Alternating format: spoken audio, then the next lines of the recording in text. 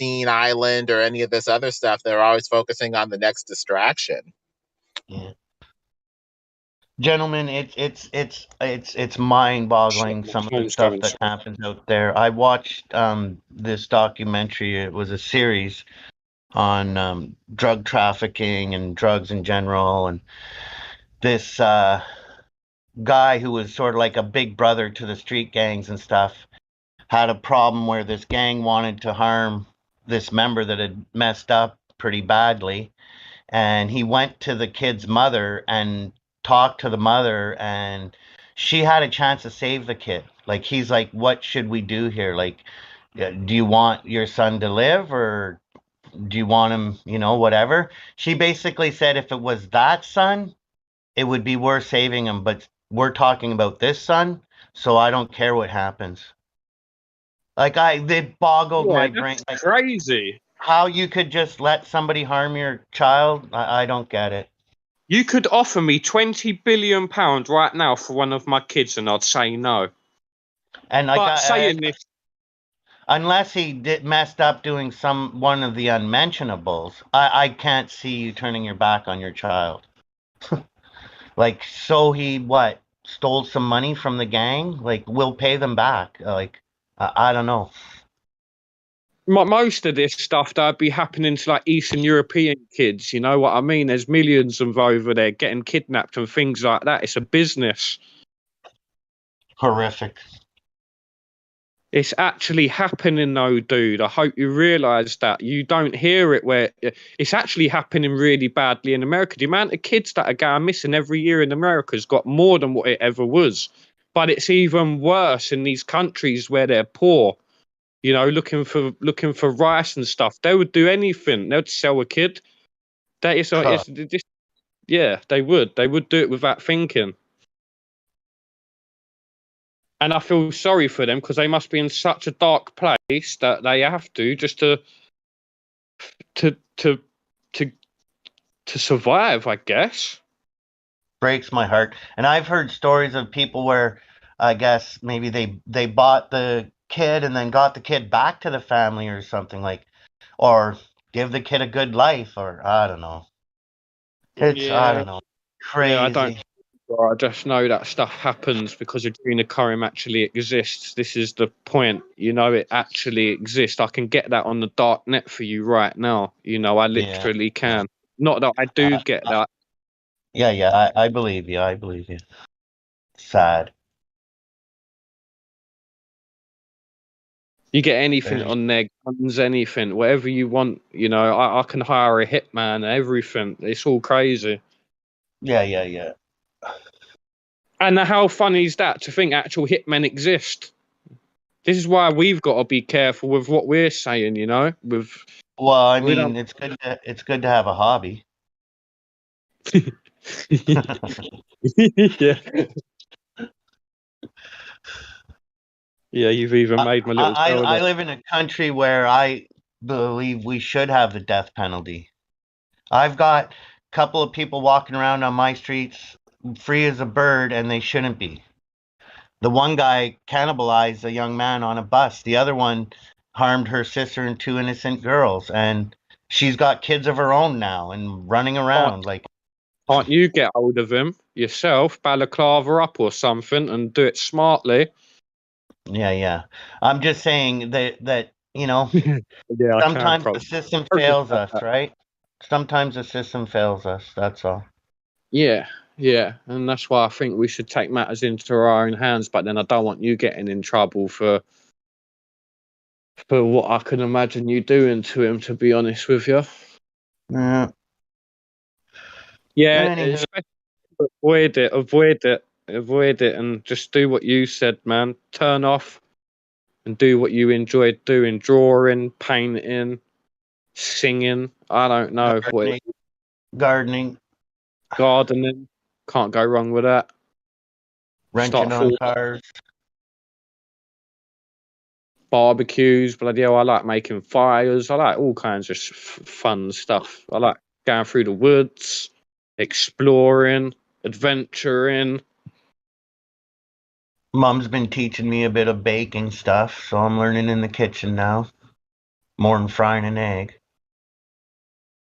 Cooking it up, eh, mate? Are you? My mum Yeah. taught me how to be a gangster from a young age.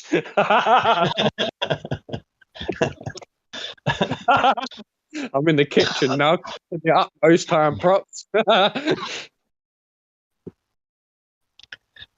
Old dog, new tricks.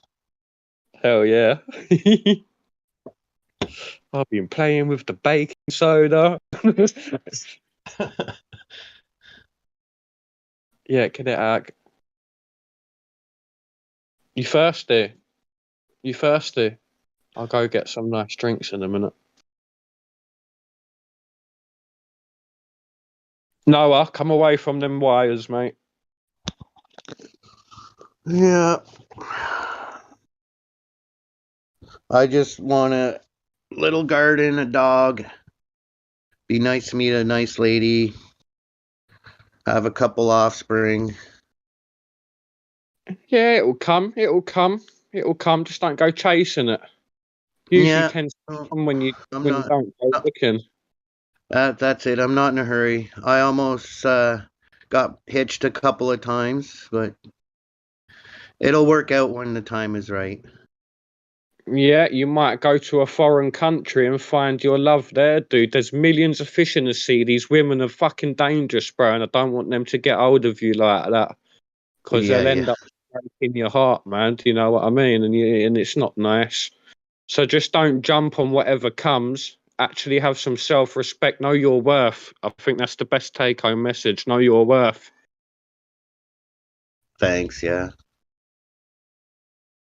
You're not in a hurry for none of that. You got so much to do. I think you've got. I think what you should do. You sound like you need to get out there and travel the world a bit. I don't. If you've done that. I just feel like that. I can, from talking to you, I feel like you're like me. Just get out there and then just have an adventure, man, on your own. No ties.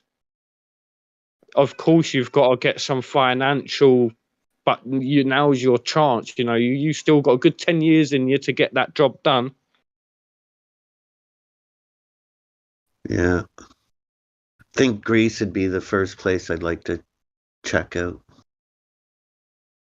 Greece is amazing, but if I was going to tell you to go anywhere, it'd be the Philippines or Indonesia, a place like that. I feel like you'll be at home there. You'd love that. Greece is Greece. It's lovely, but yeah, there's not much going on down there unless you want to hire a quad bike out and go adventuring like that and do cool things like that. But Philippines, oh man, it is incredible. Some of these little islands and these just mysterious little. You take a bike ride, a boat ride rather, and it's like you are literally in heaven on earth, dude. It's picturesque, like. You picture yourself in the beach with a guitar there and a drink and a bit of like good vibe music, and you've got all lovely people around you that love you rather than want to see your downfall. You know, they're just amazing people. Yeah, you're right. One of my best mates met his wife Lisa there. Took him a while to get her and the kids here to Canada, but they're here now. You'd find a girl you wouldn't have to go on the pool; they'd pull you. Yeah, yeah. It's lovely, and the women are beautiful, bro. Of course, What's some of the best. what's the exchange rate? Like, do you know what kind of currency do they use? 1 second, but I tell you what, you will be. You will be rich over there. Say, hold on, Philip.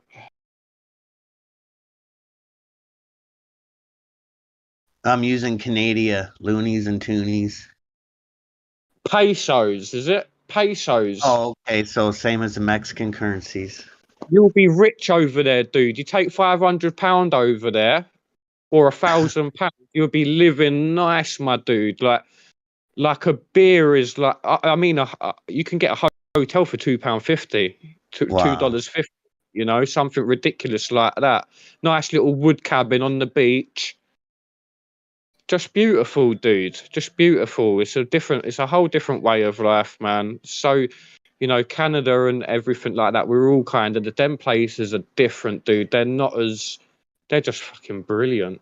I went to And the Bali. Philippines is the Philippines, that's still the Pacific Ocean? Um, I don't. I thought it was the Philippines Sea. Okay. Cool. I was just curious because I've swam in the Pacific Ocean and then I've been out east to the Atlantic Ocean, but I didn't go swimming. Fuck. Yeah, they're fucking freezing cold though. I don't want to go swimming there. I want just nice warm water. You know what I mean? It's quite the thing to swim in a big body of water.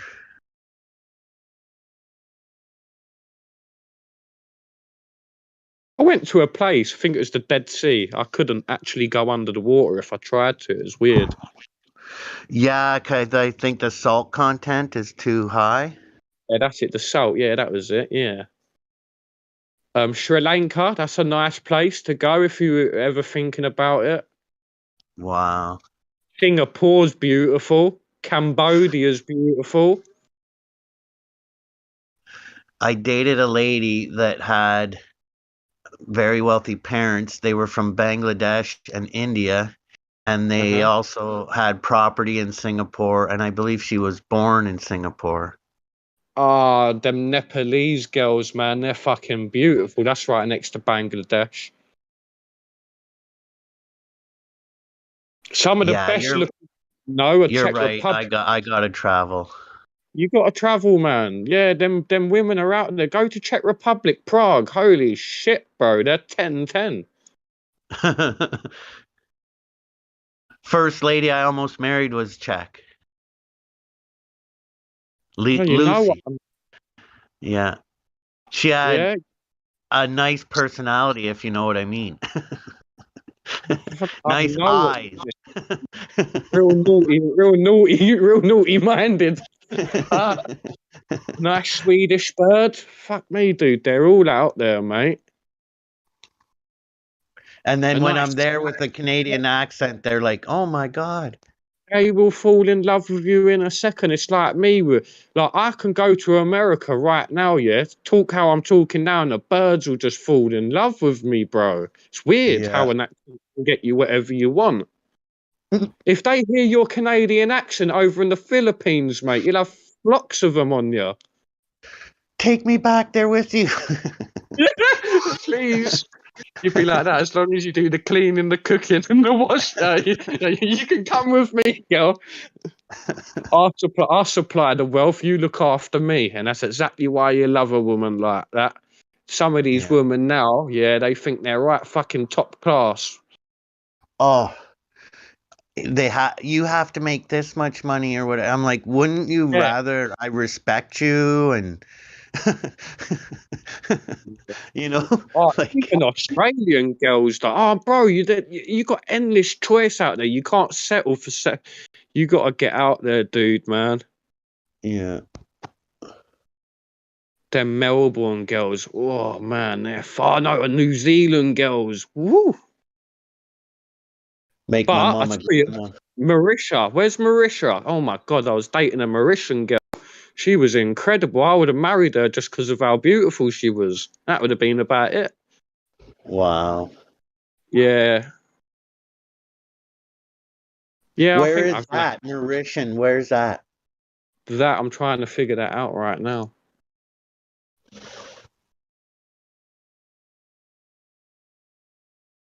How do you Yeah, spell it? there are so many different cultures and women out Oh, there to Mauritius. experience. Mauritius. Where is it? There it is. Oh, it's such a small country. Bloody hell, look at that. Oh my god.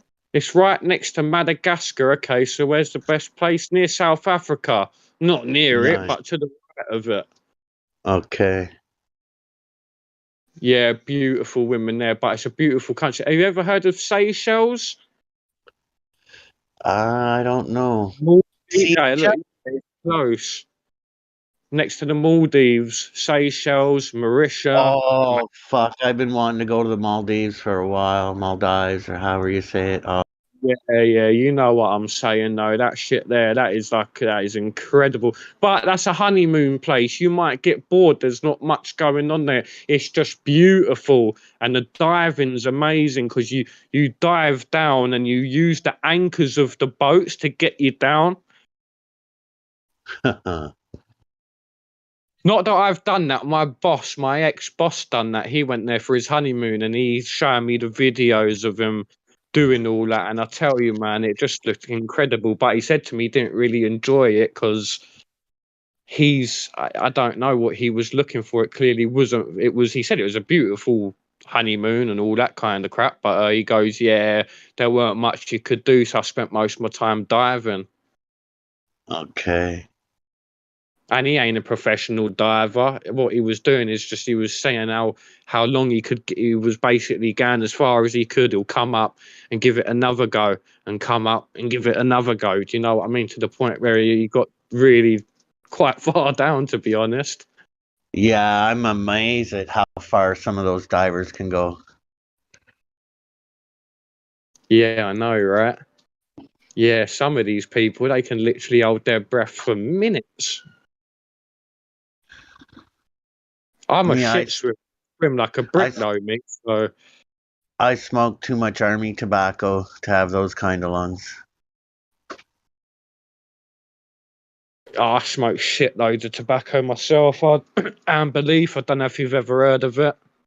No, I'm army tobacco, the green tobacco. Green? Weed. I smoke weed like crazy. Oh yeah, there ain't nothing wrong with that. Nothing wrong Army with tobacco. It's a A term. wacky tobacco, bro. Is that what Yeah, we're calling it then? Is that what we're electric calling it? Army lettuce. tobacco. Lettuce, yeah. Electric lettuce. Yeah. Yeah, I like a smoke, me. I must admit, I like a smoke, but who doesn't? What was the tobacco you were mentioning? Amber Leaf. Amber leaf. No, I haven't It's heard of better that. than me smoking cigarettes, put it that way, because of all of the toxins and all that crap they put in it, and it makes your cigarette burn. Whereas with my rollie, it'll go out. I have to keep sparking it up, and that's good. That's clean tobacco. And your Okay. weed as well, your lettuce as well. You want to be looking for white ash. I'm not trying to teach you. I believe you probably know more than me. But when you got white ash, you know you've got nice clean weed. You know what I mean? Mm-hmm. Properly flushed and whatnot. Yeah, yeah. Well, I used to grow it. But then obviously things change. I can't grow it no more in case door gets kicked in and I'll get my kids taken off me. So Oh yeah. it's not Gotta go. legal. Gotta go gorilla and do outdoors. If something Yeah. happens. Oh, I just stumbled on these. Well, yeah. The problem is though, you get caught doing it and you get all your weed nicked. Yeah. Yeah, it's It's unfortunate. And well, man. that's ridiculous to be locking up people over a plant. Like, Especially when you can get it on prescription. They call it Alpha 8. okay. Alpha 8 over, whereas really what you want to be, really the best thing for you to be doing with your Marinol. army is vaping it. Get yourself a volcano and vape it, and you'll be releasing strict Alpha 9 THC. Yeah, I've done that volcano before. My neighbor has one, but he needs a bag. Yeah, the bag, that's it. Yeah, but you can get a nice little Stores and Bickle one as well. They're expensive, but you can literally sit in the cinema chuffing away on army tobacco, and it's lovely. Enjoying Yeah, your movie, getting baked to the high heavens, man. no Grab that. smells. Nobody complains. No smell, can't. Yeah, exactly, and a much better, cleaner hit.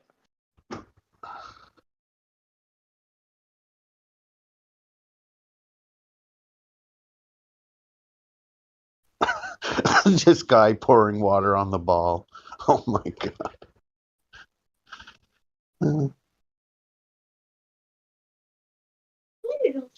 Some noodles. Yeah, I'm gonna jump off of here in a minute, and then I will get something going. Will we? What's the time? 6 o'clock. Yeah, it's a good time to do it, isn't it?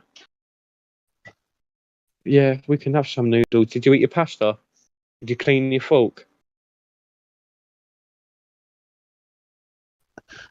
Well, you have an amazing day. Thank you, brother. And you, Honestly, absolute pleasure to meet you. I'm going to cherish the friendship, and I thank you. hope we can Yes, as well. come in more often. I didn't realize how cool you lot are. I'm a very quiet person. I'm not usually like this, but I feel I can be myself with you guys, and I think you love me for who I am, which is beautiful. Absolutely, absolutely. Yeah, DM me anytime you need anything or whatever. I'll help out any way I can. Yeah, just a little bit of moral support, please, mate, because I get depressed pretty easy. Because Sure. obviously I miss my lady, do you know what I mean, and things like that. So I get down in the dumps, and then I end up start resorting to doing things I shouldn't, and what once was a miracle turns into a I overconsume easy me, so I just Yeah, gotta be yeah. reminded of props, man. Sort your shit out, bro. You got things going on over there. Yeah, I try to keep it light and humorous in here once in a while, and I'll do the Fair. same. I'll try to DM you something funny once in a while. Yeah, no, same here. But all right, lovely. Take care. Take one, man. God bless you all. And you as well. Peace. Well, that was very refreshing.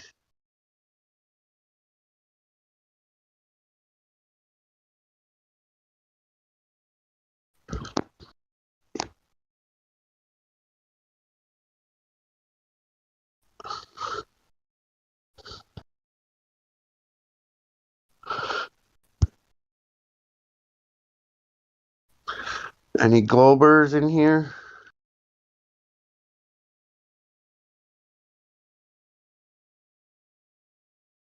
Pear shape earthers?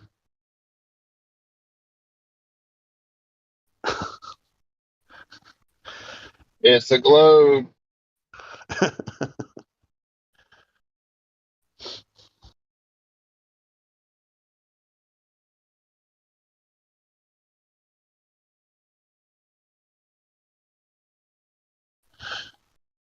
I'll say like QE, it's been in its death throes for a while now.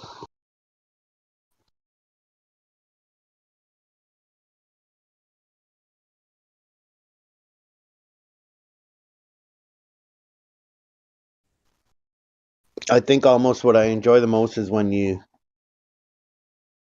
dispel one of their beliefs or ideas that the ship went over the curve, and then you show them footage of the ship being zoomed back in and that there's no curve, and they're just silent. They don't even know where to go.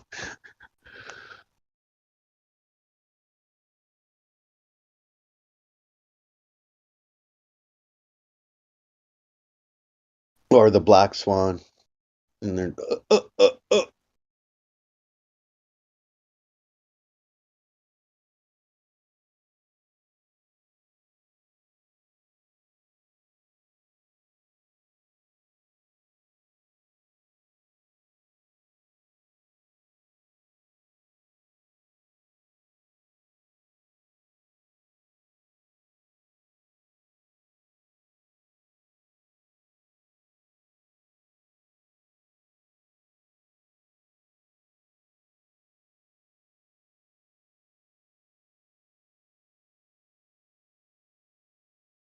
Yeah, I have to say about that barricade garage that Gospel posted. I checked out. That's one of the things I enjoy the most about my own gardening is I put bone meal, blood meal, worm castings, tea bags, eggshells, like all healthy stuff in my opinion. Try to have a living soil, organic, um, no chemically infused nutrients.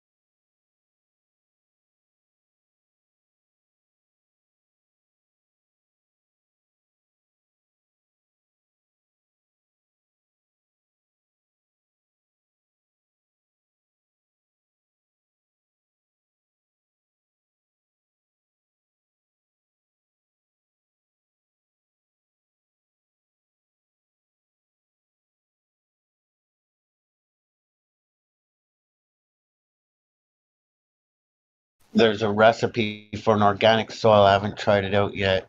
It has molasses in it. You have to, takes about 2 weeks for it to do its thing before you're using it to plant into. I'd like to try that one out someday.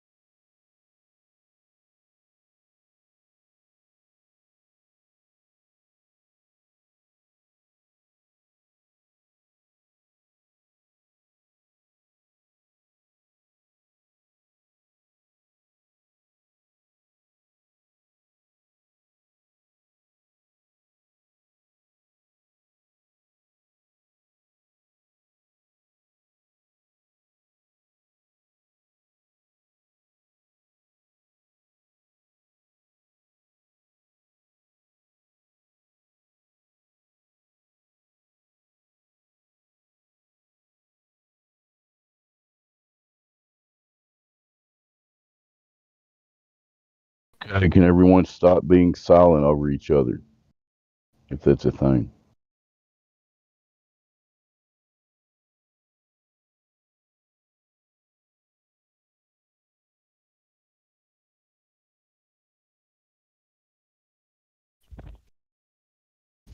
People on here. We got Sepa, but he's got deafened. So you probably did not hear me say his name. Gospel Bear's deafened. Flatman Can thinks he lives on a spinning oblate paroid zipping around through nothing, don't you, Flatman Can?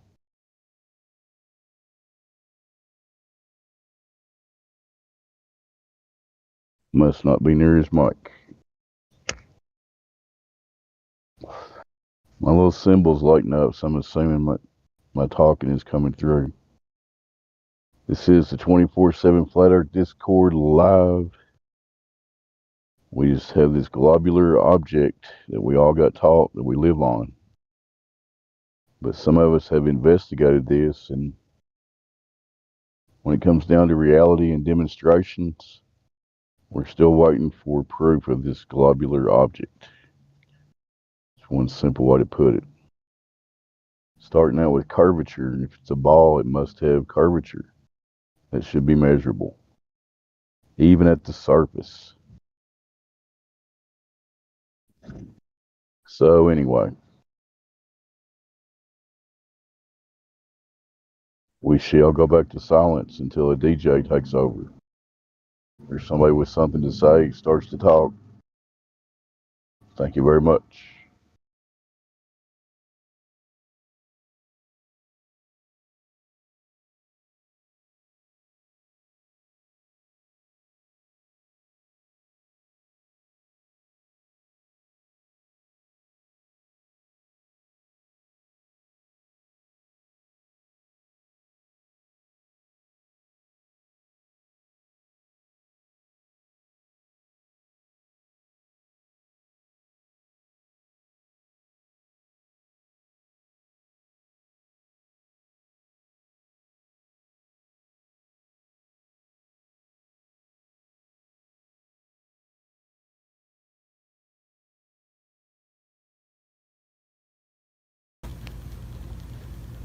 Hey!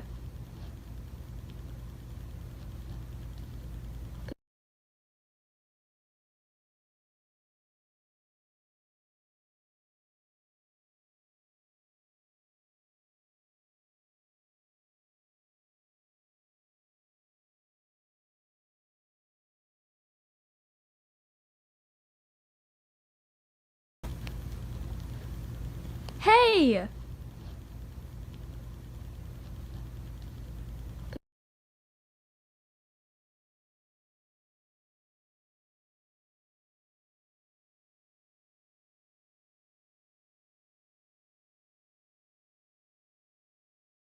Okay, who's trying to operate the bot and all it's saying is, hey, is it on purpose?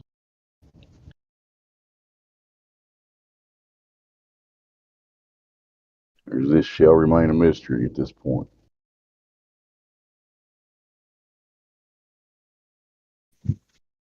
Unless I'm in an alternate reality or something.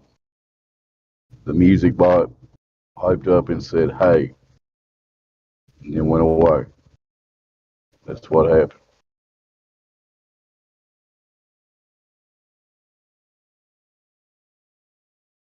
Yeah, it's not showing anything in the bot history, so maybe someone's controlling it from the lobby again.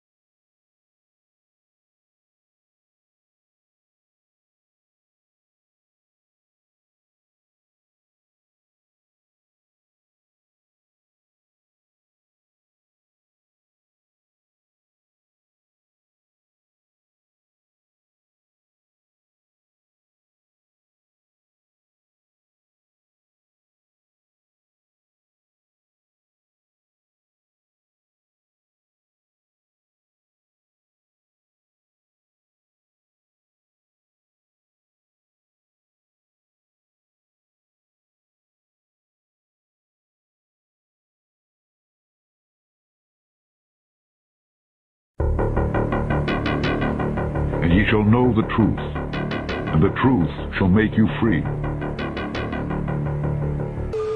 Okay, you guys remember how I showed you the maps that were here on Earth before 1958, before the governments took them out? And I'm going to show you the Encyclopedia Britannicas in the public libraries before 1958. Here's volume 2. Now, this is actually the Encyclopedia America, but the Encyclopedia Britannica is the same thing as Encyclopedia America. It's just the Britain version. So I call it the Britannica. Anyways, this is volume 2 out of the alphabet A. We're going to flip to the Antarctica, and this is from 1958, as you can see. Now, we're going to flip to the Antarctica and see what the Encyclopedia Britannica from 1958, before the Antarctic Treaty, says is there. Now, you won't find this in the new encyclopedias because the government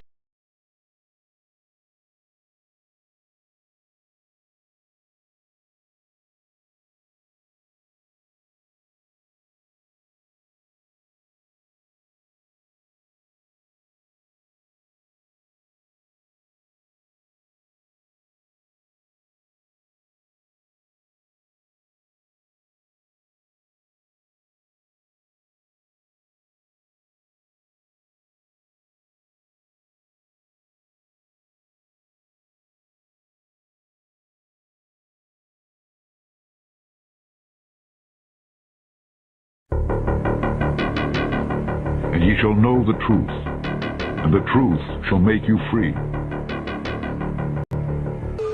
Okay, you guys remember how I showed you the maps that were here on Earth before 1958, before the governments took them out? And I'm going to show you the Encyclopedia Britannicas in the public libraries before 1958. Here's volume 2. Now, this is actually the Encyclopedia America, but the Encyclopedia Britannica is the same thing as Encyclopedia America. It's just the Britain version. So I call it the Britannica. Anyways, this is volume 2 out of the alphabet A. We're going to flip to the Antarctica, and this is from 1958, as you can see.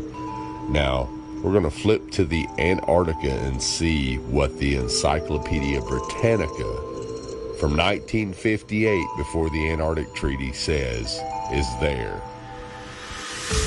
Now, you won't find this in the new encyclopedias because the government's discontinued them. But what I want you to notice right here is, notice how it says the flights proved inland areas to be featureless in character, with a dome 13,000 feet high at about latitude 80 degrees south, longitude 90 degrees east. Take a really, really close look at that. Now I'm going to zoom it in for you.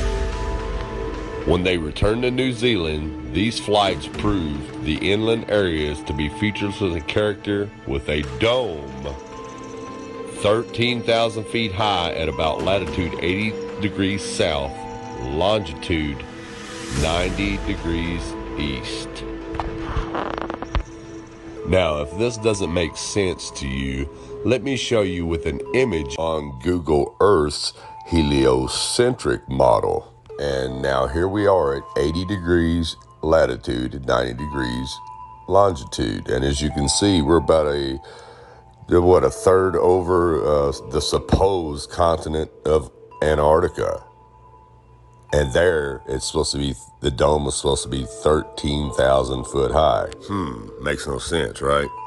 Okay, now on this geocentric model, all of us truthers, flat earthers, know that the supposed Antarctica is nothing more than the ice wall. So if we go out here about a third over the ice wall, just like you've seen on the heliocentric image, about a third over Antarctica, then this is where the dome comes down to meet the ice, somewhere hundreds of miles off through the ice desert there, but somewhere right in here around 80 degrees latitude and 90 degrees longitude, this dome is about 13,000 foot above this ice wall.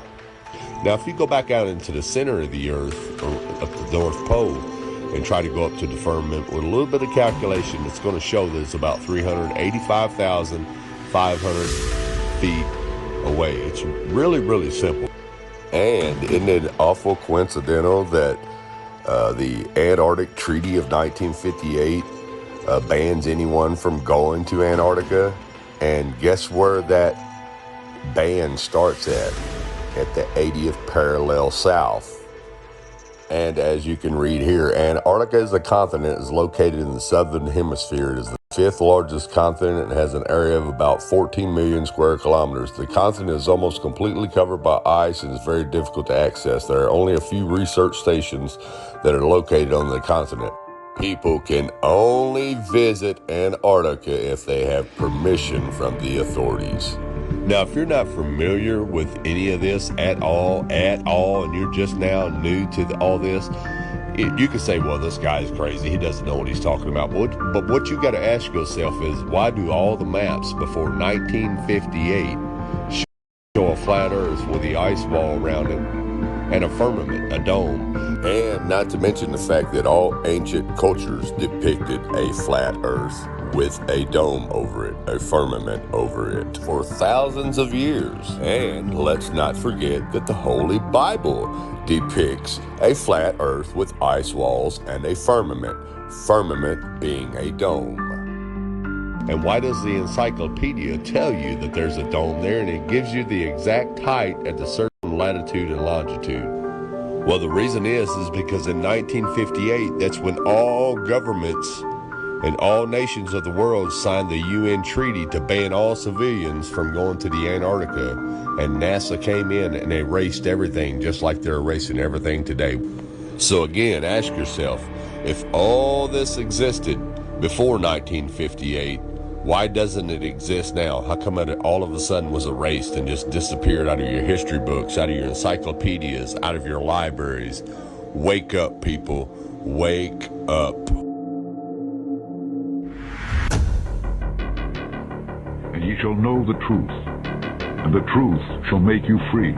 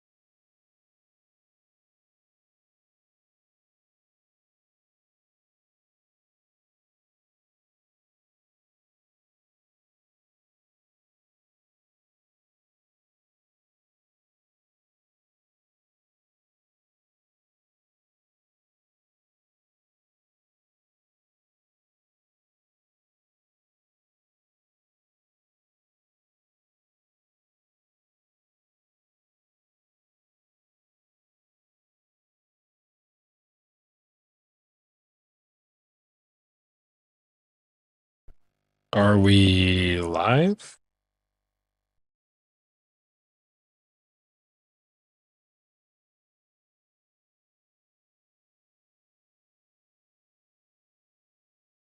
I said that. Are we live? I mean, I know we're on live, but are we live? And chopping broccoli. Let me think of that Dana Carvey thing. Hello, hello. Am I here? Gospel Bears here to take over the show. Go. Yeehaw! That's about all I have to say about that. Nah, I posted. I'm just watching this most recent Barricade Garage video. He's just a guy chilling in his backyard. Somebody in the check-in named Tim. Anybody want to pop up and give him a Oof. warm welcome? I'll go up there if I have to. Nah, I can do that. I'll try. I'll try. We'll see.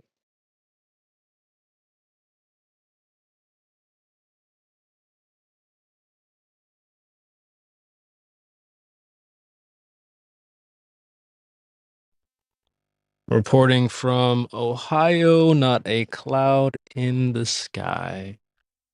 It's a beautiful day on the flat earth, ladies and gentlemen.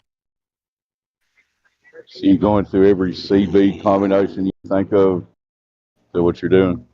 All C's and B's around here. What about the Cincinnati? What's a B that goes with the Cincinnati Bell?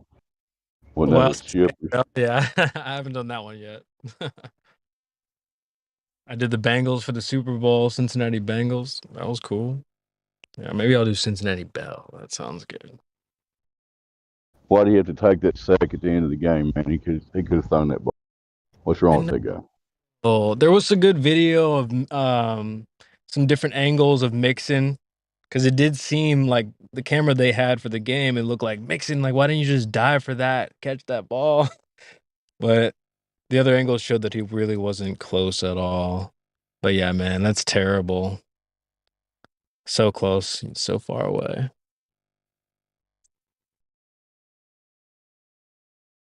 Imagine if they played football on a spear, you know? I mean, I like Burrow, but man, you cannot take a sack at the end of the Super Bowl. You just can't do that. I know. Yeah, that's true. Whoever was blocking too, like the offensive lineman, like, come on, man, it's the last play. Come on, man, you got to put your heart on the line, man.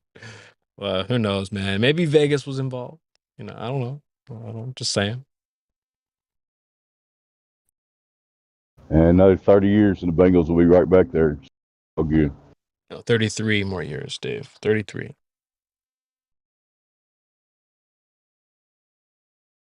But playing a football game on the exterior of a spinning globe would be a challenge if that was really what was happening. I mean, all you have to do is kick the football. You can kick the field goal. You know, kick a field goal from whatever distance, as long as you just kick it with the spin. Yeah, just get Neil deGrasse to do all the calculations for you real quick. Yeah, have them put out some tweets. The coaches check the tweets. Boom. Let's see, the field goal poster in the northeast direction, 860 miles. Blah, blah, blah, blah. So, okay, kick it 20 feet to the right, and you'll make it. Got it. You just kick it on first down.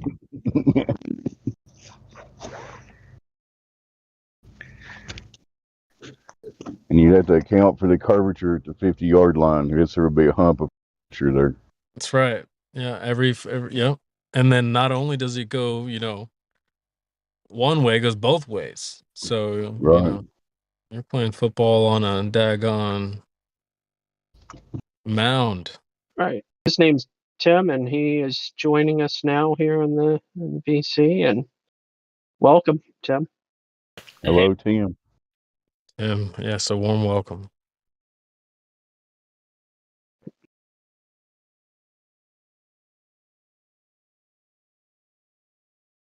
Everything okay there, Tim? Yeah, what's up? Can you hear me?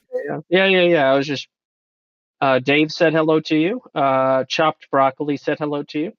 Oh, I was just making a general hey guys, you know. Yep. Yeah. Good stuff.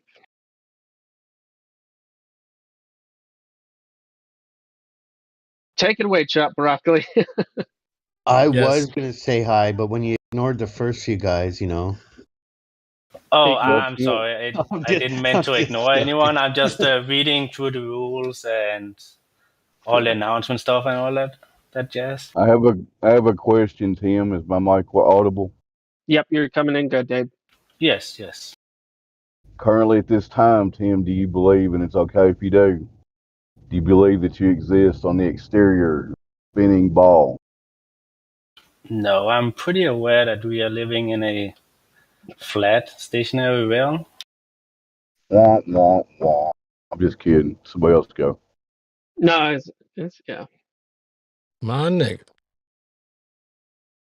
Good. We're So still. Go ahead. Go ahead.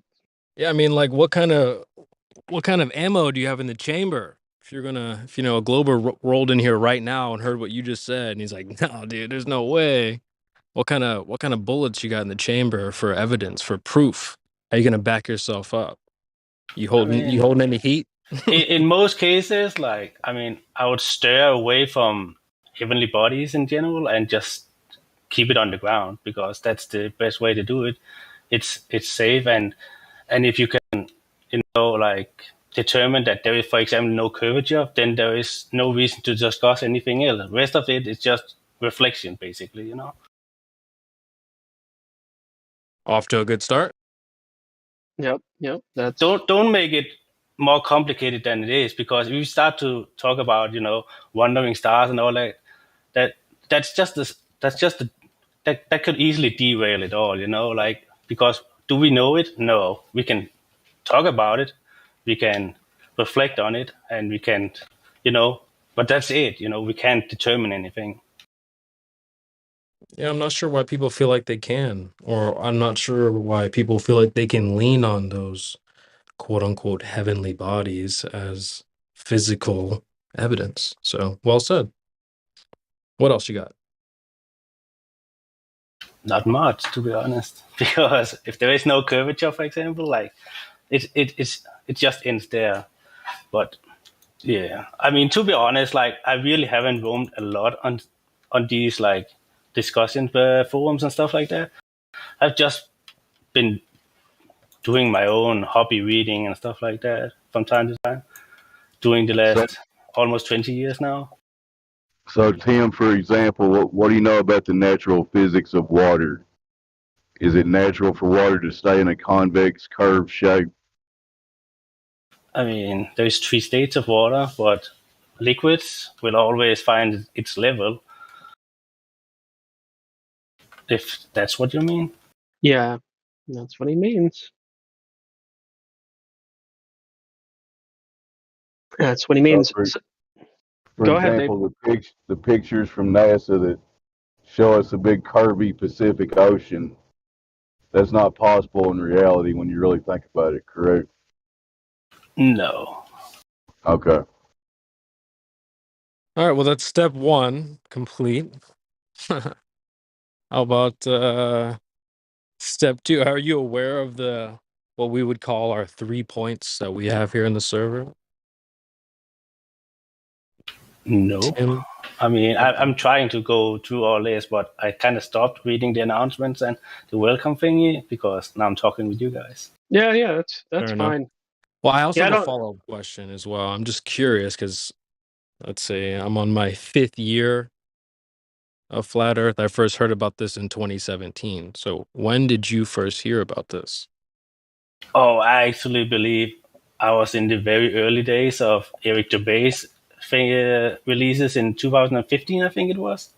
Wow, early bird I gets the mean, worm. that what I said to Gospel before. Like, I'm 35 years old.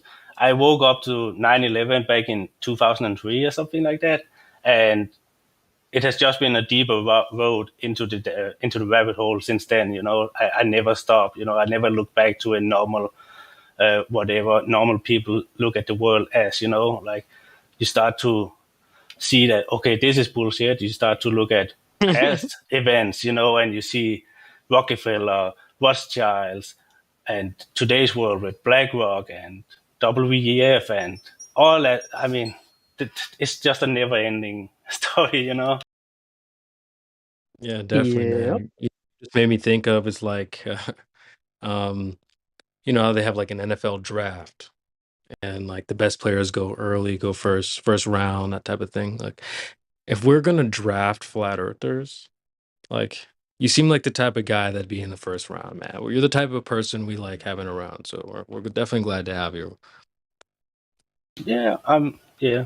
I mean, I got suggested this page to one guy because I met him and I explained to him I have mostly been at places where it just starts to be who can throw the hardest rock, you know, like no, you know, I literally like tackle the guy instead of staying on the subject, for example. And yeah, that I was just like after like 7-10 forums or something like that with the same shit, like I almost gave up. He gave me this link and I've been here for 10 minutes now and um, this is like night and day compared to everything else pretty much. Yeah, on Discord there are a lot of troll servers. I mean, There, also just Facebook, like everything on yeah. Facebook is literally made to make fun of everyone who to claim they believe or argue that they believe in something about flat Earth. Like Mhm. it is actually accepted by the admins in the groups, and that this is the norm. You know, like it's okay to shit on these people. You know, Yeah. and that's just sad. Like we should Yeah. be like, no matter what you believe, we should be able to sit down, you know, across a table and have a discussion. And even if we don't agree on things, we don't start to slap each other, you know, like, oh, fight or, you know, you should be able to drink a beer afterwards also still, you know. Yeah, that's a great attitude. That's a great attitude for sure. Like a discussion can easily be heated and, you know, but in the end, like, yeah, we take a beer and call it a day. Yeah. Amen to that. I didn't mention this before. It may be obvious or it may not, Tim, but there is a corresponding text chat with the live stream. It's called Livestream Voice Text. Just figured I'd mention that here. That's the one just above this, right?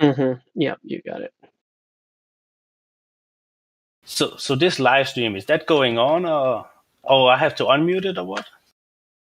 The so the live stream, it's being live streamed on YouTube and I believe a handful of other platforms, but YouTube for sure. Oh, I think I have been around that once. Like it's just showing like all the various videos from David Wise, ODD, and all that. Well, we play those videos from time to time, but as far as the live stream, our voice is live stream. Here, I'll put. Oh, there we go. Levelist beat me to it. Well, he asked, do I need to unmute those? Basically, those two bots that you see in here are streaming out this VC to a YouTube channel. So that's what we're referring to when we say live stream. It's on YouTube. Oh, I see. Okay. Hi, Mom. Basically. Link to that channel. There's two channels actually. If you scroll up to the very top of the server, under important and special info, there's a social media links tab. There's two YouTube channels in there and some other stuff. So if you ever want to go back and listen to the feed, clip something out, show it to a buddy, maybe hold somebody accountable, maybe some goofball in here starts making up some lies, you just replay the recording and, you know, hold their feet to the fire. There's a lot of different functions for the live stream, so feel free to have fun with that. Yeah, it will definitely take a while before I get to know everything in here because it's pretty extensive as far as I can see here. Yeah. Yeah, we get to, you know, that's the thing about having a record. We get to go back and be like, yeah, this guy literally said that straight means curved. And you're like, no, nobody would ever say that. And then you know, you play the record and you go, oh, that's sad. Got you. Yeah. So Like another good function that I don't know if more people do this, but I use it all the time. But like, you can use it just to see how your mic sounds. true. Maybe you got a new headset. Let me go on the YouTube feed and see how my quality is. Maybe I can make some adjustments. Which mic sounds the best? So do that from time to time. Go and see how your mic sounds as well. I mean, we are running a live show here, ladies and gentlemen. We're on air. So you want to have a good mic. You want to sound crispy and sound good and all that stuff. So just something to keep in mind when you're in here. Yeah, CB, makes sense. you sound good, Tim. I think you're coming through great. Some people have notoriously terrible mics. Oh my gosh. Yeah, My personal recommendation, a lot of these phones these days, these smartphones have really good microphones. I'm on my iPhone. So like download Discord on your phone. If you're going to be in a VC or whatever, use your phone. And it sounds usually pretty good there. If you got a Wow. cheap plug-in headphone or something like that, the microphone's not going to. I have some like $350 headphones, but the mic is trash like compared to my phone. So just try your phone every now and again as well if you want to sound a little bit better. If you have a good phone. I mean, I guess I'm the I'm exception today because I have a smartphone and I sound like shit all the time. Sorry, go ahead. I'm at my PC most of the times when I am doing anything, pretty much. So, and I am running SteelSeries headphones, and they always have a good mic in them. It's what I have, CB. Let me look at the chat.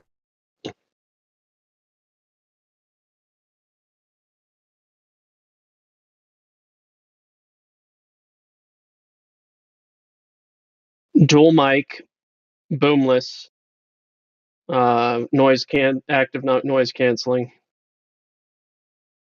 and that's what I've been rolling with for the last 3 years. And I use them for my work too. So when I get phone calls, they switch over to my cell phone. It's a multi-device headset. Yeah. Nice. Yeah.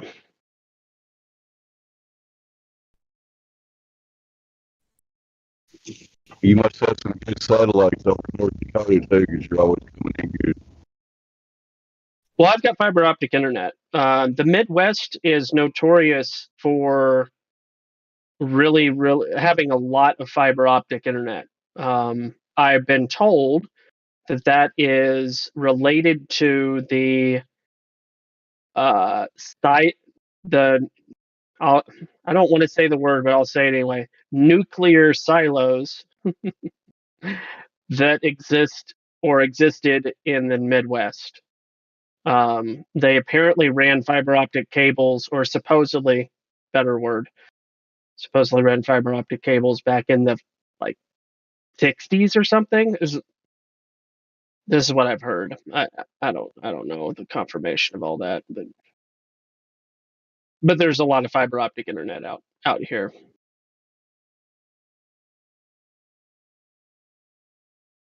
It's very nice, very, very nice.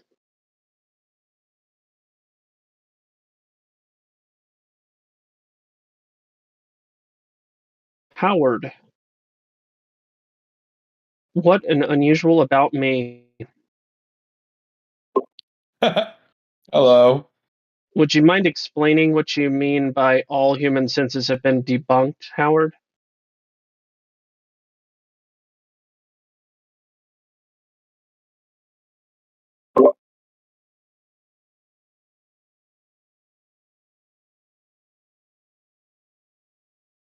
There's your explanation. He has lost the sense to talk.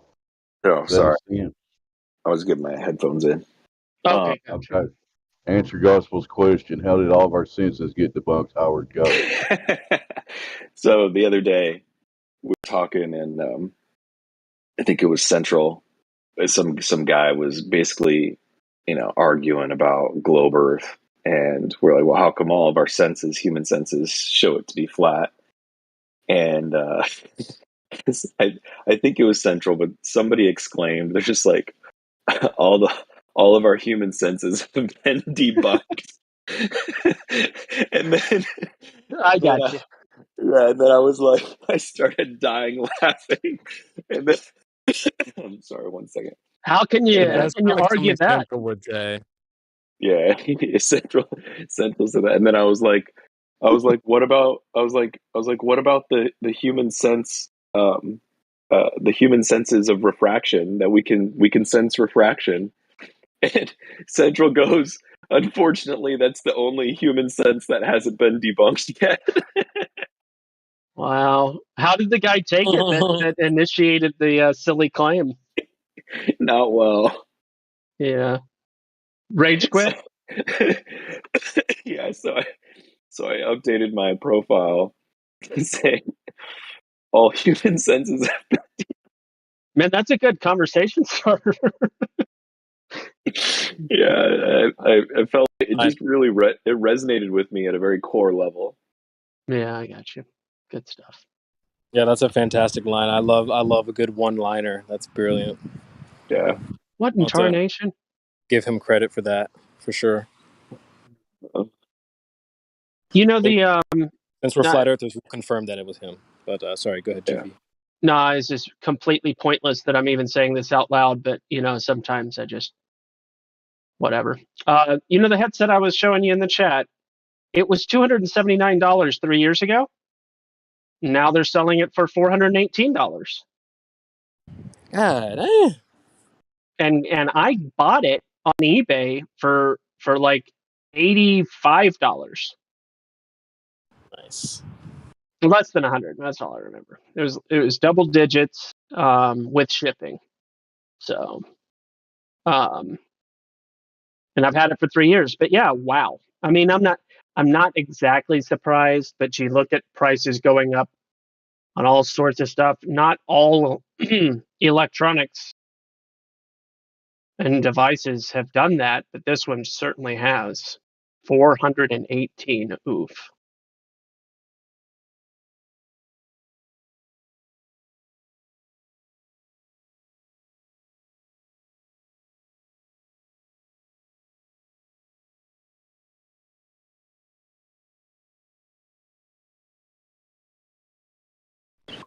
It's more His curvature. explanation of how human sense has been debunked, because that pretty much sums up the glove argument.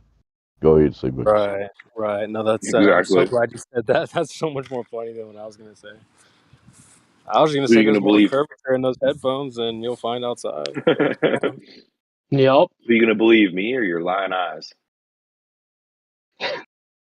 Your lying eyes. Hey, Fraud, you there? Yeah, what's up? Hey, man, you gonna go talk to the astronauts with me in August? August when? I don't know the exact date yet. When I find out, I'll be letting you know. Is it supposed to be here? Yeah. So there's a local drone camp that the guy that I've been talking about does, and he's actively coordinating a visit from NASA astronauts to come talk to the drone camp students, and he's wanting me to be there because he knows that I know what Well, I I mean, know. will we be able to ask some questions like, you know, what I'm That's saying, the hope. That's the hope. or get thrown out by our hands and knees, hands and No, legs? You know? I don't think any of that would happen. It might get awkward, but I make a scene in front of the kids. I don't want to do anything like. I mean, I don't mind asking questions that expose their lies, but I don't want to get like. I don't. Yeah. Yeah, So you got to be are strategic. these older astronauts or more modern ones? I do not know who will show up yet, but I'm hoping to have the details before it happens. But I'm already setting aside resources and questions to address. You got the good old fashioned basic questions like Did you see stars? So assuming that these guys have been on the ISS or, claim to have been on the ISS, whatever, there's a good set of questions. If they wind up being guys that have not been, then it's almost pointless. I mean, Dude, well, go ahead. I'm gonna ask some questions about the Gateway project, so they should know about this thing. I'm gonna ask them a lot of future shit, like what's coming. Oh, okay. Yeah, no, that's good. That's good. I'm Project Gateway. Yeah, that's gonna be. I can't wait to. Yeah, if they're really coming, I want to find out because that's supposed to be in 2 years. Okay. Yeah, I am not aware of that one. Yeah, what is that? Oh, it's just YouTube it. Yeah. Okay.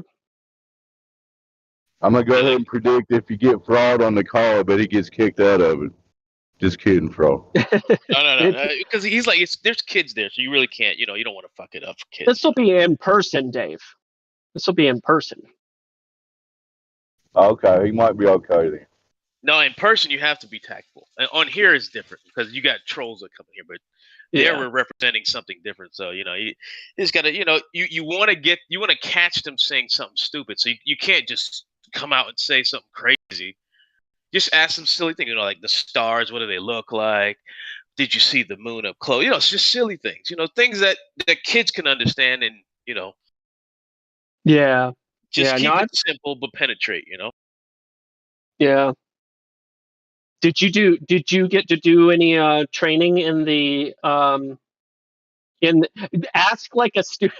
It'd be so funny so did you get to train in the vacuum chamber like all the other astronauts? And then they go, no, astronauts don't train in vacuum chambers, actually.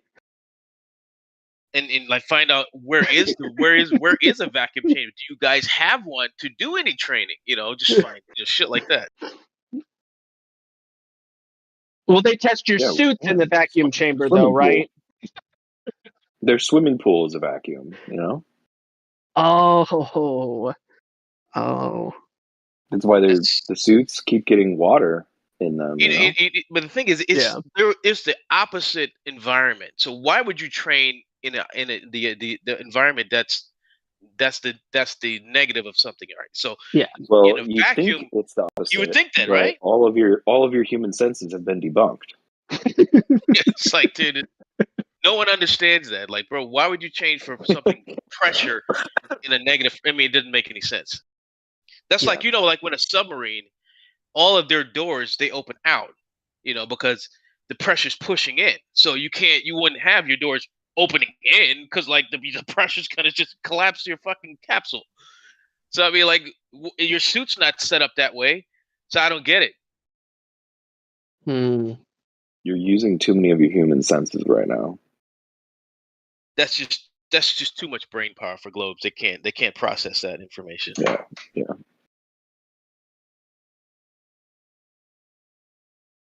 Yeah, but anyway, I want to give you the heads up. Yeah, I can't. I'd love to go.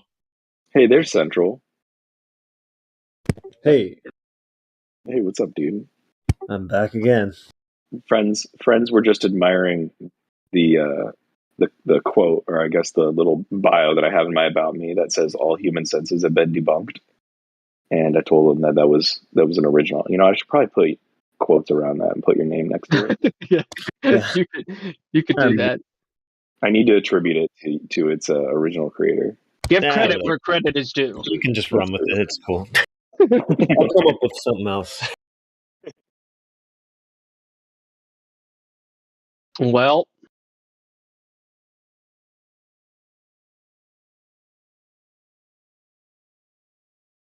anybody else at 68 degrees like me? Currently 80 degrees Fahrenheit here in Kentucky. There's still fucking mosquitoes outside, though. I thought the wind would have blown them all away, but they're still there. Bro, those mosquitoes are so fat. They're so fat. They're huge, man. Yeah, they really are. Are they carrying the Zika virus, maybe?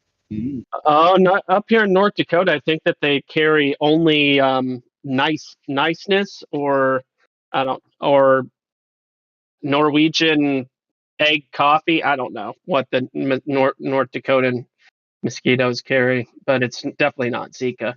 There's not a Latino drop of, well, I take that back. There are some Latinos up here. I was going to say that mosquitoes up here don't have any Latino blood in them, but that's just not true.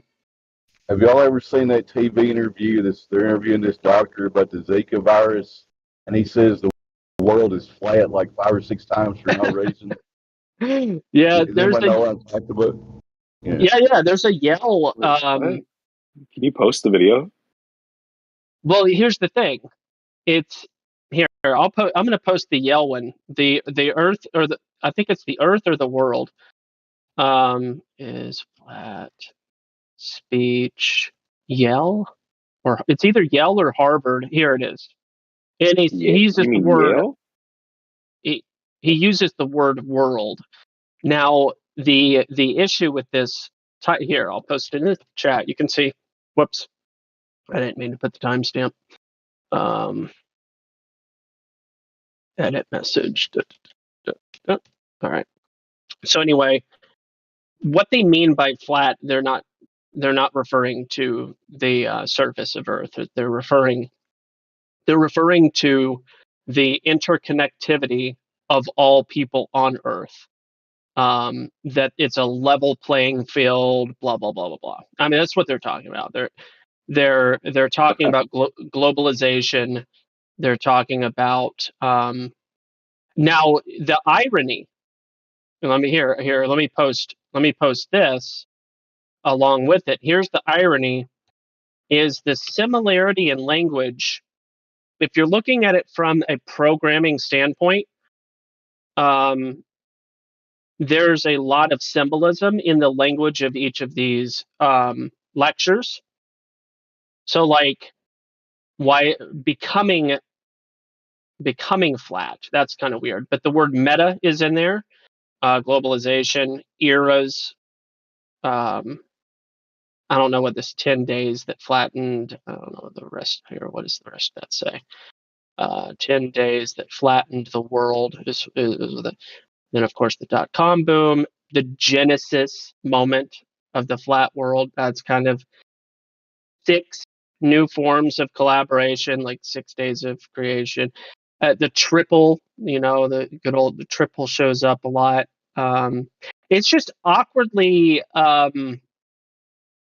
symbolic, or you could start pointing your finger at esoteric communication through a Yell. Now, if I'm not mistaken, is Yell not associated with Skull and Bones? And is somebody say no? Yeah, Yell is not associated with Skull and Bones. No, they are.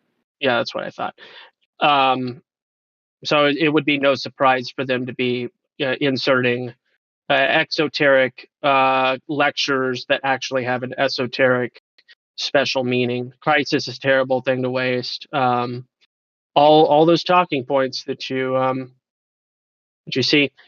Now, then the guy, the speaker's name is Friedman, which I was doing question etymology on that the other day. Go ahead. Question: why care about numbers if we're gonna ignore our senses, right? Because there's no symbolism in math. So since we're ignoring our senses, why does the 666 matter?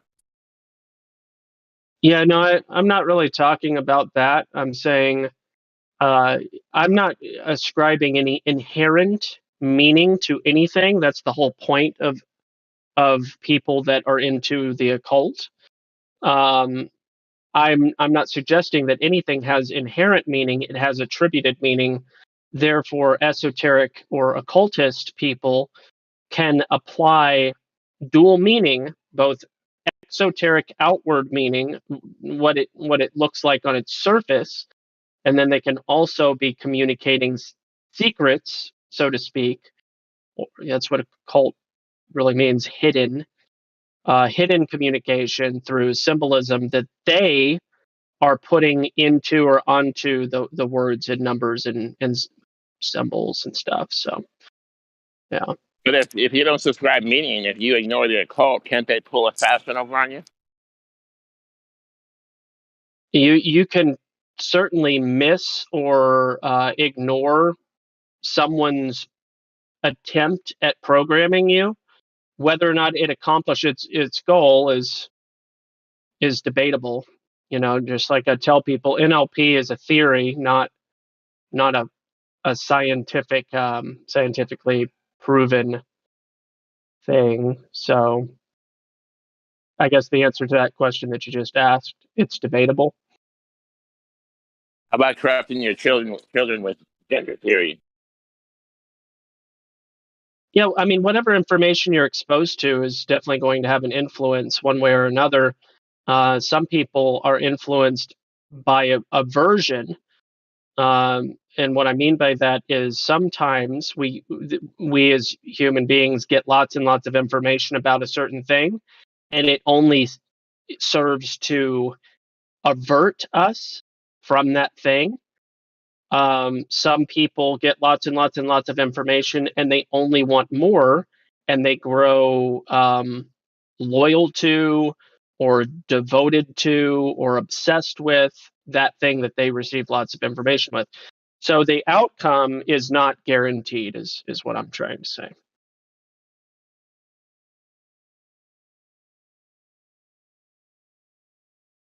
There's this weird thing called, like, I guess some people call it free will or whatever, but there's this weird thing about how we have this ability to choose one way or another what we're going to do with the information presented in front of us.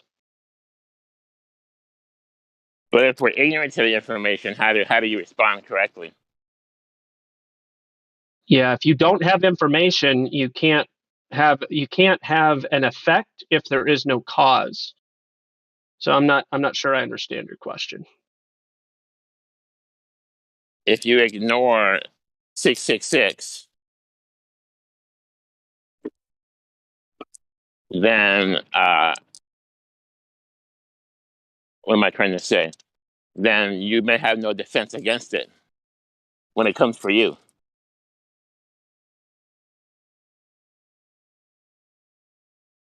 Like if they want you to do something, you don't believe it. You don't believe it. They can pull it over the wool over your eyes. Well, that's a perspective sort of thing. You could suggest that that's what's happening, but one way or another, if somebody says stick out your tongue, you either stick it out or you don't.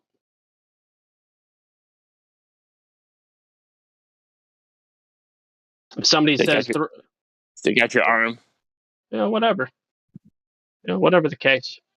So you still have a choice on what you're doing, even if you don't understand the meaning behind it.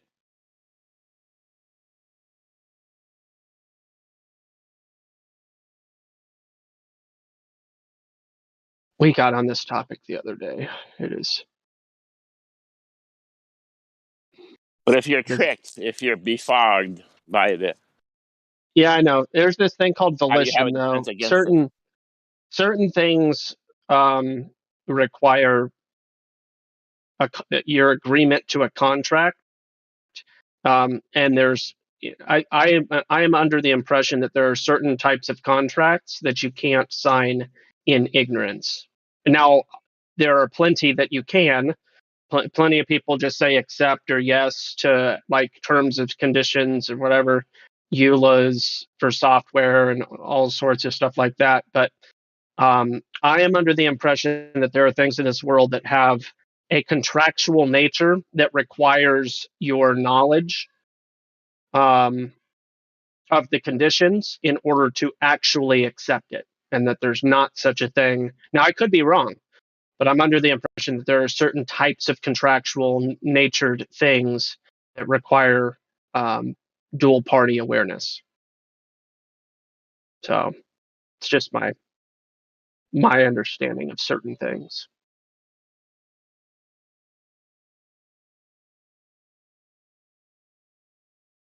that hit to accept thing is tricky because they got that in all the programs, all the apps. Yeah, you get conditioned. Now, so you're conditioned to not even read it because if you disagree, you can't play. So you have to hit accept to play to get the app. Yep. So people don't even read it anymore. You just hit accept so they can use it. And what does the fine print say? We can go in your personal photos. That's like this deception.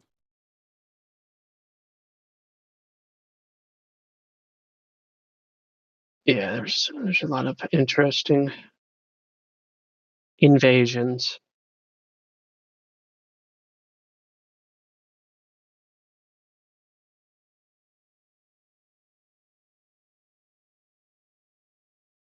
Didn't want to get you off topic though. You had a topic going.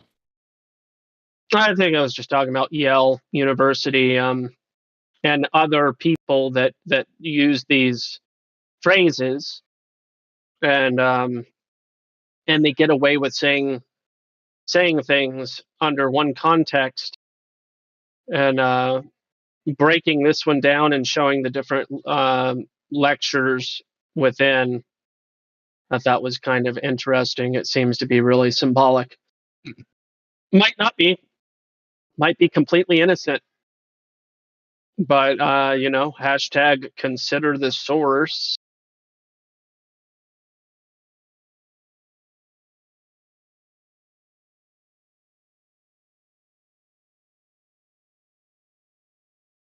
Yeah, always check the source, and if you can, always verify for yourself. Instead of taking somebody's word for it. Yeah, I'm just talking about look into the background and guiding principles of the University of Yale. And you may draw your own conclusions after doing that.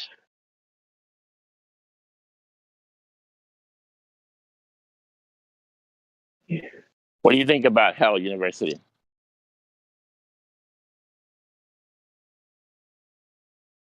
Did I pronounce it right? Are you being funny about YALE, or is there a different university you're referring to? I was being funny. What's your take on it? It's literally all of the Ivy League universities are in bed with each other for the same goals and purposes. So that's what I think about it. I think they're designed to take your faith. Because when do they give you time to pray? Wow, that's kind of a personal problem, I would say. If you're at a university like that, and that it sounds like hardcore excuse level stuff. I don't know. Trust me, they have time to run lines of coke up their nose, so I think they have time I think to do other things. it's like you go in Christian, you come out an atheist. Yeah, well.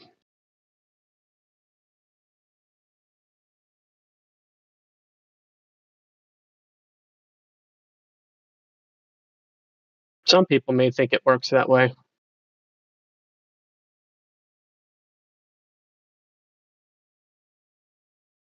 Isn't the school in charge of the students? Aren't they the authority? So you look up to them for all of your knowledge and information. They're the educator. Political, education, otherwise.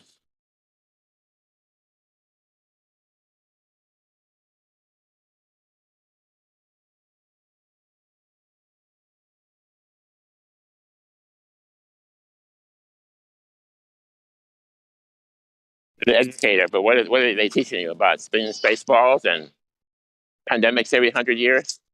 I don't know, man. Have you been to college? Yes. Okay, yeah. I mean, me too. I didn't go to that kind of school. I was at a private university, but I think it really depends. It's not a question that is so easily answered necessarily, because it depends on the institution.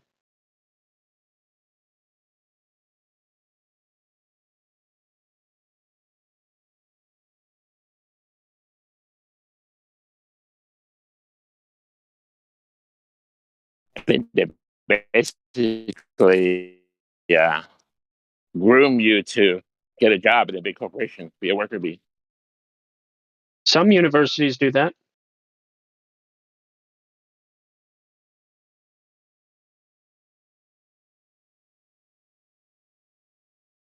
Some do.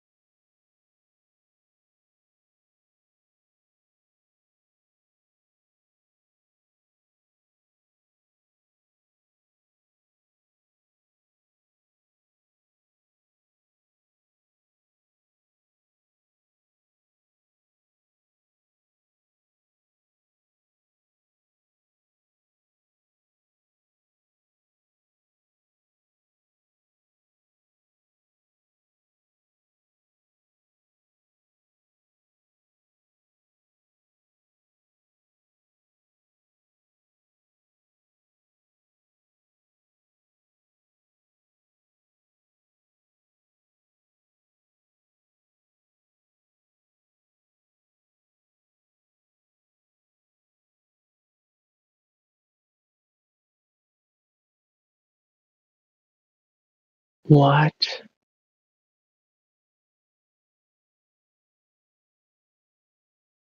Weird.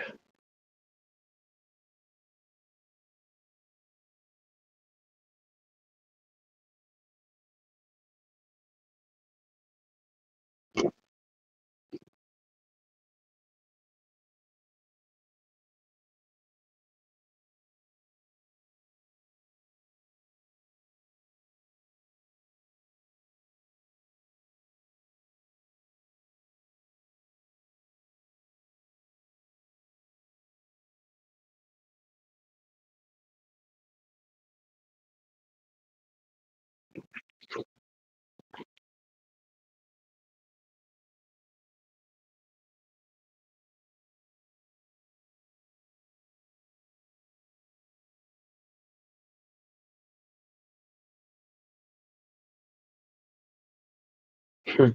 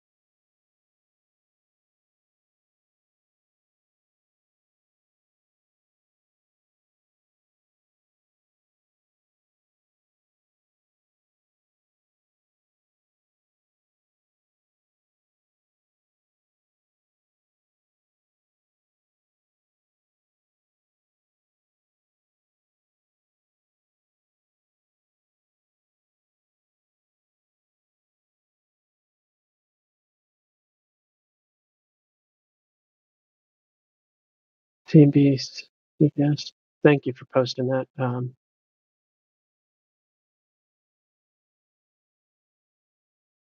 Click on that and check that out real quick.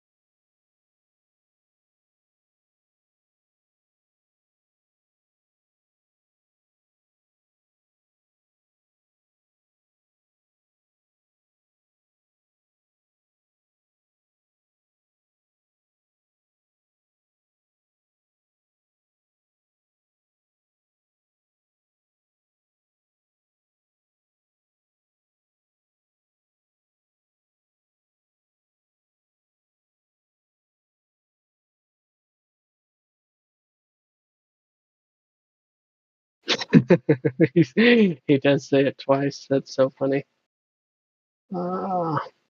No big surprise though.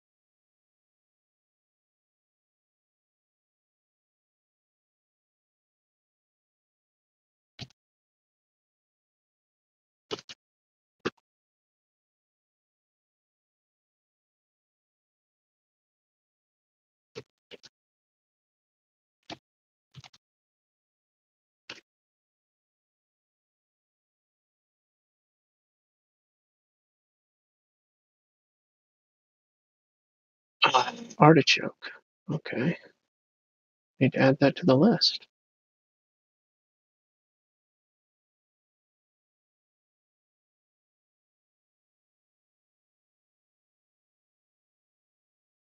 There's always something else.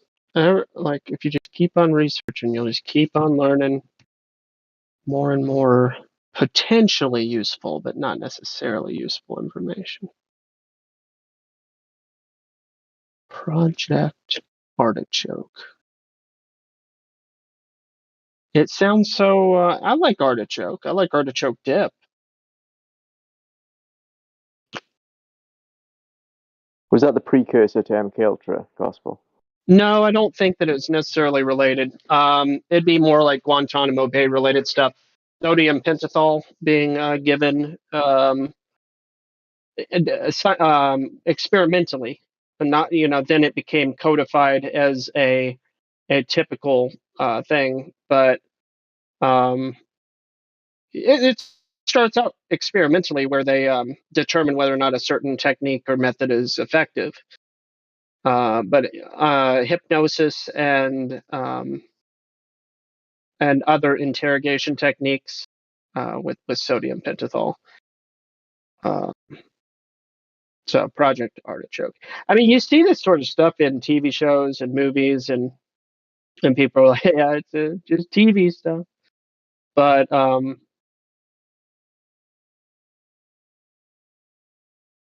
yeah, I'm trying to accumulate a not a master list per se, but a good decent list, a little Rolodex. I'll call it my project and operation Rolodex.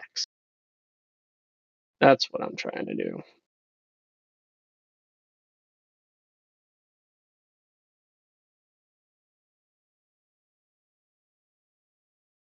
Okay, DARPA.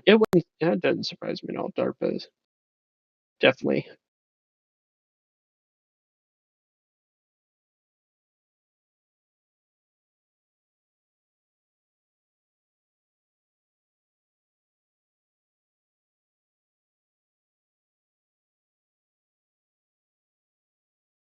Maybe I answered too hastily. Precursor may actually be a good choice of words for that. So sorry about that, Flatty. You're probably right. That's a good choice of words for that. Sorry, dude, I missed a bit of that then. I accidentally clicked on another room. No, it's okay. I was just letting you know. You were actually probably spot on calling it a precursor. Yeah. Oh, okay. It's kind of linked, yeah. Yeah. Okay, cool. But like every time I roll up my sleeves to do a little bit of digging, it's just a really slow day for me work-wise, which is nice for this special day of the year. But happy birthday, man! I forgot to say earlier. Yeah. I roll my sleeves up, and then over and over again, I just keep finding more and more titles like Operation Midnight Climax. Happy birthday. What's that? Was that you, Rookie? I said happy birthday. If it's your birthday, happy birthday. Thanks. No, it's I just like to pretend one day a year so that I can throw off the doxers. I'm kidding. But it would be funny though, right? Like you create an entire false profile, not profile, but like not portfolio either. But you know what I mean. Like they're like, okay, so he lives in North Dakota.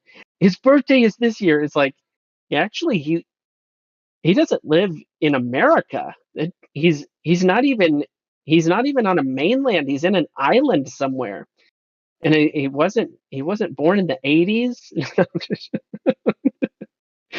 No, I'm goofing off. None of that's true. Which thing is it true? Sorry, guys. I have a creative and I have an active, I'm not overactive. I have an active imagination. So do Yeah. So do we. Yeah. That's the reason why we like you so much.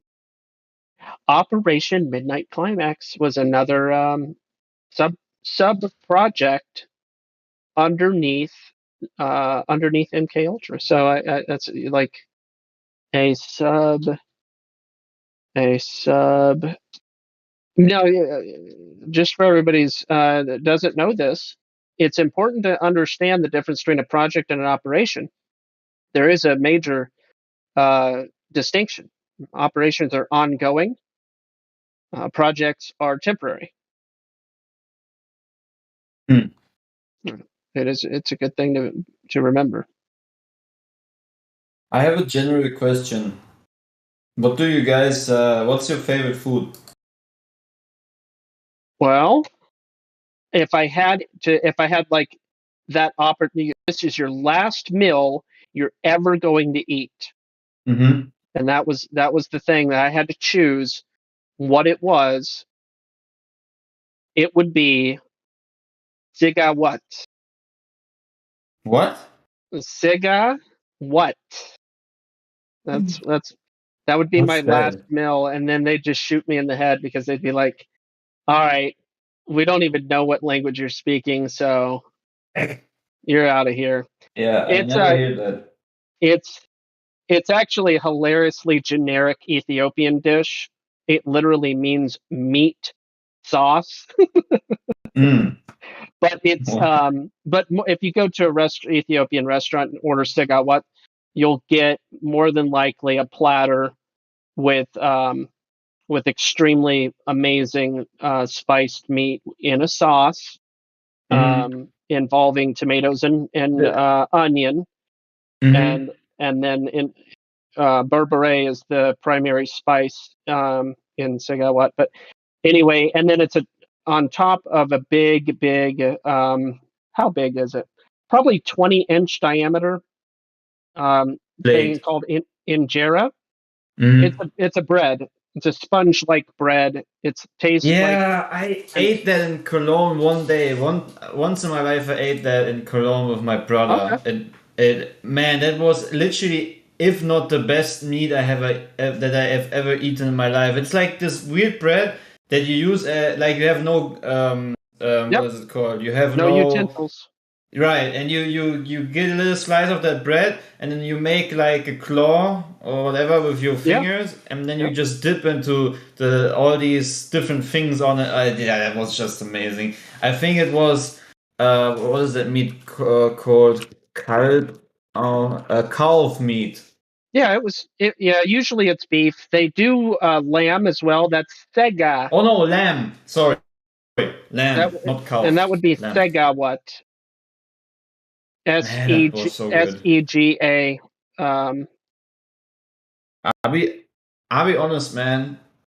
I would quit being. I mean, I still eat. That was, by the way, an error of mine. I said I was vegetarian. I'm actually a pescatarian, so I eat fish. Yeah. But trust me, man, I would actually, if I would be in Ethiopia or something, I would actually, eat that once again, just because it's just such a. I don't know. It's an experience almost. Yeah. There's a company. Crazy. There's a company here in America called Thousand Hills. Hills Beef, specifically. Birth to death, pasture raised, like exclusively pasture raised. They don't do. It's a very interesting company. You can look into them. Thousand Hills Beef, but they are. 1 in a million as far as how they do what they do. It is quite an interesting difference. I can't think of the right word. They stand apart in the world with what they're doing. Kind of funny in the past. I don't know. I had a conversation 3 days ago with a classmate about food, and I couldn't remember Ethiopian food, like that dish that I was eating, right? The restaurant that I was in.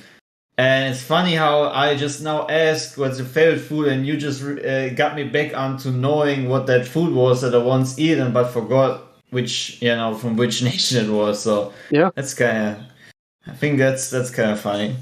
Yeah, I like chicken korma from India. I like pho gai from, like, I guess Vietnamese pho gai. And then I definitely like pad thai and green curry from, Thai green curry. Yeah, I mean, I tend to like those sorts of complex flavors and stuff. Right. So Project 68. Oh yeah, Project 68. This is man. I'm just getting a list. I'm looking. If anybody finds a really massive list of government projects, and they don't have to be American. In fact, I would love it if anybody could provide me with their native projects. You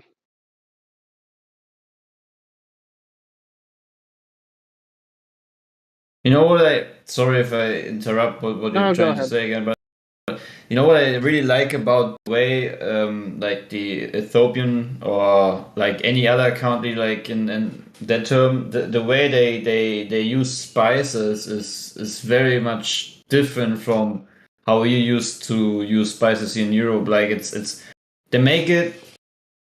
they use them in a way that after even you have eaten so much that still your digestive system or your stomach just feels very light, if that makes sense. You're talking about the Ethiopian food? Yeah, or in general, like Asian food also, like that. I don't know.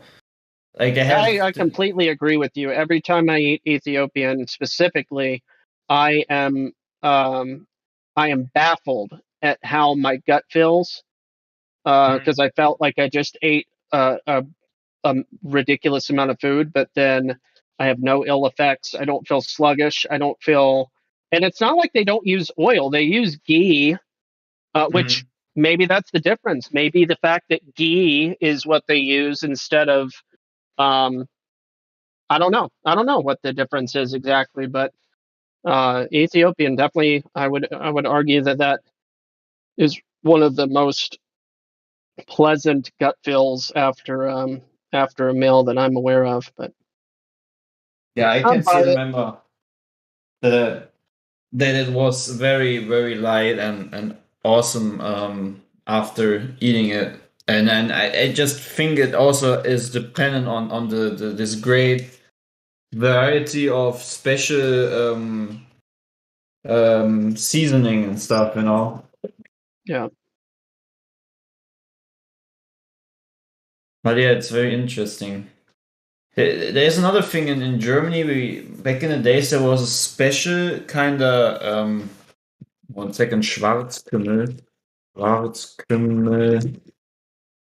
auf English, Black Common or something. Do you know if is that the right term? Black Common. Yeah, they call that a sharing platter, or a shared meal or something along those lines. Share platter.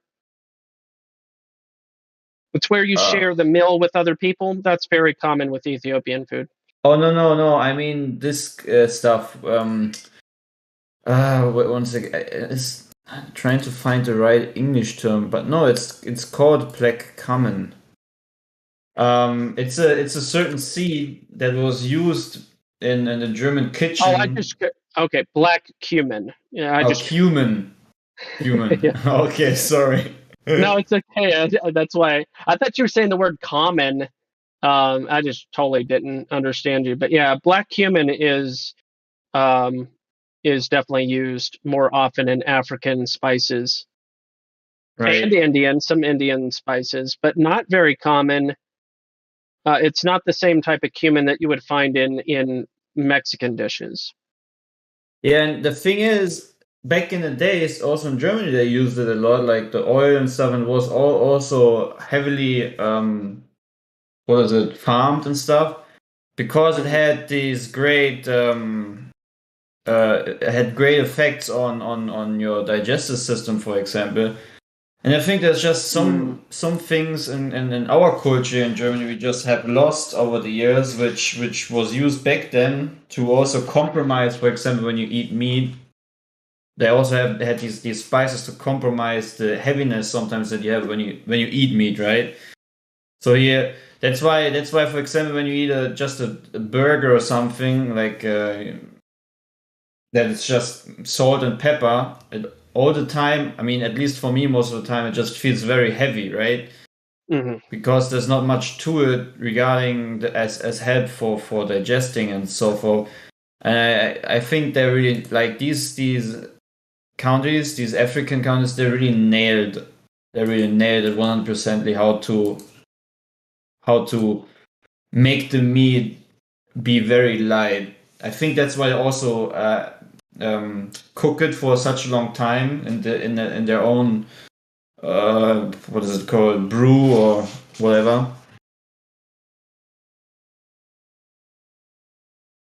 Yeah, I'm just amazed by that's by the way one more thing. I'm always amazed by the variety and complicated things that you can do with food, which is given by our creator, right? Isn't that like it's like one? I think regarding food is like one of the most mind-boggling things sometimes I come across, especially when I eat something new that I have never tasted before, right? It's just I don't know. Every time I'm just like, wow, what a great God we have above, who created this kind of spectrum, right, of foods and possibilities. It's just crazy. There's a wide variety of flavors out there. That is for sure. Yeah. I can't help. There's certain flavors I am not interested in ever having again. Me too. Sop would be one of them. What's A that? handful of different things I tried at a Vietnamese restaurant I was frequenting. Sop was one of them. There's another one, another weird. Not jackfruit. Jackfruit's not all that bad, but the stinky sock, the other stinky sock one. There's a stinky sock one, and I can't remember what it is. Durian, I think. Is that it? I think it's Durian. Land of the Giants. Has that always been your screen name? Land of the Yes, Giants? it's durian. It smells like dead animals or something. Yeah, durian's really terrible. It tastes fabulous. And I didn't like it. I haven't tried. I haven't tried it, but I heard it was really tasty if you cook it in with something. I just changed my name. Is this Reflex? Yeah. Man, I haven't heard you in a couple of years.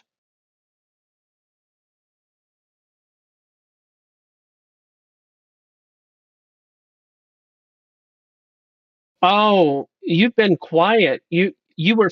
I think I saw you under a different screen name and wondered if it might be you, but I haven't heard you talk in a long while. So what's up, man? Not much, just chilling.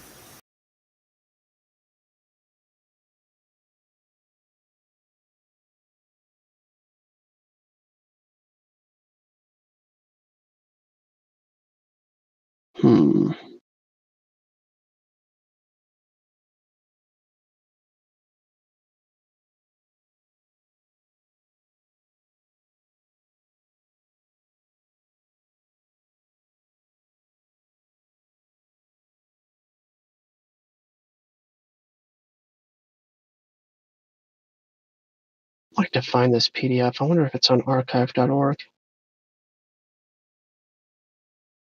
Archive.org.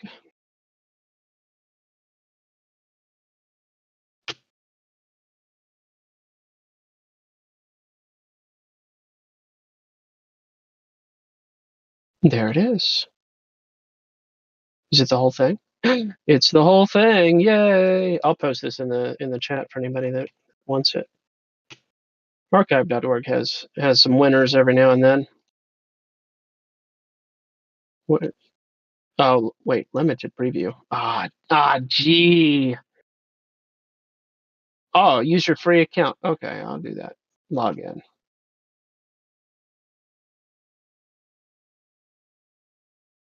Whoops, can't do that. I gotta go back here and I click. Yeah, just click over here.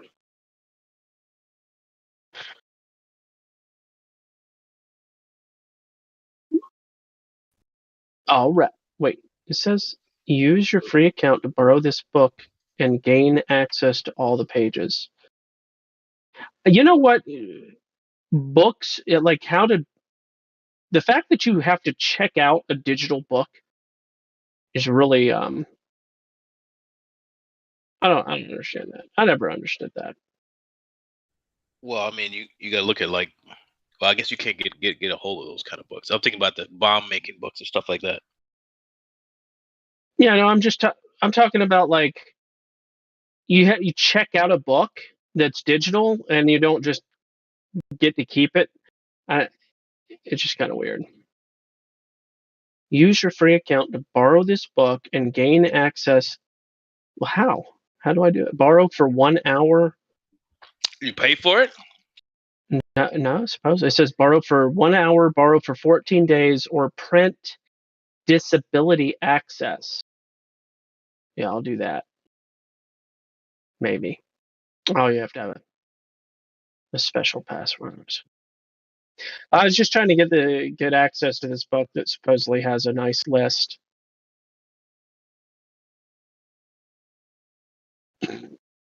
One hour or longer. We have one copy of that. Oh, so it's like licensed. They only want one person looking at it at a time.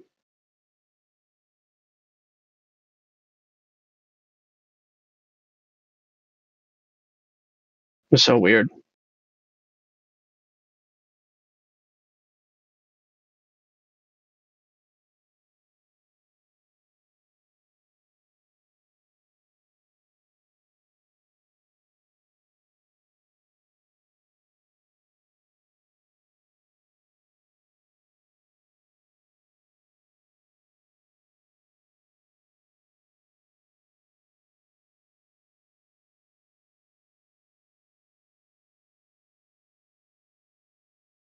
See if I can download it.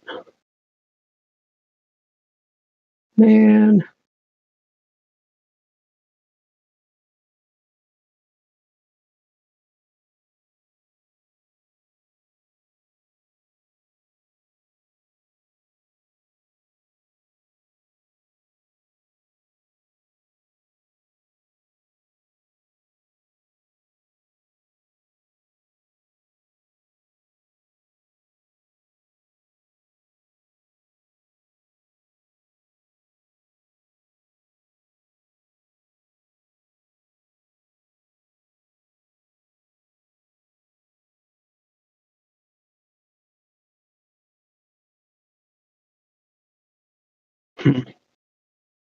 Not a big deal.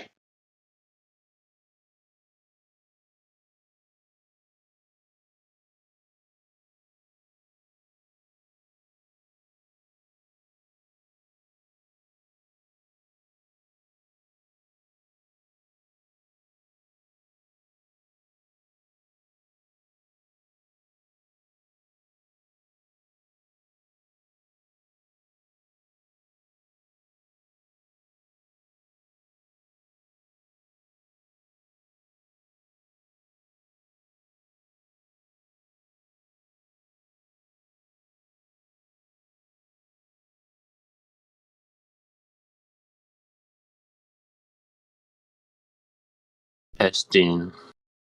Yeah, you can be heard.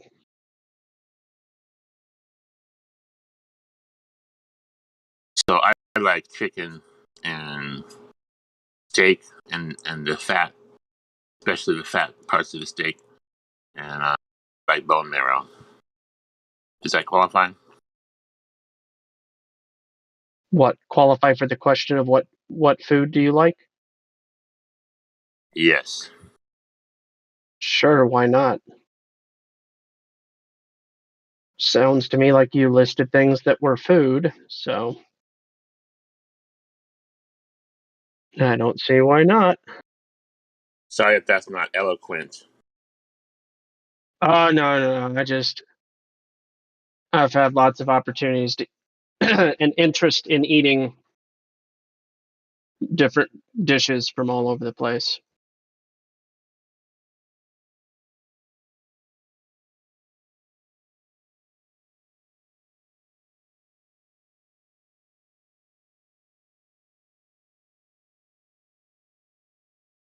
All right.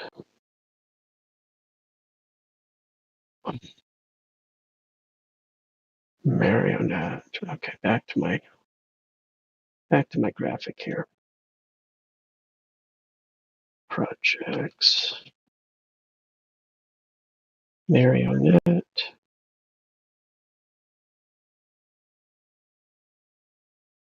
Mannequin.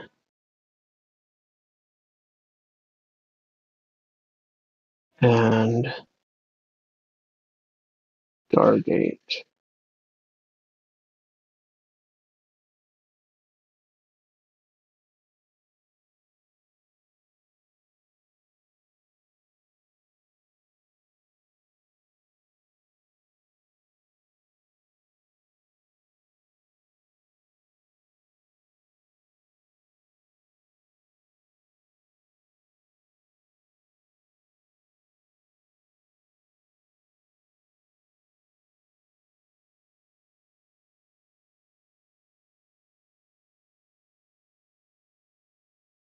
There we go.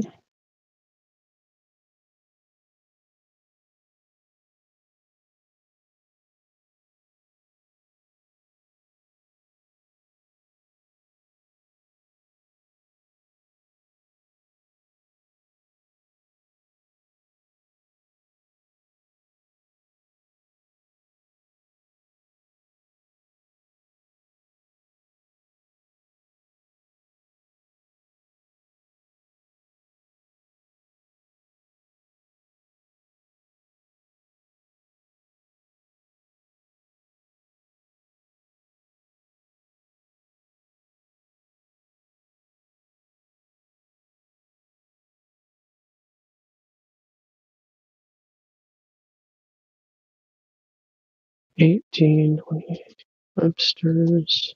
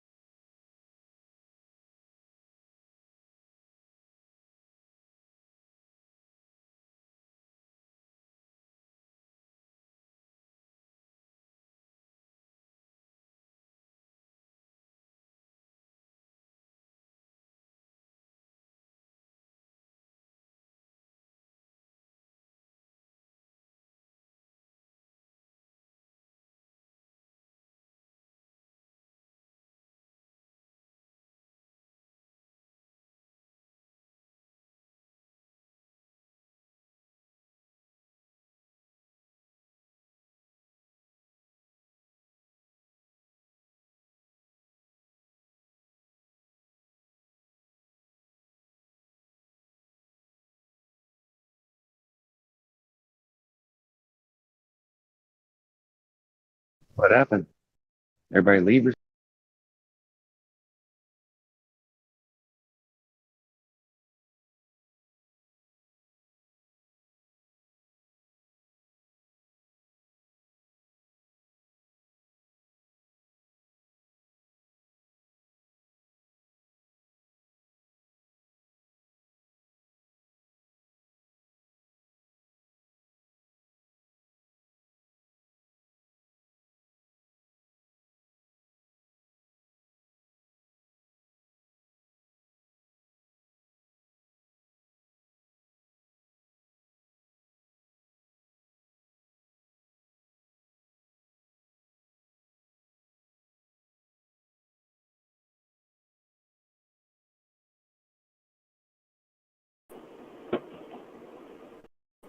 You been outside, Gospel?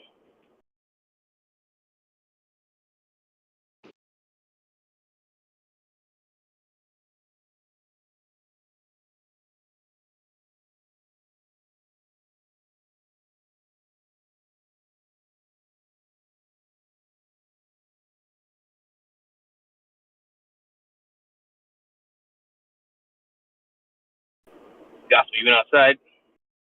Have I been outside? No, not really. It's awesome, bro. It is freaking gorgeous. Yeah, I plan on going out there in about an hour and a half. We got Yeah. seven more hours worth of a gorgeous day. Yeah, exactly. Well, yeah, almost 8, but yeah. Yeah, we got till 9. No, literally. Unless it gets darker quicker for you. I know. No, not quicker. Sunset. Here, time and date. I forget what my It's late, but I'll look up what my Yeah, it's almost 10 now. I think it's like 9:40, 9:40 something now. Yeah, but it's still light out till 9, and then sun starts to set after that. But sunset will be 9:48 p.m. tonight for me. yeah.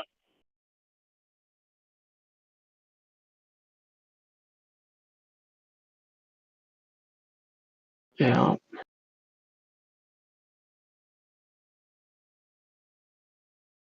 I don't know where that moon is. I haven't seen it, but supposedly it's up right now. No, I think it's hidden for us. Well, it says sun. I mean, it says moonrise at 8:56 a.m. today. It's a crescent moon at 16% allegedly. Oh, that's why I couldn't see it then. Hold on. Yeah.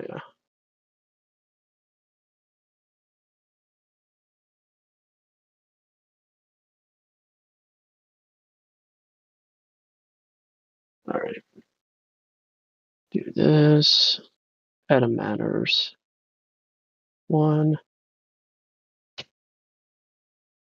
There we go.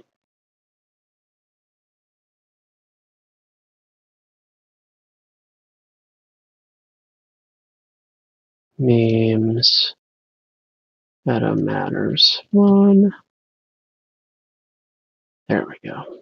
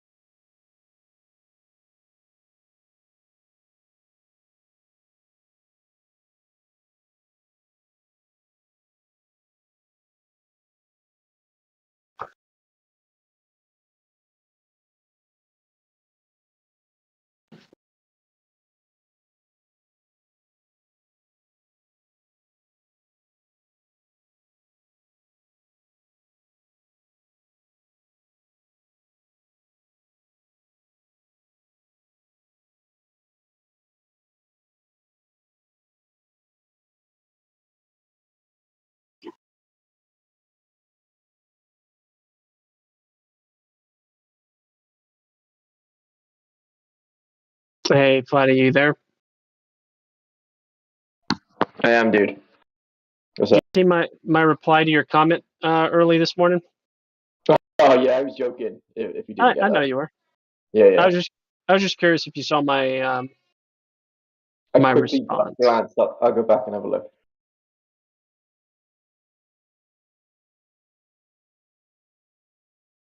Trying to find where it Here's was. a little experiment to see if you'd see it. Because I didn't tag you, I don't think, did I? Yeah, no, I don't. No. I just got up this morning. I was looking at the chat. And I was like, "What are these guys It's saying?" like a superpower you've got. You can see, you can sense them coming. Something like that. Oh, yeah. In the trance. Yeah, That's it. Yeah, yeah. yeah. And then of course Stormfire was doing the government thing.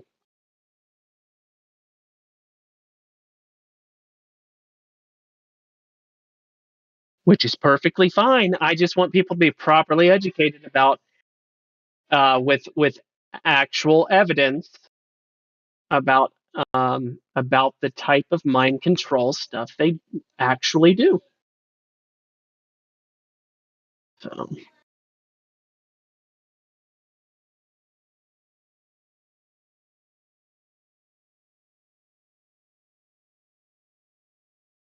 Yeah, it seems to be like these people just finding connections or conspiracy connections where there are none.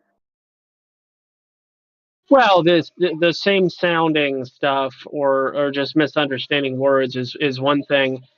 As far as the rabbit holes of conspiracies go, bruh, I don't. They seem to go on forever. There are countless examples that you can use to expose the working together of different individuals, both in and out of the government. So, yeah, I'm not really an. I don't mean to ever poo-poo people's work on trying to expose conspiracies by any means. I just want them to do it effectively.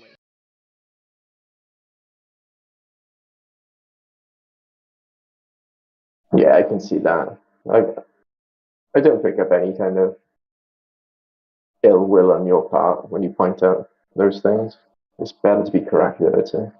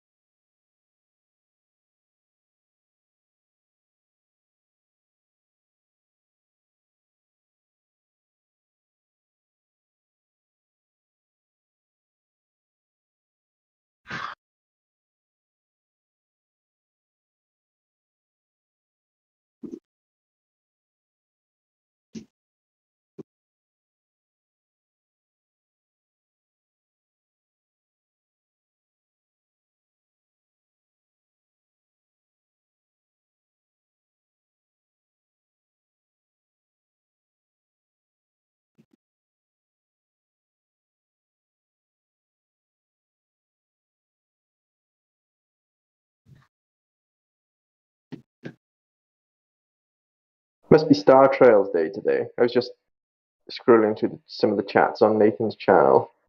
And, Oh, they're over there too. yeah, same stuff. Yeah. Yeah, funny.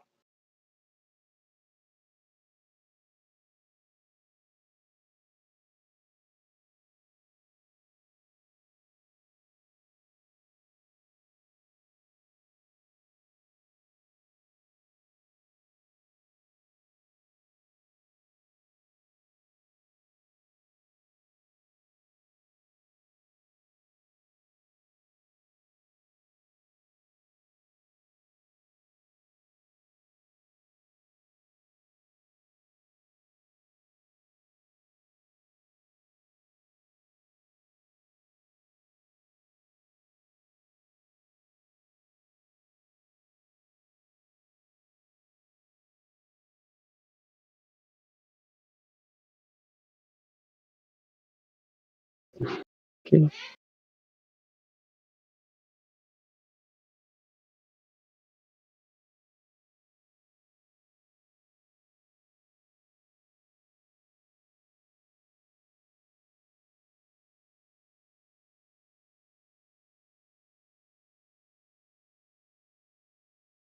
No Thai Sauton?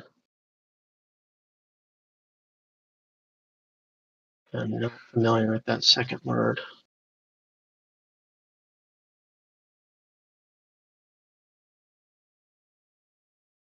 Oh, gotcha. Who was that? Ralph Waldo Emerson. Okay. Gotcha, gotcha.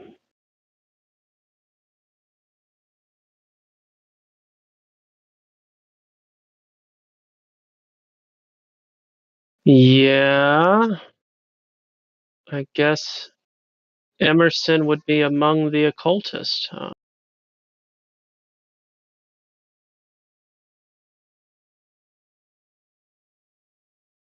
It starts to feel like it's a longer list. Like the list of occultists is longer than the list of people that just wrote words and weren't dabbling with the other stuff. These words were in oh, so yeah, I mean, Ralph Waldo Emerson's quote isn't actually Ralph Waldo Emerson's quote. It was above a Grecian temple, the temple of Apollo, of all things. Why did he leave? I wonder if Z knew I was talking about his about me.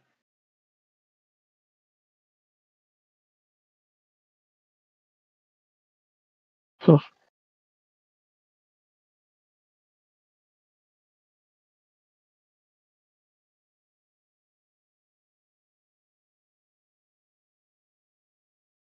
The temple of Apollo. Now, where have I heard Apollo before? Probably not important. Apollo.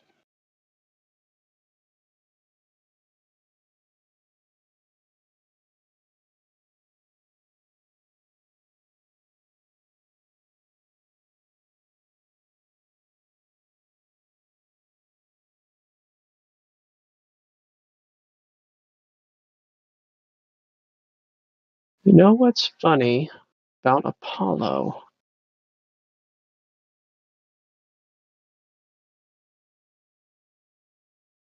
Archery.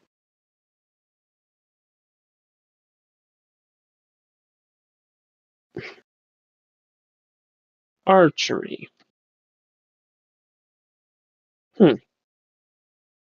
Interesting.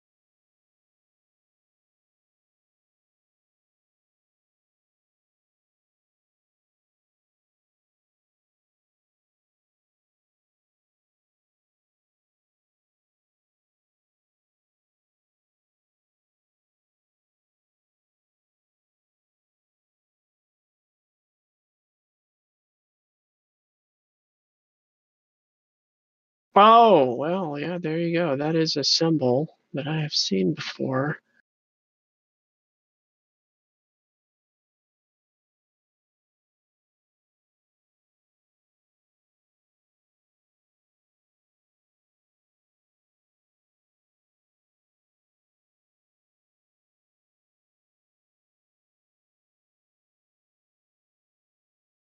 Where have we seen this symbol before? Flatty, great question. I would definitely think Anna, A-N-A, would be the prefix, but let me look it up. Let me look it up.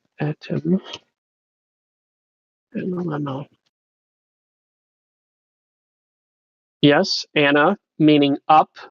So A-N-A is the prefix, and lemma comes from lambanain, which just means to take. So uptake, projection of the celestial onto the plane of the meridian. Wow. How about that? It does use the word plane. Isn't that interesting? So not a space between the L and the E. No, definitely not. Sorry about that. Not a space. Filthy your minds. Yeah. On my part, not yours. Yeah, gotcha. A and A is the prefix. But yeah, the projection of the celestial sphere onto the plane of the meridian, analemma.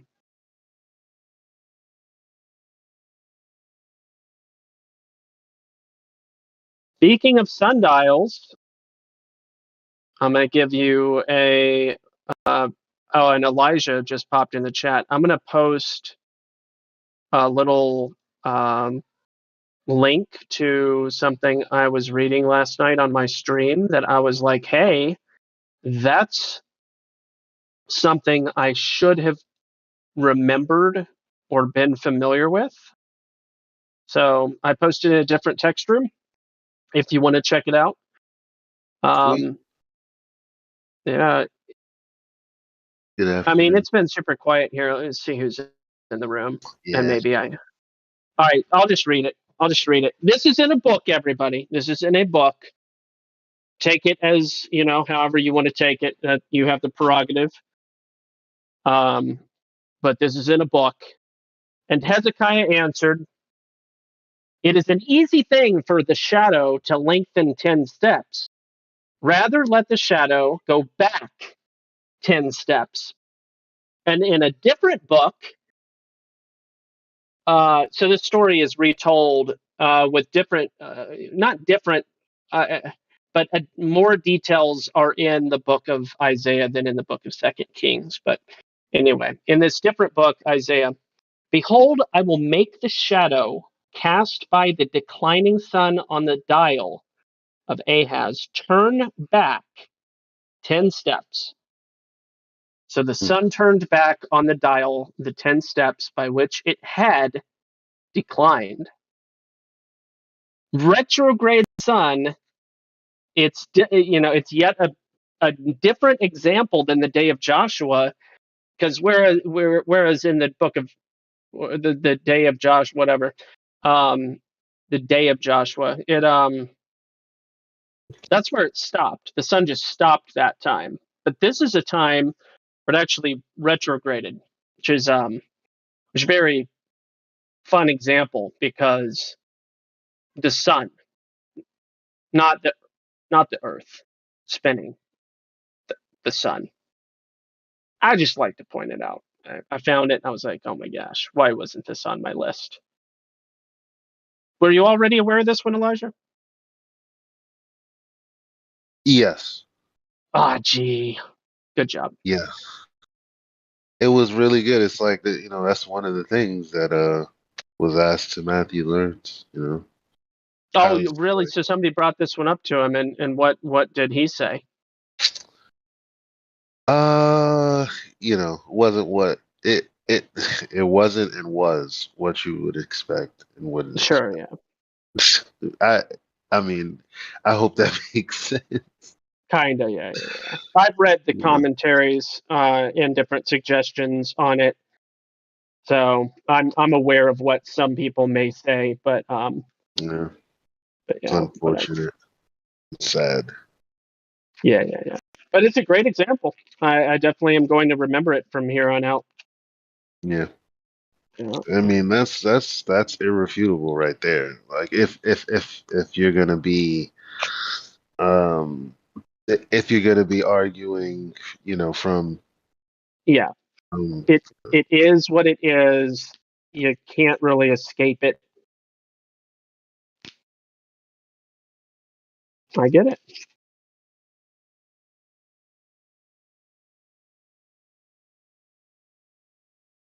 you think they'd really try to like rationalize like, oh, of course it was God, so he was able to do it some kind of way, Yeah, yeah. some kind I of read miracle, five different. I'd read you five know? different commentary responses to what may have been the case, and I'll tell you what. Some people deserve to be in the Olympics. I mean, there's some gymnasts out there that the lesser known gymnasts that should get have a crack at getting their gold medal at the Olympics. Yeah, that's again unfortunate.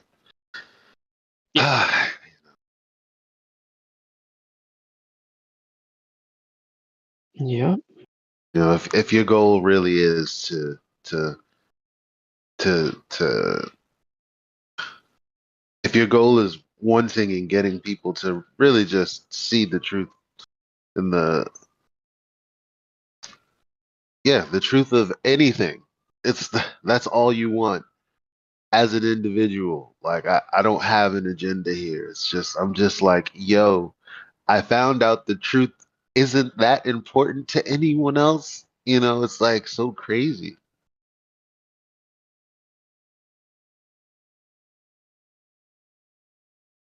Not only that, but we live in a world that's literally attacking the truth for some reason, mysterious reason.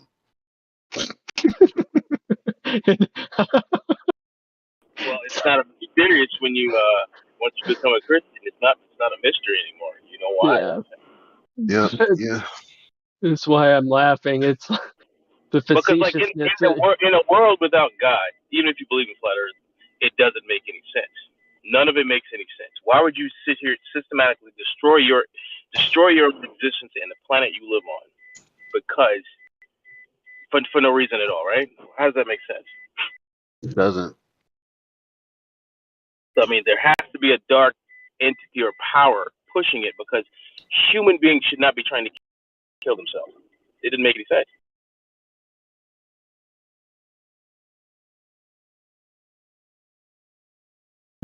It's the TV.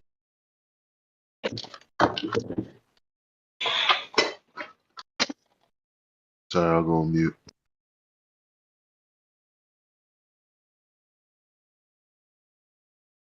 I think the TV does it. No, TV is it makes you lose your soul faster. That's all.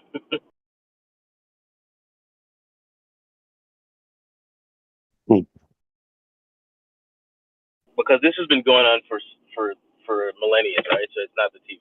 Obviously, it's just been going on. It's just been ramping up. It's just been speeding up.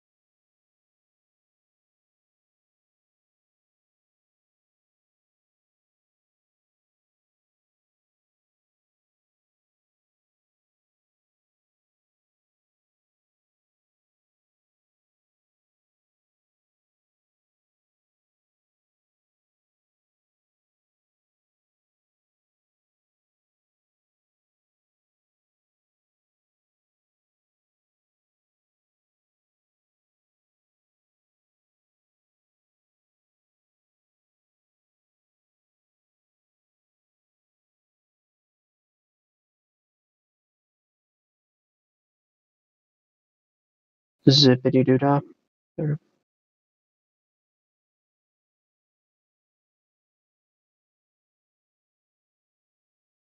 think I was like, I don't remember if I was mid conversation or not when I got the call.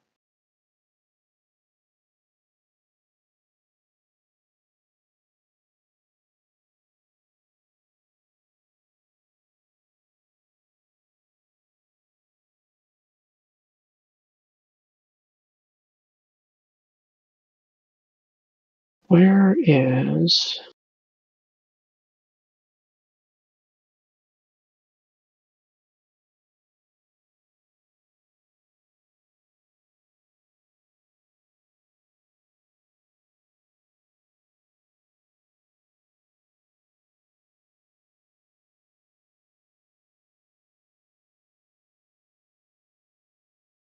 That one. No. Ah, yes. Here we go.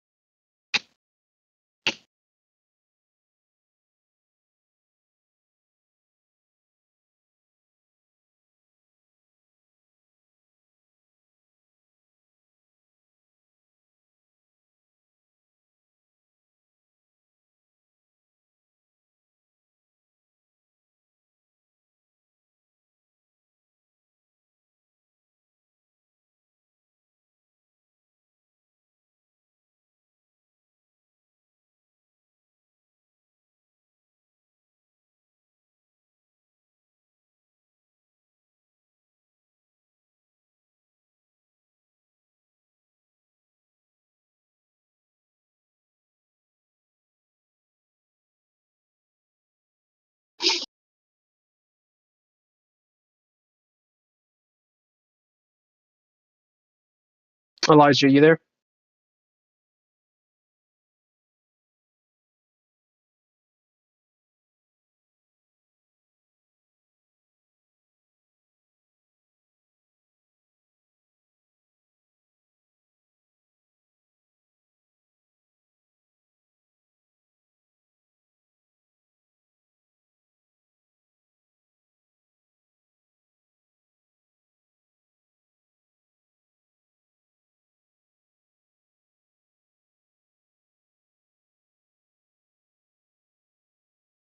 That would probably be a no.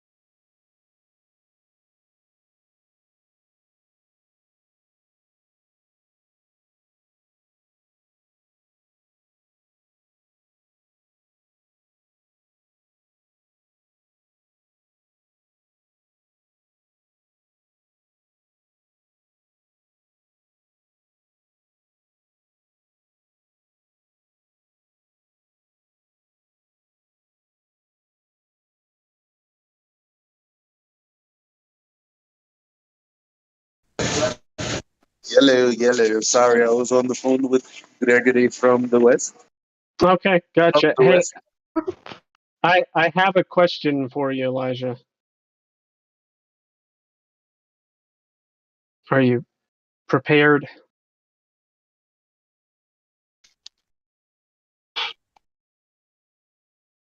Elijah from the East. Hello. I'm gonna have to restart. Ah, gee. Christ alive.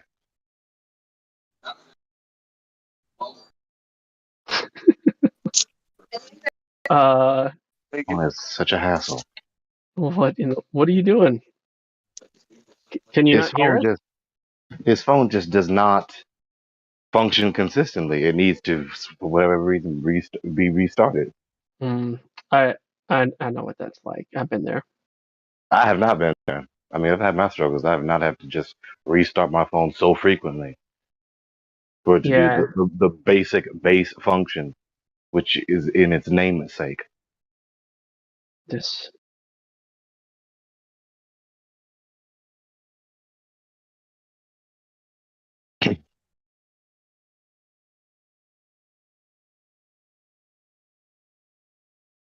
Um.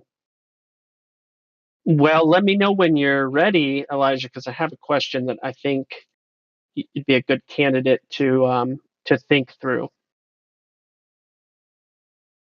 Yeah, we were just talking about that this morning. All right, I'll put it in the chat, but that's not what I want to talk about. That's for sure. I see you posted screenshots of the sections of this video that I've seen. The thumbnail of Yale University, the world is flat. What is that talking about? Bruh. So check this out. It's just a Yale lecture series on how it's about globalization. Mm-hmm. It has nothing to do with the surface of Earth or geometry or any of that. It's about globalism and the globalization stuff, whatever. But what I was pointing out was how very esoterically symbolic the names of the sections of the lecture are. Like they're suspiciously nuanced towards potential symbolism. Yeah, philosophical ideas. Well, the word Genesis is in there. Meta argument. Meta, the great eras, and then of course I also noticed Convergence. triple. Yeah, the triple thing. Triple convergence, and then there was 6 in there somewhere. Can't find it right now for some reason. Where? And of course, a crisis is a terrible thing to waste. Hegelian dialectic. Exactly. So I must not have posted the one though, but there was one thing that said 6 days. Something I was like, oh yeah, I like the 6 days of creation. So anyway, it was interesting. Lots of unusual potential symbolism in the names of their lecture series, and maybe it's all just a coincidence. I like to pretend that things are a coincidence sometimes when it's absurd to think so. I play along. I play along with the super skeptics. All right. All right, Elijah, you back? Alrighty, I am back. Cool. All right, so listen, this thought occurred to me. Are you ready for this? Yep. All right. So you know how we're only supposed to see 1.22 miles at a 1 mile height, right? Yep. Not 1 mile. Sorry, 1 foot. 1 foot. 1 foot. Sorry. Yeah. That was really really bad there for a second. I get you. Whoopsie. All right. So check this out. I am curious if let me ask it this way. Do you think that it would be just as equally profound of a black swan if we could find a horizon of, let's say, 0.8 miles at a 1 foot observer height? or maybe even half a mile at a 1 foot observer height. If it's shorter, Yeah. No. And I think it would. Why do you think it wouldn't be just as equally of a black swan? Because what would it? Are you talking about if it actually were a horizon Yeah, I'm with talking about. nothing in the way? Yeah. I'm talking about you take a Yeah, I think so. video. I think so. I think Yeah, so. because all it's going to prove, in my opinion, or based on my faculties of reason, is it would literally just further demonstrate how the horizon moves. So, but the issue is, the only examples that I can think of, you're hot micing, Johanna. The only examples I can think of are like the quarter on the table, or the Legos on the table, or the Hot Wheels on the floor, or whatever. These are the only examples I can think of, and I don't like those as examples. I would want natural examples and like lake examples and so on.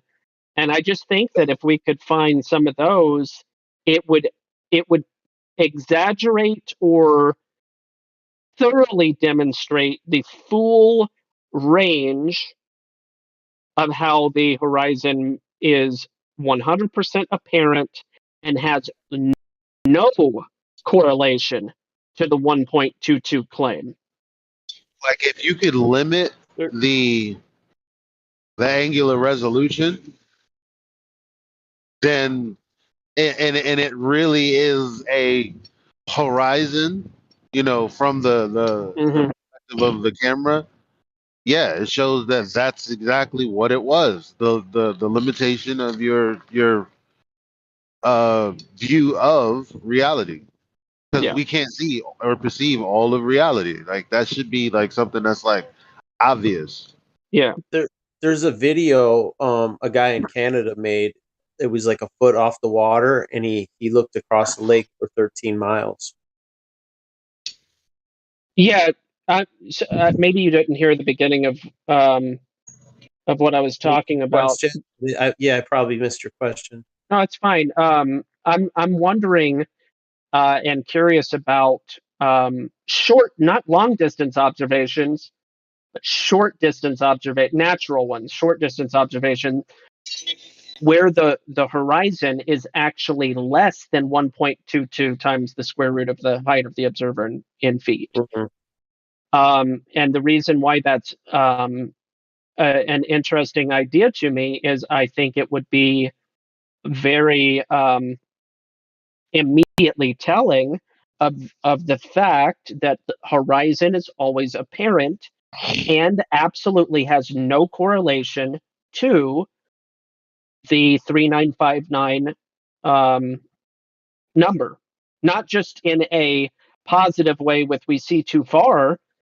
Sometimes we don't see far enough.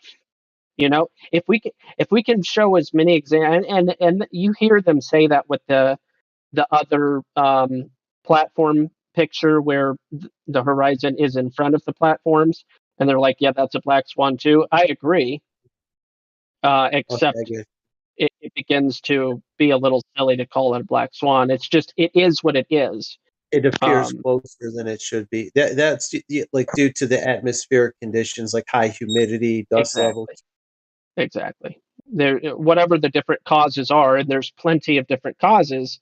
The fact that that horizon moves all over the place and has no correlation to the 3959 claim, I think would be really we have a GIF helpful. like that. There's a GIF like that. It's like a time lapse of the same peninsula. I know what you're talking about. Yeah, and it moves in and out. It's like, what's going on? Sometimes it's here and sometimes it's there. Yeah, the whole deal. The camera's set, but everything is moving up and down and stuff. Yeah. Yeah, right. It's just an optical phenomenon. It's not something that's like you don't want to sink your teeth into it. I think the more telling ones are the ones that are visible way beyond where the horizon should be. Like the ones that like Chicago across Lake Michigan, like these head scratchers, that's the one that kind of got me thinking like, wait a minute, that looks legit to me. That doesn't look like a mirage. And then the more I looked into it, I'm like, holy shit, it's not fake. It's like, to me, that was an eye opener.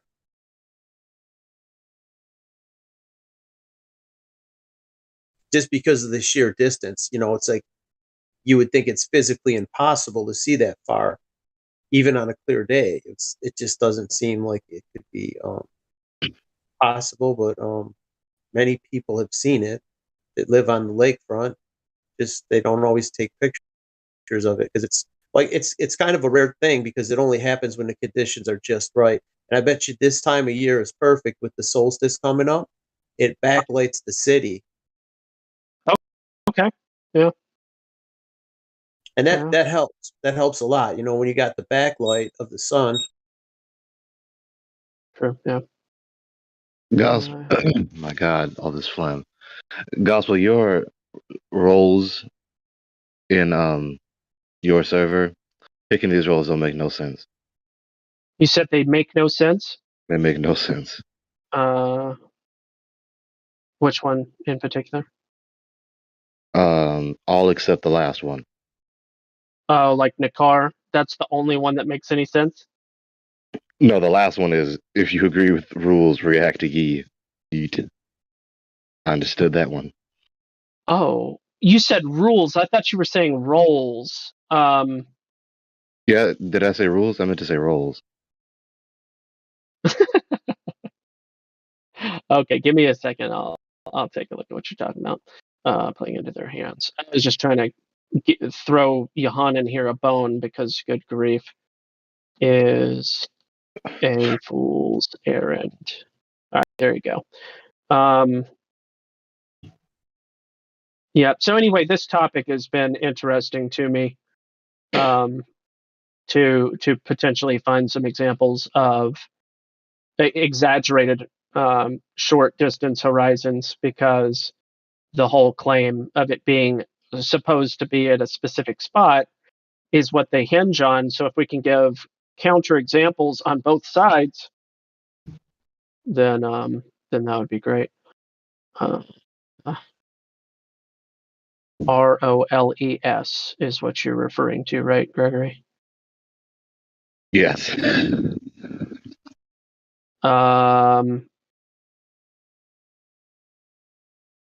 Pro-Athanasian doesn't make sense. I don't understand how to select what. Oh yeah, it's not. You don't select it. Oh. Yeah, you don't select it. You just you don't have to do anything with that really. Okay. Yeah. So what are these buttons for? What do they mean? I just put them there because I could just turn off emoji reactions on that page. That would have probably made a lot more sense. But at one point, I had my server at more active, where I was allowing or inviting of other people, and it's more by invite only at this point. Okay. Because you open up a server, or you throw it on Discord or something, and it just, unless you have a vetting team or something, it's just a nightmare to run your own server. I have a handful of different servers, different categories that I've started, and they're just it's interesting. That's why there's millions of Discord servers. It's so easy to just start another server. But once you put it on Discord, you're inviting bots and all sorts of other stuff. So I started a polyglot server. Nobody's there, but there's that doesn't have for whatever reason. There's not an actual polyglot like there is now, because I have one. But I was surprised when I looked for it. I couldn't even find. Old Haas. I'm laughing at what Haas said here. Who's on first? What's on second? Bro. Gregory, I know you'd appreciate this. Have you seen the Abbott and Costello Hebrew joke? Mm-mm. All right, I've got to find it. Abbott and Costello. It is because who is he and he is she? It, Who is he and he is she? who is he and he is she? Yeah. What's up, guys? Hey, Clay. Hey, Clay. Hey, Is there an echo? how you doing? No. Oh man, that took a second to understand. Here, disregard. Here, I'll just DM it to you because Okay. yeah. I'm If anybody sorry. else wants it, I'll I didn't. DM it. Well, I think it's so similar to me. What's Dude. Yeah, that's a funny thing. Clay's. No, You're sorry. talking about Clay's accent and your accent, Gregory? No, Elijah said, "Hey, Clay," and then after I said, "Hey, Clay." Wait, Elijah said it first? I thought you said it first. Wow. No, you greeted yourself, and then I said, "Hey, Clay." Then he said, "Hey, Clay." I'm like, "Is there an echo?" Yeah, sometimes I need to look twice to know who's speaking.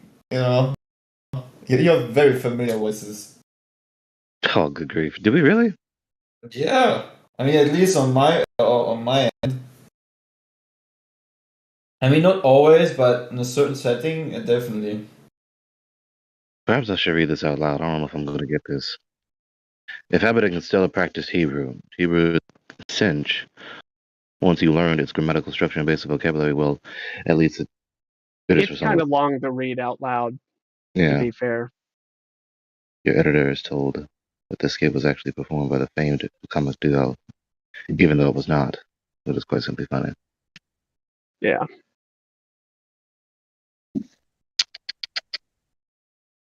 Who is he and he is she and then me and Ma. So it's pretty funny because if you know Hebrew, it's like, oh my gosh, wow, LOL.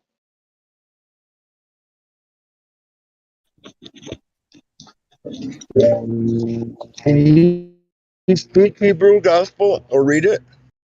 I know how to read it. Who? Yeah.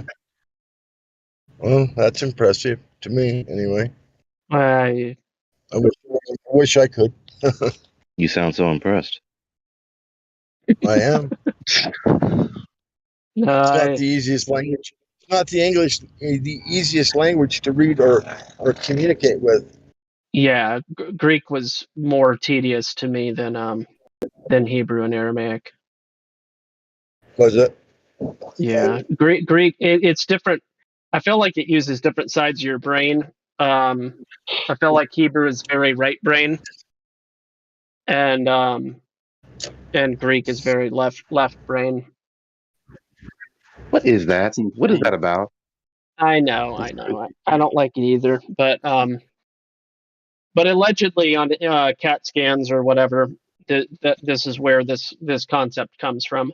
It could be all a silly story. I don't know how valid the left brain right brain thing is, but your creative side of your brain versus your analytical side of your brain, blah blah blah. I mean, because I'm not saying it's not possible, but I'm just like, I keep hearing it. I'm like, no one's ever bothered to explain it to me. Or even in my everyday human experience, I don't, feel a fizz or a buzz in one side of my head as opposed to the other side of my head. Well, the brain has a seam down the middle, and so it's got like two identical sides, or fairly identical, and it's got this seam down the middle. And they say that when you're thinking creatively and you're like philosophy and that sort of stuff, and you're going off into the weeds, you use or like doing artwork, stuff like that, then you're using your left side of your brain more so than your right. And when you're doing building something from a blueprint or something that you don't have to use your imagination for, then you use your right side. That's like Gospel said. That's because they do a CAT scan of your brain while you're like someone's doing artwork or thinking creatively, and they look for where the activity is taking place in the brain. And supposedly, like he said, the left brain is more active during the creative thinking and the creative process. And when you're more analytical and more just, doing stuff that you don't have to use your imagination for, your right brain is more active. So, like he says, I don't know how valid that is either. Difference. Well, I just posted an actual research paper. You like how I used actual? Yep. I'm just teasing. An evaluation of the left brain versus right brain hypothesis with resting state functional connectivity magnetic resonance imaging. And they go through the abstract and the figures and the methods and discussion, or the analysis and then the discussion, and then you kind of get through to the end. There's not really a summary statement, which is unusual. You usually will have a conclusion statement within a research paper, but whatever. It looks pretty thorough. But I keep on seeing homogeneous, and my brief overlook and glance at this. We observed a weak generalized trend toward greater lateralization of connectivity with age between the 20 hubs included in this analysis, but most connections did not show significant age-related. So they evaluated age and gender. Basically, it looks like their conclusion is kind of up in the air, so not very helpful necessarily. It's kind of like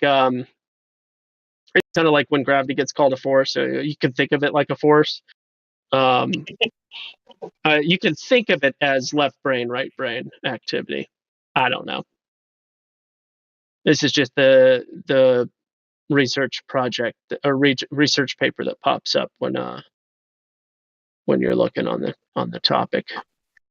Pretty good one though. Are you able to speak Hebrew, or just read it? No, I was just quoted. I mean, Hebrew is a modern language that obviously I've watched Hebrew movies and stuff, and I can only pull out one out of every, I don't know, 20 or 30 words.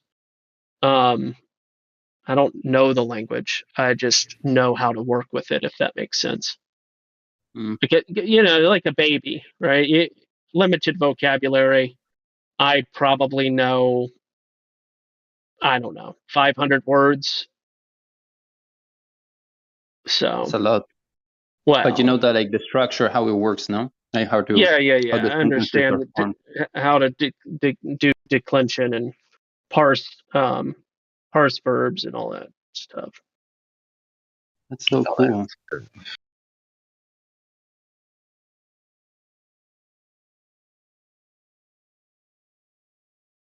Structural asymmetries in the human brain, blah blah blah.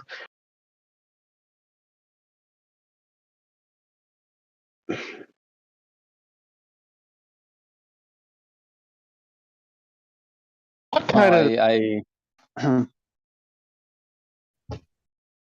Go ahead. Gospel, what is the name of, what is the philosophical term for people who posit this thought experiment of the brain in the vat? I forget. Brain in a jar stuff? What? The what? Yeah, what? brain in the vat, brain in the jar. What is the philosophical term for that? What is that trying to express? I forget. I think it's materialism. I think the concept of brain in the jar has to do with the preconceived notion that there is no such thing as the spirit, and that technically, if you could power the brain somehow, you would have eternal life. But I was referencing that in the sense as it concerns reality not being real. Like our present experience is an Oh, illusion, and what we experience is just stimuli onto the brain Avatar, and the bad. the Avatar thing. It's really I don't know what the overarching philosophical phrase or term would be for the Avatar theory. Right now, I'm thinking idealism. No, I don't think so. Or would it be because it's anti-real? Well, I guess that's the term, isn't it? Anti-realism.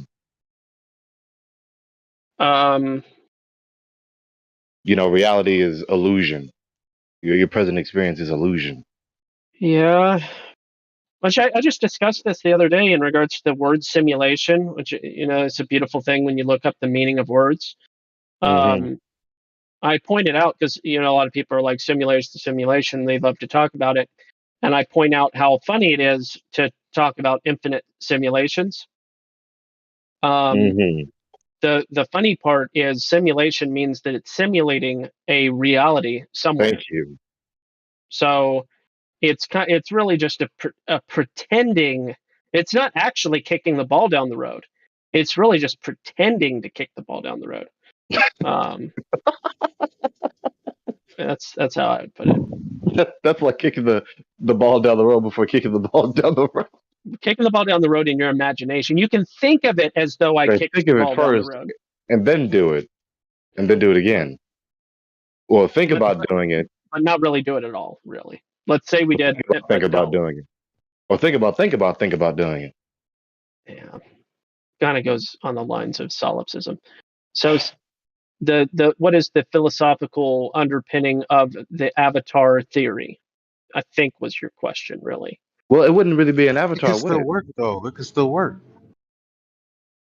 It wouldn't really be an avatar, would it? Because my consciousness has been placed inside another body that is actually, really having an experience in reality, as opposed to me just having the sensory illusion.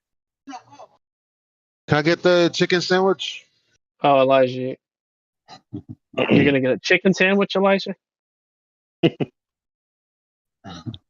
You gonna eat the customer's food? You're in the Matrix, bro. Chicken sandwich. Avatar philosophy. See if I can find a phrase for this because I'm curious. I got your curiosity. Thank you. Yeah. No, when it's not one of those GMO chickens with two heads, is it? Oof. Yuck. Communitarian ethics? No. Yeah, I'm just seeing it in an article. Have you guys seen? Has anybody seen the? No, probably no. Haven't you guys heard about that? They did genetically modified chickens, and they grow like two breasts or something, and they're like so they can get more meat off of them. They grow like all deformed and shit. Oh yeah. Yeah. Now that's bizarre. I mean, I don't think that's fit for human consumption when something like that's been done to it. I don't understand the negligence. Of diminishing returns. It's like throw everything out the window and not even think about the point of diminishing returns. It's like, oh, that doesn't really matter for us. We don't need rationale where we're going. Right. Okay. I don't know. They do some really weird stuff. Just to hell with, the basic behavior for the sake of the well-being of the customer. We're going to poison our customers so that we can maximize our profit, even though poisoning our customers will result in the eventual premature death of the customer. If I cut my legs off, I won't need to eat as much food because I won't need as many calories. You know, I don't know. you know, Your for the arms sake of pushing that maximizing wheelchair. profit, let's decrease the population of our consumer base. I don't know about that. I think your arms are going to work triple time pushing that wheelchair around. Yeah.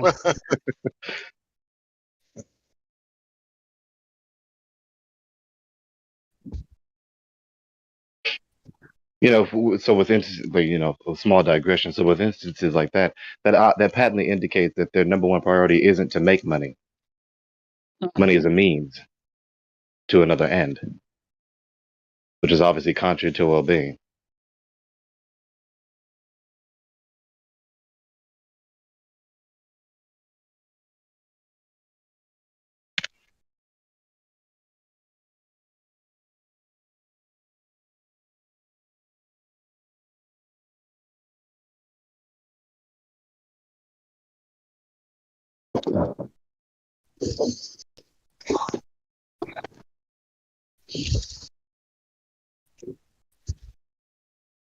Brain in the Vat, philosophical thought experiment in philosophy. The brain in the vat is a scenario using a variety of thought experiments intended to draw out certain features of human conceptions of knowledge, reality, truth, mind, consciousness, and meaning. It is a modern incarnation of Rene Descartes' evil demon thought experiment originated by Gilbert Harman. Found in many science fiction stories, outlines the scenario in which a mad scientist, machine, or other entity might remove a person's brain from the body, suspend it in a vat of life-sustaining liquid, and connect its neurons by wires to a supercomputer which would provide it with electrical impulse. Yes, yes, yes. According to such stories, the computer would then be simulating reality, including appropriate responses to the brain's own output, and the disembodied quote-unquote brain will continue to have perfectly normal conscious experience, such as those of a person with an embodied brain, without these being related to objects events in the real world. Have you guys seen those photos, the Tartarian photos, where they've got like these crystal, not like the solid crystal ball, but like a hollow globe type piece of glass, and inside of it is like a ghostly image of an individual. Their head is in there, and they're like talking to them, or they're giving the illusion that in the photograph that there's a conscious entity in that globe, and it's manifesting itself inside this glass globe. Have you seen those Tartarian photos of that? I haven't seen No. Tartarian photos, but I did see that at the haunted mansion in Walt Disney World. Yeah. So That there it little, was complete illusion there for sure. yeah, But the makes me sphere wonder. of glass with the person's face inside, and it's Yeah. The Tartarian pictures, it looked like there was like a cloudy image inside. It was looked like a ghost, I guess you could say. And it was somewhat transparent, I guess maybe the image was. Yeah. But I mean, I don't know what they were doing. Who knows what kind of technology they were using or doing or whatever. I know they had some mighty. I would have to say they probably had some more. They were more advanced in some things than we are, or that we're told about. Maybe the controllers have all that stuff, and they always have had. Who knows? Stuff we don't know the first thing about. It could be as simple. It could be as simple as projecting an image into a glass sphere. Sure. And Yeah. the nature of projection would just simply require a series of lenses and a lot of light.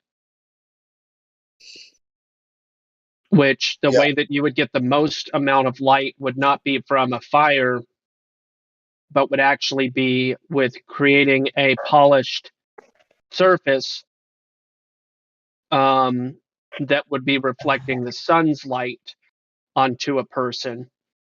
And then you would, quote unquote, catch that image with a mirror that would be reflecting into a series of mirrors in shrinking down in size, and then going through some type of hull or apparatus or whatever that would then project into the sphere. It's just my guess on how you could do such a thing with relatively minimal technology. Right. Yeah. I followed you on that. I just kind of wondered what you guys thought about that. I don't even know why it came to mind. I guess because we were talking about all this weird shit, food, different things, but whatever. I just thought it was interesting photo. I'd seen more than one Tartarian type pictures from like Martin Leidick's channel where it shows like these ghostly images either in a sphere or like in between two I don't know what to say, like in between like you put a wall on one side and a wall on the other and the image is in between the two. Not like a wall, but I mean like metal rods that look like they're some sort of high technology, whatever. I don't know. There's just some strange photos out there. Yeah. Is all. Yeah. Really strange. Here's this sub heading in the Wikipedia article, and I think it answers my question. I was trying to recall the term for this thought experiment. It says, under uses, the simplest use of brain in a vat scenarios is an argument for philosophical skepticism and solipsism. A simple version of this runs as follows. Since the brain in a vat gives and receives exactly the same impulses as it would if it were in a skull, and since these are its only way of interacting with its environment, then it is not possible to tell from the perspective of that brain whether it is in a skull or a vat. Yet in the first case, most of the person's beliefs may be true if they believe, say, that they were walking down the street or eating ice cream. In the latter case, the beliefs are false. Since the argument says one cannot know whether one is in a brain in a vat, then one cannot know whether most of one's beliefs might be completely false. Same principle, it is impossible to rule out oneself being a brain in a vat. There cannot be good grounds for believing any of the things one believes. A skeptical argument would contend that one certainly cannot know them, raising issues with the definition of knowledge. Other philosophers have drawn upon sensation and its relationship to meaning in order to question whether brains and bats are really deceived at all, thus raising wider questions concerning perception, metaphysics, and the philosophy of language. The brain in a vat is a contemporary version of the argument given in Hindu Maya illusion. Yeah, see, Plato's allegory of the cave. Yep. Z's Duganti dreamed that he was a butterfly in the evening of Rene Descartes, Meditations of First Philosophy. Recently, many contemporary philosophers believe the virtual reality will seriously affect human autonomy as a form of brain in a vat. But another view is that VR will not destroy our cognitive structure or take away our connectivity with reality. On the contrary, VR will allow us to have more new propositions, new insights, and new perspectives to see the world. Okay. Of course they would say that. I want to unmute this guy. Gaddy. We'll call him Gaddy. Hi, Gaddy. Gotti. Yeah, hello. Gaddy. I just had a question. I remember like 2 years ago, I was with my father and we watched a rocket launch. So I had a discussion yesterday with a flat earther, and he claimed that the rocket just disappeared, but I didn't really have time to continue the discussion. But I never understood what he meant by the rocket ship disappearing. Like, don't you guys believe that the rocket ship leaves the Earth, or where does it go? Is that hold on before we go to that was a handful of questions. Is that what you believe? Is that they go somewhere else? I don't get. Could you repeat the question? Where do you think that rockets go? I mean, I believe that they leave Earth and enter outer space. Okay, yeah. And then, have you ever observed that happening? I mean, you could say so. I mean, if I called space like let's Sure, say I could say it's raining. I could say anything, right? I could say it's raining monkeys and donkeys, but just because somebody says something doesn't mean that it's valid, right? So anyway, have you seen the trajectory of rockets, their pathway? I mean, I see. I think you misunderstood my question. My question was like, if the rocket ship leaves the Earth, or let's say if I see the rocket ship leave the Earth, and it doesn't return, like where does it go?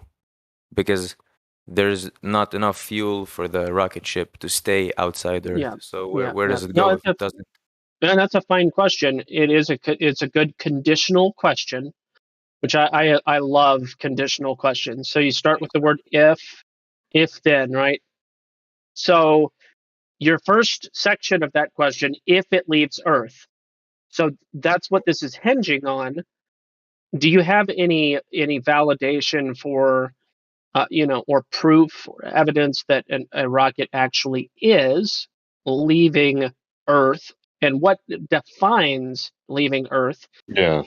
But more I mean, directly to the point, before you continue, let me just kind of jump to the point. Thank you, Clay, for posting the image. You can actually observe the trajectory of the path and see an arch that is not logically deducing that it's going up and out somewhere, but rather it's arching and falling somewhere out in the Bermuda area.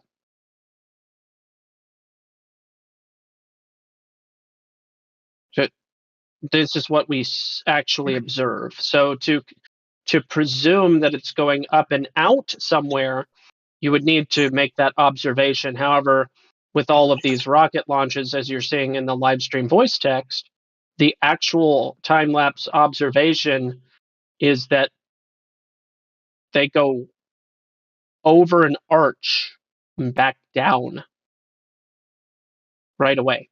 But I mean, And they're either abandoned or retrieved for Yeah, I'm scrap ready. later on. Elijah. Elijah. But that's the thing. Like, I'm not getting, like, because we have countless ships that haven't came back. What? For example, the STS-129. Like, did it actually come back? No, it didn't. So What do you mean? What do you mean by come back? Hold on. I mean, listen, you didn't hear what I said, though.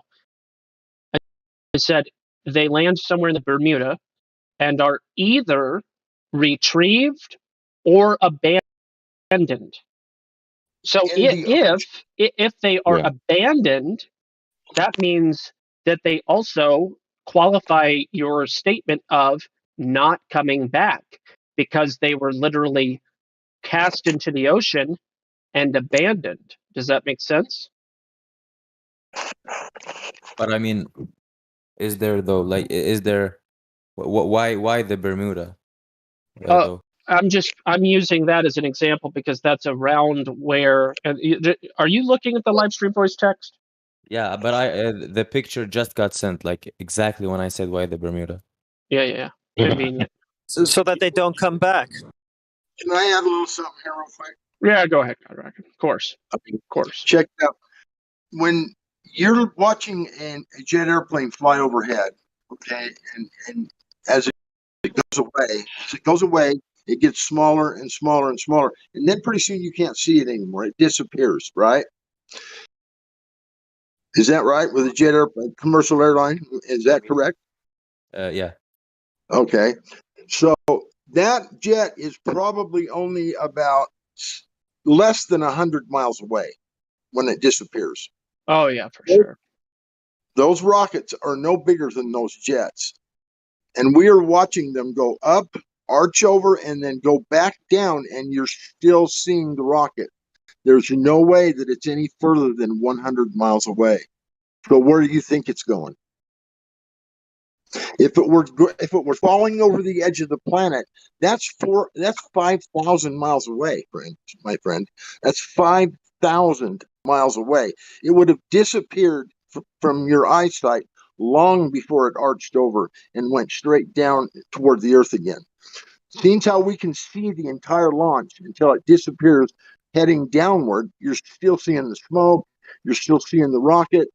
That tells me it's only like 100 miles away. If it were thousands of miles away, that'd be like trying to see a rocket from LA to New York. That's only 2,000 miles. There's no way you could see that far. So if these rockets are going up, over, and out, they have to be going thousands of miles to do that, and they would disappear. They would no longer be in the view of your eyes. You can't see that far. Seeing how we see them the whole time, arch over and go down, they are only 100 miles away. So where do you think they're going? Does that make sense to you, Gaddy, what he just said?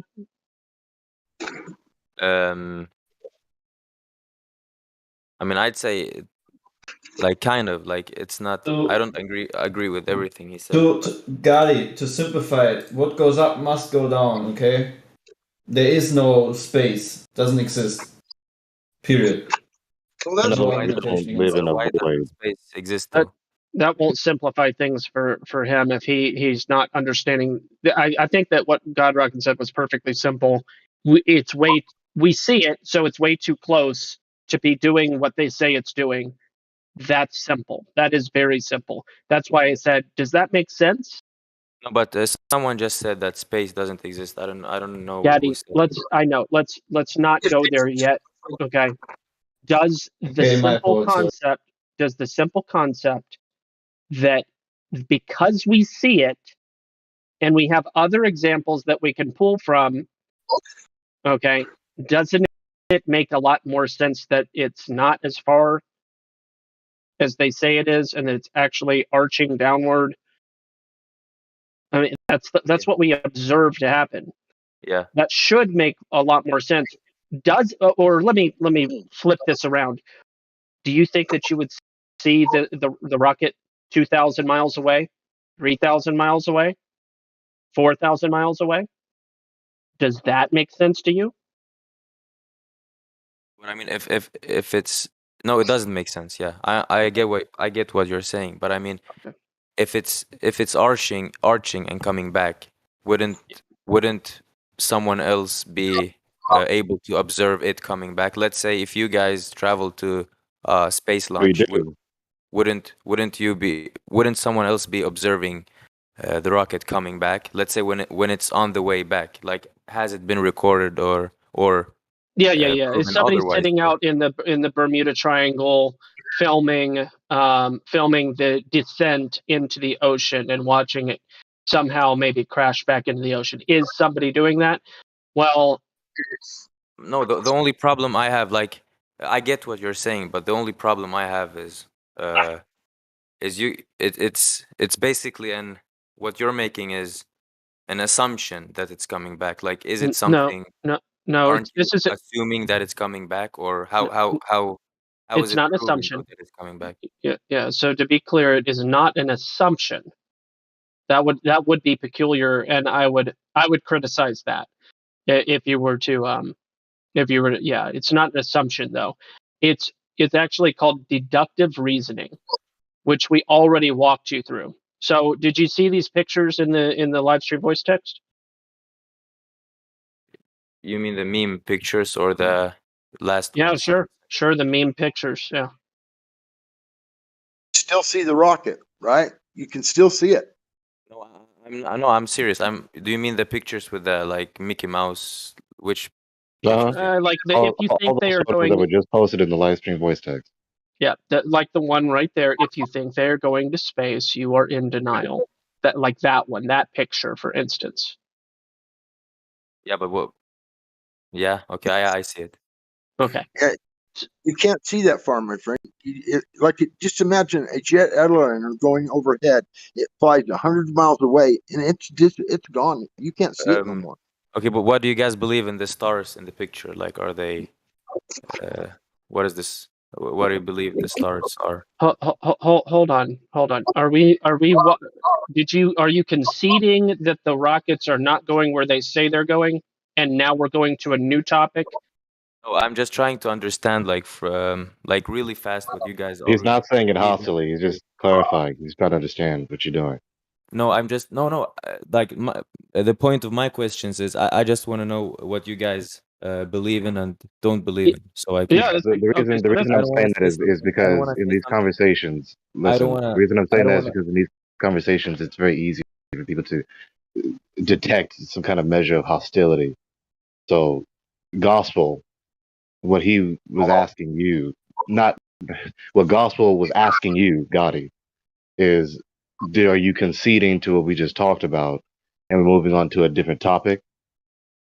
Sorry, I don't know what conceding means. My Are English is you pretty. agreeing? Are you agreeing with us that the rockets most evidently are not going where they say they're going?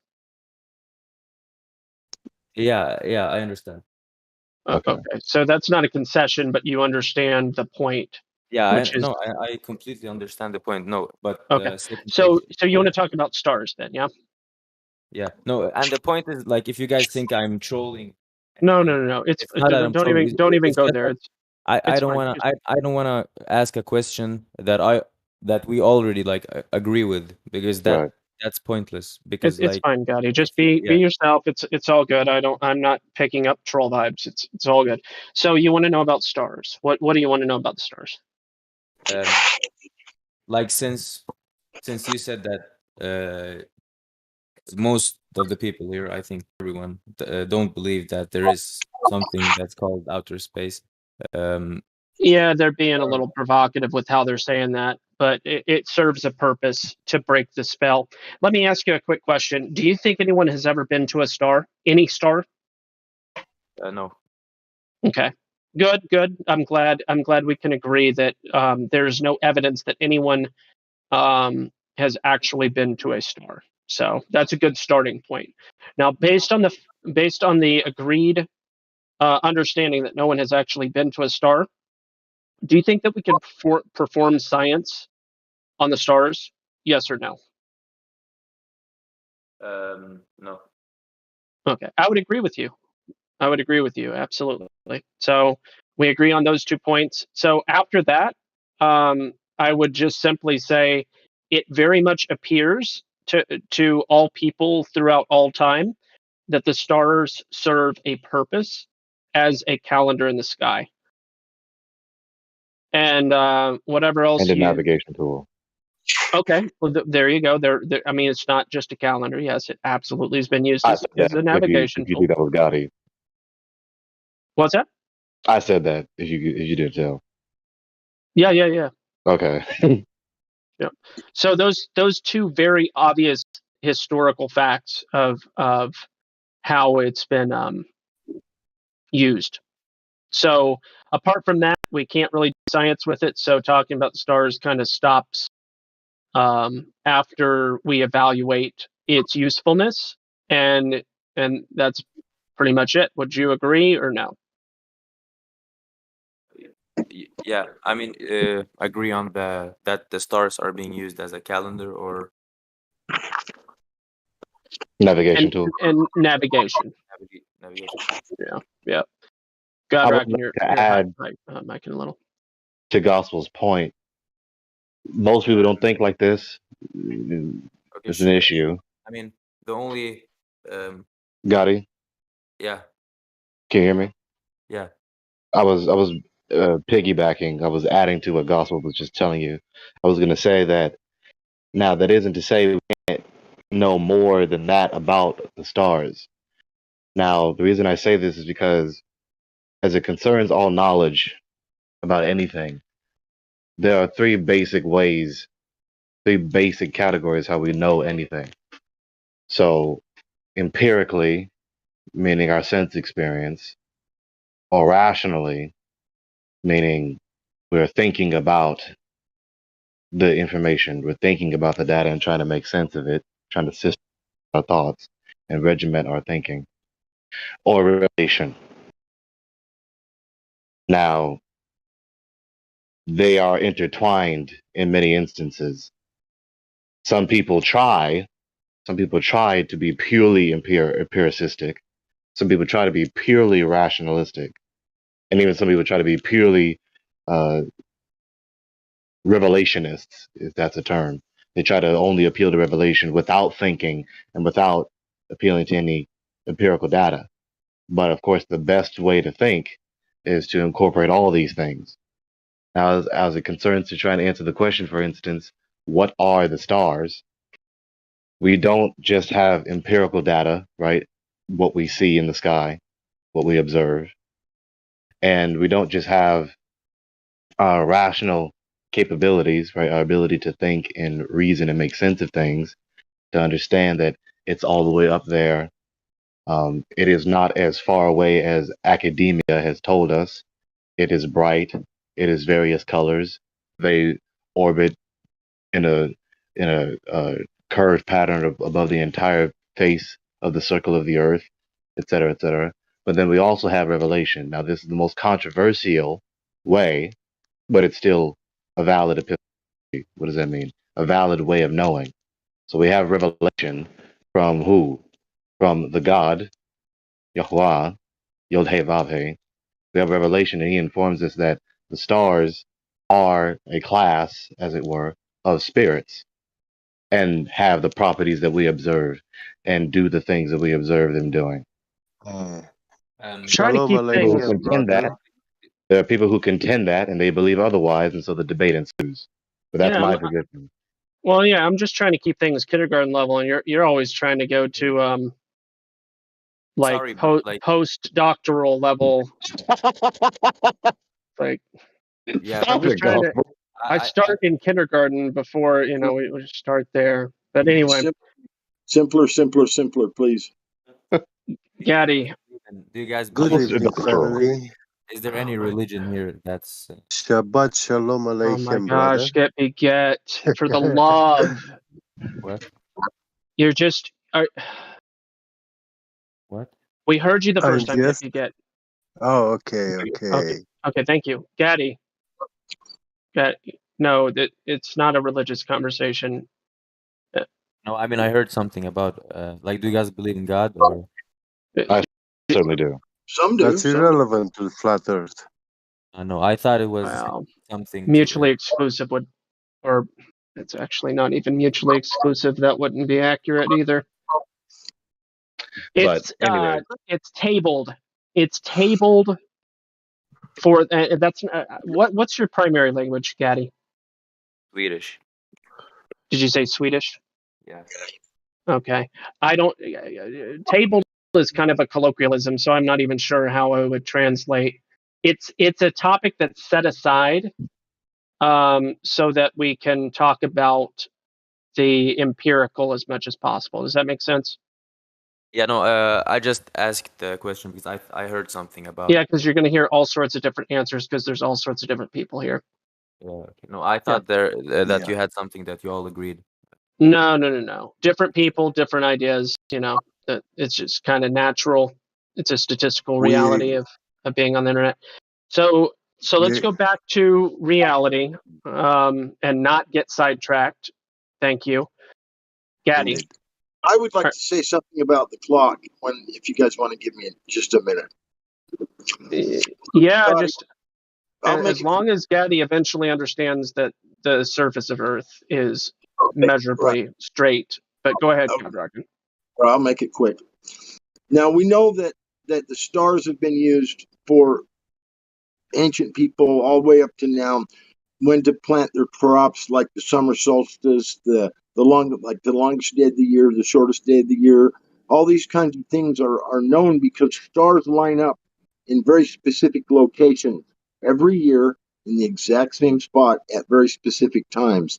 Yes. So that's what we mean by it's a clock. And people plant their crops, they harvest, they do all kinds of different things by using the stars above us, okay?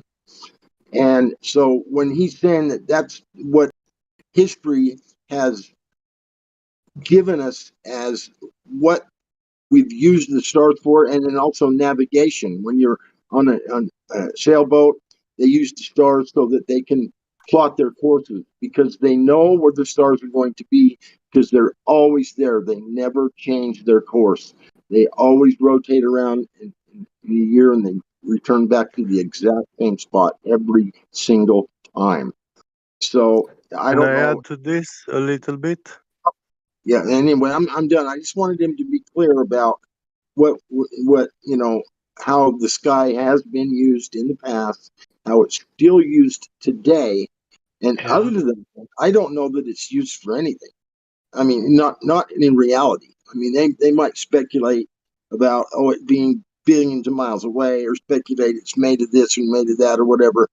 That's all just speculation. But we know that it's a simple fact that that star is going to be in an exact location every time, the same time of year, so we can use that information to know exactly what time of year it is. Excuse me. And we can also use it so we can know where to sail, where we're going to end up over the ocean. It's used in that way, and I don't know any other way it's used.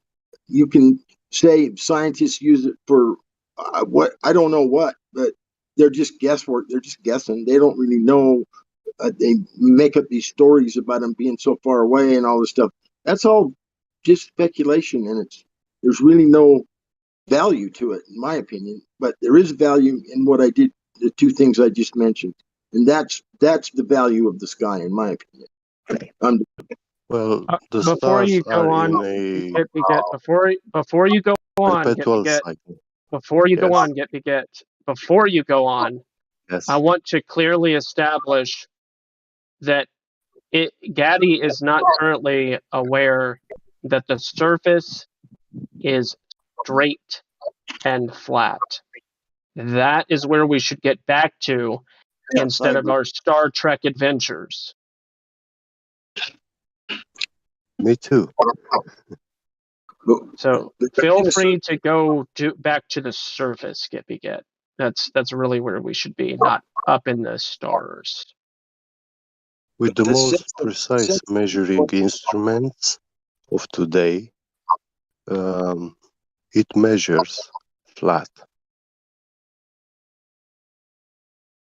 The most precise measuring instruments technologically we achieve.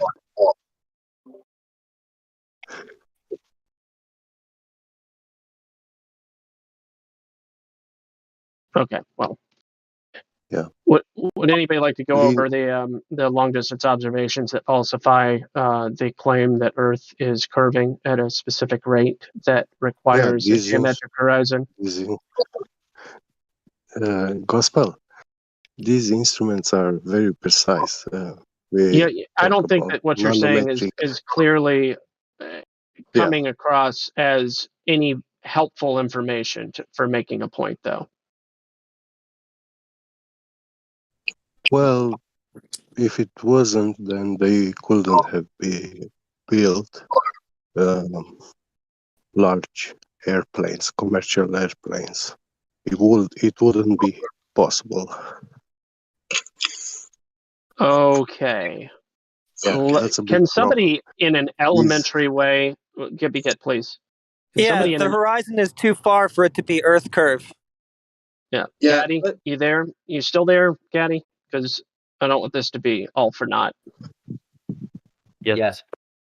Okay. So, do you understand the implications of what's being stated in regards to the horizons too far away? Yes. Okay. So, once you acknowledge that, understand the implications of that, that usually helps to clear up a lot of other curiosities and confusions that you might be having. And then what happens once you come to that awareness, you go, oh, well, now I can just take things at face value and not be trusting in a fairy tale. I mean, isn't that what you guys are talking about? Not believing in fairy tales, such as going to outer space and stuff. Yeah. Yeah, that doesn't exist. It requires scientific demonstration. Scientifically, you have to prove it. So you know that the horizon has to be at a set distance according to the parameters of the globe, right? Yes. That was for you, Gaddy. Yeah, I couldn't remember his name, so I didn't say it, but yeah. GHADI. Jet by jet. No. They're not talking. Jet Why by would they jet. be talking to you? Why are you mumbling through everything? Are you all right? Yes, thank you, Elijah. Good evening to you. Okay, then.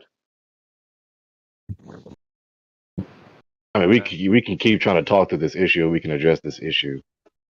Can I still ask questions or? Yes, Gaddy, please Yes. continue. What do you guys believe in? Let's say Okay. NASA and all these. Hold on. Pause there, please. You keep using this word. It starts with the letter B. Believe. Okay. I've addressed empiricism. Are you aware of the meaning of that word, or would you like the Swedish translation? No, you can explain it in English again. Hold on. Or I can. What do you say? Imperialism. No, not imperialism. That's why I want to make sure that you're catching these words. Actually, empirism is the Swedish. Empirism. In English, it's pronounced empiricism, but the Swedish word is empirism. Okay. Do you know this word? Okay, so the theory that human knowledge comes predominantly from experiences gathered through the five senses. Yeah, okay, I get it. Yeah. So that's what I've been referring to. How does belief enter into the picture in that regard? Does it or does it not? But when you say that, aren't you like saying? I'll give you an analogy. Okay, so what I'll give you an analogy, replace Gaddy. the word believe with? I have 2x8s, 2x10s, 2x12s in my garage. Okay.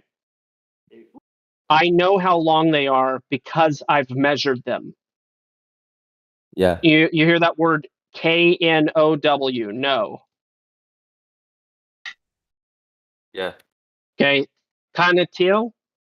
So I know as opposed to believe. You know, it's not tro, right? It's not tro. It's I know it. Kanatil. Okay. Then the Okay. question. Yeah. Okay. Sure. Yeah. So this relates to the Earth in that we can make observations and use different tools of measurement to discern and falsify a claim that there is curvature. And it's not a belief matter. It's not a matter of faith or belief. It's a matter of observing reality with our senses and measurement. It's not even a scientific thing. It's a matter of measurement. Well, let me interject because we're talking about epistemology now. And you can see why I keep talking about this because it's unavoidable. It is unavoidable. At least give him a chance to They respond to measure, what I like, just said. haven't they? But if you're talking about measuring, haven't there been countless of measures? For example, for shadows across the country, haven't there been? Excellent. Haven't then like No. Google like space station photos? That's like if you want to talk about measurements, then there's Good. more measurements saying that the Earth is not flat than measurements saying that the Earth is flat. So Good. if you want to talk about measurements, then you're like it's not a. Excellent, Gaddy. I'm glad you mentioned it.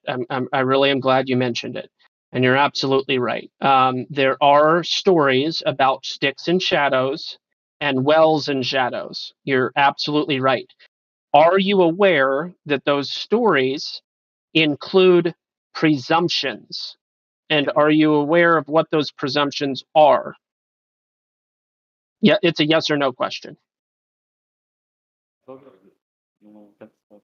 You're too low. I can't hear you. Yeah. Okay, and you know what the presumption is? Yeah. Or at least one of them? Go ahead. Oh wait, what was that? Okay. So my question was, are Prove you that aware the that Earth there are is not flat, presumptions? for example. Maybe there's a delay here. Are you aware that there are presumptions related to the Sticks and Shadows story? Yes or no? Well, your mic is jacked, bro.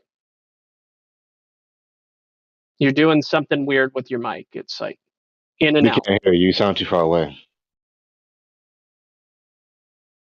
Gaddy. No, I'm just fighting with my. Wait, 1 second. Okay.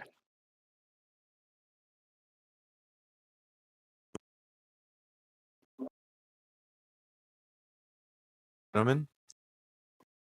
You back, Gaddy? I'm just gonna kick my. It's a losing battle within my microphone. I hate battles with inanimate objects. Nothing is more enraging than having a battle with an inanimate object if you think that you're losing. It's as bad as gaslighting. It's the worst. It's up there with the worst. Yeah, wait, I'm just gonna kick my father's ass. Yeah, I'll be back. Sorry. No, we can hear you now. My- Whatever my- you're doing right now. No, but it's just that my father said he wanted to have a talk with me, so I'm gonna have to go now, guys. Good. Yeah. That's Goodbye. always a good thing. But yeah, the Earth is around, so just making clear it. You can believe that. And there he goes. Dost thou leave me so unsatisfied? Yeah.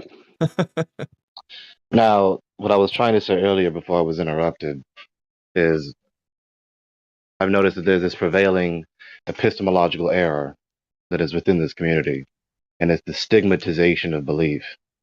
Now, I've heard and I guess seen some attempt at trying to substantiate this contempt for belief, and I understand where the thought process comes from because we believed one thing and we learned that it was false, and we learned that most people have beliefs that are not substantiated and not justified. But we make this hasty generalization, which is a fallacy, that that belief in essence is to unjustifiably accept something as true. That's what a belief is. To accept something, to accept a supposition and assertion as true.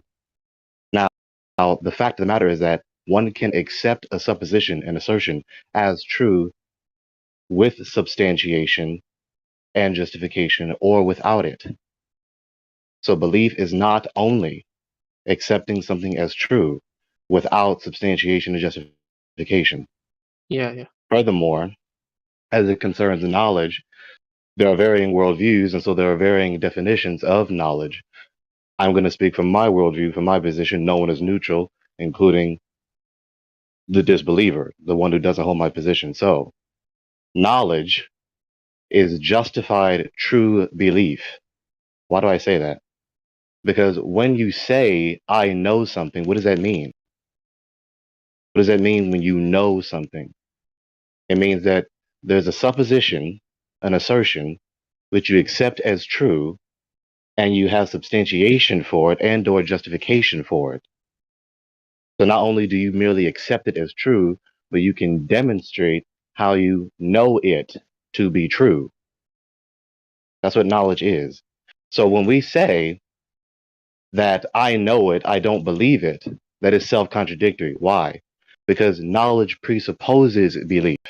If you don't even believe it, you don't know it.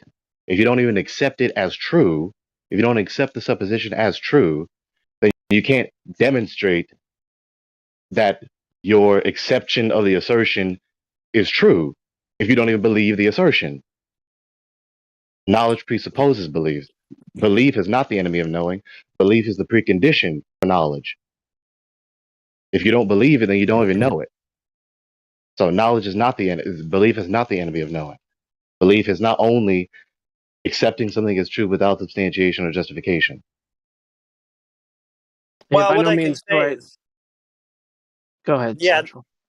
Well, now's a better time for that conversation than 5 minutes ago when we were trying to explain measurements to a noob. That's all I would say. Ditto. Ditto. Yeah, you know what I think that there's a problem with here in the server is that when we say stuff like assertion, assumption, presupposition, these things, I don't think that these people understand what that truly means. They don't. You think they do, but they do not. You have to take it to a more elementary level. And Yeah, it's so like, I agree with God Rockin', but also Gregory, I think what's happening here is the fact that they're coming in and this, well, the way we're saying it, right? We're kind of showing them what they're saying is incorrect, but at the same time we're incorrect, like what you're saying, right? But they're using it in their ways, like, well, you believe that the Earth is flat, but we know that the Earth is a globe. So you hear what I'm saying? Like that's how they're presenting it to the people that their audience or whatever. Yeah. Whether it's and us you or adjust that. So when it's because when you said there's Right. assumptions, he didn't even know what you meant. Yeah, he didn't even know. But like I think the error also because of that, it's all fundamental, right? Like you have to take it all the way back to like what are you even saying? Because you don't even know what you're saying, right? You're gonna have to like dissect that before you get address the issue. So I think what's happening here is that instead of it's almost like bypassing that and getting to the where they're getting it incorrect, the concept, not the speech. You know how you're defining terms, and that's in important. the conversation. Right. I'm what not you're saying that talking that's about. wrong. I'm saying that's important, but the reason of the bypass, the reason that people bypass that is because they're trying to get to the heart of the context. Yeah. Like and not to say you're wrong, but I'm just saying it's almost like an easier way to just instead of okay, let's just take for example the guy who was just in here. If you go in, dig deep, and start talking to him about what belief and knowing means, you're gonna lose him like within the first 20 minutes. He'll probably spin his wheels and he'll say some other things about how you're wrong, and it'll get in. And I know it's important. And don't get me wrong, it is important to understand what we say and the meaning of what we say. But there's also a lack of understanding, so you're not gonna get the fruit that you. I get know what you mean. I get what you mean. it's hard because like him who has such hard, little man. understanding. Yeah, And they exactly. speak the way they speak and they abuse terms. Abuse Then terms. sometimes you have to So, like, and make I'm not. decisions. Do I address this? Do I address Yeah. that? No, I'll address this for now. Yeah, because like in this space, and we get caught up in that. So we're gonna say no and belief in the same, so that it's like we're speaking to their mind directly, not that we're speaking to their inadequate understanding of the word, but we're speaking directly to how they're presenting it, so that they can understand what we mean, but in context, not in the. When he said that sentence, Fundamental. or when any Glober says that sentence, or you believe, or we know. Yeah, exactly. My quick response would be, no, I do not merely believe, like you're trying to insinuate.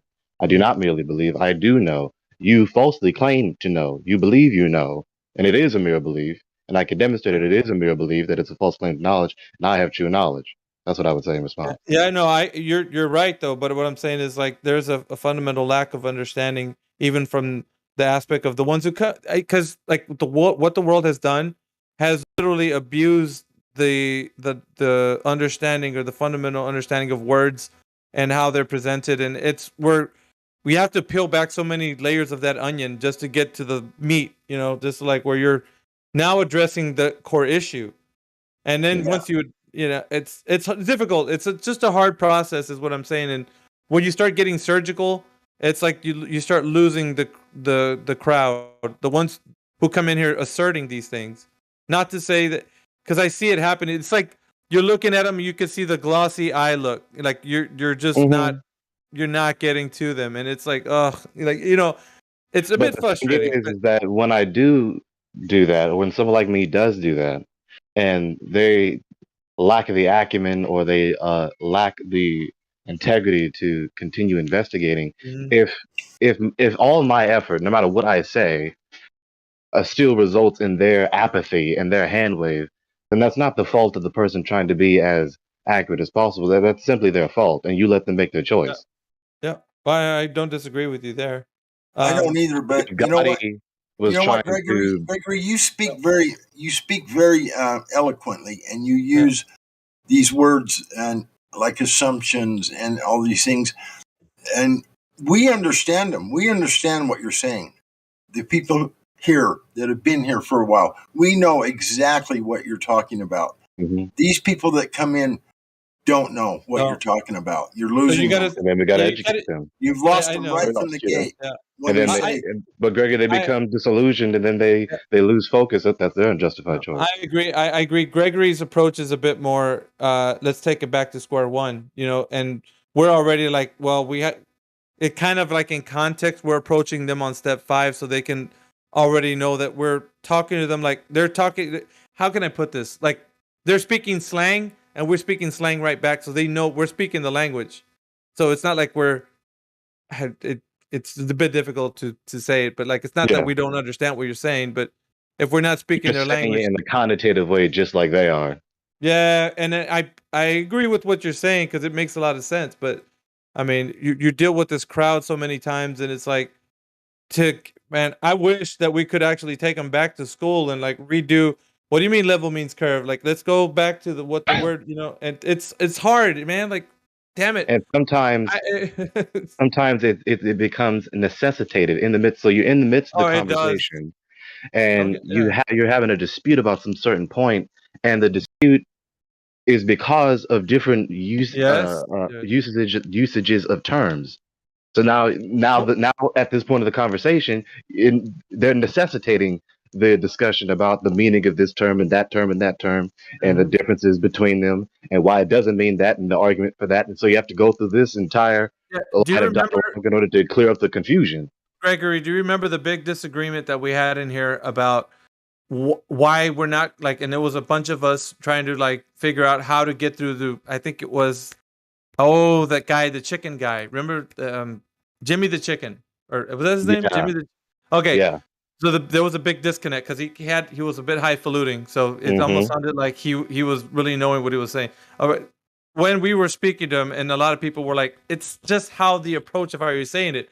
But I think we were correct in saying that it doesn't matter what we say; he's going to be dismissing everything you say. Doesn't matter if you present him the Black Swan or not. Even if you show him measurements, he's gonna be like, "Oh." No. He's going to reinterpret it. He's going to and for the life of us, it doesn't matter how well you say it, or if you bring QE in here, it's not going to do any good justice because bring QE in here. Never mind that. You know what I'm saying, right? Like, so you're not going to be effective. There's no effectiveness. Not going to persuade him, right? Yes, and there we go. That is the number one issue that many people have when trying to argue. We confuse proof with persuasion. Start talking to these people like they're actually 10 years old, Gregory, because they're not really any older than that. When it comes to understanding these terms that you keep spitting out, they're not. They don't understand what you're talking about. I'm telling you. When you say assumptions and presuppositions and all, they don't even know what that means. And you continue on with the conversation, and you've lost them already. Yeah, that's what I'm saying. Their eyes are glossy, man. They're like, they're gone. And I could feel it, man. Like when you're explaining to them, like, dude, they're really not gonna get this. But you're very eloquent, Gregory, and we understand you perfectly because we know what those terms mean. The people that come in, they do not.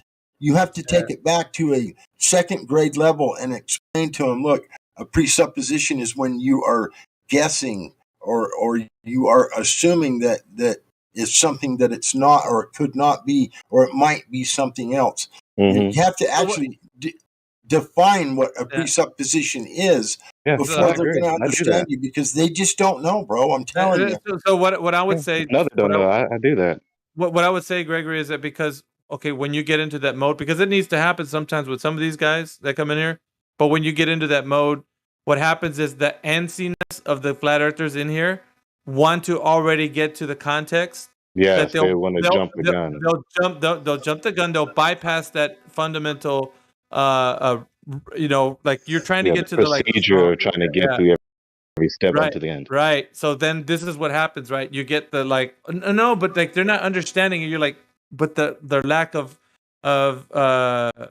being able to discern what the word means is the issue here. Yes. That's the reason why they don't. And but so you because you can't address that, or because in this environment it becomes like somebody else trying to say, let me try, and then they'll Yeah. They get take interrupted. it right. Yeah. So yeah, it's hard, man. But well, here's what I will say: don't stop being you. All I'm Don't saying stop being is you, man. take it I love you, back Biggie. a few steps. Don't stop Take being it you. back a few levels, like you're talking to a 10-year-old. Because if you don't, they're not going to get it. Look, here's what it's the road of the teacher and the road of the one who wants to educate is the hardest, because sometimes it feels like with your own peers you have to fight tooth and nail to get something done. But if you're about truth and you're standing for the doing the right thing, then ultimately that will prevail. In some way, shape, or form, that person will think about at least the issue of like why the word means what it does.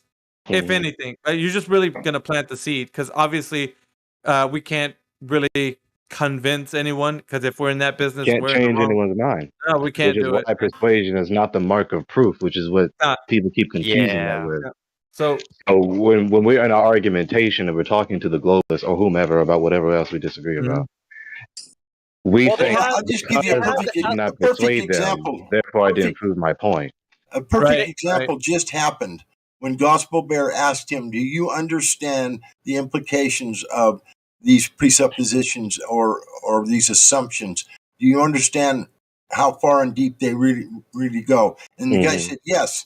And then he said, "Okay, name me one." And he went, "Oh, what?" No, he really did it. Because he didn't know what they were. He acted like he did. Well, it's just like you know what it he is had like. no idea what you were talking about. It's like a kid. It's like a kid when you're telling them, "I need you to do." I know. Hey, stop saying "I know." You don't know. Like the You kids. don't know. Yeah, they. You know how kids are. I know. Yeah. I know. No, you don't Yeah. know. Like Like if you knew, you would have did this, that, and the other, but you didn't. You did this, and that. Therefore, you don't know. It's we can get caught up in that, because like being in this so long, it's like I saw like an approach that at least my style, right? I see an approach that I take, and it's almost like if I was to do what you're doing, it's more of an educated like teacher style. Like, wow, man, like you'd have to have the patience of a saint to get through these guys, man.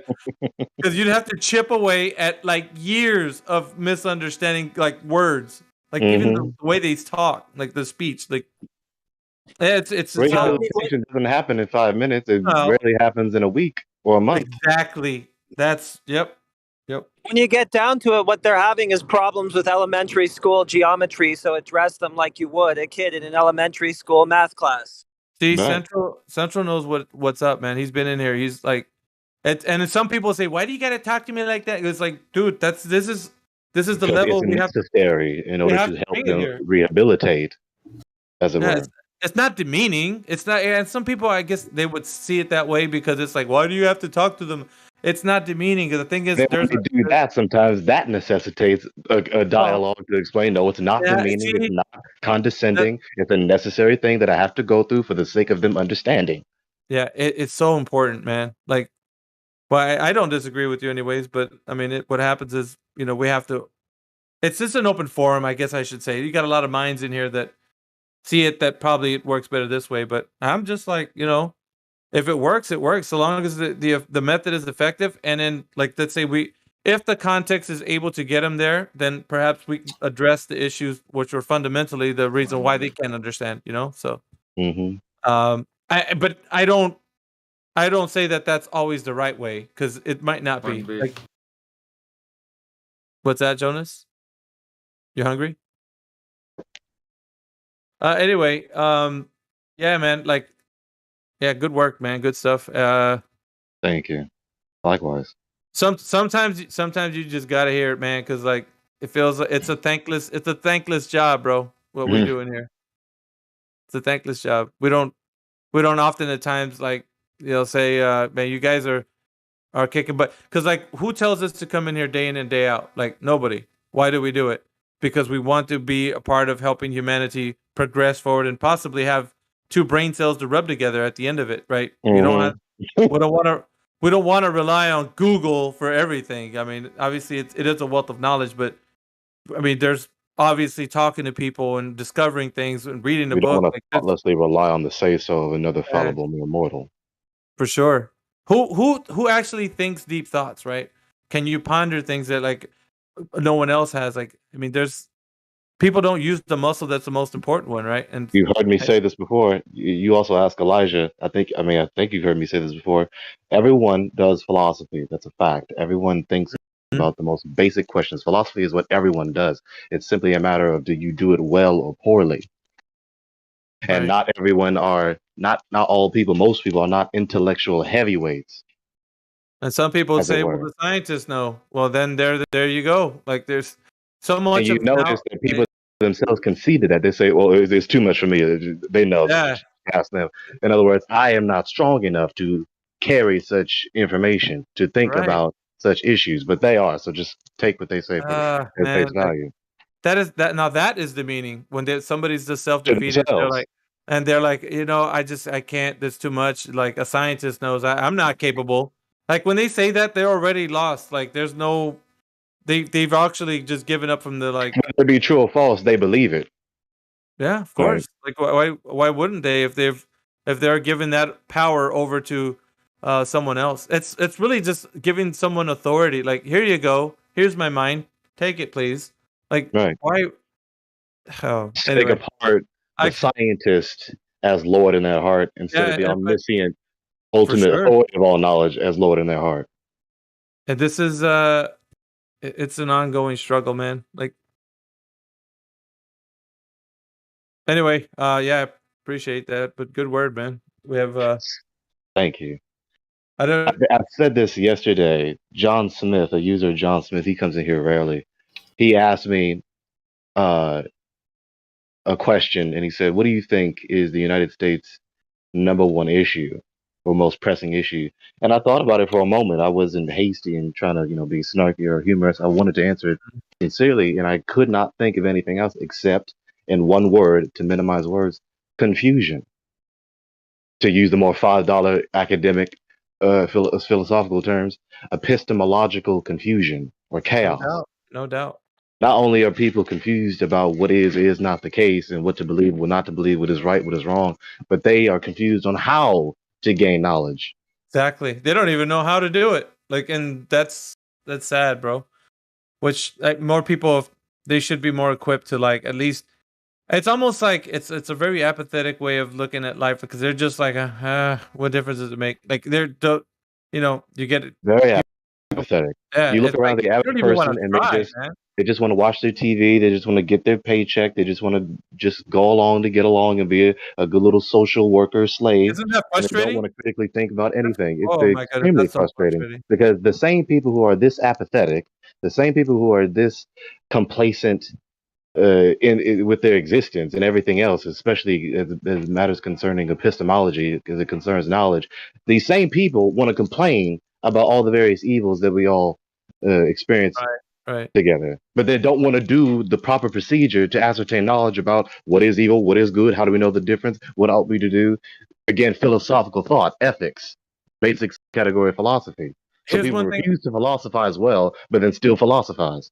Here's one thing I will say about the anti-flat earther. At least they stand up, and they might be wrong, but they at least got something going around. Like they might be searching up something or looking up something, but they're trying to at least make a way forward to see what they can think about of the Yeah, globe. some kind of sophisticated effort in investigation. On the other hand, you got the guys that come in here. They're just so like out of touch with reality. It's like I don't know, maybe whatever. Like no, the mind is like halfway out of there.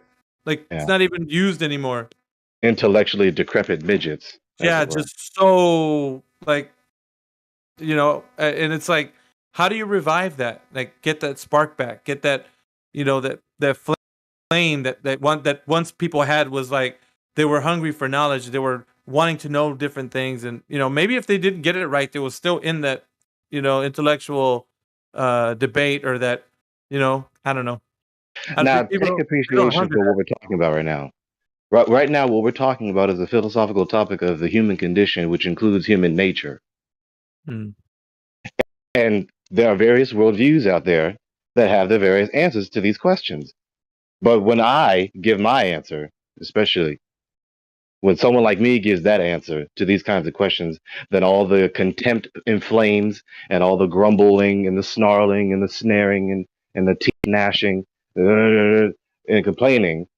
But everyone else's answer is okay. Not me in particular, but people like me who hold the worldview of the Yeah, Bible. because you're wrong and I'm right, right? Is that Right. at the end of the day? Look, Right. that's how it is, man. No one knows for sure. We can't know anything, but I know that you're wrong. Yeah, that's one thing I do know. The thing that I know. Okay. But then, Knowledge is impossible, and I know knowledge is impossible, and I know that you're wrong. Yeah. You know, because that's not self-defeating prima facie. What the hell's prima facie? On its face. Yeah, it's the Okay. world we live in So now. to answer your question, how do you get that spark back? The only thing you and I can do, us fellow humans, the only thing you and I can do is be a factor, not the determining factor. We can help, but with all the things that we can do to help, that still in the end, after we do all the things that we can't help, they still may not have that spark, as it were, reignited. The only entity that can get that spark back is the God. Yeah, I know, but I'm saying, And the debate ensues. Sometimes you feel like a ambulance paramedic, man. Clear. Yes. You know what I'm saying? Yeah. That's you get nothing, you know. God damn it! You're beating down the chest with your two hands. Don't die. It don't work though, man. Like, trust me. Oh. You can yell at the top of your. We've done it all, man. The whole bit, you know. The defibrillator of truth and proper sound argumentation does not always revive their mind. I think it starts with get them to put the cell phone down just for one conversation. So smartphone down, right? Dude, they're playing Minecraft when Let's they come in remove here, this bro. barrier. Let's remove that barrier. Let's remove this distraction and that distraction. Now focus, please. I've said that many times. They come in here and you hear the clicking of the mouse. You'll click, click, click, click, click, click, and you're like, dude, I know you're not paying attention. And then people are trying to talk to. Here, let me try. I'm like, guys, he's clearly not listening to you. Like, there's not going to be any. But I mean, you know, so be it. Let the conversation continue. But we see it for the most part in our day and age, in our century, especially the 21st century, and of course the previous century. We see that throughout the majority of the so-called young people. I mean, I guess I still classify as good Lord. Am I that old in my mind? Anyway, we see that with children in school, where the majority of children are disinterested and they don't want to learn. They don't want to pay attention. They rather do something else than pay attention to the lesson. I mean, we were raised that way. Most people are raised that way, raised with contempt and resentment for thinking well, for regimenting their thinking. Mm-hmm. So then they grow up graduating thinking that way, and then college in higher education just hardens their heart against critical thinking even more and learning even more. So what do you think they're going to be as adults if they're raised that way? What do you think the end of that raising process of hardening their heart against critical thought, asking questions, seeking the answers, the whole truth and nothing but the truth? They're going to be an adult that way. Yep. Hey, can I add on top of that? I think that maybe they've been raised to believe that repeating is thinking. That too. I mean, just erroneous ways of thought. Because I repeated this over and over again, because I've mastered the repetition, what I was taught to repeat, ergo, I am smart. Oh. Well, did you know, sir, ma'am, that all the things that you've been repeating and were taught to repeat and have mastered repeating could be false? No. Why do you say that? Then you try to get into an argumentation, and it's not an argument. You can't even go through the procedure of asking questions to examine them, let alone. I actually want to. Sometimes you're using that defibrillator style, right? Come on, let's see what you like. what do you got, man? Come at me. Like Like it's asking like, questions nah, I or don't giving a even. kind of argument. I'm not even talking about the shape of the earth. And you're like, wow, man. All right, fine. Like, you know, like you want to talk You're about not the talking Simpson about all the day. shape of Like, the earth, but you just talked about all these other cosmic phenomena, all these yeah, cosmic exactly. entities in order to prove your belief about the shape of the earth. I got on this other server. I got this atheist head to explode because he started dropping the whole Dunning Kruger thing. It's like you're a Dunning Kruger, Good blah grief. blah blah, right? And I'm like, you just think that because you have an illusionary superiority for you think you're better than average, and you rate everyone else as average. He's like, that's not the Dunning Kruger effect, So I posted to him, right, as described in Social Psychology by David Dunning and Justin Kruger, illusionary bias of illusionary superiority. And then he wouldn't even read it. Like once he realized how wrong he was, that he thought, I go, you had Dunning Kruger, the Dunning Kruger effect. You broke the fourth wall of Dunning Kruger. And eventually the dude just ended up blocking me, saying I was trolling him. And I'm like, yeah, use that, You got trolled by your better. Yeah. So we're born into this world. We're taught what we're taught. We think a certain way. And then we learn that the way we thought or what we believed was wrong, invalid, false, absurd. And then either people exchange one error for another, or they exchange the error for the truth. Or, according to the scriptures, according to the Bible, we stop suppressing the knowledge of the truth that we've been endowed with and that has been revealed to us in our everyday human experience for the entirety of our lives, and we start accepting it and then start refuting any and all falsehood and doing the truth with that knowledge that we now know. Yeah, I mean, it's hard because there's some wonderful truth in the word because it says that my people are destroyed for lack of knowledge. Like they're not destroyed for anything else but that. So because they don't have the And not knowledge only of the were they truth, just ignorant, right? They weren't merely ignorant, they did not want to know. They they don't want to repeatedly know. Yeah, they rejected don't the care. truth for the lie. But that's So because you have self-evident when they come. rejected knowledge, I have When they, rejected you for being priests for me and your children. yeah, when they come in here, that's self-evident. Like it's almost like you don't even have to tell me that. I can see how they reject it because the truth is they don't have any measurements to the globe. And when we get into that topic, and we're like, hey, this is all you have to do if you want to figure this out, right? Don't take my word for it. Go and do it yourself. And you get into this whole thing where they're like, like you don't even want to know. Like another, all to the refusal of going through the procedure of ascertaining knowledge. Yeah. Including scrutinizing the method of inquiry. They're happy just giving their minds over to those who would control it. So, I mean, I told them that so be it. If that's what you want out of life, if you want to keep giving your mind over to people that you say are, intellects and you put them on pedestals and whatnot, then do it. Because why should I care? Because obviously I'm here trying to help you, but it sounds like you're happy in the world that you're in. Obviously, towards the end, continue expending more energy in effort to help you when no matter what I do, you not only are not improving, you contradict my effort to help you. Yeah, Jimmy the Chicken was a great example of that. That's why I used him in here because he's like the he would be the poster child for what we're talking about. Mhm. Because if we're to say this is the type of person that these guys become, he's would probably be the grown up version of that. Mhm. He's like exactly what people turn out to be when they don't care anymore about what truth is. Yeah, he's hand waving everything. Like he doesn't he will not even let logic and reasoning come into his mind. It's like let's reason together, but you don't even want to do that. You rather don't even just want to do that. You you don't just want to do that. you want to go like this with your hand and be done with it. Like that's what I was now you see how we're talking about this again. This is a philosophical topic. Remember, this is the human condition, including the subject of human nature. You see how we got onto the subject from talking about another subject, right? And because of the behavior of others, be it our own or another, we cannot help but be provoked to think further and talk about and understand the person whom is behaving the way they're behaving, to try and understand what they're doing, why they're doing it, how long they've been doing it, what's their history, what's the implications, what's the consequences. We cannot help but philosophize. So you might as well just do it well.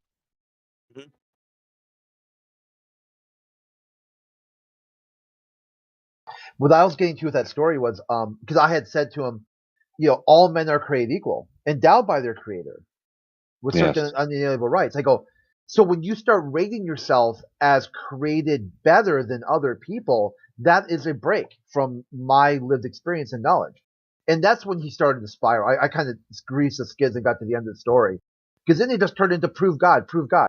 I'm like, the only thing I'm talking right now is all people are created equal. We're all about average. Everybody is about that. There's a few people exceptional and a few people exceptional on both ends of the spectrum. And everyone else is above average. And he wouldn't even agree to that because of his nihilistic point of view that nothing matters, only he matters. Only he's the most important thing in the universe. Which is contrary to his nihilism. Exactly. It's like this they're suffering. There really are suffering. And yeah, I'm not sure how you fix that. Other than just put the phone down, put the distraction down, just talk, just try to work it out. Because they'll trigger really easily. They'll find something you said they didn't like, some way you said it. You missed a comma or one letter was capitalized, and they'll just send them off into La La Land. And they really need someone who really loves and cares about them to reel them in. But many times that doesn't people even have work. also, many of them have burnt those bridges. Their families are sick of them too. Yeah, that's what I'm saying. That doesn't even work sometimes. So, like with the person you're talking about, and such a person that behaves that way, right? That's a person whom only the God can help. Only the God can help that person. Only the God knows the thoughts and intents of every man's heart and is able to transform and regenerate the mind and the heart. Not us. What do? We speak and we do things with our strength of soul, and we behave according to our thoughts and the intentions of our heart, which we ought to conform to the God's pleasure. But all of that which we can do is not going to be the determining factor which directly causes the mind to transform and the heart to be regenerated to be a heart that intends good and a mind that thinks rightly and does good with the strength of its soul, his or her soul. So at the end, after you do all the things you can do with your strength, you pray. You faithfully pray and leave them to the God. And it's his prerogative to do what he wishes with his clay, as it were. He's the potter, we are the clay. His prerogative.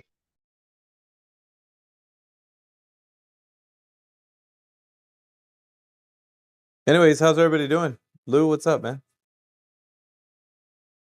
Saw you sneaking in there. Yeah, well, just got in the door from work. What are we having tonight? Papa John's? I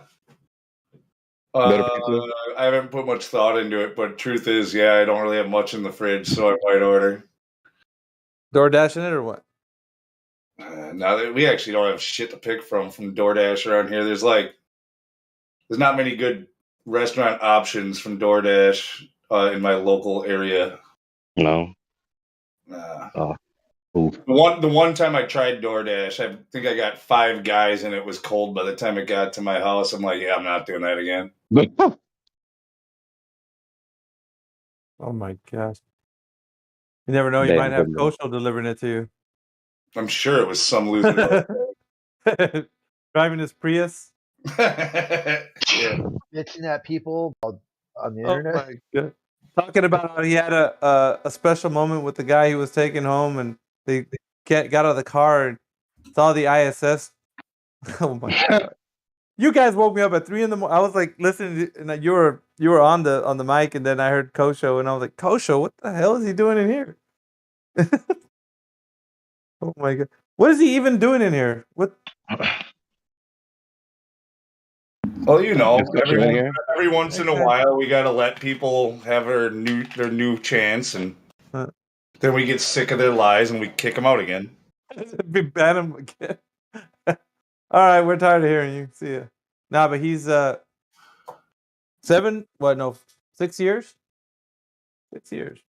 He's like the original soccer count dude too. like one account after another, after another, after another. Yeah. He's the grandfather of those guys. I know. It's like take a clue. Just take a clue. This space is not for you. Source you. You don't want to be here. You just don't want. You want to leave on your own terms. Just make up your term and just get the fuck out. No, that's what I'm saying. I'm surprised he's even in here. Him and Zanuck. But Zanuck's really not. Zanuck really. Once you get him going, he starts really defeating his own arguments for you, and you're like, "That's what I just said." He's like, "Yeah, I know." It's kind of funny. So you concede without conceding. Again, self-contradictory. He's when India was in here, they were having a conversation, and towards the end of it, it sounded Kosho. Zanuck was actually saying exactly what India was saying. So it's kind of funny though. That was the best one too. Where he wouldn't even concede that he wouldn't concede. Yeah. You won't even concede to your concession, but you'll concede. It's like you're playing chess with the guy, and then he tells you get out of the way. So he starts playing chess with himself. It's like, okay, you're doing the work for me. Lost. Yeah, he's still lost because he's like, you see, I win. You're like, I know I do. I just won. So it's fun. Back to that DoorDash thing. Actually, the kid at work, he's been picking up some extra jobs after work from DoorDash, and apparently they also will run auto parts from AutoZone. I just think it's funny that the guy might pick up brake calipers for you or something, and then the next thing is he's picking up some food for the next guy. That's they're expanding their business model, huh? Yeah, I guess so. But it's just there's all kinds of I don't know. I'm sure it's all wrapped or whatever, but Uber Eats is doing that. They're doing food and groceries, I think. Yeah, but auto parts or auto parts and food. I guess. Well, it's funny because the guy at AutoZone he picked up from earlier on, then a couple hours later, he dropped off some food from the guy who was at the AutoZone at his house. So, eventually, they're just gonna do every place, Yeah. Dry cleaners, all that. Yeah, every delivery company is going to be delivering every other thing that every other delivery company delivers. We're paying for convenience these days, And we're doing more work to make more convenience. How about that for an irony? I can agree with that. That's true. I don't know. Isn't there asbestos in brake pads and shit? Yeah, dude. You could have that on your hands, and then you're going and picking somebody's food up next thing. Things where they use asbestos is a brake. Well, if you're getting a greasy cheeseburger from McDonald's, it's probably worse eating from McDonald's than you just get the brake pads. You might as well eat the brake pads. It's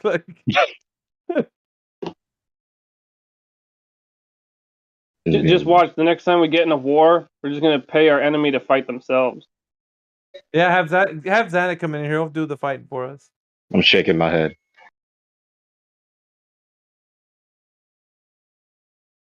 He's like, get out of the way. Let me try. Okay. Let me try.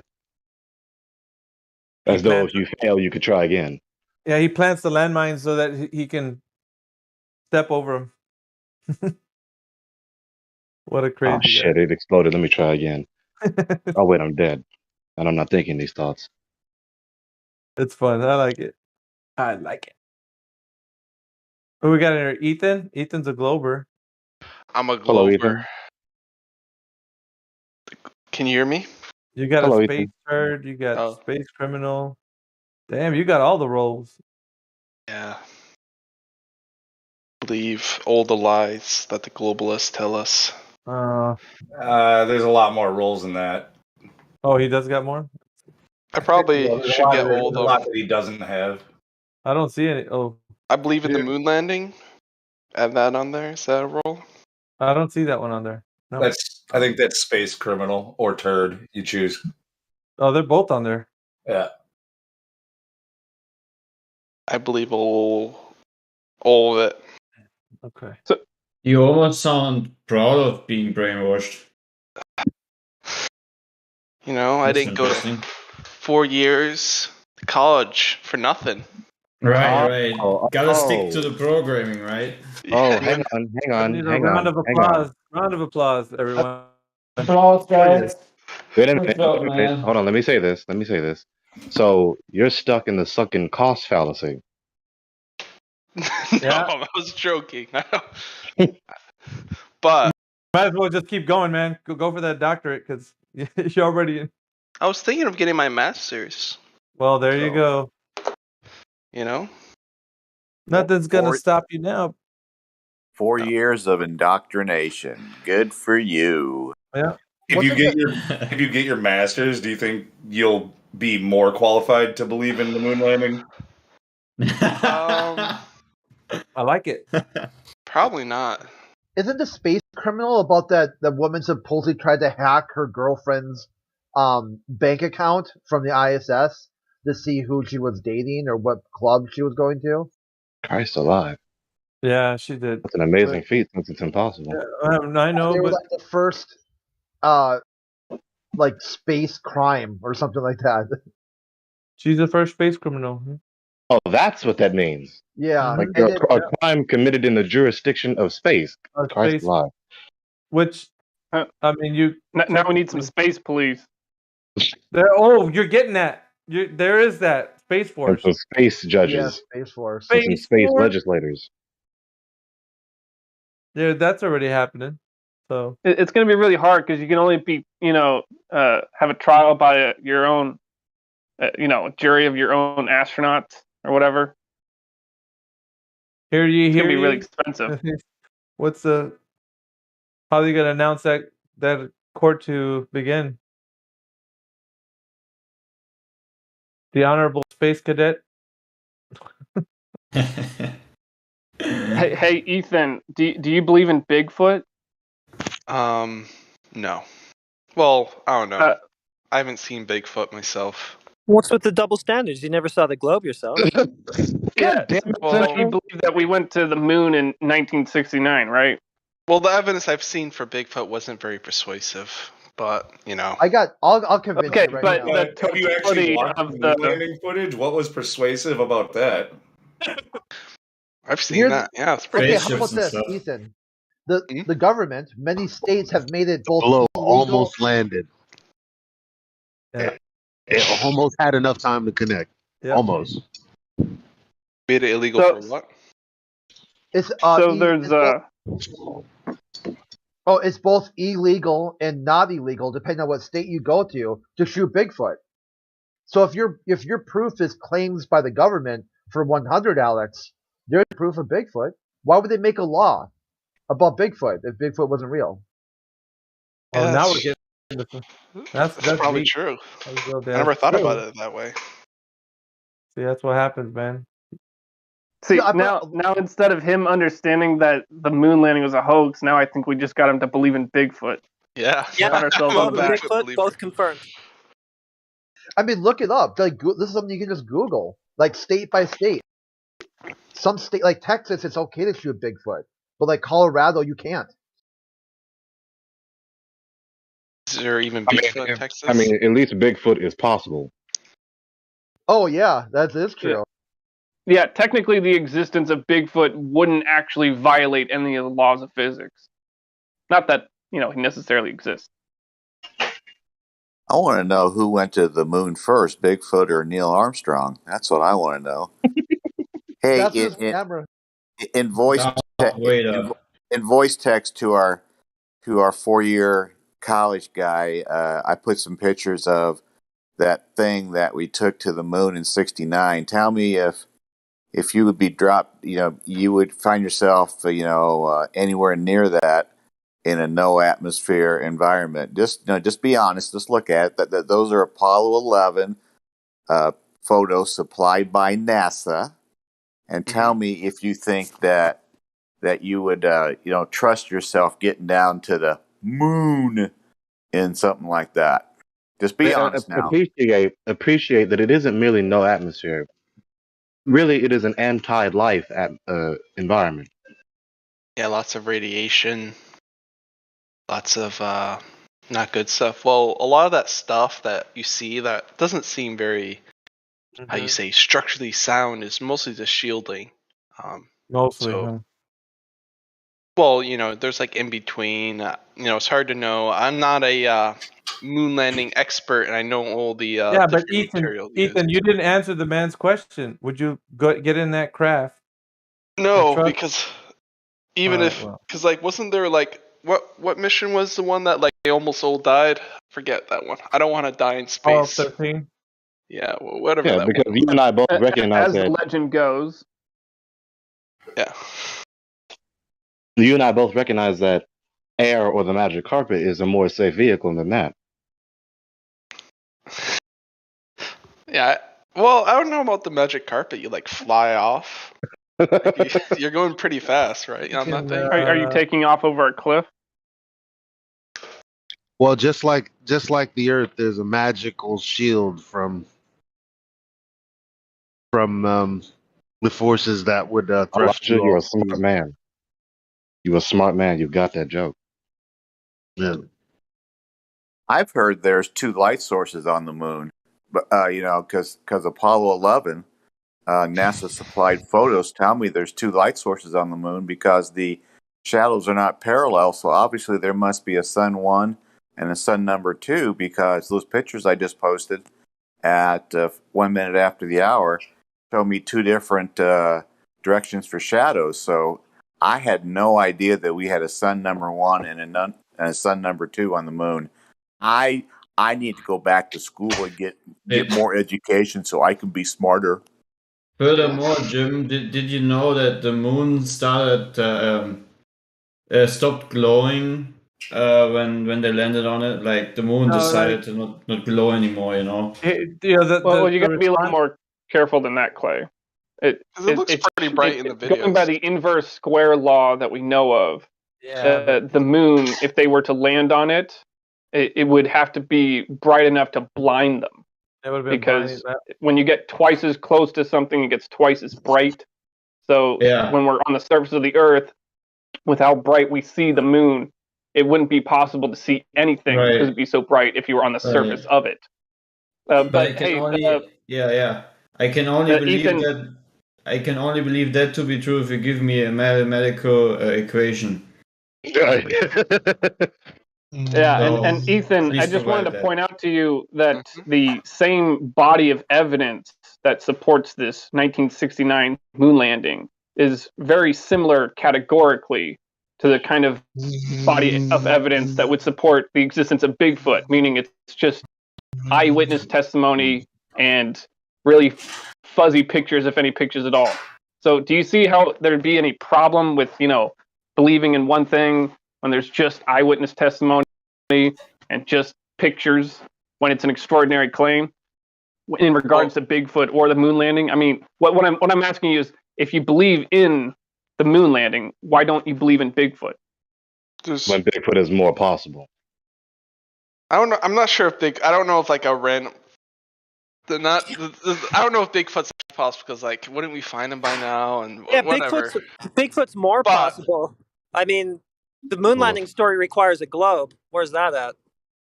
Well, I'm sorry. I didn't mean to ask that question, really. I'm just trying to ask you, what do you think the difference is? Or do you think that it makes sense to believe in one of these things and not the other? Since, after all, the standard of evidence for both, for people accepting either one, is the same. I mean, people that believe in Bigfoot have no standard of evidence that's any different than people that believe in the moon landing. I mean, you acknowledge that, right? I don't think the level of evidence is the same. We have. Well, how is it different though? We have testimony, and we have. Well, we have testimony on both though. Yeah, but like the amount and the how you say the. Wait, are you saying it's bigger for the moon landing though? Are you saying it's more for the moon landing than Bigfoot? More people? I don't know more people but I'm saying there's more legitimate eyewitness. It's more authoritative. Like it's authoritative. Yeah. So you want to appeal to authority, like, so that's your reason? No, I'm just saying, like, Joe. Let's say there's a type of tree, and we want to know what type of tree it is. Okay, Are you gonna trust Joe Smo, the I don't know, let's say he works at McDonald's and he says, "Oh yeah, that's an oak tree," and then the guy who's like a forester or whatever you call people who study, trees, he says it's a Your 4 years pine. of college are kicking in, man. Ethan, do I have any reason to doubt the existence of trees? Do I have any logical reason to doubt that trees exist or that this tree could be that particular kind of tree? I mean, I'm surrounded by trees. I live in Oregon. I can assure you I don't doubt the existence of trees. But what I do doubt the existence of is the moon landing that happened in 1969 that they say happened. And I doubt the existence of Bigfoot because I don't have sufficient evidence for either one. And the evidence for both of these things is categorically kind of the same. It's the same type of evidence. It's just pictures, eyewitness testimony, and that's it. So I mean, so what's do you see like the problem here? Like, I think when you want to examine a claim of something, you want to look at if there's a method, and then there's a means, and then there's the actual evidence. There should be some data somewhere, right? Yeah, that's part of the method, means, and the actual evidence. The data is the evidence. Well, they lost it, they claim. No, we need mathematical equations, otherwise it's not real. Okay? And by the way, Joe Schmo at the dollar store is more credible than proven government liars. So if you do not provide, wait a second, if you do not provide a mathematical equation for a tree that is in front of you, it must be a mirage. Hey, Ethan, at 4 minutes after the hour, I have proof that Bigfoot set foot on the moon. So I have a picture. Do you believe it now? See the picture? I don't see the picture. Oh. Do you see it? I mean, I know somebody took a picture of Bigfoot on the moon, so it must be true, right? Looks believable. I also see that Bigfoot was like a groupie or maybe a roadie for the Beatles. Walking with the Beatles. Yeah, but they decided to go their own way. Looks like in that photo, due to creative differences. So when we make a claim, right? I'm actually curious what you guys think. Let's say I think, I don't know, how would you decide what a type of tree, what type of tree something is? It's like, how would you go about doing that? Describe it, huh? Describe it? Like, well, that doesn't tell you what type of tree it is. I'm just saying, like, asking if you want to. Yeah, it does. That's exactly what you're doing. Inform you about the tree if I don't describe the differences. Well, I'm saying, let's say you had a tree. There's a classification system that is in place after humans have categorized things. So after you've identified, after you've maybe even memoed some differences with a little bit of geography in there it is. So when someone's like, oh, what's this tree? Well, someone has named it and someone is given, and a description of said thing. What are you talking about? Yeah, I'm just curious. I'm thinking of like the thought process. Now, okay, so is the thought process that I just went through, is that not? Yeah, that's legit. I'm saying that's good. I'm not arguing against it. So wait. So before we move on, so let's establish, right, with your first question, we have our regular human experience.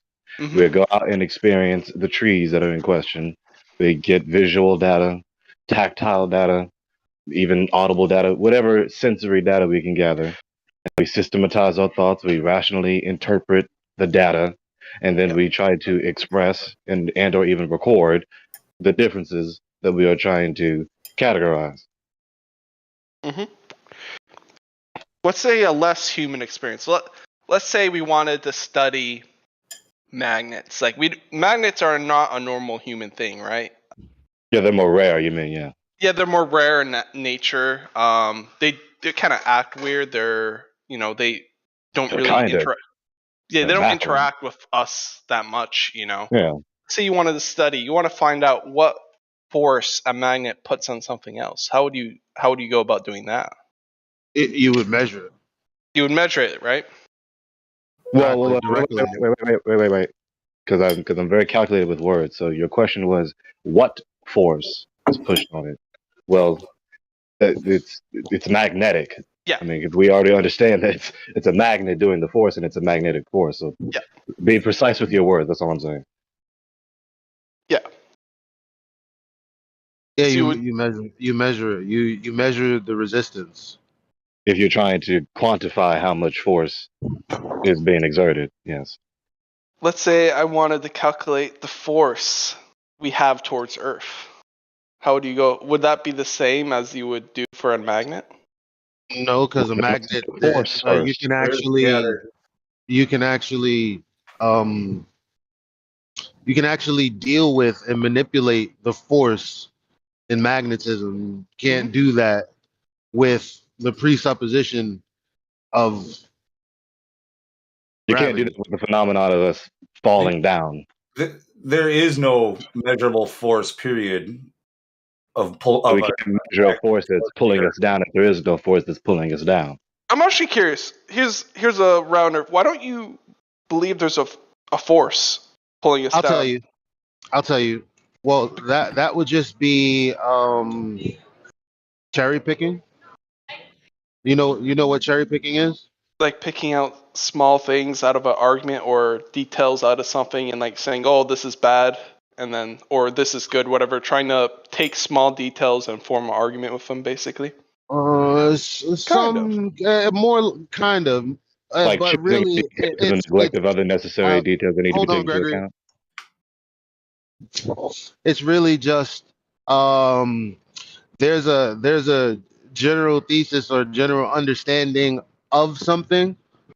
So it's already been studied. There are already aspects of it that can be known, and then to make an argument, one pulls an aspect of it to support their argument.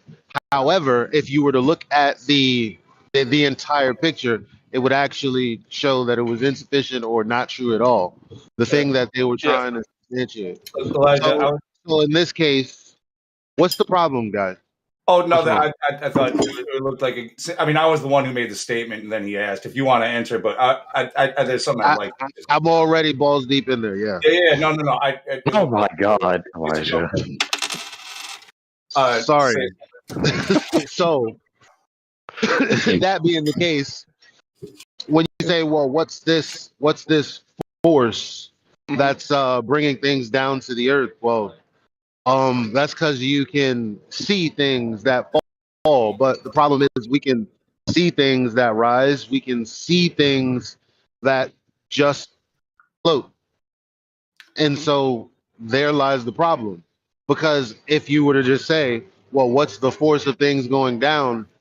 Well, if I ask you what's the force of things floating or what's the force of things going up, then you don't really have. Well, there's just more than one force. No. Right. Well, no. There's a universal pull to the center of the mass object. In this case, the Earth. So the problem is, all you have to do is prove that things are attracted to each other from the center of their masses, and we should be able to see that. Not appeal to seeing something like orbits in the sky or things like that, but we should be able to take matter here on Earth and test that. No one's been able to do that. I'm not even saying that mass attracts mass. I'm not even saying that. I'm curious. So then things fall to the Earth because of their relative density. You already know that because if I take a log to the bottom of the pool or a lake, it's going to just shoot right back up. So the only difference between it falling through air and rising through water is the medium that it's in. So there is a force then, right? Whatever it is, it's not a force. Whatever you want to think of it is, there's no relationship to the idea that we're on a ball and things are attracted to that. If you want to believe that, then you're going to have to prove that mass attracts mass. If you want to come up with if you want to use whatever words you want to interpret why things go down, rise, and float, that's fine. It's more of a philosophy, right? So, like, on a flat Earth, there is, there's what's the word? An objective up and down. It's universal for everybody, right? Up is up, down is down, and some things go up, some things go down, and it's this relationship with the medium that Elijah was just describing.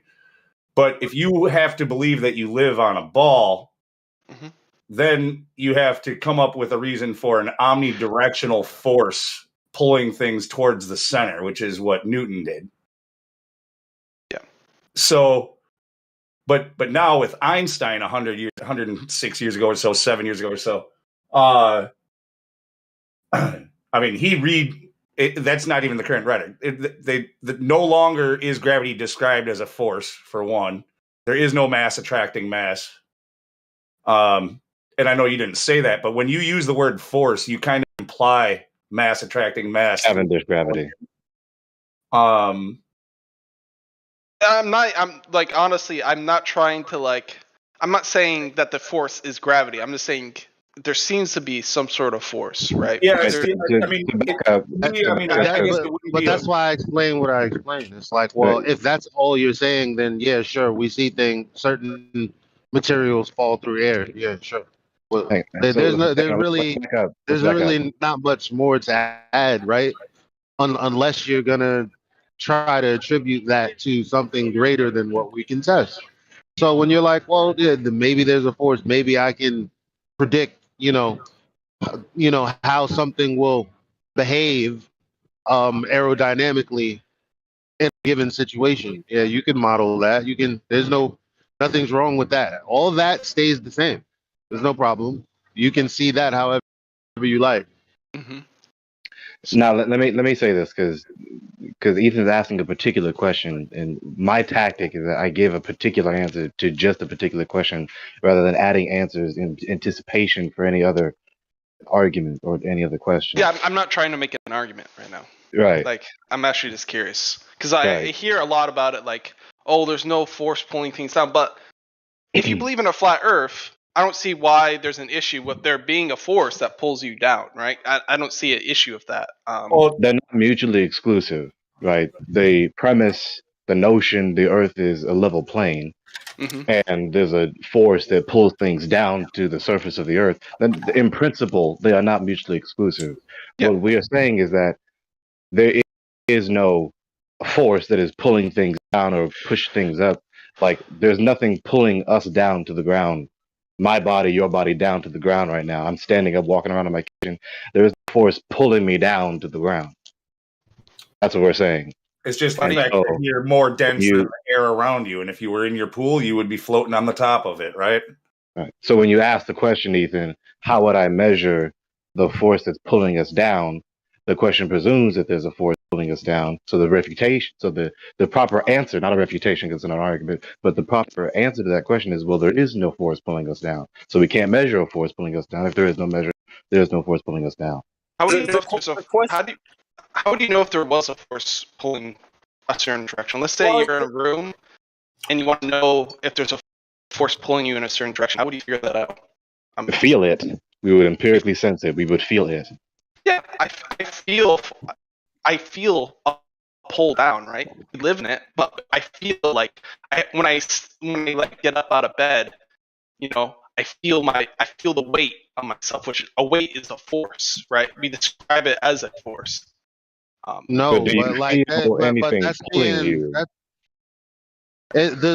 problem is the word pull, because there's equivocation going on. So obviously, like Gregory is saying, it's not like you feel like 1,000 little niblets, lassoing strings to you and then forcing you down, or like how a police officer would describe the assailant forced the victim down. Like that's a very particular description of the word force pull, push. What you're talking about is not synonymous. So it's a reworking and a redefining of the term pull, even though you want it to suit the same jacket as the one that I've just described formally. Well, I think pull is actually a good term. No, what I'm just saying is that the usage of the your term. definition. Yeah, the problem is the usage of the term. He's saying that you've equivocated the word pull in the way you've used it, as opposed to the way I've used it. Would you describe me putting a magnet near something? Like, let's say I was pulling a magnet with another magnet. Would that be me pulling a magnet? Pull. A That would magnet, be a can, force yeah, putting magnet the can magnets push together. or pull, but Yeah. We sense that you have two magnets together. The force, the magnetic force is pulling the two magnets together. You feel it. You feel a resistance, right? Yeah. But we don't feel that with jumping up and down on the ground. Well, there is a resistance, right? You have to like push yourself up. You know, you got like. Oh, but you're equivocating. Again, That's the equivocating. point. It's not Like- the same thing. If you can't accept what we're trying to put to you, then it's gonna be hard to communicate this point, because the problem is this word. Like, it's through this word you're formulating your question. So if we can't agree to, or at least understand what each other is saying, then it's not like we're misunderstanding you. We're trying to respond and you're rejecting the response. like we should go back to. No, I'm understanding what you're saying. So my issue is when we describe this stuff, right? We need to we need to get you back on the focusing on the medium that it's in. Like an example would be, let's say I have 100-pound anvil, right? Mm-hmm. Made out of iron. I put just a regular scale, sit on the floor, and I set the anvil on there, and it shows me that it's, yes, indeed 100 pounds. Now I put a scale at the bottom of the pool, and I put the anvil on top of the scale. Is it going to weigh the same? No. Is it going to weigh less? A little less. Correct. Now let's say I put that anvil in mercury. It won't even touch the scale. It will float on top of the mercury. Mm-hmm. What's the weight of that anvil? According to the scale, it would be 0. Right. So it's not really weight, is it? It's about the relationship to the medium that it's in.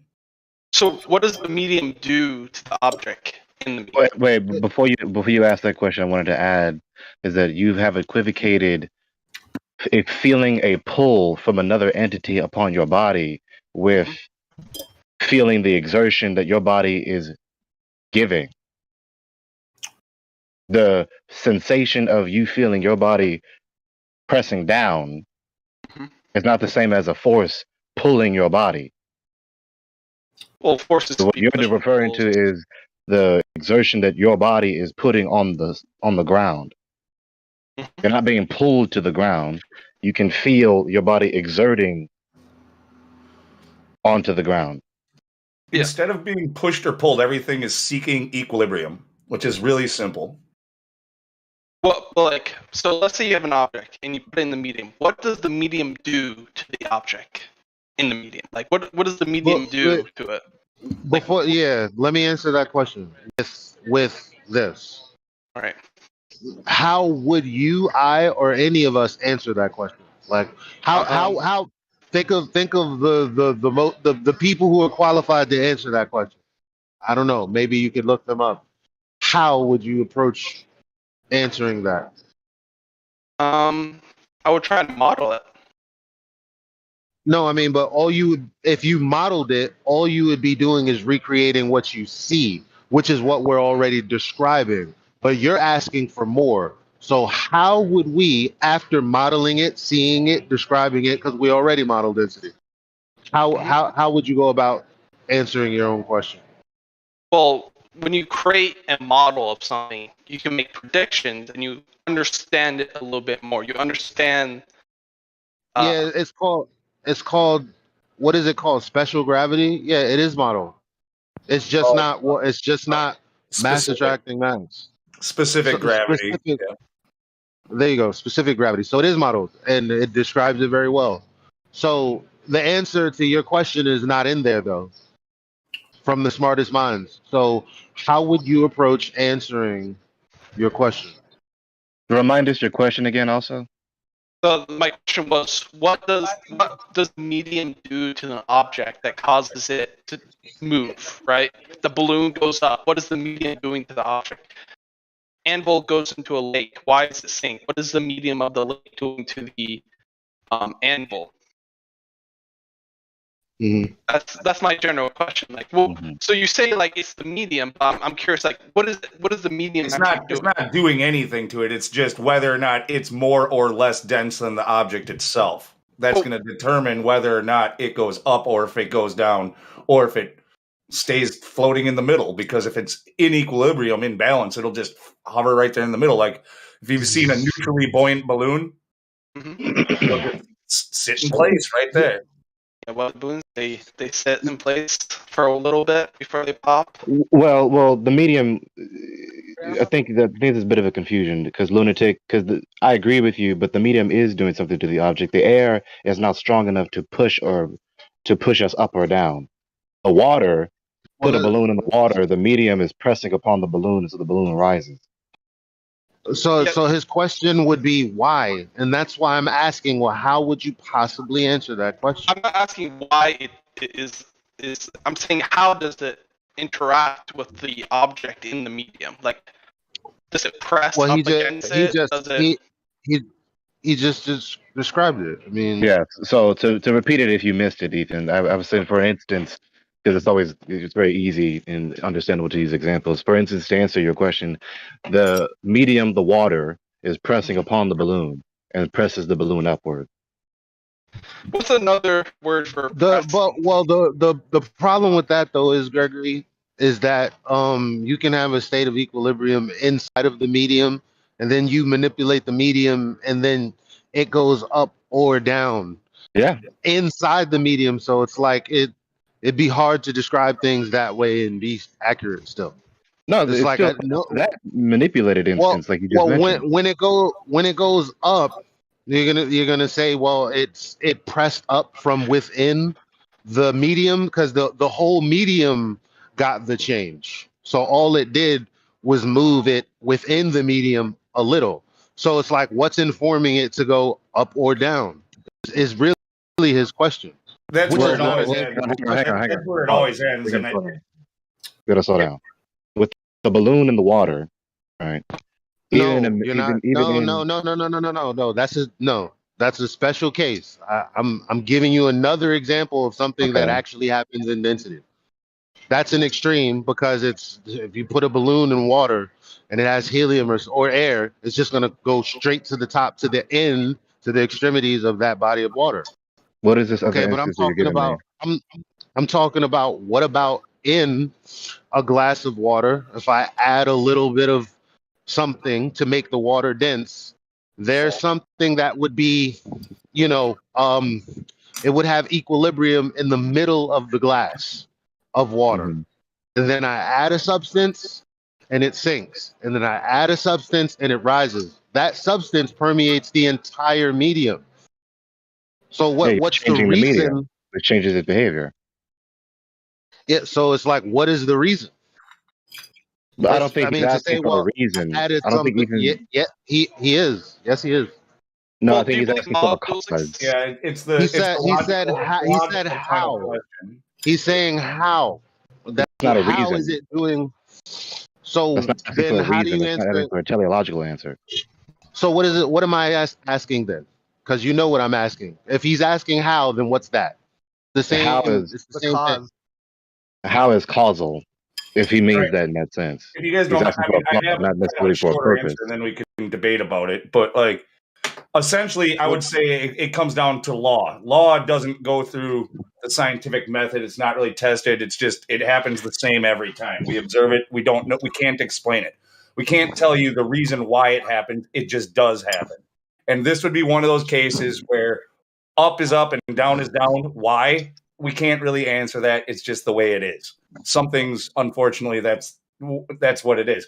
People don't like to accept that, especially when it comes to this subject regarding gravity, because they really want their gravity in their ball. But Yeah, it would just be one of those things. I'm not asking why is up is up or down is down. I'm just asking how a medium interacts with a object that causes it to move.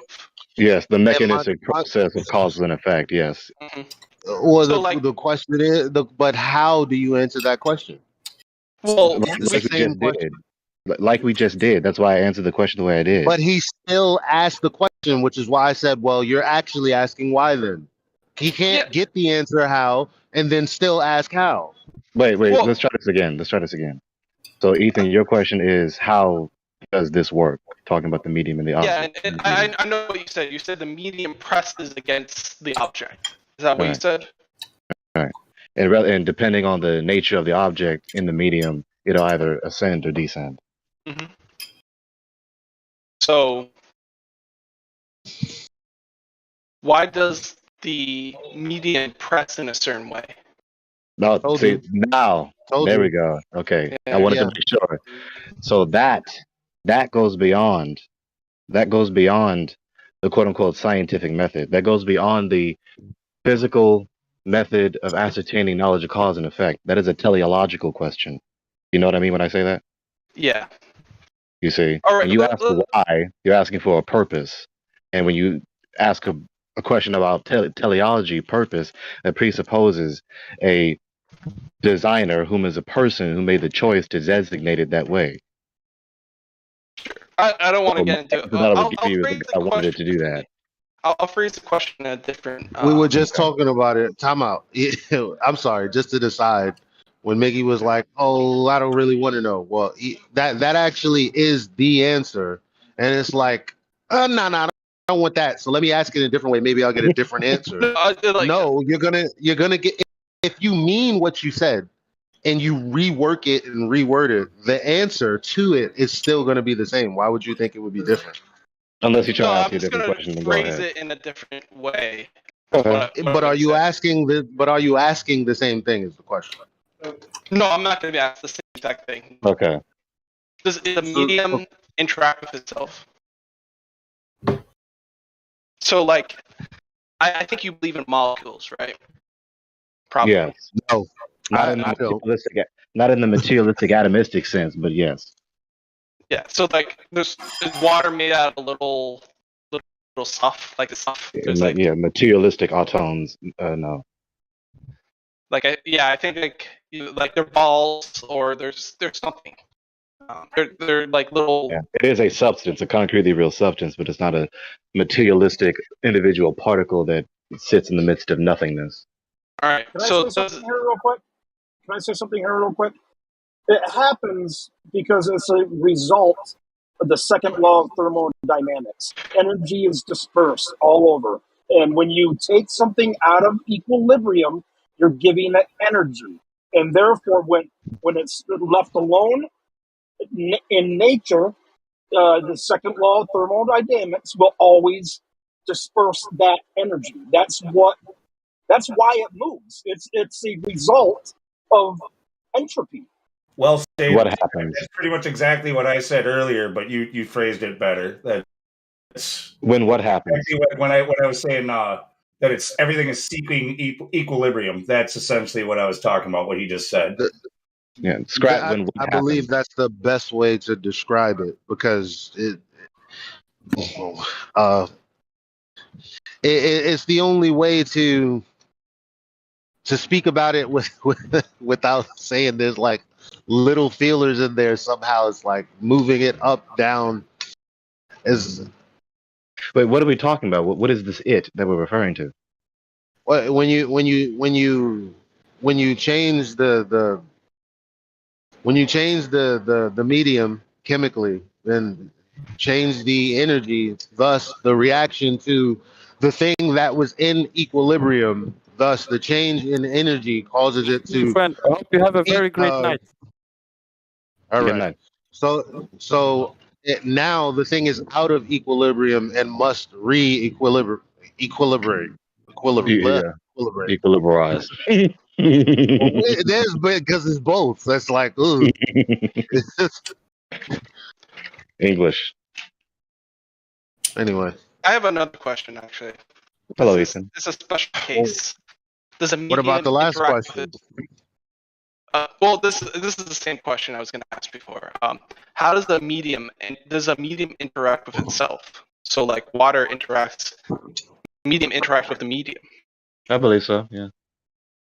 Well, sure. I mean, it would be as long as there's no like energy in there. Like if it's not a dynamic system, then it wouldn't. But yeah, if you have cold water and hot water, it's still the medium of water. But you're gonna have like the energy from the heat interacting. And again, heat works by the laws of thermodynamics. It's the same thing, seeking equilibrium.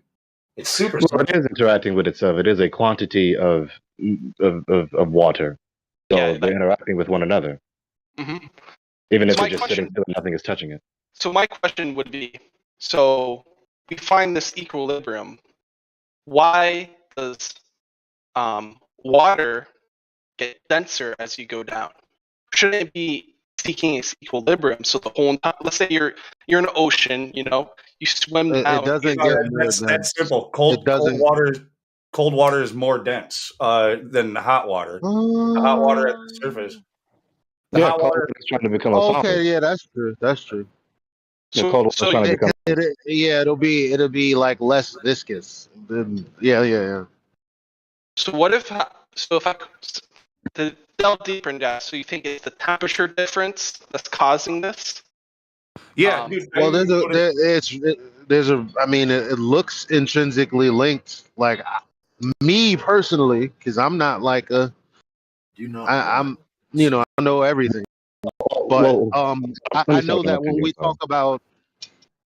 I know that when we talk about heat, we talk about pressure, and you kind of can't separate the two. They both just it's like they're both linked. So I don't know how you separate it. So this is how I'm going to phrase the answer to Ethan's question. Like for instance, when we talk about the deep sea, okay, when you ask what caused it to be that dense, to be of that state of being.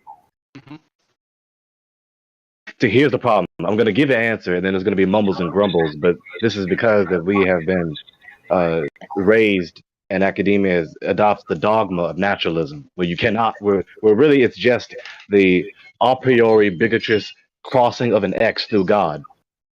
Now, my answer, obviously, you can tell now, is that God caused it to be that way. Why do I say that? Because the state of being of the deep sea. Right?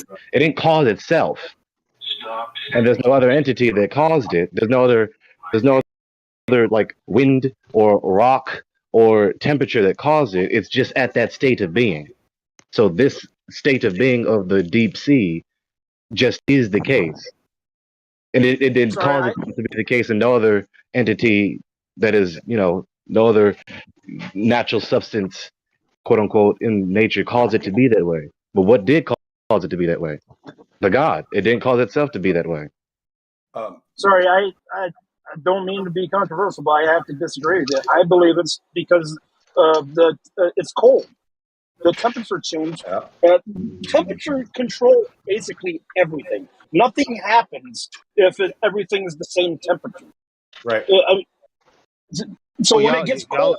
But you're still saying the same thing he's saying, because ultimately it's like, well, what establishes, like, why is that?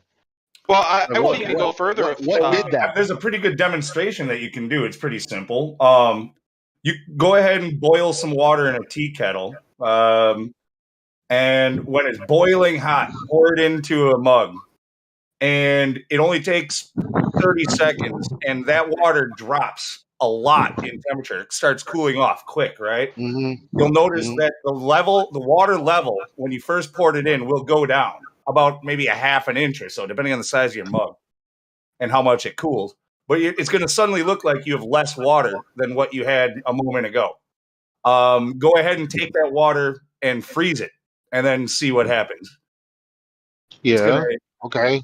But the reason that it does what it does, the laws of this place is like, did that happen because nothing and no reason, or Is there some intelligent design there? That's the question. I'm not even asking. So when you say not necessarily, how do you dodge the fact that it is intelligent design? Like, because that's the rebuttal. Remember Ethan's question, because his question, again, I'm being very precise. I'm being very precise with his words.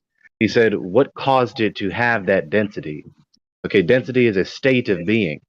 Okay, and that density of the deep sea, including its coldness, is a state of being. The cold didn't cause it to be that way. That's one of the properties of the water, the deep sea water. It's a property of the state of being. So what caused the coldness and the density, which is related to the density of the deep sea? Okay, I think I'm following you now. I get it. I agree. It's the God. It's not some impersonal, unintelligent, mindless, senseless entity which cannot organize anything. It cannot move of itself. Something else must move it, right? In order to change anything from any state of being to another state of being. It's the God. My question honestly wasn't that deep. I was more asking like Mickey said, I don't want to know that. I want that without the that. That's what I want. Well, you did answer my question. Ethan, go ahead. If I misunderstand, I don't want to misunderstand. Go ahead. Yeah. No, he said he answered it. He just didn't want all that. No. So you went deeper into the question. So what I asked at face value was, what caused it to be denser? And you gave me the answer is the temperature. And I wasn't asking what caused the temperature to be that way or anything like that. But there's other factors that could come into play, like how the salinity level of the water and stuff like that. But assuming salinity is the same all the way through, then yeah, you would then go with temperature. But there's other factors that could come into play too. So but you only have temperature with an amount of things being excited, right? Well, at least in this understanding that everything is molecules and yada yada yada yada. But we do know that you put air in a contained system, and the more you put, the more pressurized it is, and that has effects. So overheating and all of that, all of that kind of works hand in hand. You can't have heat without pressure. You can't have pressure without something designing it that way. The pressure doesn't just happen.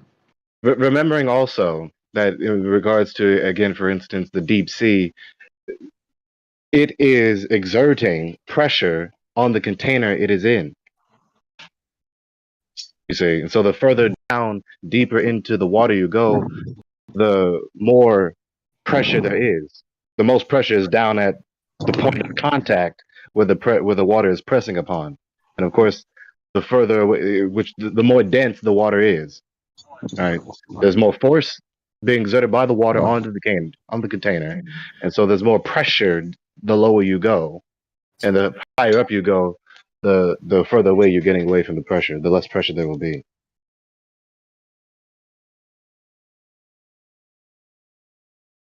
You can kind of think of that like a column of anything, like a column of bricks, let's say, a column of water of a certain volume. Like let's say you were stacking bricks. Every layer you stack on, it's going to have more and more pressure pushing.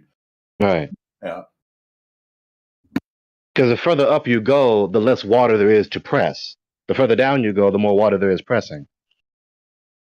So what's making the water press down? Oh, what's causing it to press? We answered that question earlier. Well, you said it was because you said you wasn't asking why down is down. No. But now you're asking. Don't defend it. Hold on. Don't defend it. If it is what you mean, we're only responding to what you said. So only say what you mean. Yeah, you did say. Let me finish the question. You said, why is it pressing down, bro?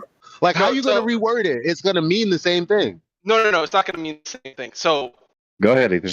why is it pressing down? So water seeks. You said density seeks to equilibrium, right? That's the equilibrium state. Why is more pressure on the bottom of the equilibrium? Wouldn't that be an eel? Because there's more pressure down The there. temperature is different. We went through the temperature is different. But hang on, as you go down.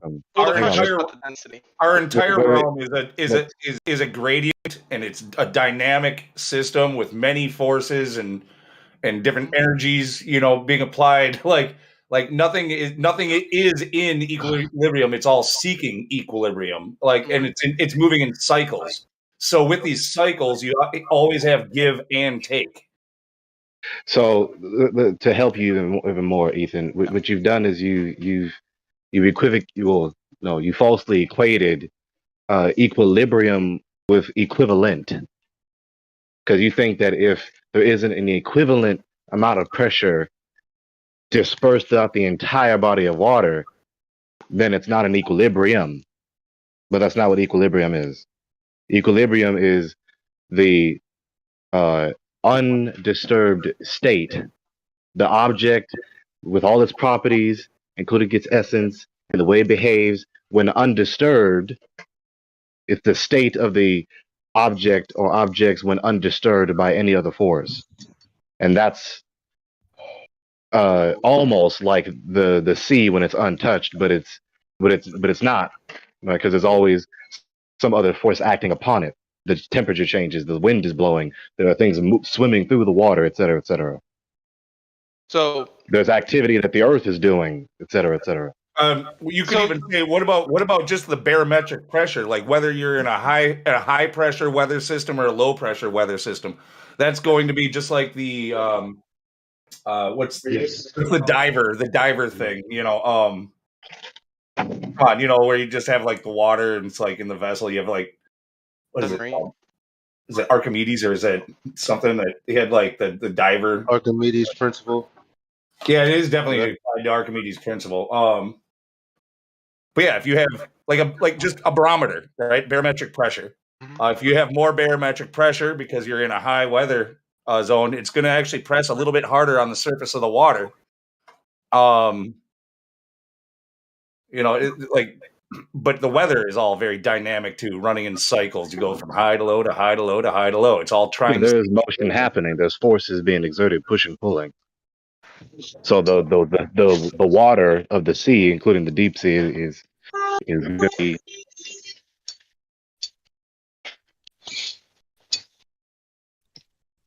All of this stuff is like everything that we're saying. What's nice, what's beautiful about it is it's literally just it wraps up all of your questions that you've had so far are easily answered by the laws of thermodynamics, which are pretty well understood. You don't need to have this mystical force of gravity, like it's unnecessary. So one of the aspects you brought up was temperature, and then you said, I guess the air presses down on the water sometimes more than other times. But let's say I had a really like high beaker, right? That I made the temperature uniform. Maybe it's probably possible to make it basically completely uniform temperature, or at least close enough for it not to matter that much. You would still see a pressure difference, even though the temperature is the same. Even though you would, right? Well, you said let's say. Well, do we have a real example of this?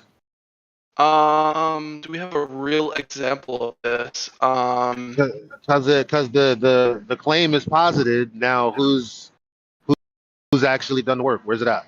I have been in indoor pools with basically it feels pretty uniform water, and then water's temperature controlled. I swim below. That's a pretty controlled environment. You don't have large temperature swings and stuff like that. Yeah, and I swim down. That makes sense. And I feel my ears pop. I feel the pressure. Like you ever swim right down, you feel a lot of pressure. Yeah, that's true. That's true. So, like, my question is, we remove those factors like temperature, and other stuff, and it seems still like there's a pressure difference, right? So we're not denying that. When you go to the bottom of the pool, there is more pressure because there's more water above you, and all of that water is trying to go down because it's trying. Its equilibrium state is not where it's resting in the pool. The reason why it's all settling down is because it's trying to go further down. It's just limited by its container. Right, it's pressing on the container downward. It's not trying to expand in all directions. Water falls downward. Well, no, it does expand because it fills out the container. That's not going upward. It's not expanding in all directions. It just fills the container. It does. That's what it literally does that at the top. The water isn't trying to go upward; it's trying to go down. No, but is the molecules, if we calling it that, they go through a phase change where they actually, you have the water as a gas and it goes up. Well, it's not water anymore, but it in that sense it is expanding because there isn't nothing happening at the top and it's all going down. It's a dynamic situation. Gaseous water. Yeah, I'm talking about the liquid water. You guys are No, both what? correct. No, I'm not. You guys are both No, I'm correct. not. You The guys are liquid both water is correct. not You're going talking about upward. Hydrostatic pressure. I would like the guy who wants to equate hydrostatic pressure to gravity to bring some scientific experiments that proves that is connected. Talking to me? Yes. Yeah, I think he's talking to I mean, Ethan. water is heavier than air, but once it doesn't you can't line it up like blocks. It's gonna go laterally to fill You're in a correct, row, Elijah. Water and is then heavier in air. Right, you're and still air missing my also point. I'm saying pushes water is down not going up. Just a Liquid second. water doesn't go up. No, Not trying to go liquid up. water does not go up. Liquid goes through a phase change, like Elijah said. But what Right. also happens is that the gas in the air pushes down into the water. And so we have a gas gradient going down into the water.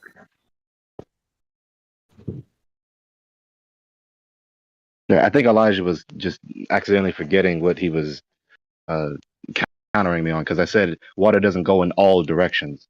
Water goes laterally and downward. Yeah, it's trying to go down. It'll spread out to fill its container, but it cannot go up. Right. It's going laterally because it's trying to go down. So water goes down. True that. So it tries to go down. That explains the pressure difference. It's pressing. Yeah, it's pressing. And It's trying to go down. And the further up you go, right, you have the very bottom of the body of water touching the container. So that's going to be where the most pressure is, right? That's what we observe. And the further away you go from the point of contact of the water pressing upon the container, the less pressure there will be because there's less water pressing. The higher you go in the body of water. It's another word for pressing. I don't think he's really. Push, pull. Well, how about? It could be a push. Wait.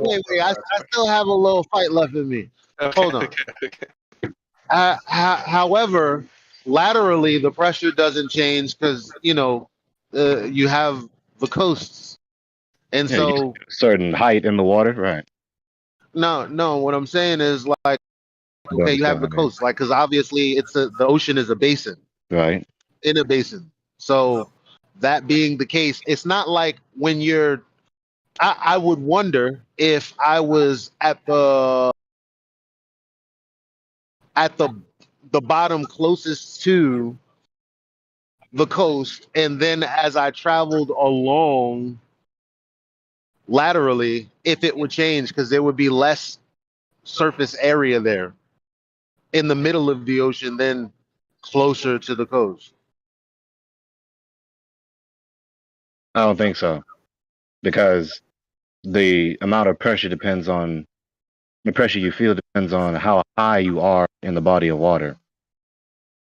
Yeah, you gotta also think about the composition of the water. The water is right next to a bunch of gas, and the gas is pressing down into the water. So relative to that gas is still more dense and wants to fall down. So you have that liquid pressing down because it's in a gas gradient. Yeah, the water's in air and whatever other gases.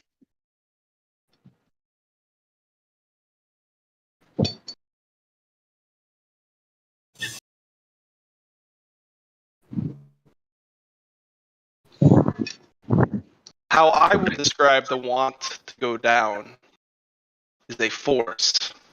That's how I would describe it personally. So how would you describe a helium balloon? Helium like balloon? or helium itself? Is that a force as well going up?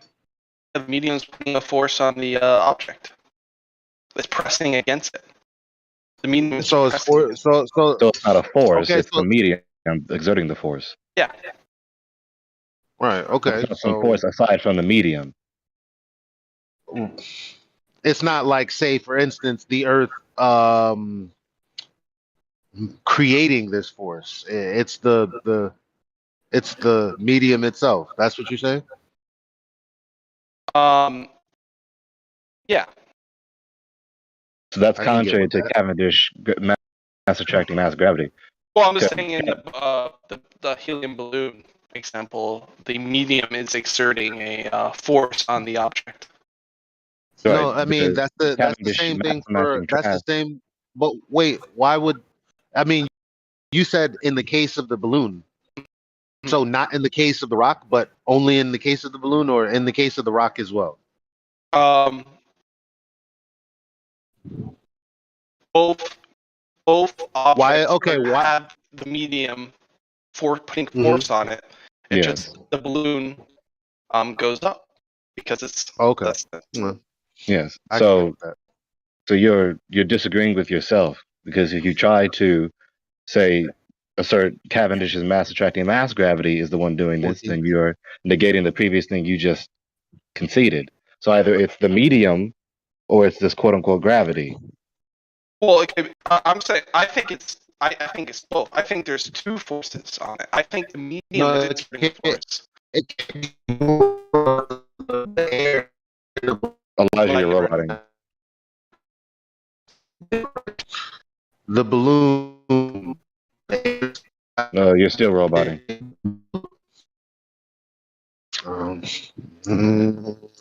Mic check. Try again. Mic check. You're good. Copy that. Nailed it. Okay.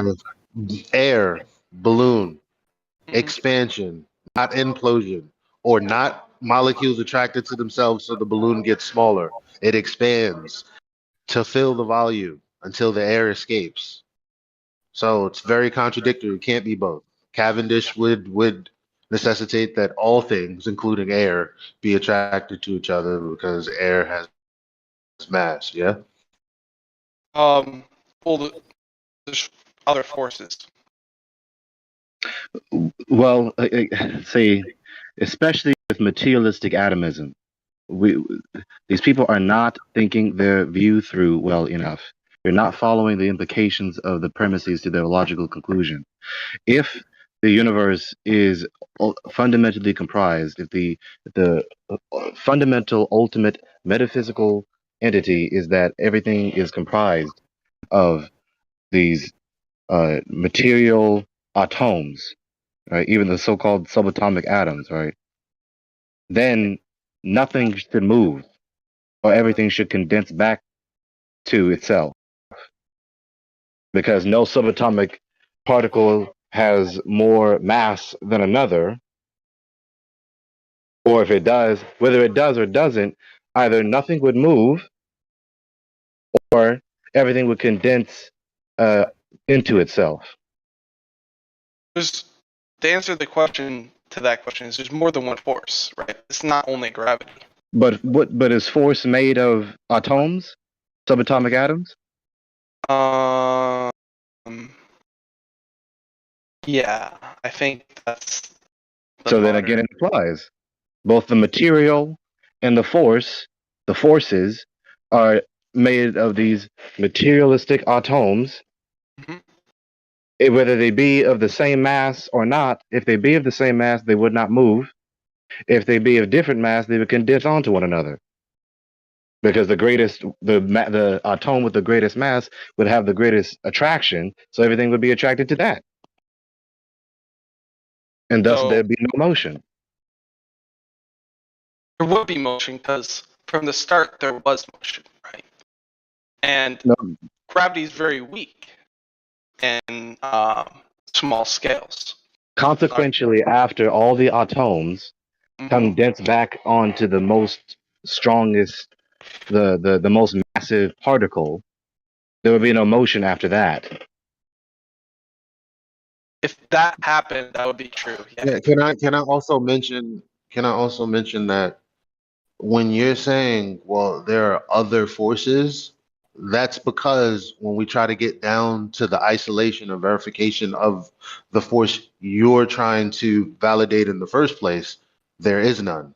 And then you're answering with, that's because there are other forces. Well, now that only implicates you in the sense. Try again, you're roboting. Yeah, you're roboting. Oh, try again. Damn it. But I essentially agree with you, Gregory. I read papers on this where they talk about due to the vacuum catastrophe and what's it called again? I forget. But essentially, if gravity were attracting Grace, you're too low, Grace. I can hear. Sounds good to me. Well, Yeah, if gravity is attracting everything, then it would basically cause everything to collapse in on itself. To the most massive particle, right? Yeah. In materialistic atomism. Exactly. And there's a lot. And of that's what they papers on this claim is already, happening, so this right? is not a new thing or some out there idea. Now the thing is they're furthermore with materialistic atomism, they've, according to my research, they kind of abandoned it, but they've also still maintained it. So that's why they, especially with this wave particle duality nonsense, because they acknowledge that by whatever means they use to investigate, to try and empirically sense, either observation, whatever, these atoms or their subatomic particles, they acknowledge that they are perturbations, they're waves, which presupposes, which or rather necessitates a medium in which the perturbation is occurring in. But then they say that it's this essentially, kind of billiard ball, invisible billiard ball that comprises everything, but it's also a perturbation, a wave, which is in a medium. I mean, this is obviously self-contradictory, but they accept it. Yeah. They accept this contradiction, and so then they continue with this prima facie self-contradiction in regards to this metaphysical issue. So it's like they're materialistic atomists, but it has two contradictory states which are impossible. They accept this contradiction as though it is possible. Yeah, it's pretty bad. It's both a invisible, microscopic billiard ball-like entity, and it's also in a void, but then it's also a wave, which necessitates a medium for the wave to occur in. It's absurd. Yeah, as far as I'm concerned. Well, I actually have a question. So, hey, let you me need get a in. medium Lemon's for a got wave. good answers to this too. Yeah, I got. You need a medium for a wave, right? Yes. I'm guessing you think light is a wave, right? You can see like the diffraction patterns, and look, it's a wave, right? It's a wave. So let's say somehow I created a perfect vacuum. It's impossible. Let's say I do. There's no particles inside. There's no air inside. There's no thing in there. There's nothing in there. Can I shine light through it?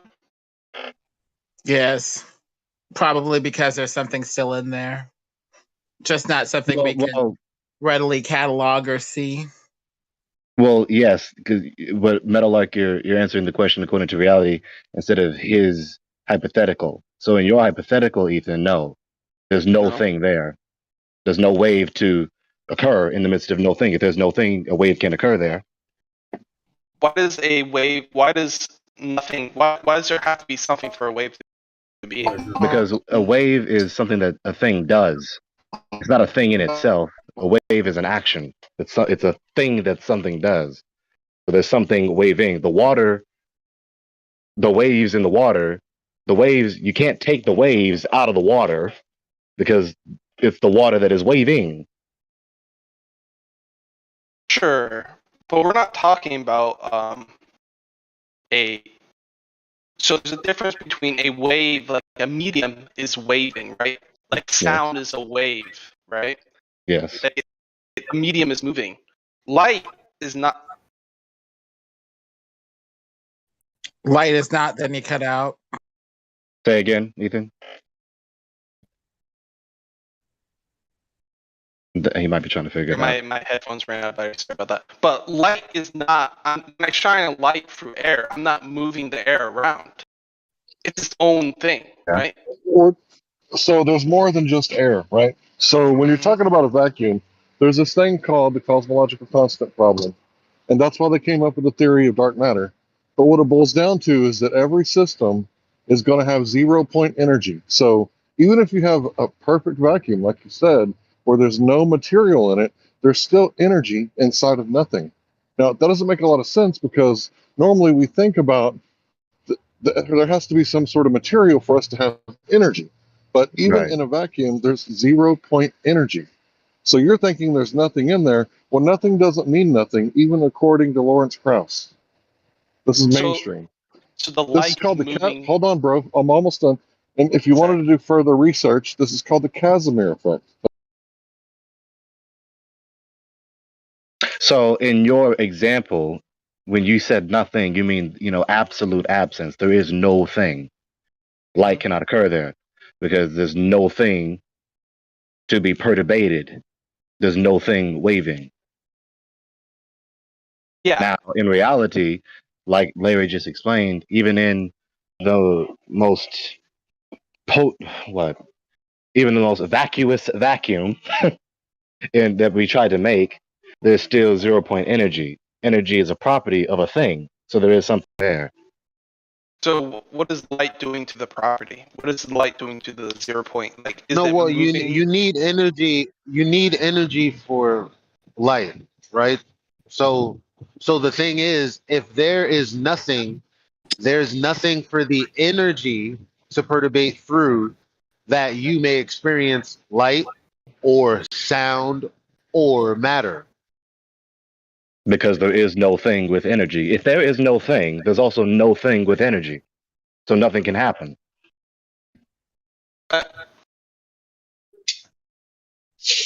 So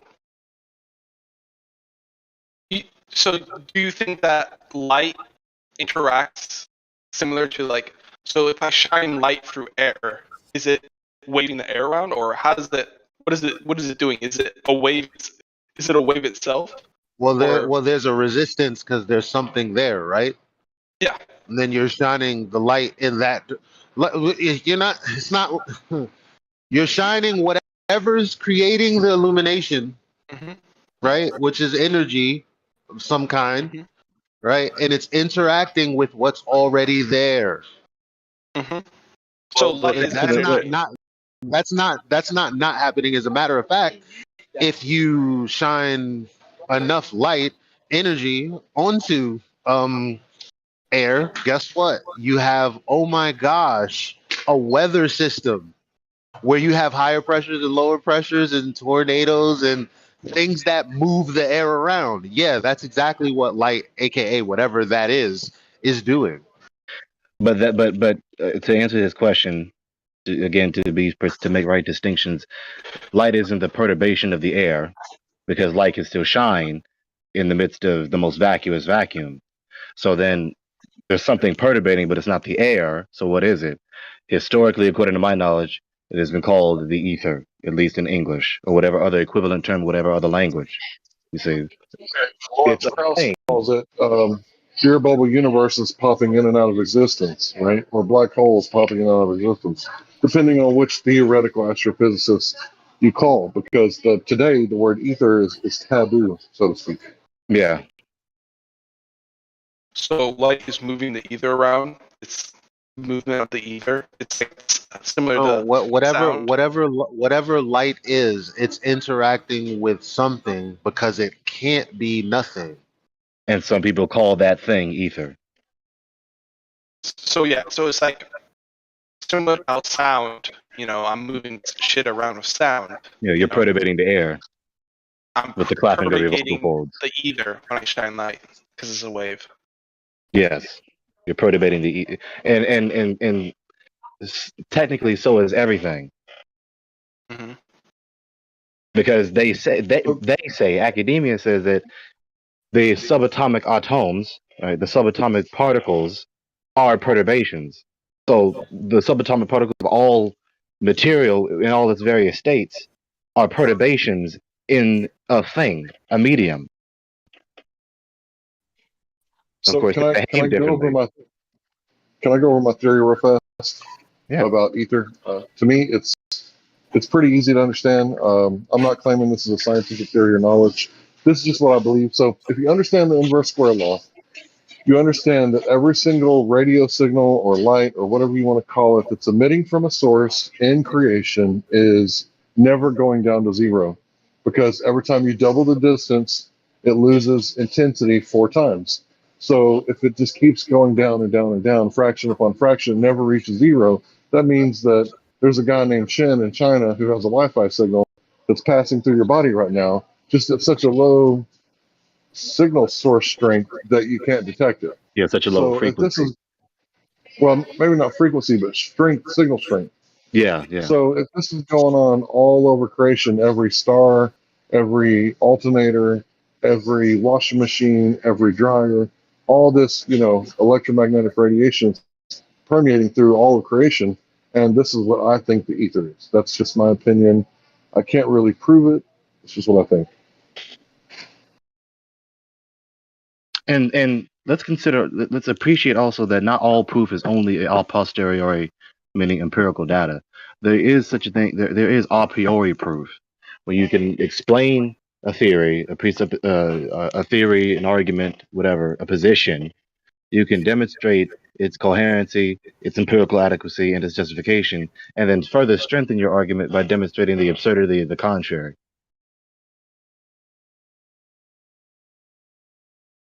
Especially when it's the a posteriori data. I've said this before. Especially when the a posteriori data, the empirical data, is in dispute. Why? Because we're interpreting the empirical data differently. There are different a priori theories.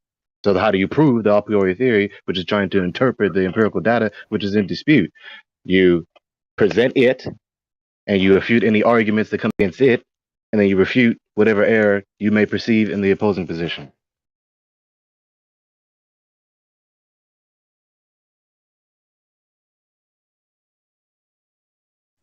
Yeah, so I mean, maybe not Mr. Chin's Wi-Fi signal is keeping you from sleeping at night, but maybe more like all of your neighbors and all of the alternators going down the road, and maybe your heart has an EMF that goes out 8 feet in every direction.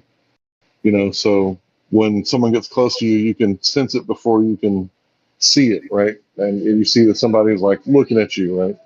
So maybe that's what's going on. I think it makes a lot of sense, because how else do you have a wave without the ocean? How do you have sound without the atmos? And how do you have light traveling through without any kind of a thing to be perturbated? Yeah, right. Like,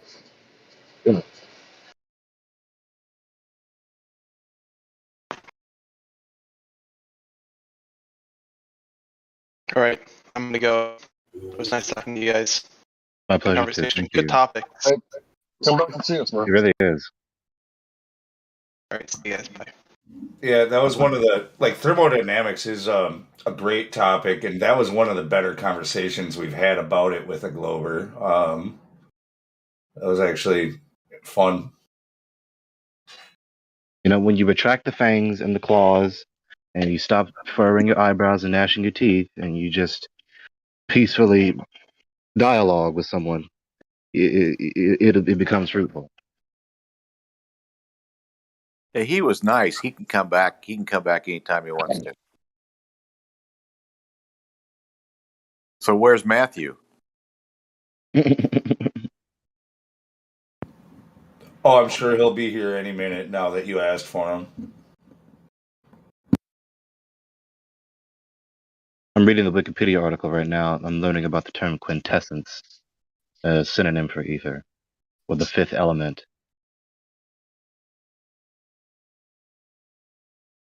There is no justification for materialistic atomism in a void.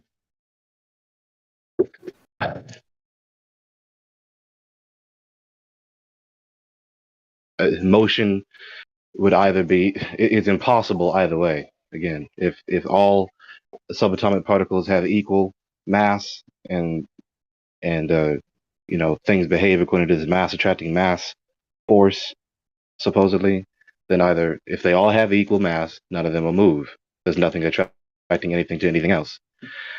Or if they have unequal mass, then they would all just condense onto one another to the most dense particle, and then nothing will move after that. Or they would all just be constantly moving towards the most massive particle, and nothing would move anywhere else.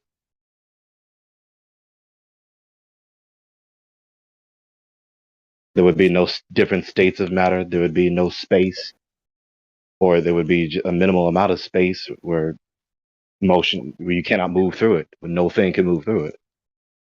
If the most smallest things can't move, then anything larger in that area can't move. So it reduces motion, it reduces matter in all its vast array, in all its various properties, and all its various behavior to absurdity, including the supposed laws that quote unquote regulate them. Laws without a lawgiver, regulation without a regulator, absurdity.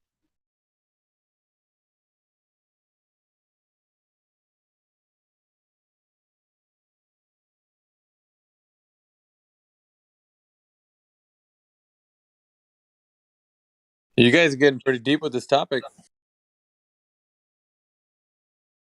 Thing is, you can't help it when you think well, especially if you're trying to seek the truth, and when you think well to seeking the truth, you're going to get deep. I'm going to see if I can add a little contribution, see if it works or not. Do you think that everything has a predetermined path? I'll give you a question that way, and I'll give you kind of an example. Let's say everything in nature there is this invisible fabric in which we can all call like the ether, whatever you want to name it, whatever it is. But let's say that within this fabric, that all of creation is woven in, that everything has a predetermined path. So, including the energy that's within the system that we call life. Yes. That's interesting. Some would argue with that, that isn't the case, that there's randomness. But I think there isn't. I would agree with you that everything has a predetermined path since the beginning of creation. And like lightning striking from the air, they would say that it's random. Well, if it struck something as random, but if you look at a lightning when it's actually moving through the air slowly, it looks like it's following a pattern that was already there previous to that energy actually passing through the air. Do you find that kind of amazing that you see? Kind of amazing. That's baffling. When you see patterns actually illuminated, when patterns weren't even visible to the naked eye, such a thing is like the quandary of the double slit. So you have things like if you think about the path of least resistance, right? So if you have a drop of water and you drop it down a wall, why does it take a left and right turn at the turns that it does? Mickey, by the way, remember when we both asked about the moon thing and we were like, yeah, that's the effect, and Globus was like, no. Well, someone came, I had a same conversation kind of, and someone gave that to me as an example, and I was like, oh, well, then we're square. I remember. Yeah. Yeah. But I don't know. I guess the deeper thing, like when we're trying to figure it out, and I always call it the hand of God. Like when it comes to this point, because it's like trying to figure out the predetermined paths to everything, right? Like why do trees grow in the position that they do, and the branches, go the directions that they do, when they could have either went left or right, but they went in the specific direction they went. It's like everything follows like a pattern, like this fabric that everything's woven in. Like it's not randomness. I don't think it's random, because They if it was function random, according to a structure, according to a design. yes, In him we move and live and have our being, said the Apostle Paul. And then he goes on in one of his other epistles explaining that all things are maintained and sustained by the word of his power, Lord Yahushua, Jesus.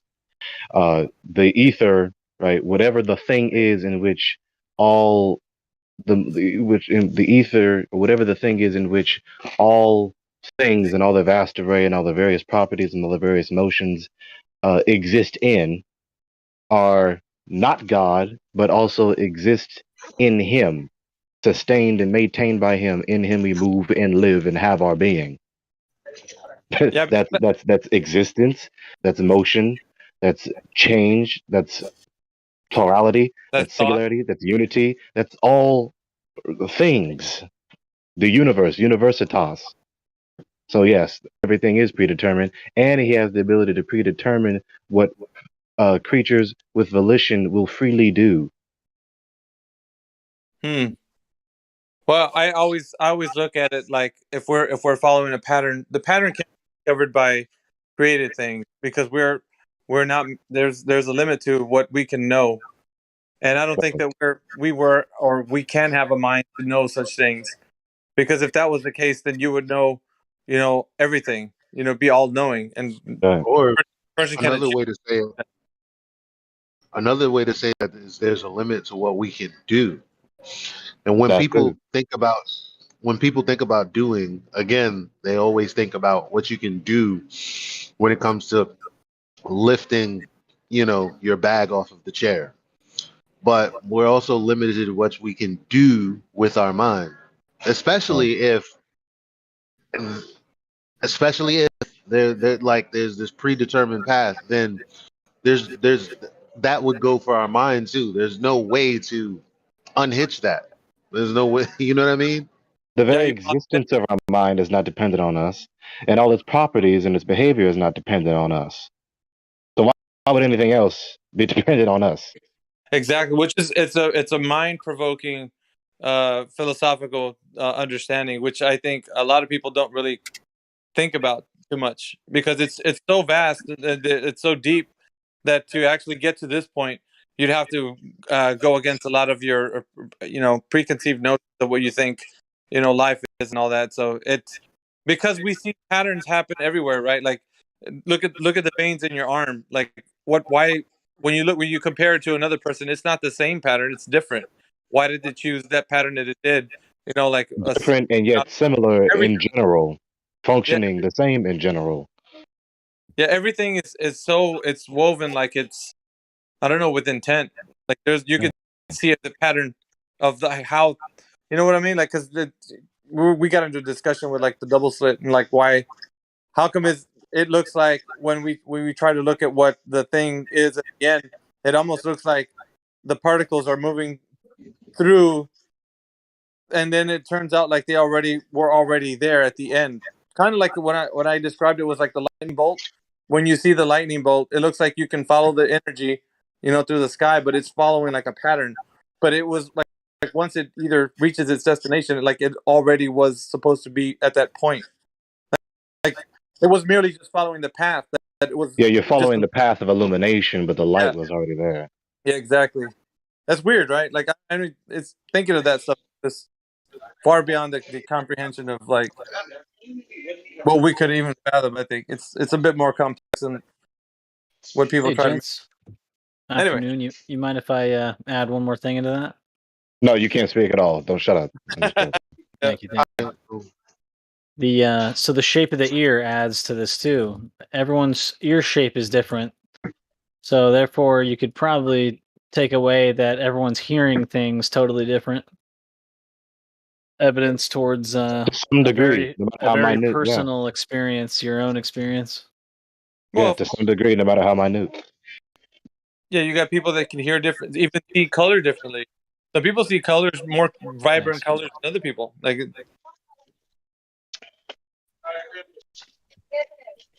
Can I be heard okay? Yep. All right, cool. So we're talking about the double slit just a few seconds ago. So there's the delayed choice quantum eraser experiment. And basically, the people were saying that the scientist is interfering with the experiment and affecting the outcome. So they set up the machine to, like, at the very last second, right? Try again. You're roboting. Start over, bro. That We is can't. the worst. I hate roboting. Oh my gosh. It's just so annoying. Is it better now? Is it better now? Try again. Yeah. Sounds good. Mic check. There you go. Yeah. All right, cool.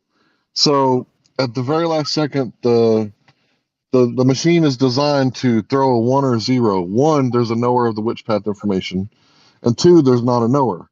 So the scientist, like, sets the machine, turns it on, he walks away, he comes back later and sees the results.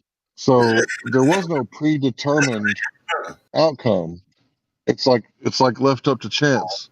So they might put the findings away for 30 years, and they come back in 30 years and look at it, and if there was a knower, it collapsed the wave function, and it didn't have anything to do with the scientist because the scientist didn't know the outcome of 1 or 0, and he does know the outcome. If there is a knower, it's going to collapse the wave function and make it look particle-like. So I don't know about the predestined thing. I don't really think that works. I think we always have choice to make, and then there's consequences and unintended consequences, and factors and variables and unintended variables, etc., etc. Doesn't that leave everything that we do up to chance? Because there's a possibility, right? Not necessarily, because remember that Gregory just said there's differences, but yet generally still works the same. Well, So so there's a small distinction there, a very small distinction. What if there's a small distinction between us making choices and ultimately still being on the path that we were destined to be on? No, I agree with that much. Because our choices are only real to us in the sense of, like, that we think we are the originator of those choices, and they're not. They're all reactions. You react to your environment. You react to your stomach being hungry. That's why you eat. Everything that you do and you think of were a cause of something else happening. So they're only reactions to the thing that you think that your action was.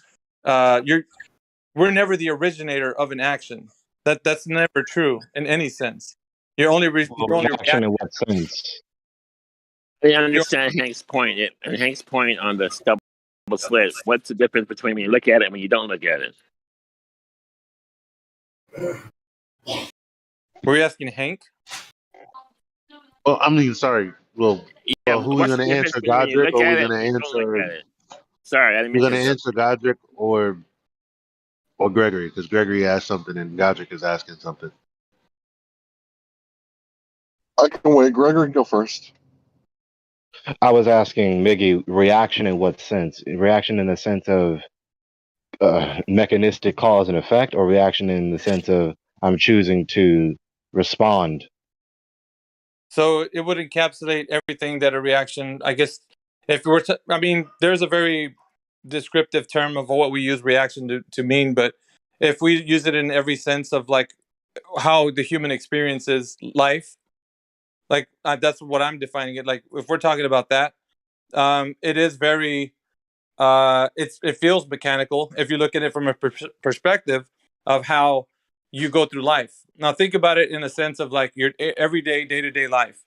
Are you the author of your action, or are you the reactor of it? Because if you're only merely reacting to, like, the thoughts and perceptions of your life, then it's never because you're the author of those thoughts.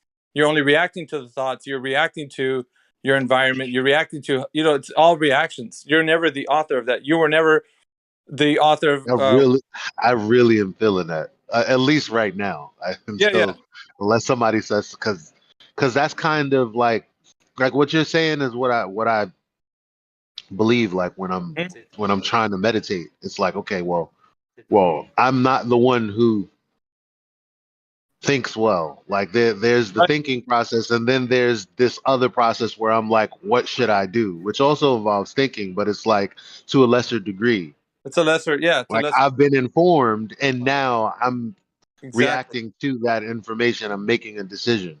Right, and that also encumbers like what you just said previously, even the intellect side. So even the thoughts that you perceive, like when you actually ponder something, that's even a reaction to that information that you thought about. So there's But that, again, and there's the other side where you just like you didn't know why you even said that to somebody, but you said it. You know, there's that even. So there's the kind of reaction you get from one, like you don't even know where that came from, and then there's the one that you actually intended to say. So there's both of them are reacting to information that you either received or you didn't, like intentionally. but there's a vagueness. It's a subtle vagueness, which is why I'm asking you this question so you can clear this vagueness. I believe it seems that you're saying a reaction in the sense of a voluntary choice that one Both. has made in response to something else. Yeah, it's both. So you would say that you voluntarily made a choice because of X, Y, and Z. It's a voluntary reaction to the information. Now, involuntary would be like what Elijah was saying, where some thought process came into your mind that you weren't even thinking about. So involuntary, Okay, so it was voluntary or involuntary reactions. Okay, yeah, yeah. both. Okay, That's why I'm saying it would go. It would go actually to both. So the I'm choice is very glad you understood that and you answered it precisely. right. Well, I mean, and this is a deeper knowledge, I guess, that it's harder for people with the preconceived notion that everything was, or you are the author of your choices, and there is randomness and chance and maybe some other variables that we could involve here. But if you look at it from a standpoint of like being a bit more mechanical, you could say that if you were created, then indeed that information that was input into creation is designed with the code, a knower, receiver, The and design Yeah, function function. we're not really separate. A lot of people like because as I thought of making this example, I can already hear the criticism. But you know what? For the sake of being honest and just having interesting dialogue, I'll just say it. So it's no different to me than an ant colony. People go, oh well, ants are ants, and we're humans, and we're by the Yeah, but grace there's of a good God, we're just analogy you're trying to make. Guys. we can not guys. Just wait, and then you can say exactly what you want to say when nobody's talking. So, unless you need a moderator or something's happening, is something happening? No, keep going. Okay. So, like ants, because we think, oh, we can move around and we can make choices unlike animals and this, that, and the third, and yada, yada, yada. Well, if you look at us as a whole, most humans don't really leave the town they were born. And we all work together with our colonies to, create a better quality or actually to, carry out whatever meaning we believe is there. It's really no different than an ant colony. You have some ants that sometimes go off alone, but for the most part, you have an ant hill and you have ants inside it, and they're pretty much, no matter where you find an ant colony, they're pretty much doing the same thing. Wherever you find a city of people, we're pretty much doing the same thing. Like I don't see Yeah, a we're difference. similar. I mean, we're terrestrial creatures. We're similar. Just similar design. They're different, but they're also similar. Right? They're Yeah. not absolutely different. They're not absolutely unlike one another. There is no complete absence of similarity. We have similarities, especially with the terrestrial creatures, because we are also terrestrial creatures. Yeah, for sure. Of higher order of being above all the other beasts. Not saying that arrogantly, because there's no more humble thing than to agree with the God. Hello. Who's the author and Perfector. Hello. Amen. Anyway, we're getting pretty. I don't know if that guy was interrupted the other. Yo, guys, I got a question.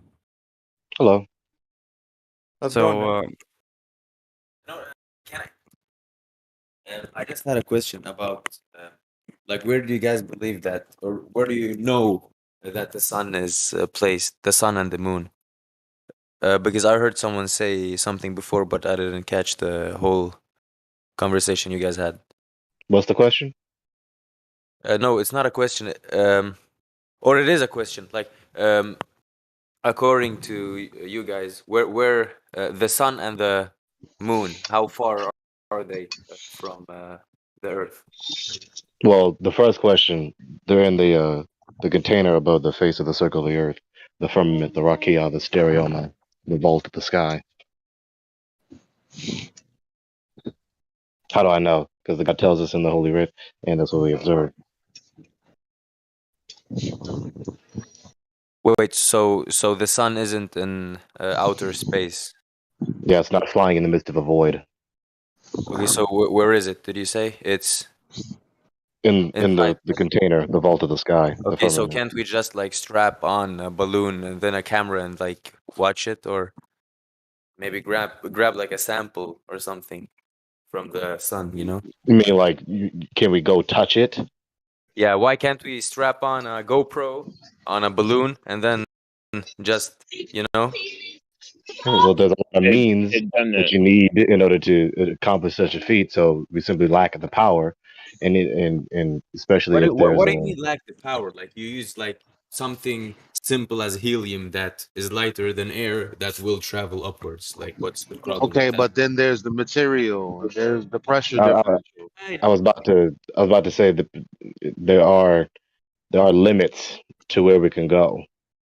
Right, there are limits to where we can go. There are limits to where any technological vehicle or device we use What's the can go scientific and like function in. what's the scientific limit you're always saying? Like what's that limit? Because no one has talked about the limit of a balloon, a helium balloon traveling upwards. Like have you guys ever like been in a, I don't know what you call them in English, but helium balloon. What do you call them? have you guys ever been on a Gondola. plane? What? Gondola. One more thing Air balloon? regarding this. If we, Gregory, you said regarding scriptures, it says in scriptures. I mean, I'm just saying it says in scriptures, and let them be for lights in the firmament. So even if we would have a balloon mounted and would go up, how could we even look at a light which is within something as the firmament that we cannot Yeah, that's penetrate true. according Yeah, to the that's scriptures? true. Yeah, that's So that's yeah, true. Okay, what about the moon then? Well, That's it's the true. there's two. same. It's the There's I same. think it's a light. Why the moon yeah, doesn't there's emit? Different kind of two. light, but There's it's also a light. The moon Yeah. doesn't emit there any. is two choices. I think. So it's either projection. We know how we can we know what that is. Yeah, And we see the there's brilliance of the thing fixtures. emitting the light. Okay, And then there's let's fixture. say. And then when you start off explaining how much detail you're going to give, and then you give half of it and someone interrupts, it's like, I don't understand how you think, like, what. Anyway, Stop complaining. so Keep going. then there is fixtures. Like in both instances, you have a foundation. One instance, you would have a screen of some kind. And in the other instance, you would have something that we all know to be something like a foundational, like a roof or a ceiling with a light fixture in it. So I mean, those are really the only two ways that we've created and experienced light terrestrially. What they're doing up there, where the what is and what is it and where is it, we don't know, is the answer to your question. To also back up a moment to re-answer the question, I believe I'm not certain, but I think it's very probable that we can't touch the sun or the moon. I'm not going to go through all the reasons. Perhaps I'll talk about that later. But that's my Tell answer me, to tell me. I that. want to know. Because when you ask the question, why can't we No, go touch but the you sun? need to tell the reasons why we can't touch the sun. If you claim that we can't touch the sun, or you claim that we can, Well, first of then all, what are no, your I reasons? don't, because that's not a necessary premise that I hold in my cosmology. And furthermore, in your cosmology, which you hold, No the wonder. academic cosmic paradigm, it presupposes all the information that you supposedly know about the sun presupposes that you have had tactile, tangible contact with the sun, and everyone concedes in your worldview, unless there are some who aren't, that you haven't. So you need the premise that I can tactilely touch the sun, not me. Do you guys believe in the lunar eclipse? Yeah, there's a phenomenon where the moon changes Okay. its color. Okay. So it's a yes. So you know how they predict the lunar eclipse, right? Not exactly. The Soros Not in cycle. the paradigm. So I can explain. All you have to do is keep track of where the moon crosses the ecliptic. Well, Miggy already answered it. So, like, do you agree with him? What do Do you you hear mean? me, Gotti? Yeah. It's called the Soros cycle. Not Soros, Saros. Sorry, not George Soros. The Saros cycle. Okay. George Soros. Not George Soros, but the Saros cycle. Yeah, that's it. Was created. Is it by the Babylonians George or the Soros, Sumerians? Jacques Saros. But it was a Yeah, flat as you were earthers. saying, yeah. It was a bunch of flat earthers like 10,000 years ago who figured it out, and that's actually what they still use today. They don't use the heliocentric model. How do you spell that? Saros cycle? How do you spell that? The Saros cycle. Sucking It's cycle. Saro, like Saro, right? Saro. Yeah, Saro. yeah. Oh, Saros What cycle. did you Okay. say? Sucking cycle? Yeah, because I The was what? probably wrong. Every time I Sucking go cycle? I to did not hear type you it right. in, I can't remember. The Somebody last put time it I in figured it Livestream. out. I don't. There's several people talking, man. I can't hear you. I What did know. you say? One sec. Sucking cycle? So Yeah, it's like you guys know that an eclipse now can I'm only just muting it. occur during a period where like the eclipse season, which the sun is closed. The sun. What? So Hey, Well, Gotti, you're coming in and out of your mic, dude. Like, you're saying you're having trouble hearing us. We're having trouble hearing you, bro. You're coming in and out. no, sorry. so when the sun is at some No, okay. you guys know that an eclipse can only occur during a period. Well, it occurs. It No, occurs no, when that's not. It occurs when we've already determined when they will occur.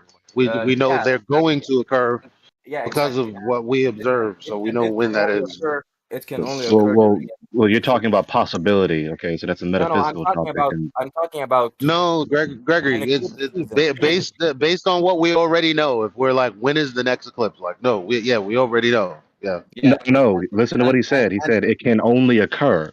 no, Like, I'm no, saying it it can only. occur at other Well, times. well, I, but what I'm he's saying is it can only occur when we've already determined when it'll occur. I'm So not. it's really not anything to answer, actually. I'm talking No, about eclipse. it can occur at other Well, times one apart from when we predict it. Can I just? That's why I'm answering it that way. Can I So just? Like, When is that, Gregory?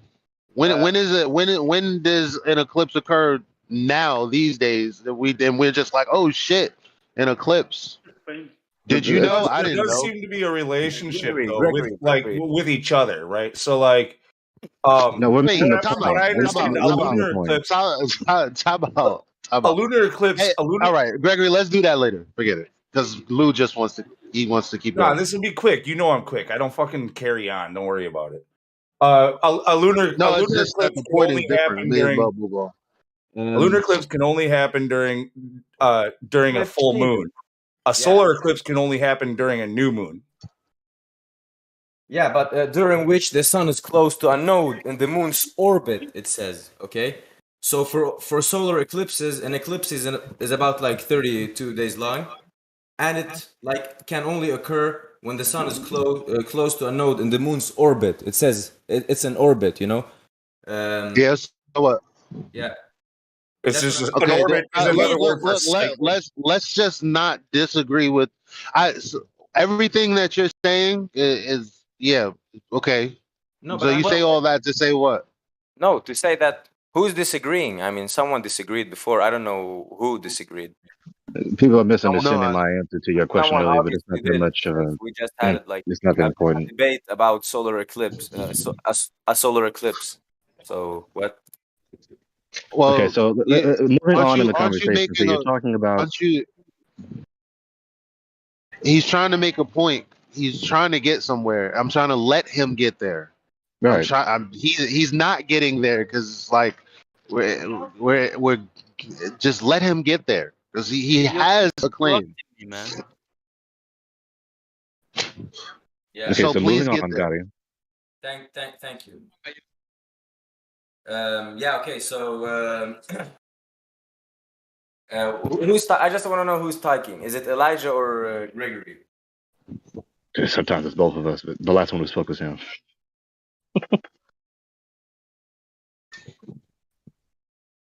Hello. I'm Gregory. He's Elijah. He last Hello, spoke. Gregory. How are you? Hello.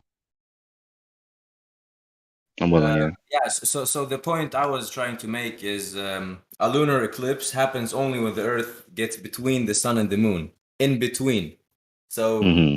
two objects are not above a flat plane, and you know it, which is why you're totally like you can't say anything about a lunar eclipse because Mhm. it's yeah. Okay, well, besides So you trying to heard. cancel me out of the dialogue from the very jump, um, what is your proof? Because your argument, Is that a your lunar? explanation, I haven't finished the sentence. Yeah. Your explanation about.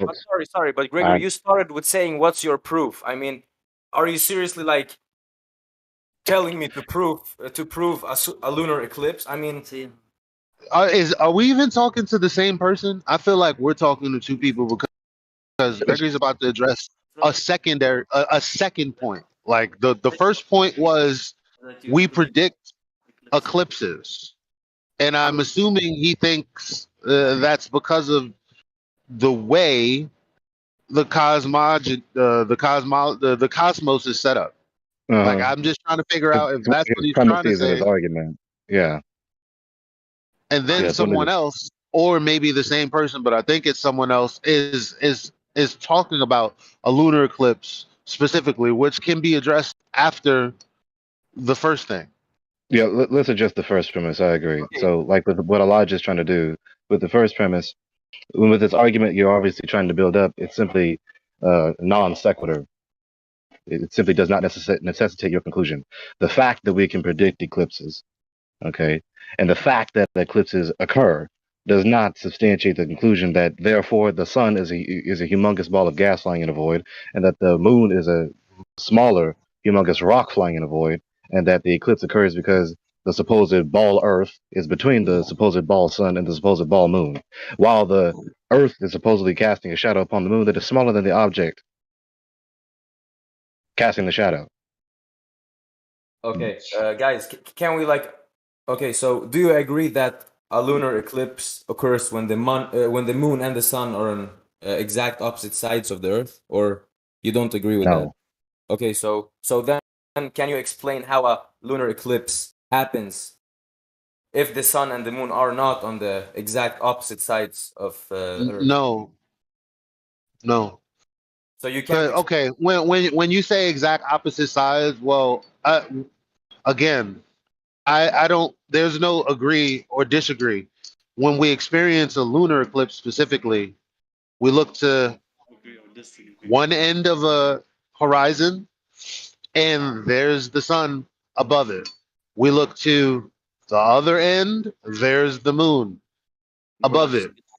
Which kind of defeats your point, but we can get into the details later. I'm trying to figure out which question is being answered. There's two people talking, and you guys have two different questions. No. So I There's answered the only first one. premise you were trying to address, Elijah. I answered the My question is prediction of the eclipse. no. I'm not talking Right. about the prediction. I'm not that. That wasn't even a Yeah, question. isn't That that was what I'm showing a trying? fact. Isn't that what I'm saying? So he's figuring Because his point. the other guy just tried to interrupt in front and ahead of you. So I'm trying to stop that from happening. We're not Okay, talking thanks. to both of you at the same time, Okay, unless you're both thanks, talking about the same Elijah. thing. No, but yeah, okay. So the first thing I said was a fact that we all agree upon. That is that we can, No. for a fact, You said we agree, yeah, and we let's slow. Can we slow down? Do you mind? Can you mind if we take it slow? Don't listen. Okay. So like I just told you, I look to the left, there's the sun. I look to the right, there's the moon. So there's no that we all agree. That's what we see. Okay.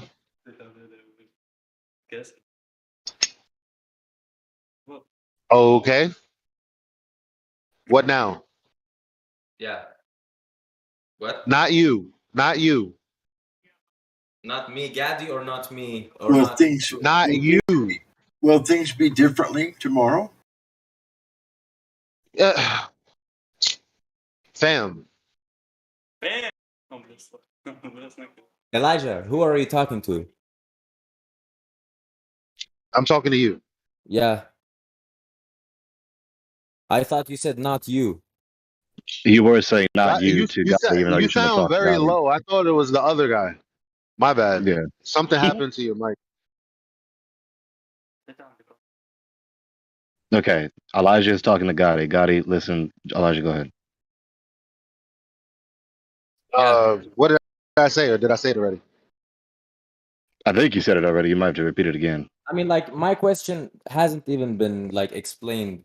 I've asked it like No, 3 or 4 times, but I've been you've asserted interrupted like it. maybe You've asserted it, and there's a there's a part of it that you're.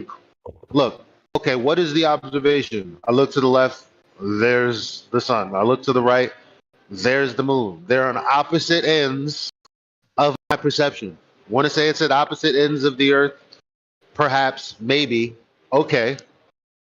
But the problem is, you want us to agree that in the heliocentric model, the Earth would be in the way. Of obviously, a flat Earth can't be in the way. But I just described to you that during a lunar eclipse, you're looking at the sun and moon both above the ground you're standing on, i.e., the horizon. No, the Earth is not in the way because that's not what you perceive. Nor is there any satellite imagery that could show you an eclipse in the perspective of the sun, the moon, and the earth either. okay. I So you understand can't appeal to. So you can't appeal to even I get the. I get what you're saying, but a lunar eclipse can't happen if the Earth isn't in between the sun and the moon. You get that, right? You see how he keeps So then you're saying that? not listening. Like I said, he's talking about So then, possibility.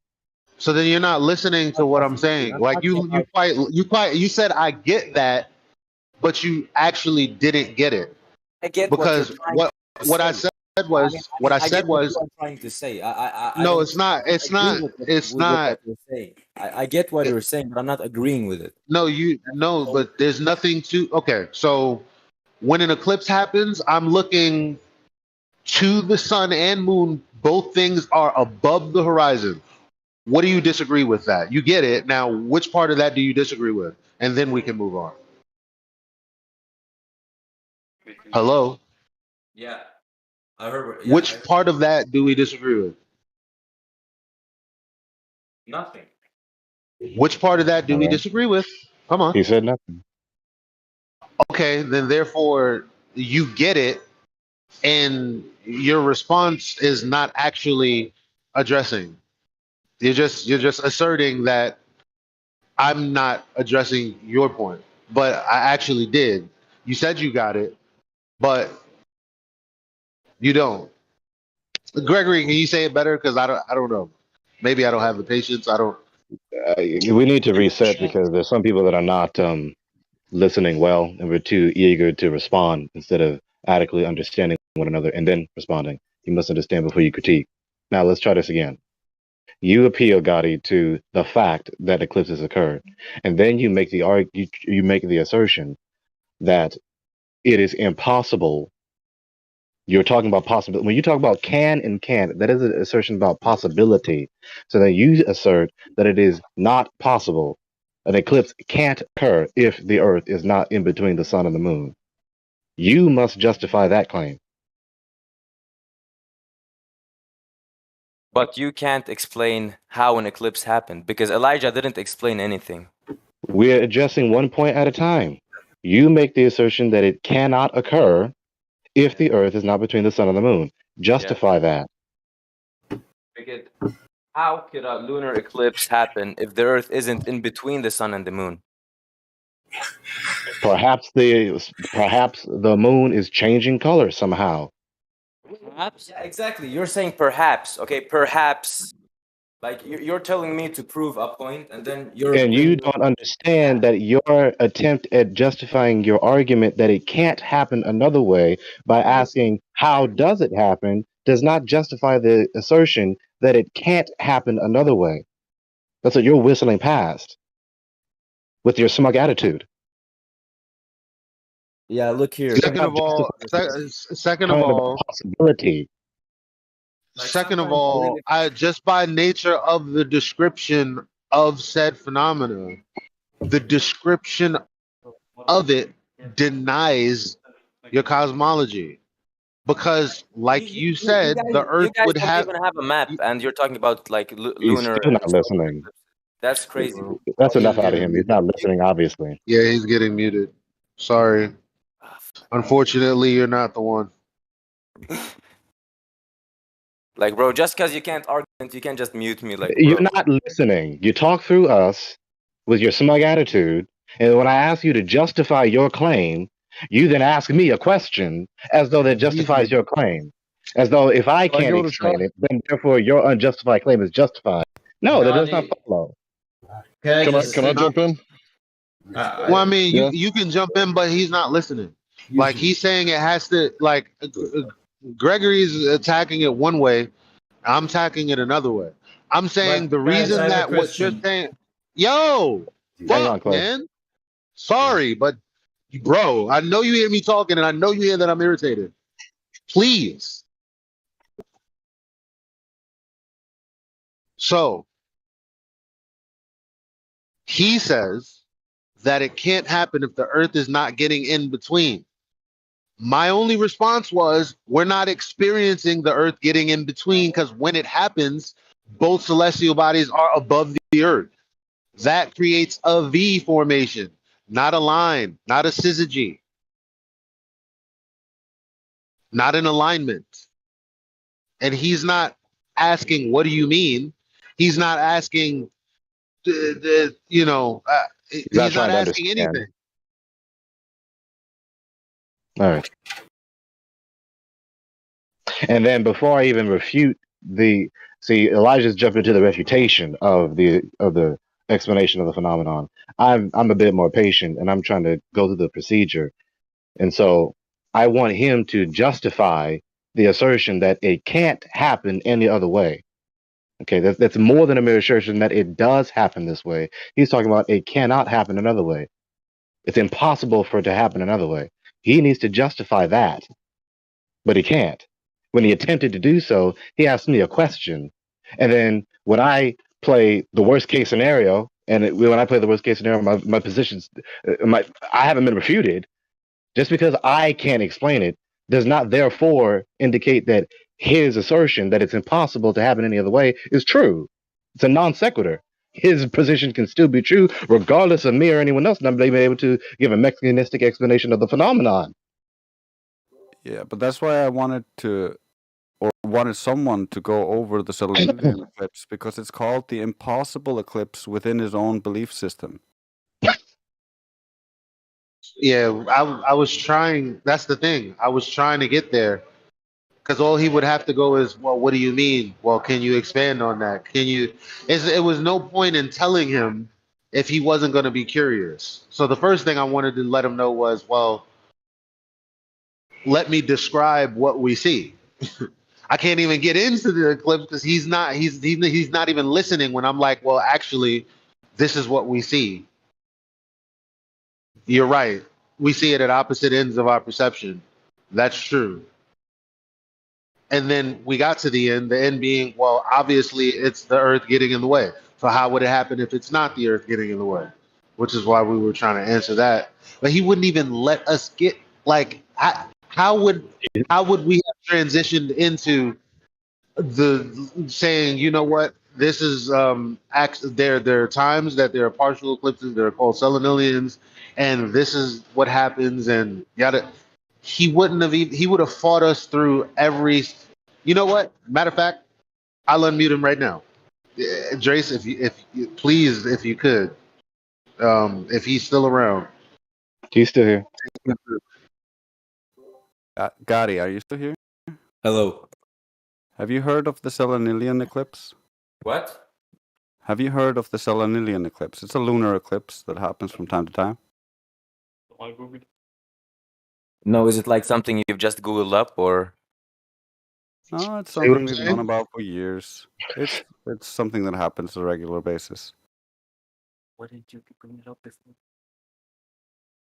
Yeah, He so asked you, Gotti, have you heard of it? And you smugly, with contempt, jab back at him. Is it something you Googled up? As though his no, I'm awareness just of the curious. phenomenon Like, is invalid? why didn't someone bring it up like earlier before? They were trying It's to kind bring it of up. hard to have It a was conversation when you brought refuse up to much cooperate with earlier. us in the conversation.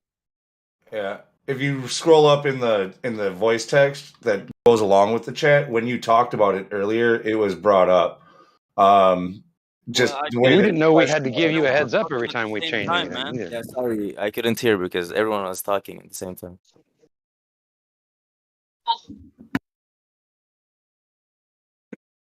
It's kind of hard to mention the subject when you refuse to cooperate in a conversation. You refuse to listen. You refuse to follow the argument where it actually leads.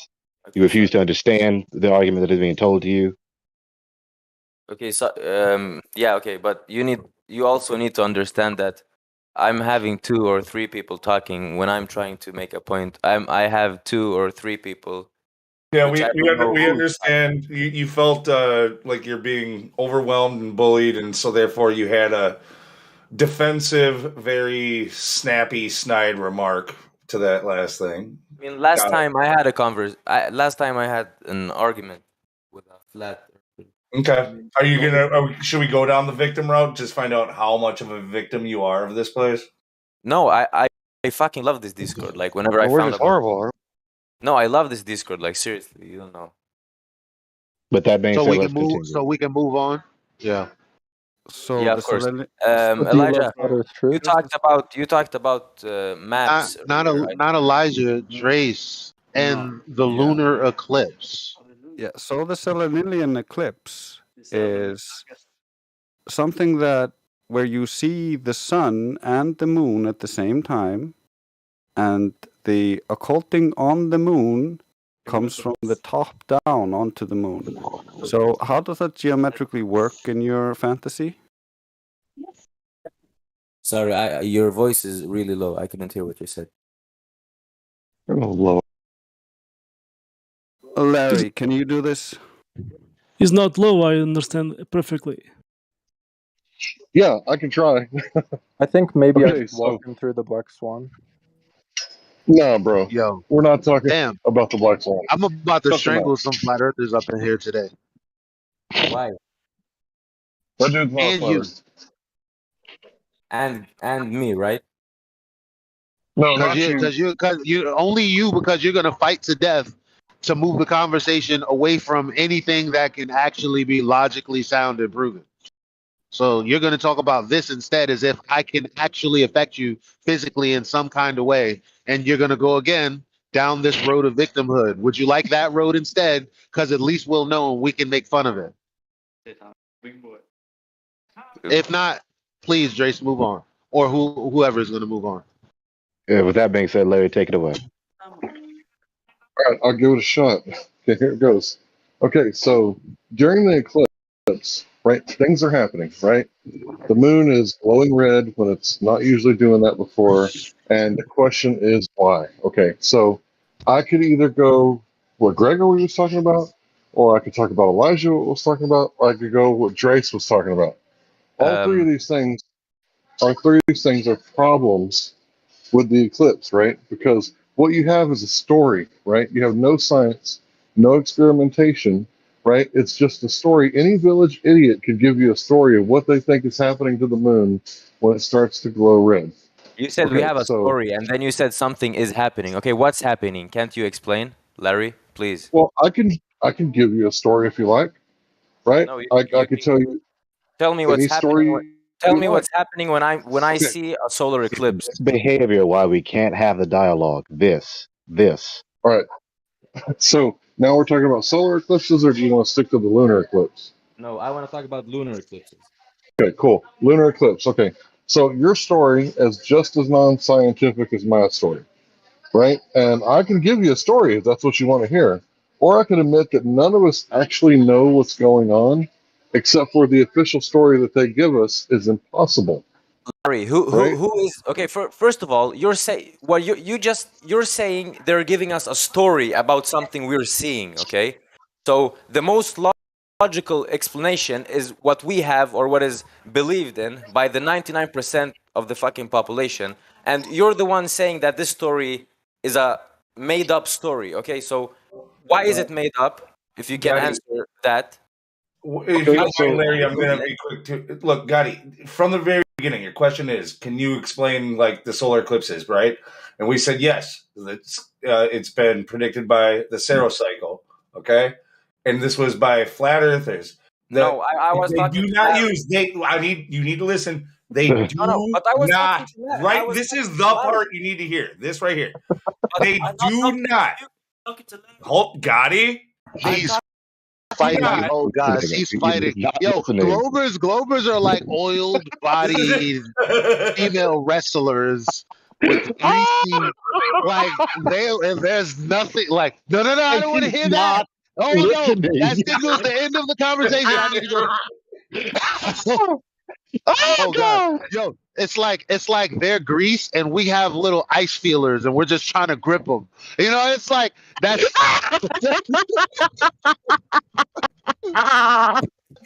He's not come here, you little listening. slippery Glober. Come here. Larry's so cool, bro. Oh, they're like water weenies. No matter no matter how hard you try to squeeze them, they just slip through your hands. Yeah, the water weenies, oh god. Want to hear a joke? This can I is try again? futile. No. This is futile. That's why I love XO, man, because he's the only one that's actually made it a point to say they actually never make a claim. They run away from their religion and don't answer any questions. That's True. the truth. True. That's the truth. Yeah, I agree. That's true. Yeah. I know you do. I know you do. Yo, this is so good. So can I get like 2 minutes This to speak to Gotti real fast? sure. Like, where's Larry though? What happened to Larry? No, Yeah, he's still here. I was trying to speak. Okay, so follow me if you can. Okay, so let's say the Yes, lamp you is do. out in the living. Let's say the lamp is out in the living room. Well, it has to be the light bulb, right? Just like the lunar eclipse, it has to be the sun blocking the shadow, right? The Earth blocking the shadow and casting a shadow onto the moon, right? Well, maybe, possibly, what if the cord got cut in half, or maybe the breaker got thrown and you need to reset the breaker, or maybe the lights out in the whole neighborhood because there's a power outage. Somebody got drunk and hit a telephone pole. If you see what I'm saying, what you did there is a formological fallacy called affirming the consequent.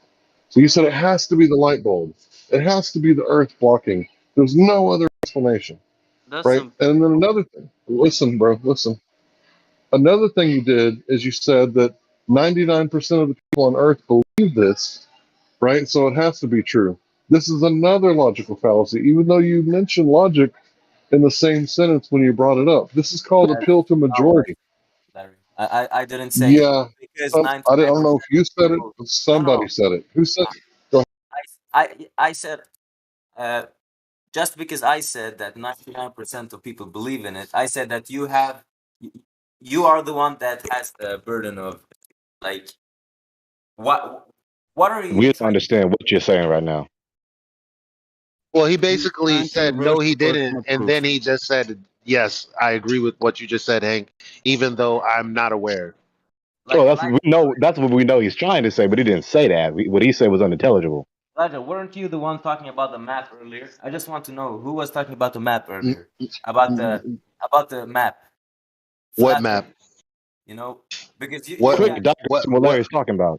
you What guys map? I think it was you, Elijah, that said that we can't measure the distance between the end of the map, flat earther map. What are you talking?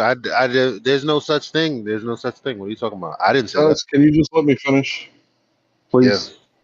Man didn't All finish right, yet. so I just addressed that it could be the light bulb, it could be the wire, could be the breaker box, it could be the whole block is out of electricity, right? And then I acknowledged another fallacy. So let's get straight to the logic.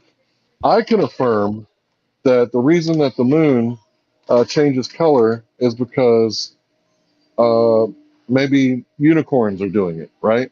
And my affirmation of unicorns doing it is just as scientific as you saying the Earth is doing it, because it's not scientific at all. It's just a story.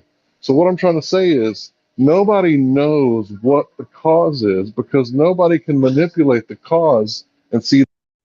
For example, if we go into a room, right, like say, we don't know what light turns on which bulb, right? And we can theorize and tell stories for months on end, but we don't actually know which switch is attached to which circuit is attached to which bulb until we start doing a series of experiments where we manipulate the cause, turn the switch 1 and 0, on and off, and see the effect from the bulbs going on and off, on and off.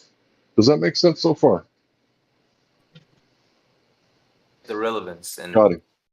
It's irrelevant. Science is irrelevant. Is that? really don't get Hold the on. I just explained science to you. I'm just clarifying. I just explained the scientific method to you, and you said that's irrelevant. you're not bringing up Is that your final answer?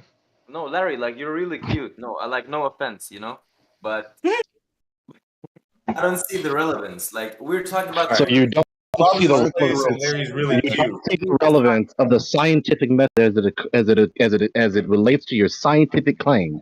The method to ascertain knowledge about what you claim to know is irrelevant about what you claim to know. I'm not talking to I'm talking to Larry, man. Just let me talk to Larry, please. Larry left after you called him cute. Why? I don't know. Ask Because he has him. less patience to You should suffer probably fools. slide into his DMs. No, wait, he just messaged me. What? He Yeah. asked he asked for my Can I ask face. a question? Why are we still Like arguing at this? well, I muted him, but Hank wanted to try. Sorry to interrupt. No, I was just. You got to DM and now he can't hear you right now. I mean, sorry to interrupt Hank, but I mean, I think it's still pretty clear that he did exactly what I said he was going to do, regardless of Larry's attempt. Yeah, but Yeah, Larry they just can't help sent it. me a message asking for my Facebook. Like, should I give it to him or do you guys know him from? It's up to you. I recommend you do. Larry's trustworthy, dude. He's not going to hurt you by adding him on Facebook. But is he cute, though? Like, is he really cute? Like his voice? I mean, maybe that's why he wants to get on Tinder with you. Just check out Facebook first. Yeah. Okay. Thanks. Kind of suspect you throwing this man. Too. Now, what was that about?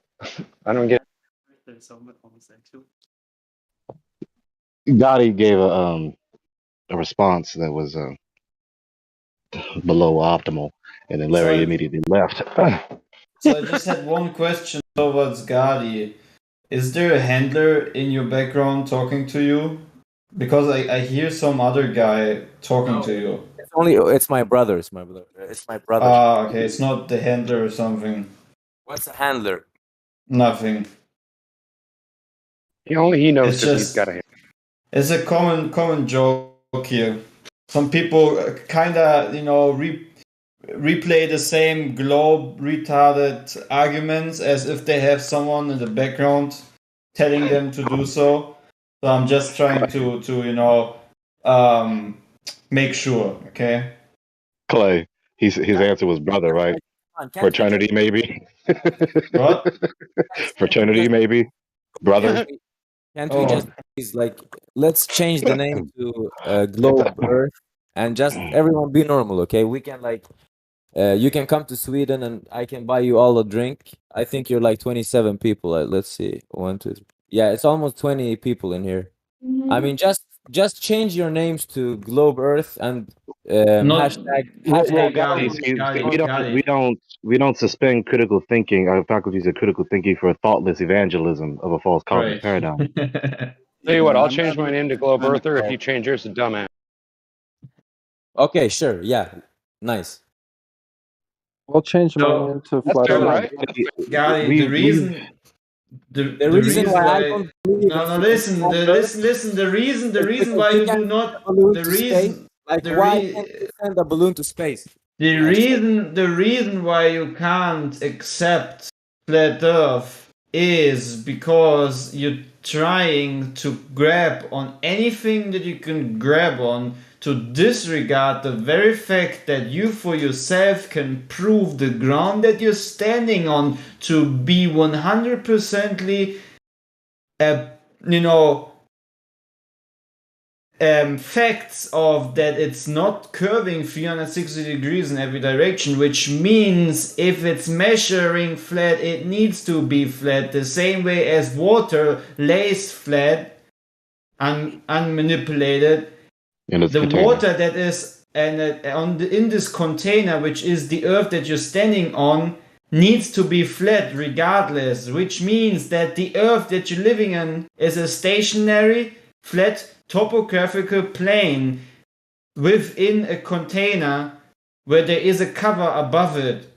Or if you want to call it firmament or whatever, dome, I don't care.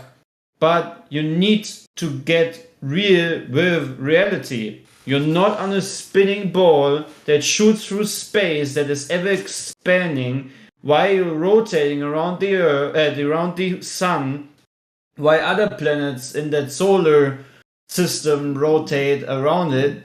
It doesn't exist. It is a fairy tale which was programmed into your mind since you're a little kid, and you were not able to say to research it or to say yes or no or critical think because you were a kid and you trusted the authority, which are your parents, teachers, or whatever.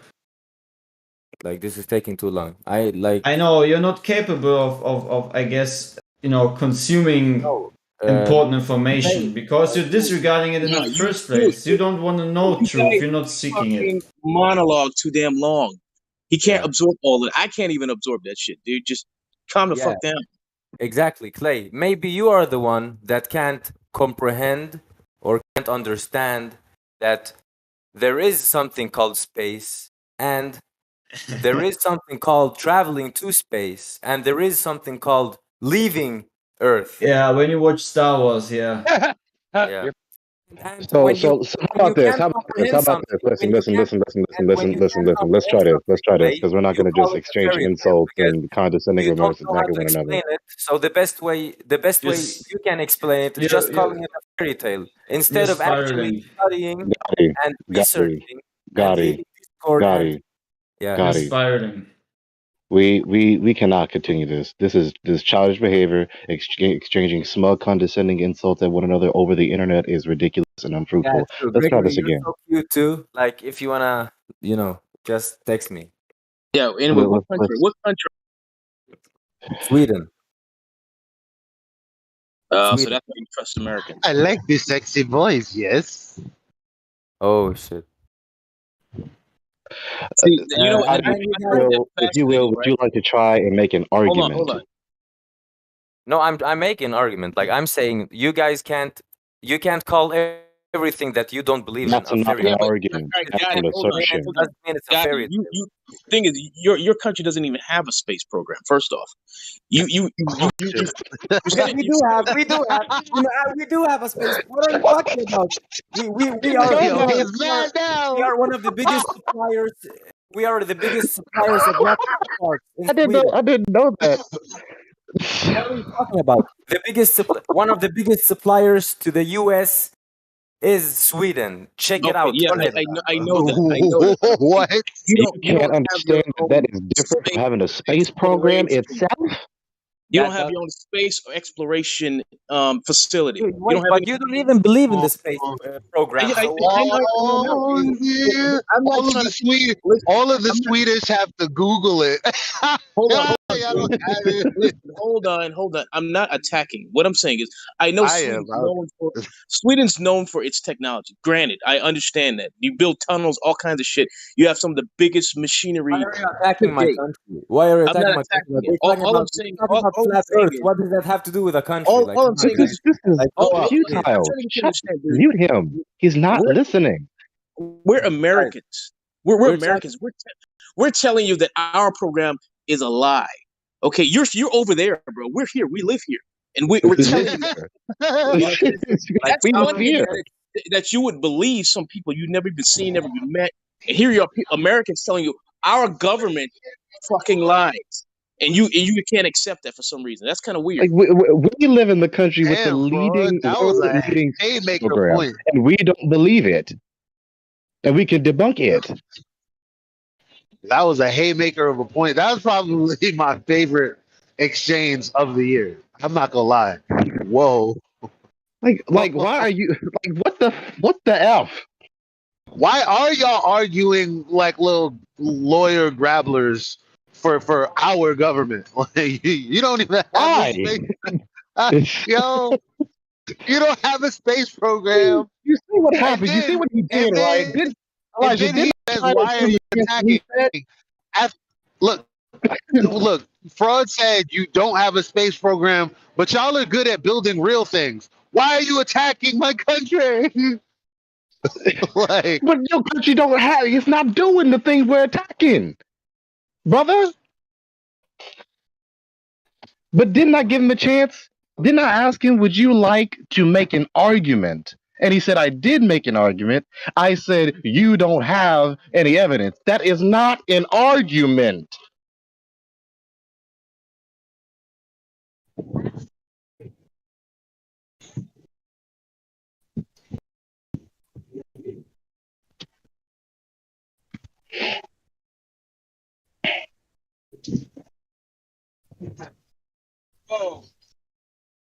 This is where my indignation comes in.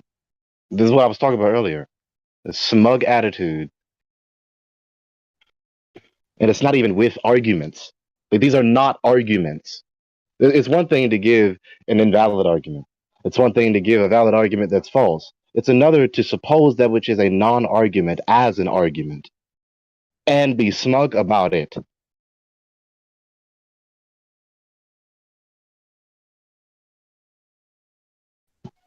That's where my indignation comes in.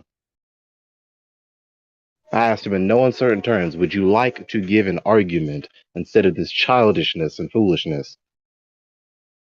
What does he do? He gets offended at the critique of a space agency that is thousands of miles away from him.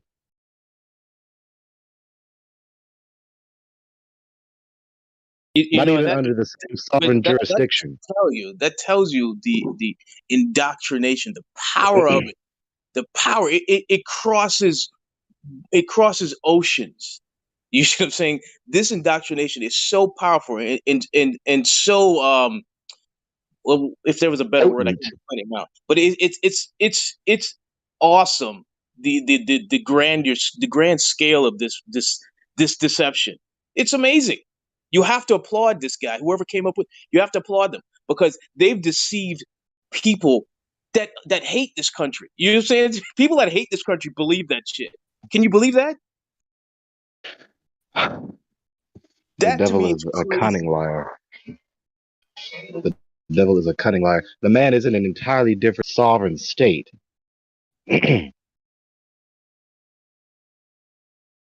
But like even the Muslim countries, they literally hate this government, but they believe that shit. You see that? That's the crazy shit, dude. That is so sick. That's awesome. I can't believe it. That's amazing. You have to clap your hands at that shit. You have to applaud it. That's fantastic. In a wicked way. It's a very significant indictment on human nature, the human condition, including psychology, and the institutions and organizations that are prominently responsible for promulgating this doctrine. Dude, it penetrated the church walls. People in the pews talking about this shit, celebrating this stuff. You know what I'm saying? That's crazy. They don't even read the Bible properly. You understand? Because they believe this Right, shit right. so deeply. Yeah, the people you would expect in principle, that you would expect to be most likely to disbelieve, not only believe, but are the most devout to it.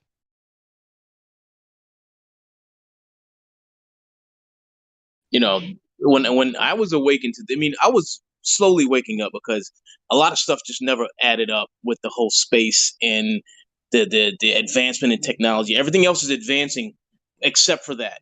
Your cell phone, your television, but these fuckers can't go to the moon. It's just crazy. Like everything is just It's advancing not light speed. consistent. That does not follow. Highly inconsistent.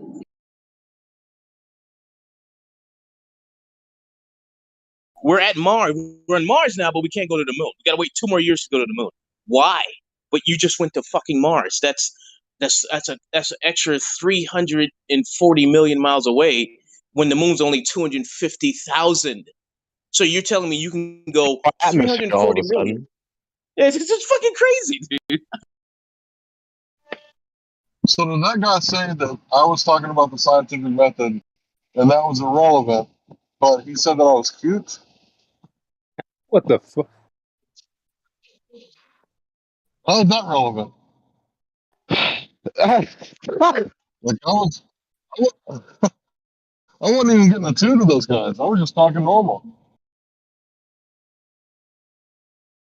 Of course, they won't concede to this, and some of them do concede to this. It's a very small minority. But when you critique, when you go through the process of scrutiny and trying to ascertain knowledge about anything, especially the most precious beliefs any given person has, you will see that many people are willing to forsake sound thought to protect their beliefs.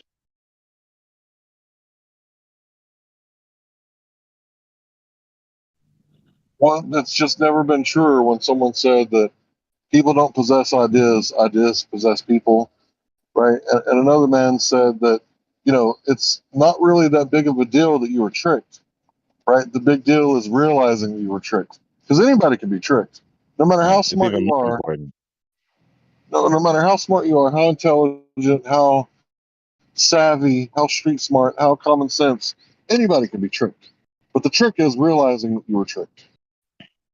Yeah, that's Fool the me more important once. part. You've been deceived, but now how do you react to the deception? Do you continue to believe it and devote yourself to it, or do you forsake it and seek the truth and do the truth? Yeah, fool me once, shame on you. Fool me twice, shame on me, right? Fool me thrice, Yeah, shame on everyone. Yeah. Shame on my entire family shaming thrice. me. Yeah, I got to bring that word back, right? Thrice. I mean, it's a useful word. It Yeah, makes sense. I like it. Thrice? Yeah, Yeah, thrice. it's a great word. Yeah. Is there one for four? He doesn't get that high usually. No, I don't think. I mean, of course, we say that humorously. There Thrice, probably is. thrice, thrice, seven, suffice. There probably used to be, and it's been like memory hold, so that we're sort of like stupid. Like we can't say it.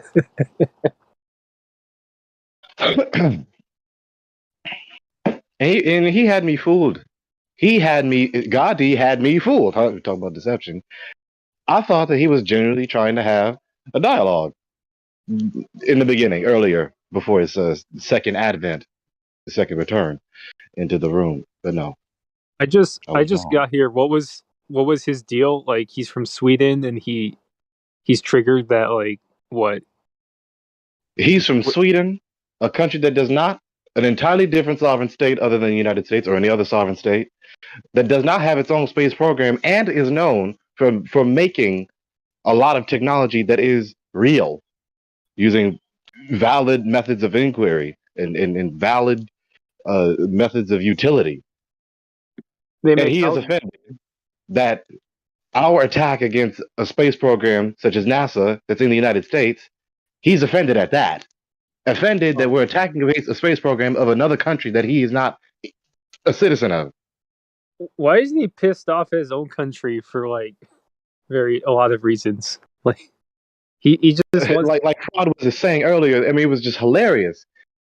Fraud told him, your country is known for technology. You know, real technology. You know, real, valid, legit technology. NASA's bullshit. Why are you attacking my country? But I didn't attack your country, you idiot. I attacked NASA of the U.S. Yeah. I just complimented yours. I just complimented your country. You asking me why am I attacking it? He's a professional victim. That's what these, like, Scandinavian. Or at least wannabe. Wannabe professional victim. There you go. He was talking with his friend, but yeah.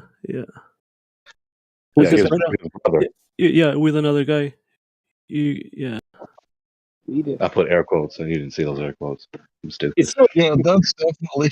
No, we didn't see the air quotes. Miguel, that's definitely really important because if you want to talk about a matter where there's controversy, if you have someone else looking over your shoulder, like your friend, there's always that guy in the background going, "Ooh, what you gonna do about that? What he said?" The Yeah. instigator. The Yeah. instigator. I did post a live stream, that I did post that Candy is talking with someone and they think they are the smart ones. I did detect that. Yeah. Sipping on gin and juice. How come Swedes are always cucks, but, like, Norwegians are always cool? I never got that. Like, without exception. Sweden are the nice Germans. Sweden are the nice Germans. Yeah, they're like Canadians, eh? They're like not. They're, like, really condescending. It's, like, really weird. Like, all the good Scandinavians went to Norway. Actually, Joe, as you say that, I recalled some things and then it clicked. See, I'm right. I'm, like, right once in every 10 times. I laughed you off, and then I recalled, and I said, "No, wow." See, the insane shit I say is, like, right sometimes. Like Sleepy Joe. No, I got to stop sleeping on Joe. Yeah. And then I was waiting for my turn to get in there, and then Sasha's like, "Oh, it's Larry's turn. Let's talk about the Black Swan now." Let's just jump to the savage critique. They always love to jump. Jumping around. Jumping around the speed lifts. How was Ladies' Night? I missed it. I miss it too. What is that song? You know that song called Jump from the 80s? From Van Allen. Jump! I got here 45 minutes after it started, and I missed it too. So I'm not sure what happened tonight. No ladies.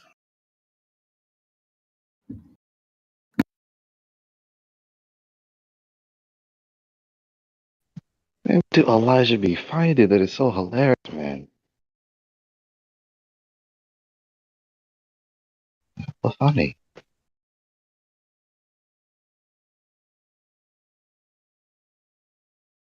Oh, man.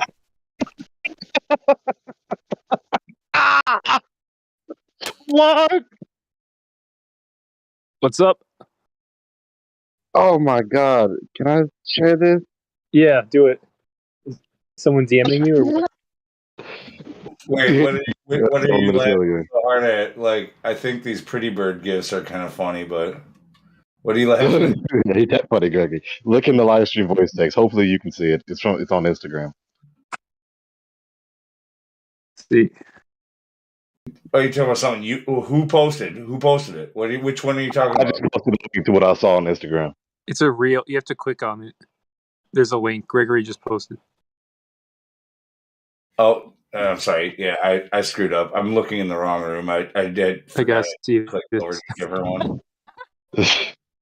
Funny. Did you right? Oh man, It made me jump. Awesome. this is some galaxy brain stuff. When you use 100%, man, you know that that This is count was like, what is picked. it? China. There's like Chinese in the background. Is it? Wow. If this is in China, he's gonna get disappeared. It's like now if this went viral, he's gonna disappear though. That's the problem. And I'm mad. Where did Elijah find that? I have a scooter, and a few 2 months ago there was a exposition. That is a good one. Sorry. Yeah, that's a good move. That was slick. Yeah, and so I was, I was going to this exposition, but then I saw the police, so I was at the background, and then they pull this, they made me stop, and yeah, so just to ask if I'd had a drink anything, but anyway, a guy with a scooter, and they like to stop it. Yeah, did anything to drink today? Sorry, what you said? Let me see your ID.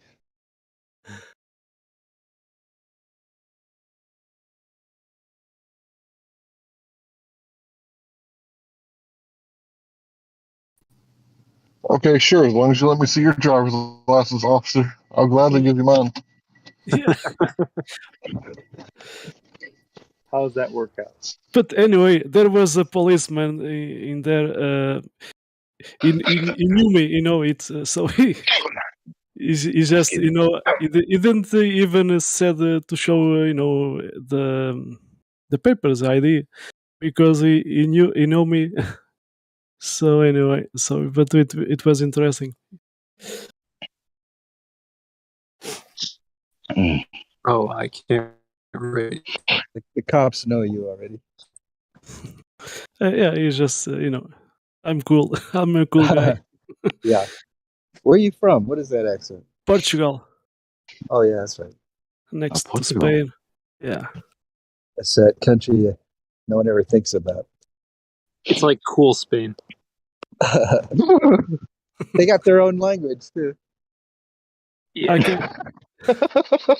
It's like Spain. It's like Spanish, but Yeah, but by the way, I did learn Spanish by watching, because I was a city, it's not far away from Spain, so so at that time I did watch a lot of TV series from Spain, so I did learn Spanish there. From TV. That's a good place. Yeah. Are you people geniuses? Because if I watch telenovela for the next decade, I will not learn a letter. Yeah. Well, it's so similar to Spanish. It's really easy.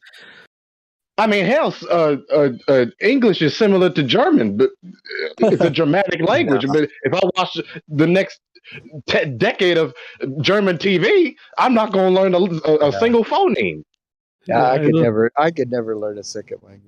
German, I don't understand German. German is such a weird ass language. It's Oh like, man, Impfstoff. Like, they have these words that are super long, like 20 letters long. Einstein, one stone. Einstein. And it's not Einstein. Einstein. Einstein.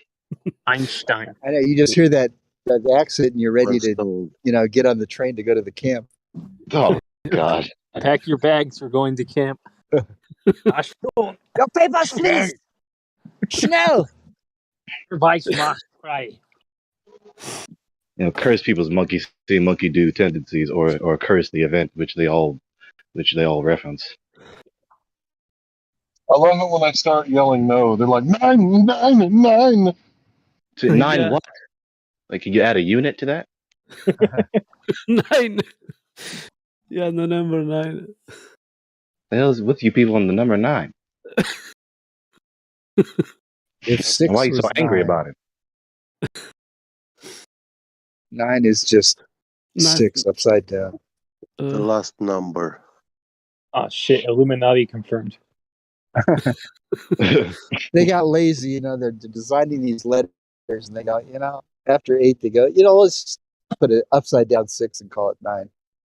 Because I don't want this to be too complicated. I got checks to write and cash. And then I guess what the Arabs came up with the idea of 0. Brilliant, genius. So 0 camels. They needed Did they to really quantify that concept. There was no other grapheme that symbolized nothing. Well, I thought maybe Indians Quantity of nothing. Something I learned in school a million years ago. May or may not be correct. You said a million years ago. They invented the numbers, like the symbols we use for the numbers. Yeah, we use the Arabic numerals. Yeah, that's right. Man, Arabic writing looks crazy. It's always cursive. Arabic is cursive. It looks like alien writing or something. Cursive. When I write cursive, it looks like Arabic. They don't teach kids how to write cursive anymore. Oh yeah, that's they didn't teach me. They don't want to read the Constitution. Yeah, anything before the 20th century, and even then. Yeah, Graphene nanotubes is going to take them to the stars. Space elevators. I mean, these people are sitting around making 100 different thousand fonts, but won't teach me how to write cursive. Yeah, you don't need. You got a computer now. We don't need that old-fashioned stuff. Text people. It doesn't matter. Nobody sits down and writes a letter anymore. Dear Hilda, it has been. Even when we do send letters, we type them. Yeah. Right. And not even on a typewriter, on a computer. So when the grid goes down, then like the cursive writers will be like advantaged. So they'll like run the shit. We'll all start writing on paper and pencils. What grid? We'll just start making tangible text. We'll just start making tangible text simply by our thoughts. All of a sudden, we just spawn a text ex nihilo by simply thinking about it. I mean, before computers, like all the files in every bank, police department, government, it's all just like pieces of paper with writing on it. It's just making complete facsimile of our thoughts by thinking them. Man, I mean, the whole time is short. They shut down, the internet. I mean, the whole world will come to a screeching halt. Yeah. You won't be able to do jack shit. Apparatuses which move a society, energy, like it stops. Yeah. No, everything operated on these electro-digital apparatus. Will never go down. Internet is never going to go down. I feel like people would just go ape shit immediately, like if the internet went down. After about 2 days, there'd be like mayhem everywhere. I think it'd be like an hour. I don't know. You can be afraid of this, but it's never gonna happen. Just as mass long looting everywhere. they exist. I know. I heard a lot. I hear people say that some people think, oh, no, they'll never shut the internet down. They need that, and then other people are saying, oh no, they're gonna, shut down the grid on us. We literally cannot take it down. It's they have impossible the for internet us. kill switch. I've always heard about. No, they don't. They don't have it. It's virtual. There's a big red button on Biden's desk. Non-Biden's That's virtual button. I mean, do you really think that the tyrants are using the same grid that the general public is using, or that they have their own and Yeah, I believe they have the their people, own. general public has the Yeah, bootleg. they just go right through Satan. They just like they have their like weird like that thing from the Lord of the Rings, the Palantir. Like they just have that. Being directly uploaded to Satan is true in a sense. Yeah, they're just literally connected to Satan. Yeah. The almighty powerful button. Uplinked, plugged in. I got a question. What if the insane asylums of the 1800s were the FEMA camps of the last reset? You never know. I mean, who knows what's going on with that Tartaria? You just look at these The history buildings of and the go, early 19th century is so sketchy. There's all this like stuff that just doesn't add up. Like like all of a sudden we have all these mental patients, and then we have all these orphans, and then you have all these pictures of like the mud, the mud streets with all this like crazy architecture and like no people in it. Yeah, something happened. yeah, the crazy I don't care. architecture I is don't what know like gets me. the specifics, but there's something they're covering up. Just massive Yeah, ass buildings, there just are dead beneath our feet. structurally just gorgeous, elaborate. You go, fuck, they didn't even have power tools. Where are they? How are they building all this crap? Who did this? Yeah. It's like, how the fuck did they build all this shit? It's like you see it and it's like more amazing than anything that exists in the world today, right? I saw a meme on Facebook. It was two pictures, one on the top half, one on the bottom half. It was a stone road, supposedly of Rome, and it said built by the Romans 4,000 years ago. On the top, on the bottom was a modern urban road built 2 weeks ago, and it's not even with puddles and potholes. Yeah. The Romans were famous for building roads. That's how they expanded their empire. That's right. That's their fault. Bridges also. They built bridges. Yeah, also. aqueducts and stuff like that. Ponty. They built a bridge over Danube. Yeah. And of course, that 1,000 isn't years accurate ago. because the Roman Empire thrived, from late antiquity to the beginning of the medieval era. I think Catholic Church took over. 1,000 years ago. It's still thriving, dude. It's still existing. Yes. Yeah. It's like I should have the phrased EU it is kind of differently. like the Roman Empire. Sun worship. Yeah. That's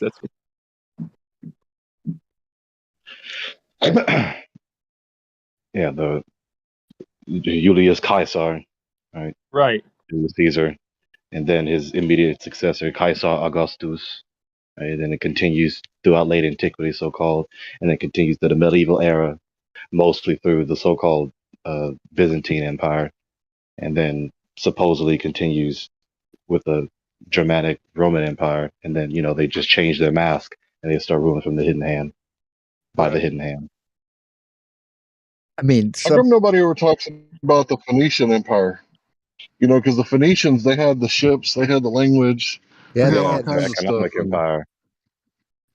Yeah. Yeah, nobody An ever talks economic about that Phoenician one. That's empire like, that coincides with Rome. Ancient Roman I'm not regime. gonna say it's the most hidden one. Obviously, Tartaria is the most hidden one for some reason, but yeah, continue.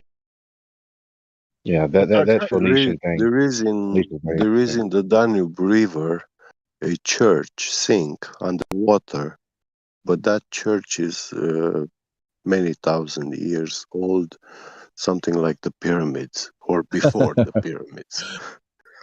Yeah. If it's a church, that it wouldn't be that old. Yeah. I heard the pyramids are fake though. It's a problem to dive in the Danube River. Danube. You don't have diving gear. Why did that person say the pyramids were fake, meaning like they were built recently rather than several thousand years ago? I just read I didn't read. I just watched the YouTube video. Maybe which truth is stranger than fiction, and I think his most viewed video, or no, sorry, it's a recent video. I think it's like pyramids are just like fake. Like if you like peel back the first layer of like the stones at the pyramid in Egypt, you just like find plaster and I sand. think I saw that too. Yeah, it's like there's a bunch of water erosion on it that is like new or something. Relatively Yeah, new. and then Pyramids were covered with I mean, polished I've seen a video about rock, Stonehenge marble. where you see them like taking the whole thing apart with cranes and shit, and oh yeah, putting that's it back fake. together. And They were Oh pushing yeah, it it's back up, fake. It's making No, it it's fake. fake. stand again. That's definitely fake. Like uh, the Yeah. Stonehenge insides are doesn't hollow. impress me. I don't know. It just looks stupid to me. It's just another sun worship like idol or whatever. They just put it up Yeah. to like prop up their religion, pretend it existed. Yeah, a ceremonial area. Right. Now I think Right. about it. Wait, get beget. Do you know the etymology of Danube? Because it has Dan in it, and Dan's this tribe, right? This like lost tribe of Yeah. Israel. Is that related? Yeah. Yes. But in Yes, the tribe Zamolxian of Dan religion, is in the Zamolxism, Danube. the Danube River is the river which gave where mankind was born. Oh, really?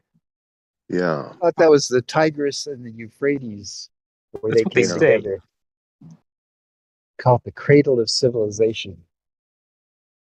That's what they say. In the times of the Pelagians and Hyperboreans, yeah, that's what they were saying, believing. People believed in those times. So you hold a different anthropology than what the Bible teaches. Yeah. And this is it's the first monotheistic religion in the world. It even predates the Hebrew. Which one is monotheistic? Zamolxism.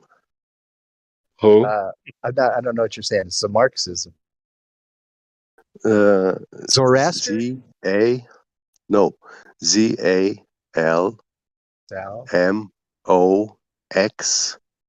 never heard of this. ZALMOXISM. Yeah. Never heard of it. Zalmoxism. Yeah. Never heard of that. That's You sound like you're Yeah, talking. it's the religion of the Dacians. The You sound like Dacians. you're asserting the theosophical doctrine of anthropology. Because you Well, mentioned Hyperboreans. this religion comes from, it has roots in solid gold artifacts all over around the world. So it's in the museums. It's not, and it's golden artifacts. The oldest golden artifacts in the world that exist. They are very rarely exposed in museums, but yeah, they do show them. And they do exist. Yeah. Let me ask you, because I want to ask you about the worldview that supposedly that this ideology teaches. What is the origin of the universe? Creator. What caused the universe to exist? God. Creator, God. Can you elaborate about the characteristics of the creator, the God? In Romanian, we call him Dumnezeu. Sorry, You typed in can the you voice repeat chat? the question, please? Yeah. Oh, I was asking, the question I just asked you was, what can you elaborate on the characteristics of the God? Well, he likes blood sacrifice. Yeah, but that is when you read those texts, those are texts which have paganized this religion. I think it's always pagan. Christianity, no, 2,000 years ago, Christianity actually paganized the whole Greek mythology and Roman religion. The Romans also, they were pagans, like literal. That's true about Christianism, but not true And they about were what the Bible practicing teaches. this pagan religion, which actually was born by blaming the real religion as calling it a pagan religion. So yeah, It's kind of a negative connotation. yeah. Pagan. Anything but Yahweh is pagan, I guess. Yes. But I'm still confused because Y'all if you should. disregard the Bible, I contend that you disregard the preconditions of knowledge. So No, I if it's don't not the Bible, disregard the Bible. Yeah. okay. And the So funny thing if you is don't that disregard the Bible, on a solid gold tablet that was found, they started translating a text which was a prayer, and it was the prayer Holy Father. Our Father, like Yeah. well, that doesn't necessarily mean that it's Yes. talking about Yes. From the Yod Heh Bible. Vav Heh. Yeah. Golden Yeah, but tablet. Yeah. listen, dude, the whole thing. And this tablet is thousand years older Who cares how old than anything is? You can't yeah. prove anything. You can't prove it. Can you prove it's 1,000 years old? No, you can't. See, that's why when it comes to the Christian Bible, the only thing you have to accept is Jesus. Once you understand that Jesus is who he says he is, that's it. Okay? God claims to be, Yeah, hey, I'm the only God. There's no other gods before me. Have no other true. gods before me. One God This only. is the Well, this you're is the just claim. projecting your biased religion. You see, the Bible, the text of the Bible, a lot of it is found in these Hold on. Let me get this out golden because tablets. people like to try and throw out age and like that means anything. Anyway, so in the Bible, God Take it out. says in Bible and God's 10 commandments says, I am the only God. I am the only one, right? So you have to prove that. So therefore, the Bible shows you how to do that. So you can prove God to prove that hey, he is the only God. So okay, I'm No, saying I don't so got proof. You know. that's how Hey, you prove yo, him is prove it through the then. word. Let's prove it Through the then. word. Yeah, I have. I proved it for myself. Yeah. You can do it for yourself through the word. The word is your link to that being, that entity, that power. It's through the word. There's no other way, dude. Well, no, I think Anything you hold on, anything you learn in life, you have to read. When you go to school, what do you do? Yes. Are you sit there and stare at your teacher, or do you take notes and you read your book when you go home? Okay, so that's how the Bible is, bro. You have to learn who God is in order for you to know how to reach Him. That's it. It's very simple. So if you want to believe in all those other things, that's fine. When it comes to the Christian Bible, that's what it says. I am the only God. Prove me. Okay? There you go. That's it. It's very well, simple. it's written in our Well, In Bible. for addition to that, me, this the God of the means Bible explains the only preconditions of knowledge, which is why yeah. when you contradict Yahweh in the Bible, you are contradicting the ultimate authority of knowledge. And when you do that, you cannot be telling the truth.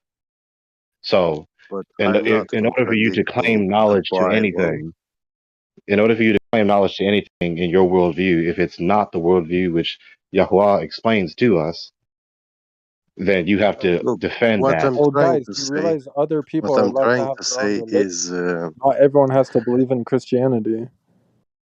what I'm Yeah, This I trying is to don't. I say don't is that particularly. I don't the particularly Bible adopt the speaks Bible as of these fact. things. So does that mean that I'm lying? Every word I say is lying? Like, come on, guys. Let's not argue about They just mean what you just don't religion's know what anything. religion. You just don't know well, anything. that's not the implication of the assertion. When we say that you do not accept the Bible, therefore everything you say is a lie, it's not the implication of that premise. The implication of that Well, premise I is that didn't the say I only don't reason, accept only the way that could Bible. be true or false is if the God of the Bible is true to be the precondition of knowledge. Yeah, can I clarify? So for me, it just means that there is physical proof. We have it, ancient solid gold, that there is one God. It, and the story of the Bible is about Him. It's all we have left. You know, It's this about book. him and his people. It's not the exact accurate, like fully describing, and it has been translated from many languages over and over. And Yeah, and plus they for use thousands of years, the language itself evolved, and the meaning of the words and what people mean when they speak actually changed, evolved. yeah, stuff that they say in the Yeah. Bible, it would have been understood by all the Jews, but today in America, we read the same thing and we take it literally and we don't Yeah. get, you know what I mean? But for me, it's beautiful Is because, that what hey, you're I saying, see that Edgar, I read the the book. thing with what I you're read saying the is book. that Yeah. I'm sorry. Let me I read the respond to what you book. said so I far. saw um, I understood it. Yeah, like I had my own revelations and stuff. But understanding. But then when I look at history, I see that history lines up with what is said in the Bible. And now, on top of this, there is physical evidence in museums. And these are golden artifacts. But They are Gippy, like. Well, that's just Yeah. something some man made at some point. yeah, how do you know those things? Like, how do you know the history, like Herodotus or whatever? How do you know that's not forged? Well, How do you know? you see, the ancient Greek writers were speaking in the Greek mythology about Vulcanos, the scribe of Zeus. And this scribe was worshipped like a god in Greek mythology. That's how we are taught, that he was some sort of a god when But we don't we know read that. about Greek mythology. But the problem is that there is golden artifacts signed with his signature. His signature. Those can be forged. Yeah. But hang on, It's listen. the whole On a Bible and every So, other like, religious book. there's, What's on your a point? Like, bracelet, it's all just on a stories, dude. Like all of on a it's Yeah, stories. bracelet there's a central point that's in not been addressed. Get the museum, get. Terrible. you have written on this bracelet Vulcanos officet, and this means in translation that was made by Vulcanos. Yeah, dude, But that get can the be. get. When you speak, it's like It's a it like was we boulder made make by rolling down a some. we hill. do Like I can't today, get you made to in stop and China. listen to something. That can Yeah. be easily forged, though. I mean, yeah, people could make a bracelet and It write anything they wasn't want on it. for I mean, So this is why Yeah, I'm trying to address so this can point. every Just other because religious someone said book it in or just because someone existence. wrote it down doesn't necessarily mean it's true, which is why I'm trying to test the internal consistency of the worldview that's being espoused. Now, the worldview that's espoused by the Bible asserts that it is authored by humans, inspired by the God. So the ultimate author of the text is the God, not someone else, not someone else's text. It's not based on another text. Okay. So when you assert that this other text from this other author, okay, is the basis on which the authors wrote the Bible, first of all, you must substantiate that, and that obviously will contradict the worldview in the Bible, okay, which is trying to give a comprehensive worldview, but especially the preconditions of intelligibility, the preconditions of knowledge. Knowledge must be possible in order for us to know anything, including whether or not the Bible is or is not false, or based on this or the ultimate authority. Okay, so you, with your worldview, in your worldview, what makes knowledge possible? That's why I asked you about the characteristics of the God, because if the God. description of the God in question is incoherent, that God is not real. So we need to get down So to brass tacks and yeah, critique. after he answers that question, I have a question for you, Gregory. Sorry, I misspoke. I meant something else. Yeah, but I get you now. you know, the mythological gods, they all have personalities and all these stories, and they have wives and Yeah, I know. babies And and all kinds of Yeah, crazy stuff. fantasy. Yeah. because those are the absolute God. Because those guys they don't symbolize absolute truth, right? Those Greek gods or whatever. They're Well, clearly not for me, but they're clearly not the God like referred to in the Bible for that reason. That's sort of I think that's part of what Gregory's saying is that like it is the real God. It will sort of be self-evident. It will be internally consistent. And it will sort of espouse absolute truth. It can withstand scrutiny and it can demonstrate the absurdity of Yeah, the contrary but you see, in the Okay, nature in of the this, faith. my question is, guys, hold on, Gregory. My question is, if you're going to say that, the Bible was inspired by God, written by man, how would you determine that to be objectively true as opposed to any other book? it says it in the Bible. You do that? No. Yes. I mean, yes. And people critique that, but here's the reason. Is that everyone in their epistemology has an ultimate authority of knowledge. So the test between the various ultimate authorities is the consistency, the coherency thereof. Is it coherent? Does it correspond to reality, or is what they're saying contradictory to reality? And is it justified? Well, that doesn't seem like a good way to determine it, because I could take a bunch of other religious texts and find some things that are true and be like, oh, it's coherent, or this story, I can make up a story of my own that's coherent, but that doesn't mean it was inspired by God. So how would you determine that it's inspired by God as opposed So to you another missed book? the point. You missed the point. When you critique another worldview, it's not just a matter of the text. The text says this, the text says that. What's in question, right, is what the text saying true? Now, how do you scrutinize this? There's an epistemology taught by Book A. Let's call it Book A. There's an epistemology taught by Book B. Now, the two different epistemologies in the two different books, two different ultimate authorities, two different worldviews being given by these ultimate authorities.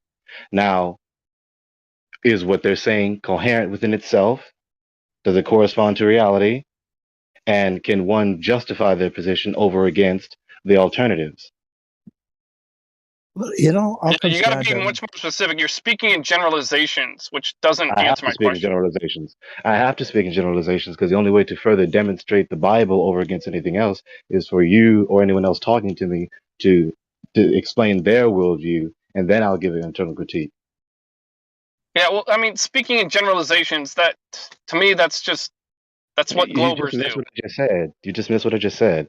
The only way I can get more specific is when either I speak first or the other person speaks first. Whoever speaks first, we explain our positions as much as possible, as well as possible, try to understand one another as best as possible, and then preferably scrutinize one another, including while scrutinizing ourselves. Okay, well, I just Investigating want to point out it's coherency. just your feelings. Like, there's no way to actually objectively, prove that any words in any book were inspired by God. There's no way to Okay, so how objectively do prove. you know that? How do you know it's not possible Oh, to know any other way, or how do you know that hold we on, don't sorry, know? let me rephrase what I Make just it said. possible or To not? the best of my knowledge so far. Is that better? Well, you said it's just feelings. Okay. But how do you know that it's just feelings, especially when other people say that it's not just feelings, it's an objective knowledge that we know? I'll ask you why, because I just asked you if you could objectively prove it, and you just said no. I mean, No, I like, didn't. until I find No, evidence to the I did not contrary, say there's no that. reason to believe it. I did not say, I did not answer no to that question. I answered yes and no in certain terms. Oh, well, whatever. Anyway, the point is, you haven't shown me any pathway that would go along objectively proving it to be true like that myself. I just explained it to So you, but you're whatever. not getting it. I just explained it to you. I just explained the That's what the general. Globers are always saying. They're always saying, "Oh, we just explained it to you. You're just not getting it." No, you keep critiquing what I'm saying without understanding. And I know you don't understand it because you keep reiterating what I'm saying, but I didn't say what you say. I reiterated. I explained to you the epistemology in general on how we discern between the true worldview and the false worldview. Now, I get more specific when I specifically explain my worldview over against another person's worldview whom I'm talking to, such as you. So I can demonstrate to you the specificity, right, after you explain your worldview, and then I'll explain mine. And then we do an internal critique of one another, investigating for an incoherency, empirical inadequacy, or a lack of justification. Well, those were all great words and all, but I just don't understand how that answers my question. I mean, whatever, Okay. man. I'm just saying, try not, just be careful not to have, religious text debates, at least in this room. That's all I can say. Okay, now it's one thing for you to not understand, and perhaps we'll talk about it later. Yeah, I would like to talk about it with you. But to sit in this position, epistemologic, when people sit up here and say, "Well, no one can know," you have to justify that claim to knowledge. When people say it's just feeling, you have to justify that claim to knowledge. You see, people keep sitting in the seat of disbelief with their epistemological relativism or nihilism, but don't refuse to justify that, but then critique someone else for not justifying their assertion. That's hypocrisy. Yeah, well, skepticism isn't a disease, a illness. I mean, another thing is like these epistemological arguments. It's sort of a question of which standard of proof do we use? Because if we just use sort of like the standard like human logic, that might not be enough to verify the veracity of like these fundamental postulates, right? I mean, the human logic is limited, but we're not just bound by human logic. We also have intuition, right? We have metaphysical logic. So when you have this feeling, something's true, like 100%, right? But there's no way to logically prove it. You just know it's true. Like you have to admit that this could be a possible barometer for truth, not just empiricism. I agree with that. Now that's true for very particular Yeah, and instances, you like make for your own instances where we are judgments. endowed with knowledge and where we're trying to ask the question, well, how do we know this or how do we know that? Sometimes the answer is we have never not known it, and we always find it intelligible. It is never not unintelligible, and there's never been a point we didn't know it. So that's an instance of intuition in the sense of we have been endowed with that, and it's irreducibly Right. complex. I mean, there's this tendency to like only restrict ourselves to empiricism. That's sort of part of the materialistic Yes. trend, right?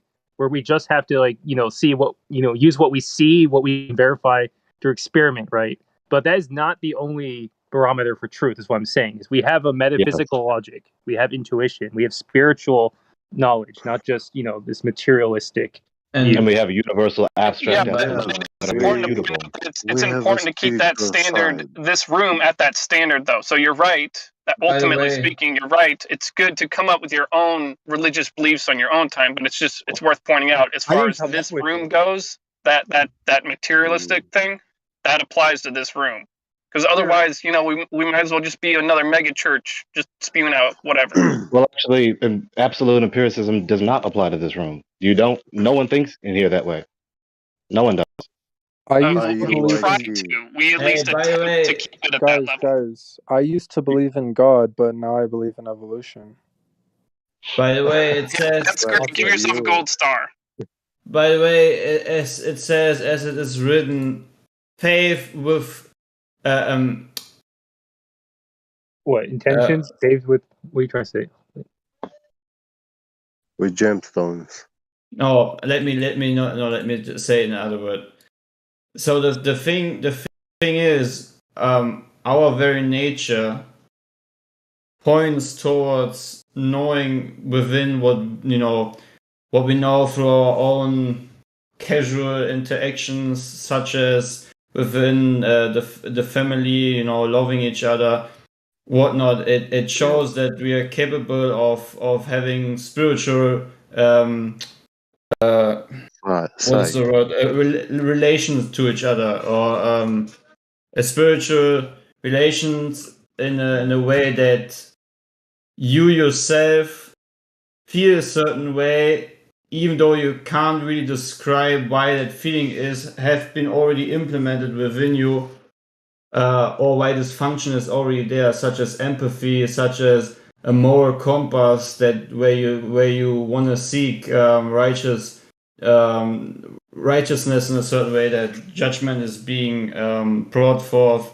If you see someone being punished unrighteously, you want to help. It's just there's so many things within your own being, which is a created being, that points towards the things which are written, that it's actually undeniable, why there will also be no excuse at the end. So there is no excuse, for yourself, because it's written on your heart, and there is enough proof. You don't even no one needs to prove the Bible, because what you see in your everyday life is enough proof to know what is written is right. Yeah, it resonates. Yes. You can, but the truth resonates. I'm not saying you need to prove the Bible. I'm saying that in order to keep talking about the Bible as if it's fact, you got to prove it in this room. I'm not saying you need to prove it to anyone ever, period. I'm saying if you're going to keep talking about it like it's fact in this room, then you need to prove it in this room. Right, and the way you do that is you expose the absurdity of the contrary. Right. And the only way I can do that is if someone explains to me their worldview, and then I can critique it. Well, Socratic method. it requires a God to lift up the veil so you can see and understand. Sure, but that God is in you. You can connect with God. That's what they call the Holy Spirit. So that's why you can see the truth beyond just Some the materialism. men will live their whole lifetime thinking that they are capable of teaching others. To what Orion was mentioning earlier with empiricism as it concerns this room, no one in here is an absolute empiricist. And even if you attempt to do so, you're holding to an epistemology that reduces to absurdity. Why do I say that? Because if you hold to absolute empiricism, that no knowledge can be known nor demonstrated to be known except empirically, you cannot empirically verify that. You did not Right. empirically know that assertion. You can mathematically prove that empiricism can never prove the whole truth. There are actual theorems in logic that say this. Gödel's theorems. You see, if Oh, if actually, all we knowledge can see only be ascertained and in demonstrated reality. empirically, then that assertion itself cannot be known. Right. So no one in here is an absolute empiricist, even if you try to. So that necessitates considering other epistemologies, at least considering them, critically considering them. And that's how we behave anyway in this room. We don't just appeal to data, we give arguments in defense of our interpretation of the data, demonstrating that our interpretation is knowledge.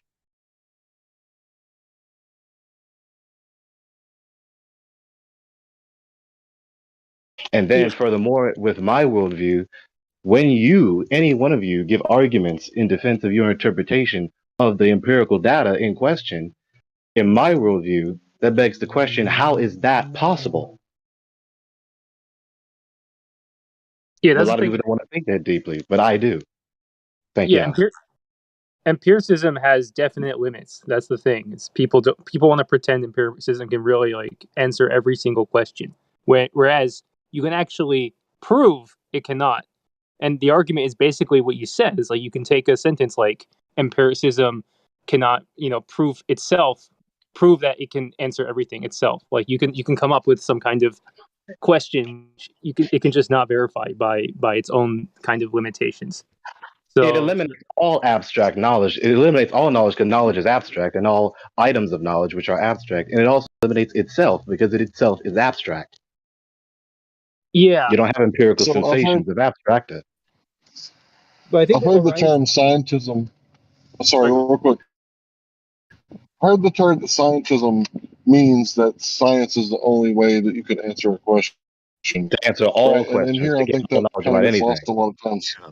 Yeah, the only way that you can answer something is through the scientific method, which obviously is incorrect. So scientism is It fails just its as own bad as test. pseudoscience, in my opinion. Right. The scientific method can't verify itself, so it's self-defeating. How could you answer a question outside of the scientific method then? You just did it. Well, that's what scientism I does. literally asked the question. I didn't answer No, anything. before you ask. No, you missed it. No.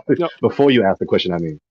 What Gregory's saying is to even say the scientific method verifies all truth, you're admitting something that cannot be verified by the scientific method, which is the statement that the scientific method can verify all truth. There's no way you can actually prove that. Yeah, not all let truth. me Not all chime in truth. real quick. Let me chime in real quick.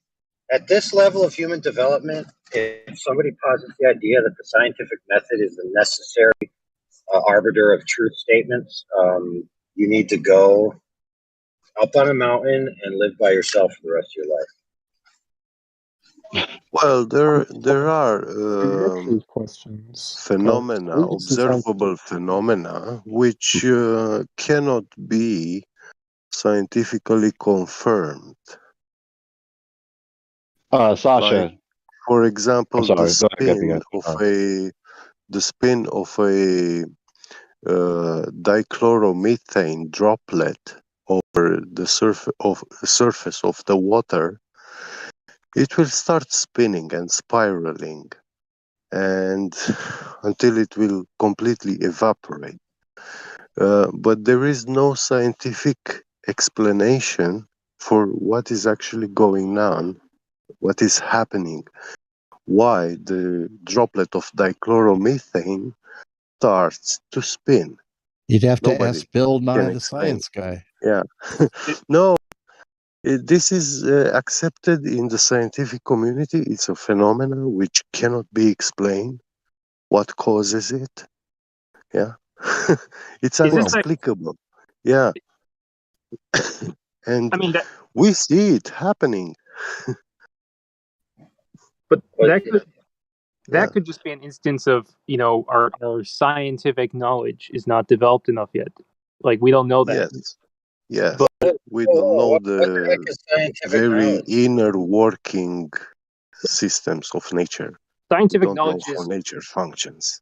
you Yeah. assume the scientific method as the standard of truth, and then whatever you can verify using the scientific method, that is what I call scientific knowledge. The standard of truth, the standard Yeah. of truth in all truth statements, or just the standard of truth in scientific No, pursuit? scientific knowledge is the standard of truth using the scientific method. All true statements you get from that, and I'm not saying that's And all true statements. this phenomena So when we is like talk about observing. This phenomena is like observing boiling water. It's physical, tangible. to Right. So add the scientific necessary knowledge would specificity to be make things Yeah. clear, like when we knowledge. say the scientific method, we're talking about the method of inquiry to ascertain knowledge of cause and effect of a Right. natural phenomenon. Well, Okay, there so you with go. Yeah. that But method, we have no Scientific clue. knowledge.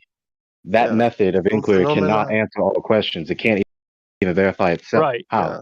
That's a very Because good point. with the assertion that this method, we'll call it method S, right, to be for short, shorthand, method S, when you try to use method S to say all knowledge is only ascertained by this method, okay, for instance, this method of inquiry depends on the inductive principle. I'm sure we all know what that is. The Okay, principle of induction. Okay, yeah. principle of induction, right? The future, in very simple terms, the future is generally like the past. How did you know that? How did you gain knowledge that the future will be like the past by this method? Remembering this method depends on the inductive principle. Scientific method doesn't depend on the induction. It has nothing to do with induction. The scientific method only adjudicates natural cause and effect relationships. Period. It doesn't answer what is questions. Only natural cause and effect. That's it. Period. Right, so that's what agrees with what I'm saying, and it does involve the inductive principle. It because doesn't involve any induction whatsoever. It does, because It the does future must be not. like the past in There is order for no causation to happen. induction in the scientific method. This is why I don't talk You're to full him. of shit. Shut the fuck up. It does. It doesn't. Show how the scientific method. Yeah, you better leave. You don't even know what fucking induction is. Who knows what induction is? It's what my stovetop does. No. What? Define it quick. No Googling. Quick. It's I'm drawing exposed to it every general day. conclusions from. I'm sorry. Go on. Go ahead. I used to have this down by heart, but I don't have it exact anymore. So I will be corrected by Quantum Eraser. But I was studying towards electrical engineering and induction. I mean, it's the word in the word inducing. You like induce a charge, basically. No. Not induction in logic. So induction. I know no one knows what it is because no one answered quickly and the time has passed. Keely, let me try. Please No, explain it to us. Google time has passed. So It's induction drawing is general simply conclusions from observation, right? induction is simply probability or likelihood. That's all you had to say, and you would have been correct. So no one knows what it is in this room. Yeah, no, I admitted it before I said it. I was giving you like my really rudimentary understanding of it, basically. So probability. Oh, Gregory's back. This is going to be fun. Show in the scientific method probability and likelihood because you said inductions in the scientific method. Go. Yeah, what I mean, if you would shut the hell up for a moment, is that it presupposes the principle. No, it doesn't. Whatever you say. No, No, it doesn't. the presupposes what principle? Show induction in a hypothesis for your example. Go. All right. When you do a method of inquiry to ascertain knowledge of cause and effect, that presupposes that the future.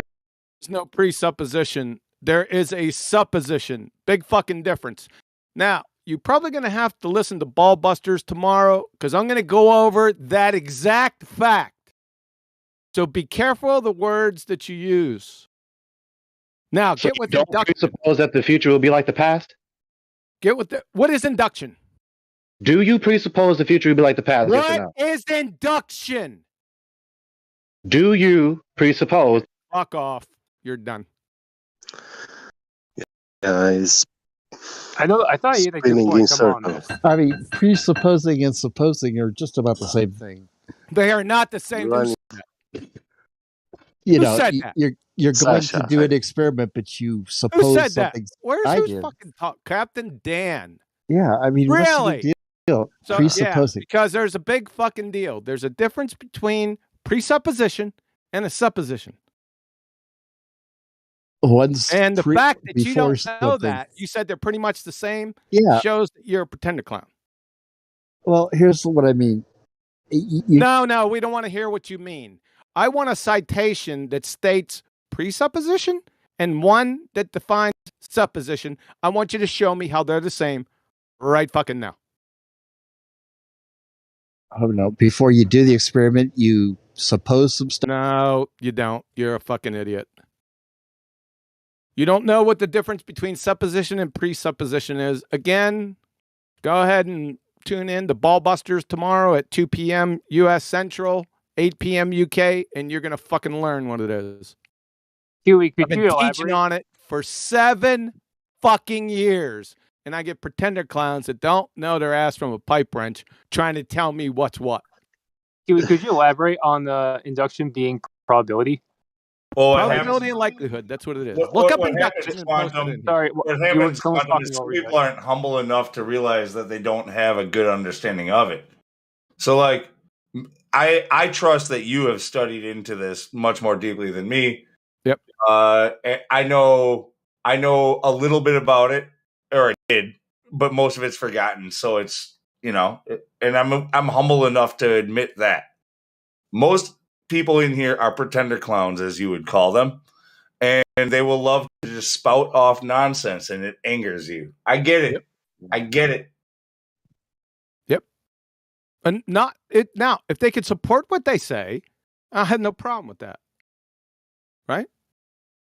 So when the guy says, what's the difference? There's no big difference between presupposition and supposition. Fucking pretender clown idiot. Go ahead, show us. All you have to do, how would you do that? Simply, you'd cite a definition for presupposition, then you'd cite the definition for supposition, and then you'd show the difference, and game over, right? You contact the mother fortune telling. Yes, that's how you would go. It would be pretty easy, wouldn't it? That's how I would do it. I'm not getting it. Beautiful. I guess people just like to hear themselves talk or something. Is that what it is? Well, you know that our answer. There's definitely people in here who do that. Yeah. We But kind of they're using terms and phrases that they don't know what they mean. And then they're confusing everyone because somebody's going to listen to their horse shit and then show up one day and challenge me with it, and then they're going to get their ass handed to them, as usual. Right? Let's try this. And I'll just do this for an example. How about this? I went and got this. Here's how I would do it. For me to refute him, which I really don't have to because he didn't provide the definitions, so I'll do it. So, let's see if there's a difference at 28 minutes after the hour between presupposition and supposition. Presupposition, something that you believe is true without having any proof. So, fanaticism. So, essentially, something assumed to be true beforehand. Yeah. Supposition, on the other hand, you already know as soon as they say that, then it's going to be different than what they said previously. Right? A supposition, on the other hand, has the connotation that the idea or theory is testable and provable. So, an idea that is tentative or provisional. So, on one hand, you got something assumed to be true. That means it's hard and fast versus something that is provisional. He's debunked. Right? So, Captain Dan, What you got to say about that?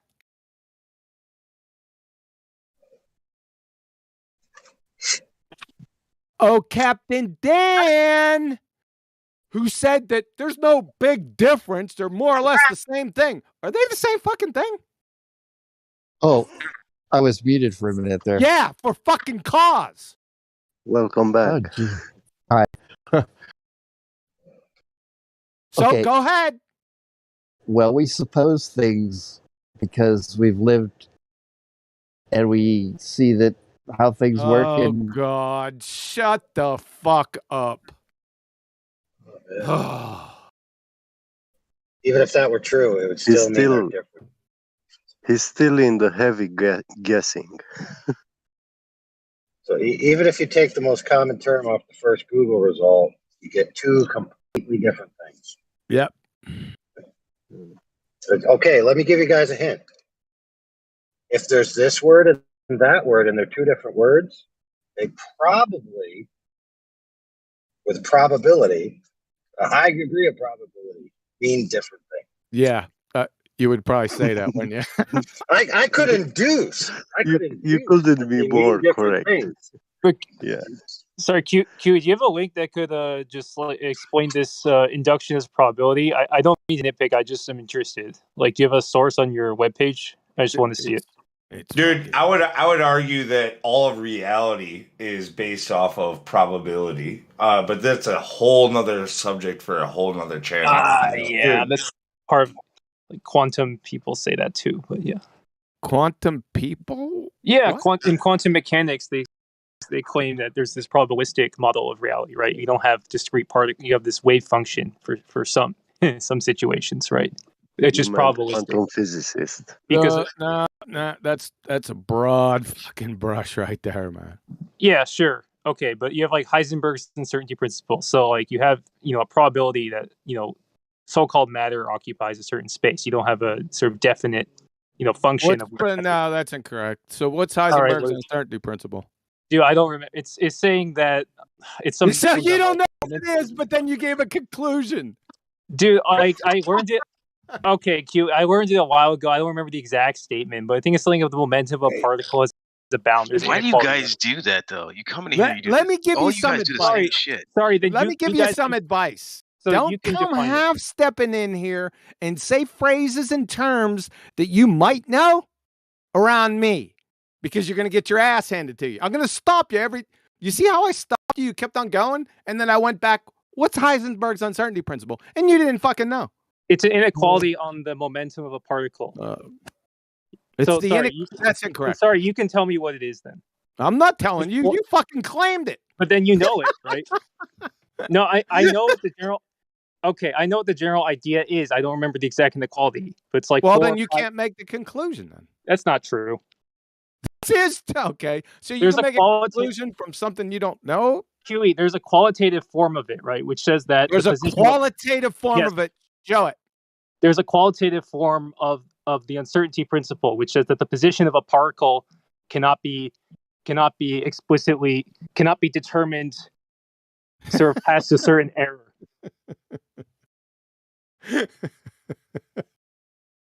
But yeah, you could define it and put me in my place. I'm not defining your claim. Fuck that. But you can know the qualitative form of a statement without remembering the mathematical inequality. Shut the fuck up. But don't you realize he's the flat earther and you're the glober? Hey everybody, how is everyone? Does that not fucking drive you crazy? Like he knows more about your shit than you do about your own shit. But you don't believe him. But you don't believe what he says. You don't believe what he says. You don't believe what he says, but he knows more about your shit than you do. But he's the idiot, right? But he's the idiot for believing in flat Earth. Get the fuck out of here, man. Who's saying who's the idiot? I'm not saying anyone's the idiot. I know you didn't. I'm no, like let's be fair. Okay, so that's like a victim mentality. Like he didn't call anybody here an idiot. He's been respectful. But the whole idea of like Globers in general, like they think we're idiots. Yeah, they suck. I agree. Yeah. So wait a minute. You're not a Glober, is what you're saying. I am definitely. I'm definitely not a Glober. Oh, okay. My bad. What are you I talking? jumped on you. No, fraud. You bring up a good point. No, QE, despite. Hold on, friend. Sometimes when flat earthers are talking, they're so discombobulated and unsure of what they're saying and making it up as they go that you might confuse them for a glober. Hey, Fraud, how was your day? Who gives a fuck about Fraud's day? Hey, Larry, how was your day? Is that Brenda? I like Fraud. That sounds like Fraud, Brenda. I hope you had a good day. That sounds like Brenda. Who the fuck is saying that? Sasha. Follow. What do you Follow mean? is saying it. I haven't even said anything. Oh. That sounds like a version of your voice on a lower camber or tempo or whatever it's called.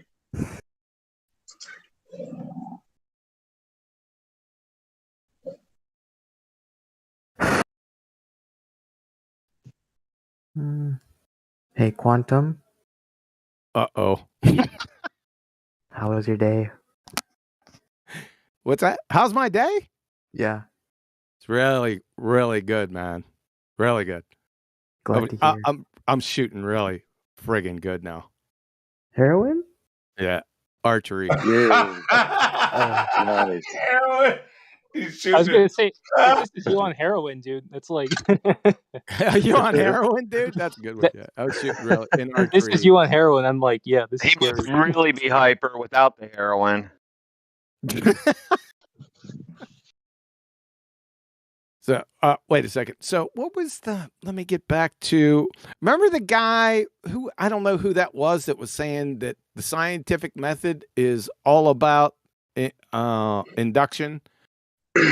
So, does everyone know who Karl? No, hold on a second. Does everyone know who Karl Popper was? Karl Popper. I don't know. Yeah. Karl I Popper is an Austrian-British philosopher. So he was probably the best known philosopher of science because there's a philosophy behind science, right? And the ballers revere him. Unfortunately, they have no idea what he's written or any of his postulates, which is fucking hilarious to me. But anyway, what did Karl Popper, remember now this guy in here said that the scientific method is all about induction, more or less. I'm paraphrasing. Yes. Right? You said you assume it. You presuppose the principle of induction. No, you don't presuppose any. That's said what he said. Induction is used in science, right? It's presupposed is what I believe he said. No, he says induction is used in science. I think he's still here. Let's see. Yeah. It's part of the scientific method. Yeah, that's what he said. Yeah. Sure. Yeah. Okay, we'll just say that. That's fine. Okay, let's just say that. Okay, let's just say that. And then we're going to go to 38 minutes after the hour. Everyone with me? Yes. I see it. Now, remember what that Crayon Muncher said he sounded like he knew what he was talking about, but he didn't know his ass from a pipe wrench. Remember he said that induction, scientific method and induction, or uses induction. This is Karl Popper, King Cheese, philosopher of science of all time. Via Wiki. Karl Popper, Conjectures and Refutations from 1963. Good year, by the way. As mentioned in the section, The Problem of Induction, Popper's response to the problem of induction is simply that induction is actually never used in science. Uh-oh. Uh-oh. Big one. Big uh-oh. Uh-oh. From Conjectures and Refutations again. Karl Popper, the philosopher of science, sought to solve the problem of induction. We're going to get to that here in a minute. He argued that science does not use induction, and induction is, in fact, a fucking myth. Is the what? What was the last word? Meth. Oh, wait, the drug? Oh, yeah. Mythology. No, not math. Myth. I understand. Myth. Okay.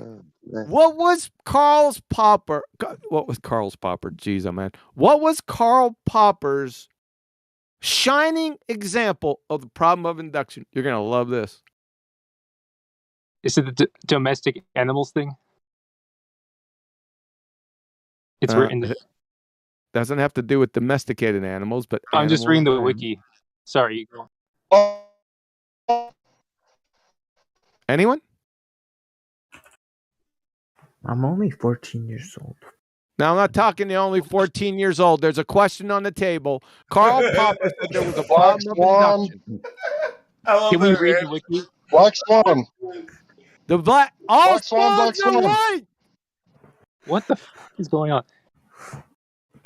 He says I'm only 14 years old, like he's crying. Dude, and Quantum just gets more fucking empowered. He's like, yeah! Drive that hill. Yeah. Yes, the all swans are right proposition is probable yet not proven. Exactly. And easily, and by the way, easily disproven. Yeah, exactly. That's the problem of induction. That is so funny. How ironic. Yeah. Yeah. So I already destroyed presupposition and supposition, and then I just destroyed the induction with the scientific method horseshit. So what else you want me to destroy? My tax debt. The globe. I've already done that for the past 7 years. I know. Sorry, but this is just one guy saying it, right? Like one so guy. Yes, Karl Popper, right? Karl Popper is the king cheese. Yeah, but that's appeal to hold on a second, Sloppy Joe. I'm not fucking appeal done. to authority. It's not an appeal to it. What's an appeal to it? Here we go. Watch this. What's a fucking appeal to authority? It's using authority as the standard of proof. You're saying it's true because this authority says Wrong. Fucking wrong. Oh, It's okay. incorrect. So what is it then? That is fucking wrong. All right. So what's the answer? So an appeal to authority is an appeal to somebody in a high position that is not a subject matter expert in the area of inquiry. You called this guy the king of whatever. That's scientific right. Philosophy. So That's he's in right. a high place according to you. He is a philosopher of science. So he's a subject matter expert in the area. So this is not a fucking appeal to authority. But he's an authority is what you're saying. It doesn't matter. That's not an appeal to authority, you fucking idiot. You're calling it an authority. I just fucking defined it. Let me say this one more time. An appeal to authority fallacy is appealing to someone that is not a subject matter expert in the area of inquiry. Our inquiry is the philosophy of science. He is the king cheese philosopher of science. Yo, relax. Fuck. Okay. Who gives a shit about the authority? Hey, don't tell him to relax. The other guy's an idiot because he's not listening. The other guy can't give his opinion. He's muted. No, Oh, he's back. Fuck off. Can you guys unmute him? Sloppy Joe. Who's this damn? Can somebody mute this guy? Which one? The one who what do you call those guys? The concerned troll people? What do you call them? Yeah, Concerned concerned trolls. So let me get this straight, QE. It's kind of like when you ask the cop, "Do I have to give you my ID?" And the cop says, "Yes, you have to give me your ID." It's like he's not a lawyer. He's not a subject matter expert of the law. What? Right? He's just unless you get pulled over while driving, right? Look, you listen, This is bro. not a You've already ID. signed. Listen. You've already signed a contract when you got your license to hand it over to the law enforcement officer that asked for it. No, I'm not talking about while driving. Just while walking on the fair sidewalk. enough. Different story. Now, let me give the perfect example of what Sleepy Joe's saying. You're in a courtroom. There is DNA evidence of a murder. They call a genetic expert, and he's on the stand, and Sleepy Joe says, wait a fucking second, that's appeal to authority. He's an authority. So you can't appeal to him. That's essentially what he's fucking saying. Although the gentleman is a subject matter expert in fucking genetics. Now, let me give you an example. So let's say, let me give you another example. If you didn't get it with that, then you start holding your breath. All right. because that's fucking easy. Now, if you appeal to somebody, let's say I'm trying to fix my TV, and my claim is this is how you fix a TV, and my support for how to fix the TV is James Clerk Maxwell.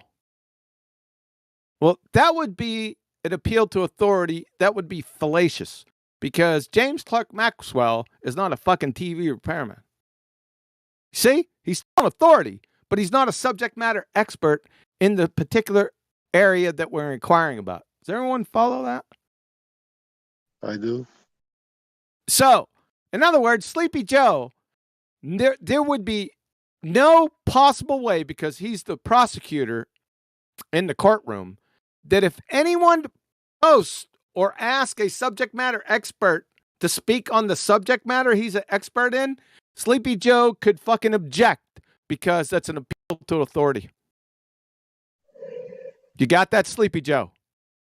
Sleepy Joe, you fucking retard. Respond. Which is retarded, yes. Oh, am I unmuted? Yeah, you are now, but probably Sorry. not for long. Okay, so this Wikipedia link that I posted, is this incorrect? Yes. All right. But yours is correct? Mine is correct, yeah. It All right, makes got fucking sense. I just said everyone. Checks out. I just explained to everyone why. Very simply. Okay. All right, so the conclusion is this Wikipedia article is incorrect. Yeah, Wiki, you don't fucking cite Wiki, you dumbass cracker. Because if you fucking, I know you've never been to university ever. Probably didn't graduate high school. If you walk in with a research paper and it's got a Wiki fucking link as your support, you'd get laughed out of class. I'm on. Yeah, but let's move on. Why Anyway, is that? Let's go into why is that. So in Wiki, everyone and their fucking sister can post in Wiki. That's why. But sir, Wikipedia is peer-reviewed extensively Peer-reviewed who? Doesn't matter. by It's a everyone. common man. That's not the peers, bro. Do you deny Sasha 2.0 that I've handed his ass? Oh, he fucking ran. You're lucky you ran out and tore you up again. I'm 14 and even I know that Wiki. Oh my God, we got the 14-year-old one in there. Oh my goodness, man. Anyway, Well, he said in he a understood. contrary idea to Karl Popper's philosophy, based purely on the fact that he's Karl Popper. You have or a upon the PhD. argument. Hold on a second, ID. Hold on a fucking second. You got a PhD, Sleepy Joe? Yeah, do you? What? Yeah, in what? I don't have to tell you. In what? I don't want to tell you because I don't want to get. Fuck off. What, are you trying to do an appeal to authority with your PhD? Ah! Anyway, which brings me to my point. Karl you Popper's wouldn't be philosophy- doxing yourself. You wouldn't be doxing yourself if you're going to say you have a PhD and pretend like it has some relevance to the conversation. You might as well say what your PhD is in. It's getting ready to hand you your ass. Mathematics. What the fuck?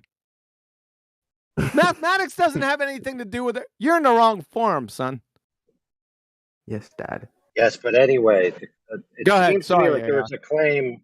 There was a claim on the table that appealing to Karl Popper is wrong because he's an authority, but that's neither here nor there. His philosophies, all right, are laid out in argument forms, right? So you have to defeat the arguments that he made, not him as a person. Like I could drive up to his house and slap him around. That's not going to defeat his arguments. Yeah. Right? So his argument laid out in the Black Swan, I don't see how anyone could defeat it.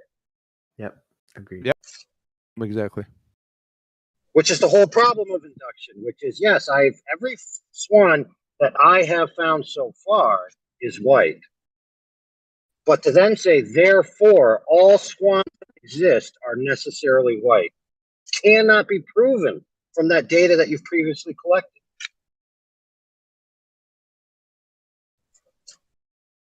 Which is why it only takes one black swan to disprove the proposition. Hey, PhD numpty dipshit Sleepy Joe. Look at that citation I posted.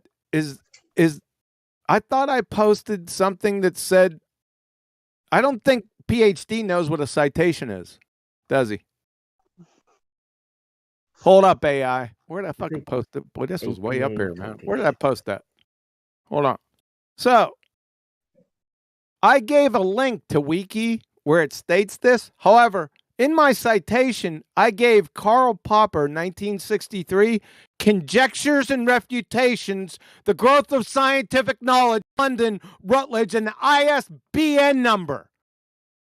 You fucking clown. Where'd you get your PhD from? McDonald's. From Tuco Community College in Tobago. Do you even know what a citation is? Holy shit, dude. See, that's what happens. I'm going to tell you what happens here. Let me show you, you pretender clown fucking idiots. See, let's go with this scenario. Let's say, you're in class, you're in university, and your professor's giving lectures all week. But all week, you've been fucking daydreaming about Susie Q, right?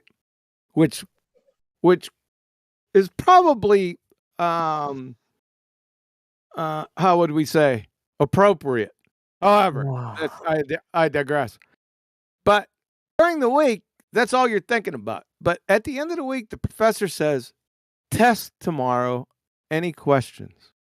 See, you're caught in sort of a catch-22, right? Because you definitely need to ask fucking questions, you daydreaming numpty.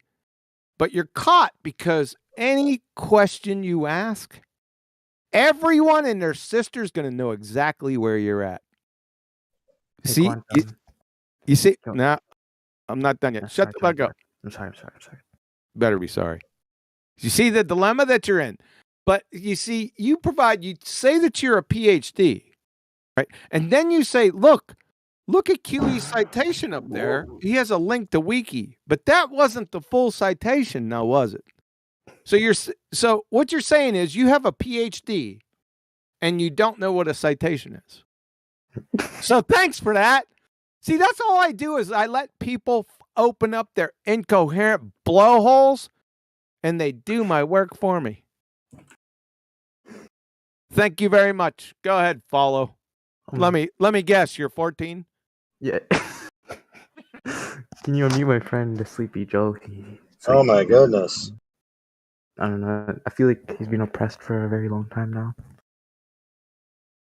I got a feeling that you're going to be kicked out of this room in I'm sorry, less than 20 seconds. sorry. I just I'll get mute that my mic. feeling. I'm sorry. I'm not going to do it. I've never banned anyone from this. But No, I know some people that will. No, I was just asking because I don't know. Anyways, Please take the conversation seriously. Like, I'm not going to be doing any banning. A lot of us are not quick to ban, but yeah, like if you're not going to like follow along, or if you're not going to actually have something relevant to say, then it's going to be a problem. If you're trying to stretch the imagination or bend the truth, like, we're pretty keen on recognizing that.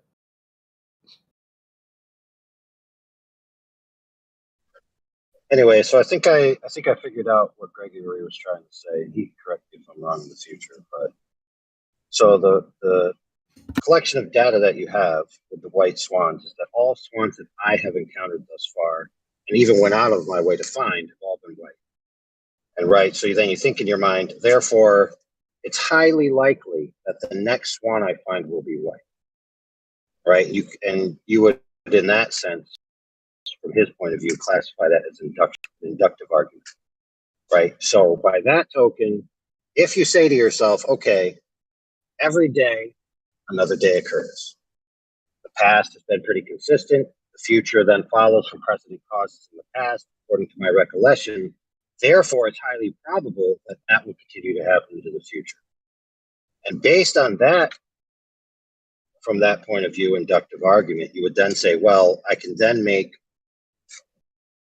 empirical observations. I can then formulate scientific hypothesis. I can then conduct my experiment. And when I conclude my experiment, I can then probably say that it's going to happen again tomorrow, even though tomorrow has not yet come.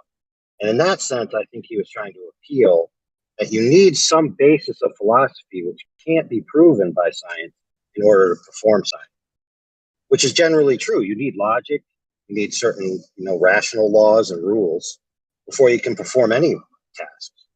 And so the whole thing was predicated on this idea where someone said, science is the only way you can know the truth,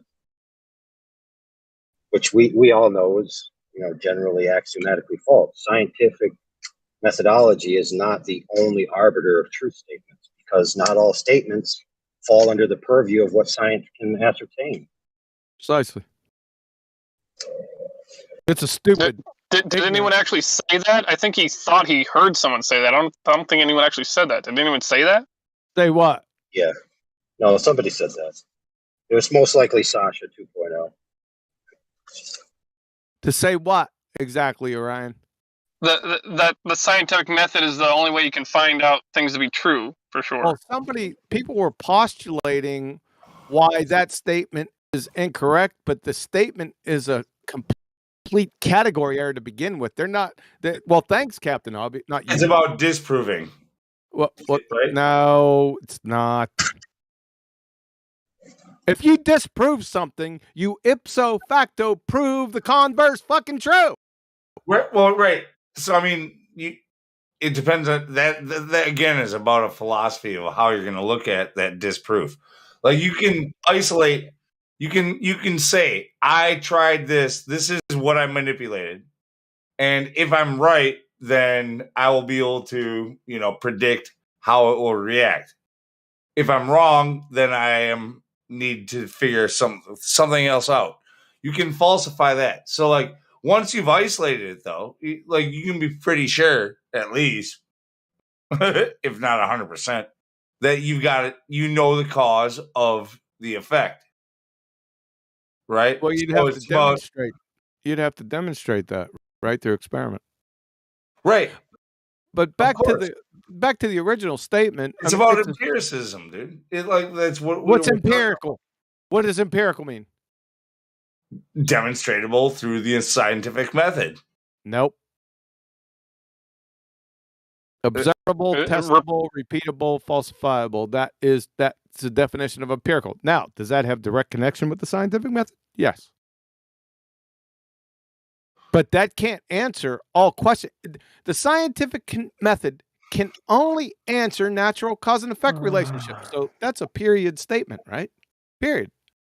Yeah. Now, there's tons of shit that fall outside that category, right? Mm-hmm. Yep. So they're not telling us anything. It's like, what? Is it profound? Mm-hmm. No, it's not. We all know that. Well, no, I can't say that. We don't all know that. Yeah, that's true. We don't all know that.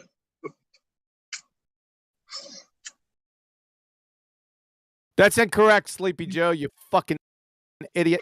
All right, so even if you follow oh my god, let me pound away at this moron. You fucking clown. You keep posting the same shit, right? So, Sleepy Joe's, sorry about this. So, just hold off a second and I'll hand the mic back to you. So, let me say my analogy again. You're in a fucking courtroom. They call a subject matter expert into a DNA case. He is an expert in fucking genetics. You, as soon as he hits the stand, you Sleepy Joe, fuckwit. You object to the judge that motherfucker in that genetic expert is appealing to authority fallacy and you want it dismissed. Although he's a fucking expert in genetics. But just because he's an authority, just generalized, he's kicked out of court.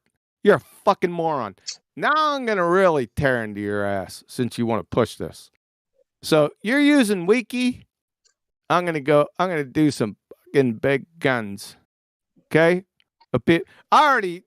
Anyone that can fog a mirror already knows you're full of shit and your Wiki reference. It's fucking stupid. Right? So let's go to what an actual argument from authority fallacy is. How about that? Good? Any objections from anyone? Anyone? Nope. Let me find it. Give me a moment. Thanks for your patience. Drama. I just went over this on Ballbusters not that long ago. You should know your enemy. You can keep up with this shit. Appeal to authority fallacy. Let me cite it. Hold on a second.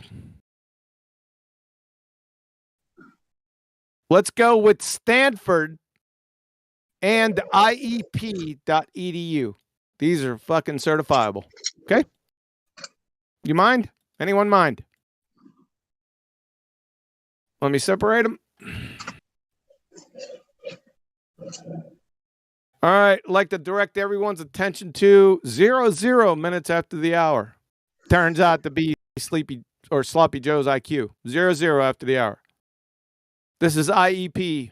This is a peer-reviewed site, by the way, .edu. You appeal to authority if you back up your reasoning by saying that it's supported by someone, by what some authority says on the subject. That's an appeal to authority, not a fallacy just yet. Most reasoning of this kind is not fallacious, and much of our knowledge properly comes from listening to authorities. However, appealing to authority as a reason to believe something is fallacious whenever the authority appealed to is not really an authority in this particular subject. You fucking get it. The advercundium fallacy, this is from stanford.edu, appeals to authority or expertise. Fundamentally, the fallacy involves accepting as evidence for a proposition the pronouncement of someone who is taken to be an authority, but is not really an authority. This can happen when non-experts parade as experts in fields in which they have no special competence. Game, set, fucking match. You get me, sunshine? Fuck wet. PhD. You get me? You tracking with me, sunshine? Can I dumb it down for him?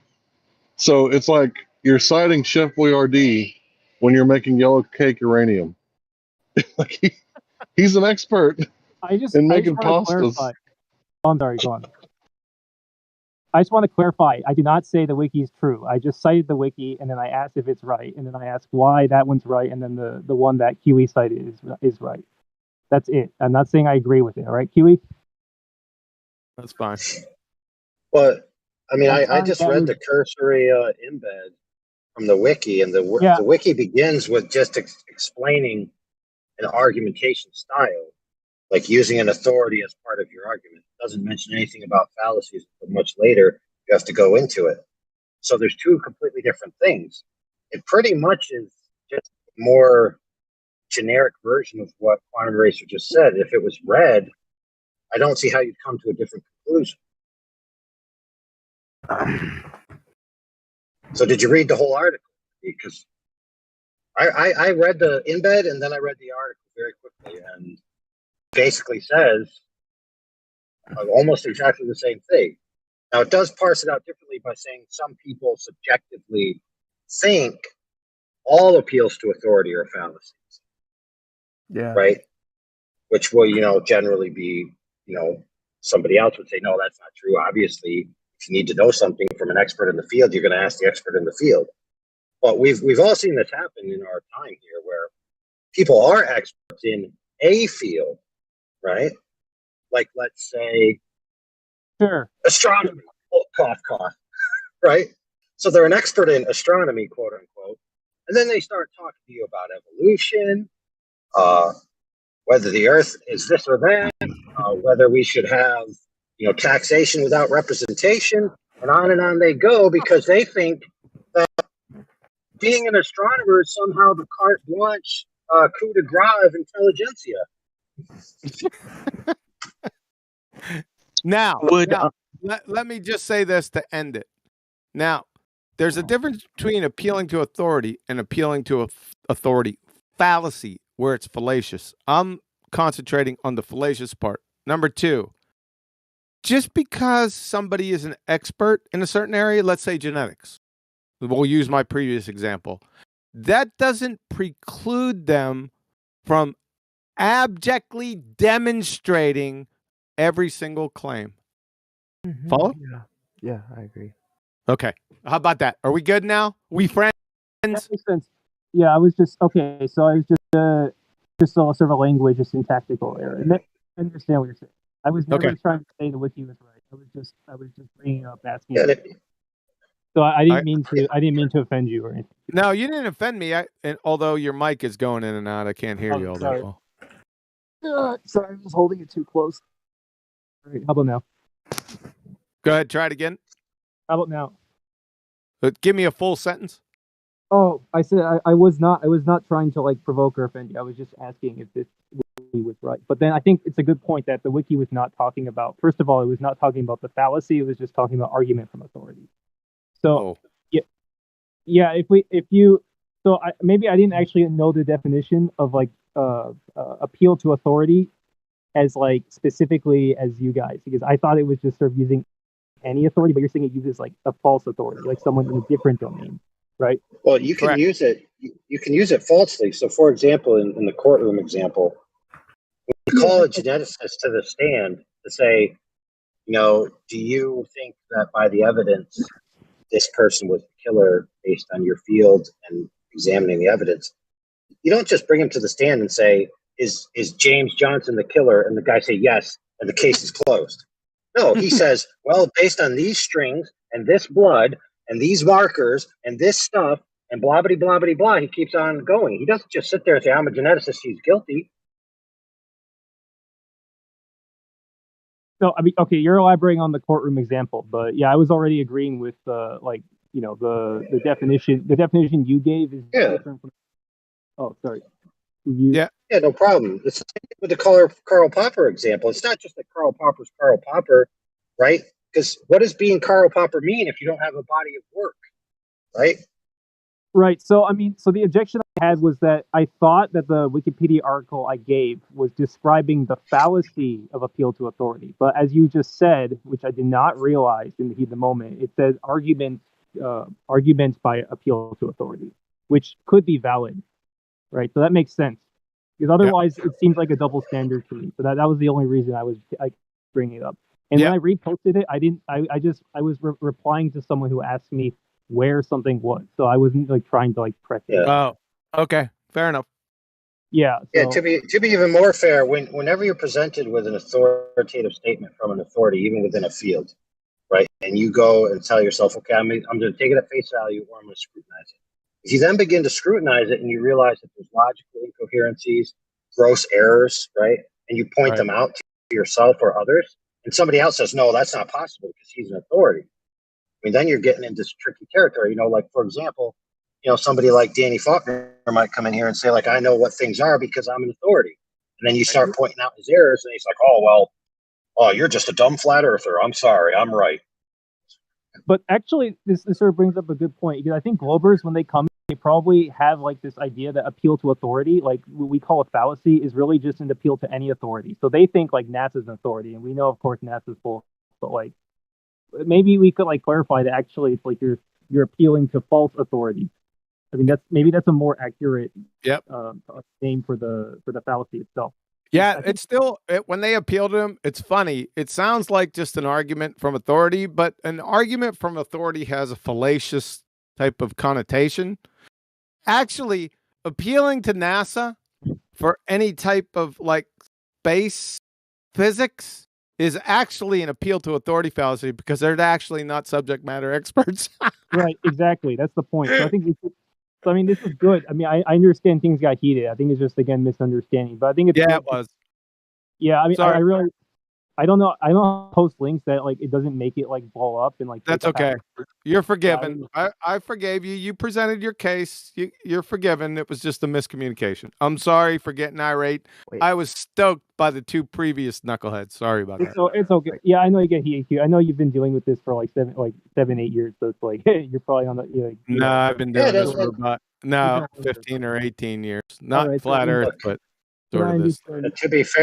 To be fair, we got to the end of those other lines of thought. And if these guys had stuck around, maybe they would have been redeemed as well. Yeah. Yeah, I think I think again, this is just misunderstandings the first two guys. I think I think we're so like how do you say we're so like wired up because like we deal with like idiots here all the time, so that we kind of like have a short fuse. So I think like Gregory, I don't know if he came back in, I'm sure like we could reach also a resolution. Like I don't think he was really saying anything like it's so egregious that he's like a moron. Yeah, it was egregious. He said the scientific method used inductive reasoning. Right. Yes, but what was more egregious, okay, as a lesson learned for everybody listening, is when you're given the opportunity to then, quote unquote, prove your position by presenting an argument or a citation or a line of reasoning, the first thing you do is not add fuel to the fire by calling out the bad behavior of the other person with a raised voice, because then where are you going to get? Nowhere. Right? So he had the opportunity, right? He had an open segue to make his statement, which if he had like said something along the lines of what I had said at the end, in the beginning, everything would have been fine. Now, to be fair to people, obviously some people get heated and the other people just can't contain themselves because they don't have as even a keel, right, in the moment. But, tactically, lesson learned, when you're in arguments like that, to let the other person make you blow up is, you oftentimes you lose. I agree with you full-heartedly. Well, now that we solved that, we can move on. Yeah, let's move on. We all friends again? Yeah, we're friends. But I mean, can we bring Gregory back? Just I don't know if he's like is he no one kicked him. I love left you, on his Quantum. I love you, Quantum. Do you love me too? No. Quantum, I love you. Do you love me? I like Lou. All right, I like you too. That's good enough for me. What about me? Quantum? Dude, that sounded like I Love Lamb. Quantum, my dream is to set up a pay-per-view event between you and Professor Dave, false Professor Dave. Professor What? Dave? What? You think Professor Dave is down for that, bro? Shit. Of course not. I'm saying that's my like We'd have dream. to bait and switch him like they did to the other guy. Yeah, dude. No, we could do it. I mean, that guy's not very smart, so we could probably do it. Even if he has his skills, too. That'd be like Rocky Marciano versus Little Miss Muffet. I think tonight was a great example of how those meditation classes are helping QE. Thanks. This is QE after meditating. After medicating? What? This is QE on heroin and after meditating. So that's Good P1. No, this is QE doing archery. He's a lot better. Do archery? It's just in. There's still a globe, and flat earthers are actually just heroin addicts. Heroin isn't that bad. They're global addicts. Heroin, I don't know, dude. I think it was pretty bad. Who said that? It's not that bad. All right. You should try. Yeah, I agree. You should add Tylenol PM because heroin's not that bad. You should really try these. No, it's like, you know what I'm saying? It helps you clear your mind. Get the fuck out of here, bro. Heroin is terrible, bro. Get the fuck out of here. This channel doesn't promote drug use, bro. Fuck out. Sorry. I'm done weed. Hey, I just burned posted some a branches. picture. Just hold on a second. I posted a picture if anyone's interested of the sexy bow beast. There it is.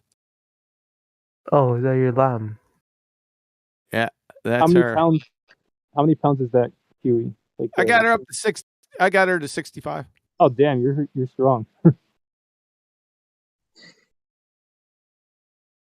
Nah, it doesn't matter. It's how your accuracy is. I could shoot my arrows flying at 290 feet per second, so it really doesn't matter. Someone help me on my math homework? What's that? Can someone help me on my math homework? No. Yes, the answer is the Earth is flat. Yeah. Is that halal? Dude, what? That's hollow. What? It's Follow. That's my name. How you like that, QE? No, the I meme like he it. posted. So that's the sexy bow beast. If anyone was, I know everyone it was on the just the edge of their mind of asking. No. I'm talking about what I just put in there. What you put in there? Check it out. Barbecue. That's what she said.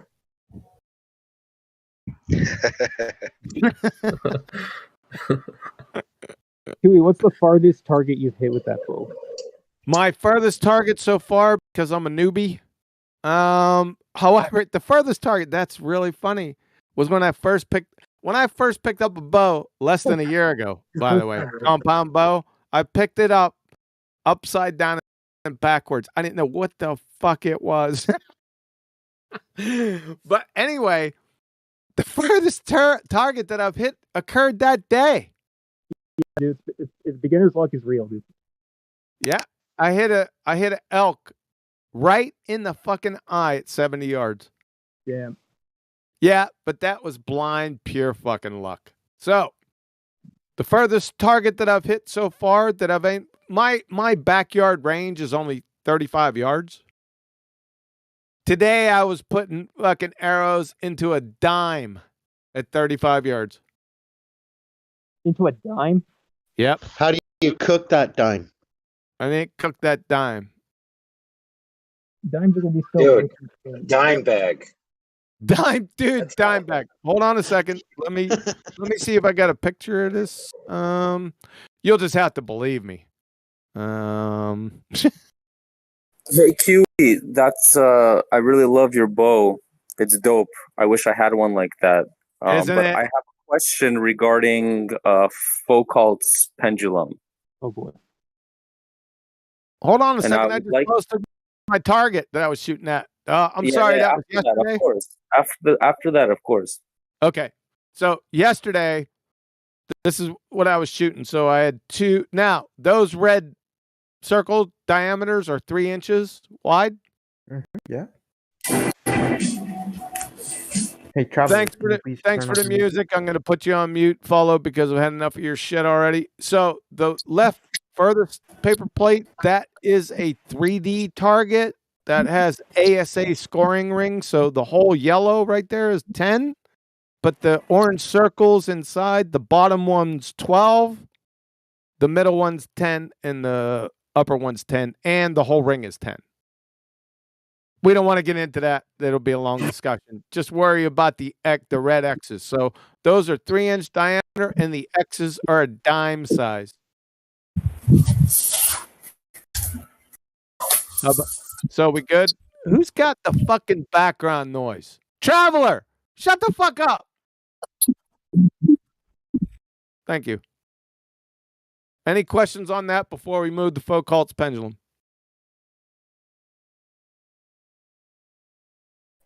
He was the one that was asking you about that. Oh, shit. We'll get back to you in a second, Traveler. So this is, as you can see, my target is Speedbag 28 on a squat rack, and it's on about fucking, it's on blocks. I put them on 8-inch blocks, so it's up higher, so that's 35 yards. I picked up a compound bow September 3rd of last year. For the first time in my life.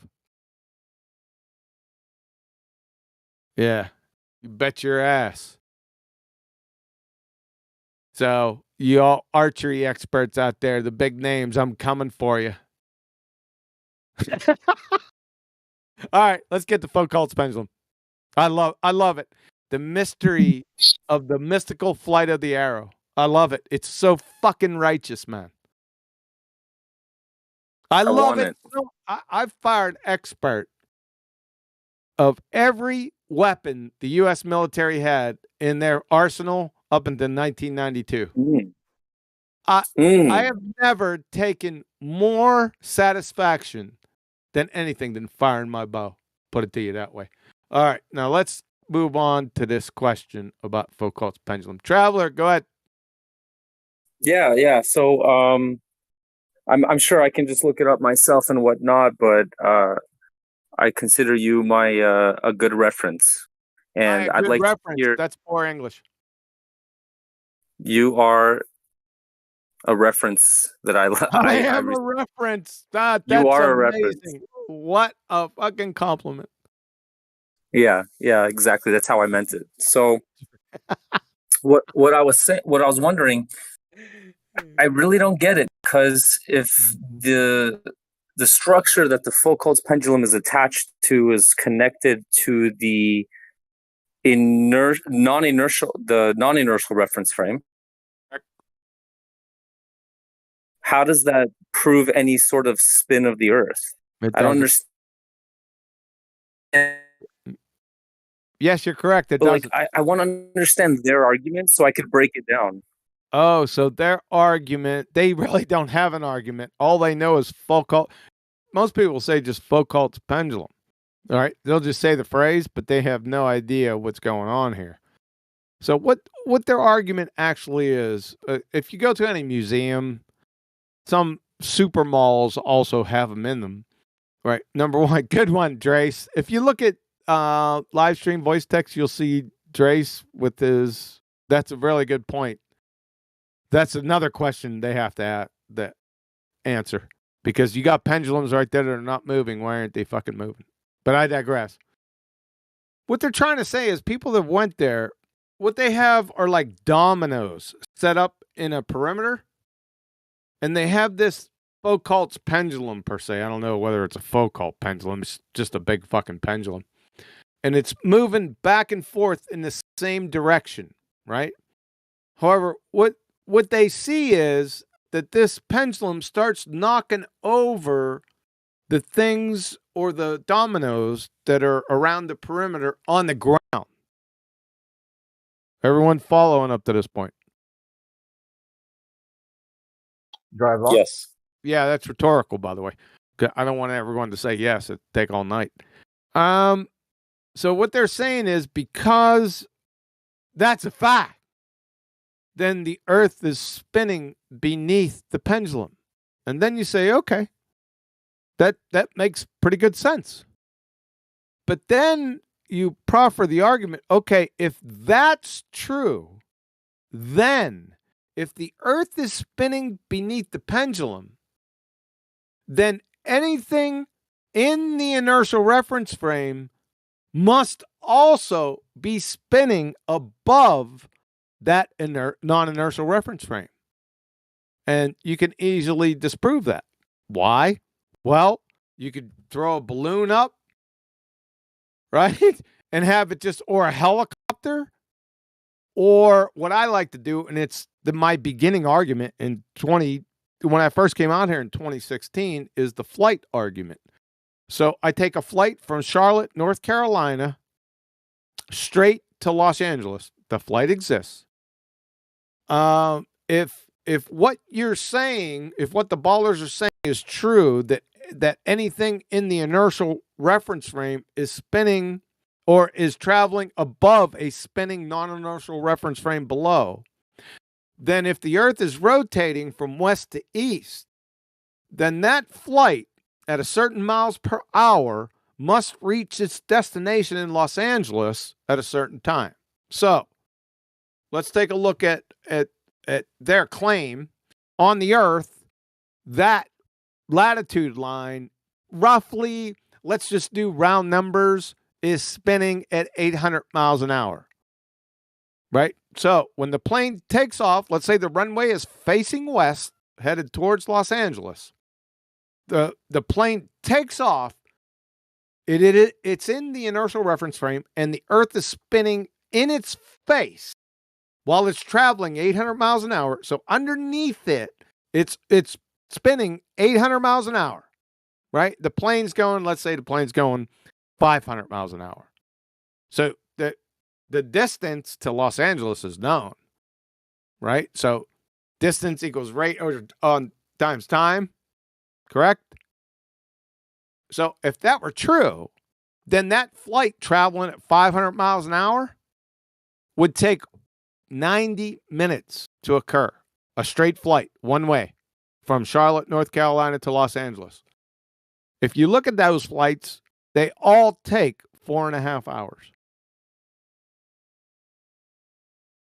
End of spinning claim. Because I didn't really because I didn't really put forth any Coriolis effect argument. I took the causes that underlie the Coriolis effect and destroyed the whole fucking argument. Follow? Yeah, I totally get that, and I could use that, but it just doesn't make sense to me if the structure is not separate. The inertial and non-inertial, there's not even a separation because the pendulum is attached to the Earth that's spinning. Where are they getting this idea that the domino? Yeah, because there's I don't know the exact piece of equipment that's attached to the top of the arm, but it's freewheeling. In other words, even though that the whole system is attached to the non-inertial reference frame, I used to know it's like a gyroscope. It's not a gyroscope. I can't. It's like a gimbal. It's almost like a gimbal. Yes. Yeah. So, but I already destroyed their argument, even if you were to say that it wasn't attached.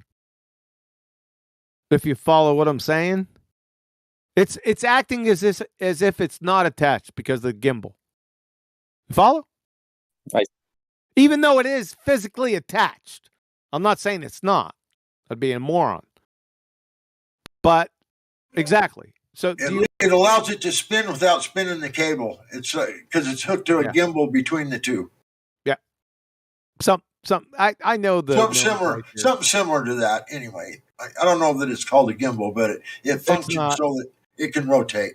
It's not, but you're close enough. Right.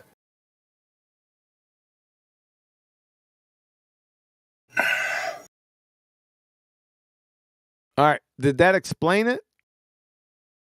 Or you could goes just out into the wilderness let barefoot and builds his own bows and arrows. You'll love it. Let me kill it quicker, and I'll use Lou. Lou, is Lou still here? What? Lou. What's up? Do you still love? Did you decide you love me? I like you. It's more than a like. Like is good enough. All right, fine. So the way you destroy the entire argument is via Lou and what Lou provided. So what I'm gonna do is let me post it. Are you still with us, Traveler? Yes, I am. All right, just wait a second now. It's gonna take a couple seconds. Thanks, Lou. You're welcome.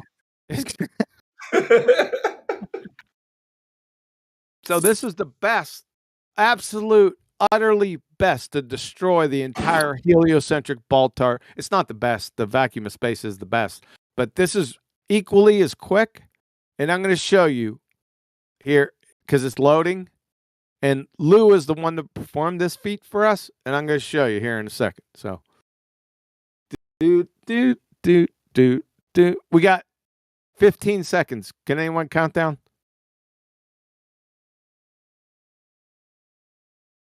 It's coming. There you go. Thanks, Trace.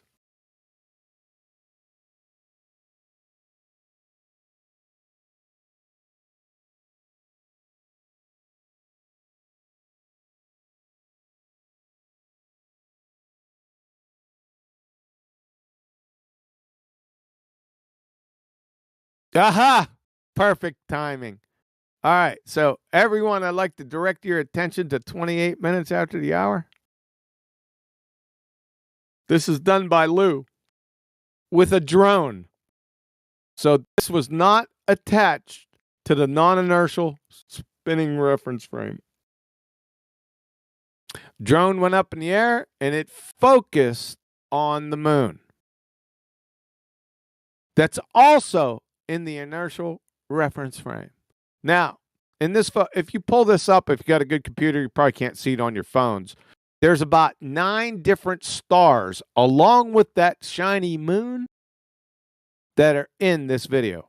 Yeah, it's taken in 4K, high resolution, higher than that actually. It's taken in stills that are, I think, like 54 megapixels or something like that. Whatever it is, or it might be higher.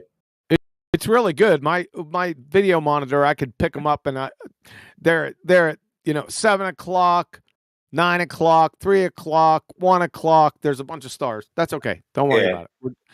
Anyway, the stars that you do see will be traveling at the same rate as that moon, which raises another question, but I digress.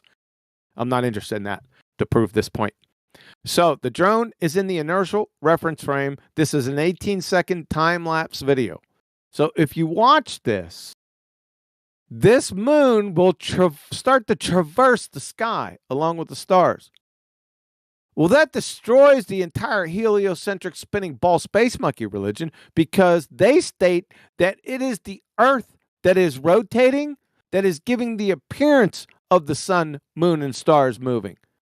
That's it. That is actually false, because now we are in the same reference frame as the moon, and it's rotating. It's moving. It would be worthwhile to mention parallax, like the distance between stars and the moon. I said I'd digress away from that, Lou. It would be worthwhile. All I'm saying. It's worthwhile after my point, because my point is that this is impossible on a spinning space monkey ball. It's over. There's nothing you can do about it. You can go to parallax next, and we could dance on the graves and laugh. But for my point, to kill the whole heliocentric ball-tarred spinning space monkey religion, this is all I need. It's over. It's it. Game, set, fucking match. Thanks for your. Have a nice day. Dude, you and I are a great tag team, bro. Yeah, get off his dick, fag. I don't know if you sense the sarcasm. I love giving him a hard time. I'm kind of corny that way. Like, it's my sense of humor. He gets it. Quantum gets it. It's a gay sense. Somehow you just fell into it, Lou. Don't get your head swelled up. No, dude. I'm a big Quantum. How many times did I ban you? I'm just teasing you, brother. Calm down. I banned Quantum like twice at least. At least twice. I think twice. I think Lou banned me twice from 24/7 before he knew what the fuck he was dealing with. Yeah, no.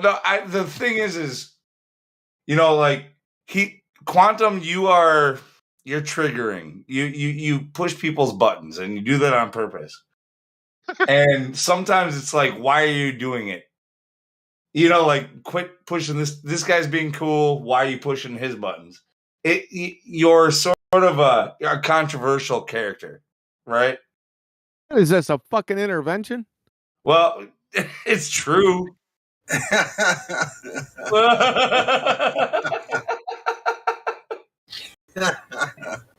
Oh, yeah, you're right. It is true. Yes, but without periodic pruning, there'd be a bunch of flat earthers thinking that science just means knowledge and fallacies are okay and yada, yada, yada. You got to have a little sense of fear when you're stepping around so you keep your stuff correct.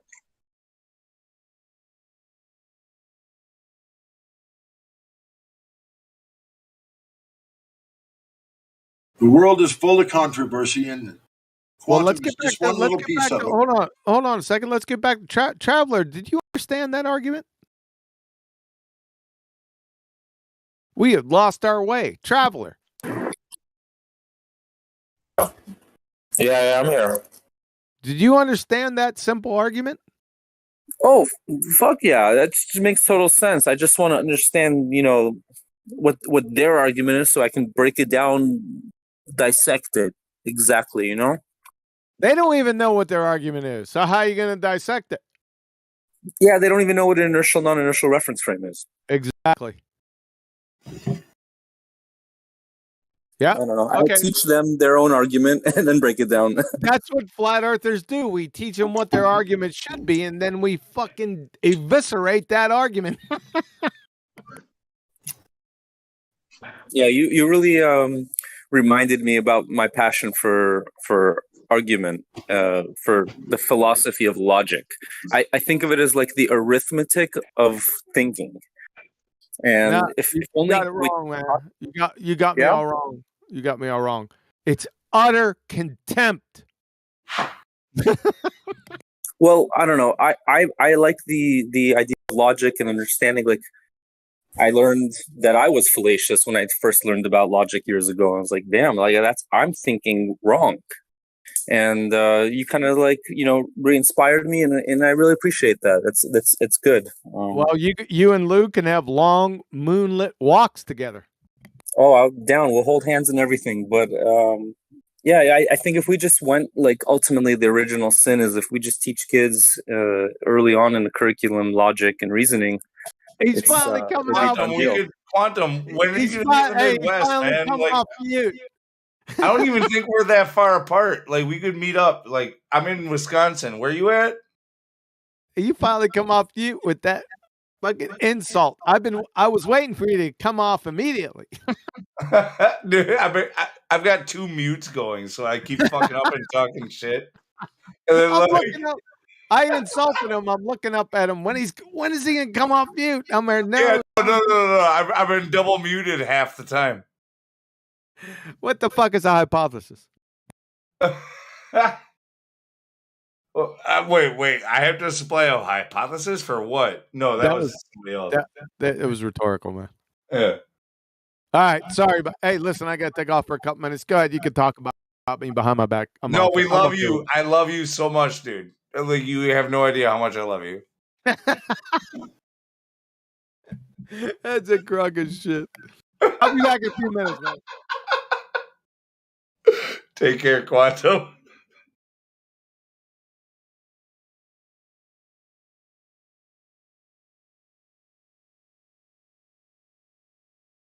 Well, what do we do now?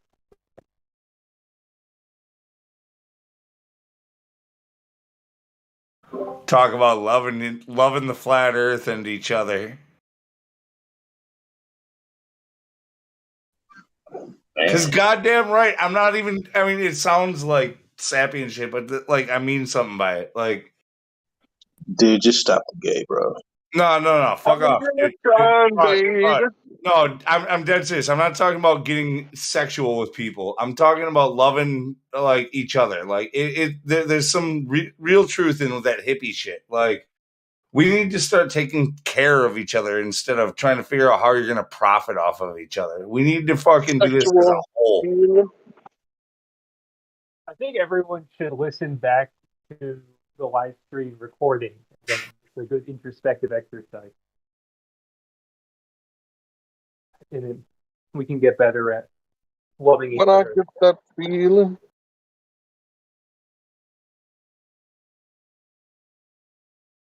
Sorry, what did you say? Well, I'll tell you what, guys. If you go back and listen to the live stream recording where it all went to crap, you'll notice that my conclusion that happened approximately 20 to 30 minutes later actually foresaw the whole thing from the beginning. I knew exactly what was going to happen. No, I heard what you said, and that's why I realized it. Man, that mic is against the law, bro. Say it again? Your microphone is against the law. Oh, dude, I was just near a fan. Just give me a sec. You're making me look good, bro. Now, Your did mic's really quiet. You sound super distant. Wait, how about now? That was better, but it's still not great. I think there might be some like water in it. Right. Full disclosure, guys. I was in hot when I was listening to the so. All right, full disclosure. No matter what your water rating for your headphones are, they're not meant to be submerged. No, I did not have my headphones on, but there could have been some water that got in. Look, I've ran into problems with mayonnaise in my mic. You know, when I'm eating a sandwich. Sometimes you got to clean those things. You mean real mayonnaise? Yeah. Okay, good. Yeah, dude, this is a family show. What Yeah, mayonnaise you're talking about? I don't know what you're talking about. I would just say, yeah, it's real mayonnaise. Cool whip. Man, not one giggle. Damn it. Sorry, what were we talking about? What were we talking about? Who called pendulum, and then okay, so now we need a new topic. So flat Earth and why we love each other is what Lunatic said. Say again? You're saying we need to love each other. I agree. Oh, we need to do that regardless of the Yeah, no, proposition. I mean that. I mean that. I'm the one who was saying that. I mean that in a totally no homo way. Like like you don't have to go and fuck dudes in the ass to like love each other. Like Dude, what the heck? That's the satanic inversion. It's like now if like two men say they love each other, it's No, like I don't want to take it down that route. Sorry, I know, I said that, but like I don't want to take it down that route. Hold on, you don't need to extrapolate I know on what it. you mean there. But what I'm saying is like people need to love their fellow man, right? Like man or woman, whatever. If you want to be weird, as long as they're we need to look out for each other, take care of each other, and do what's right. It's about what's right, what's wrong. It's about and what I find actually what is at the core of a lot of this flat Earth stuff is looking at reality itself and saying this is true versus this is theoretical or this is what it could be. Don't get caught up going this is what it could be. Like I mean, I'm not saying shut it out completely, but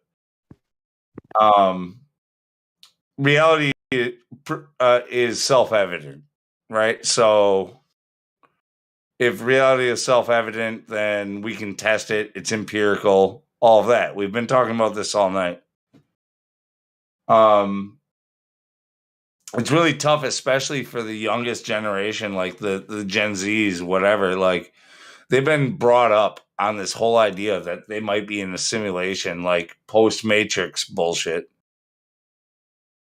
And yeah, it's kind of weird that way.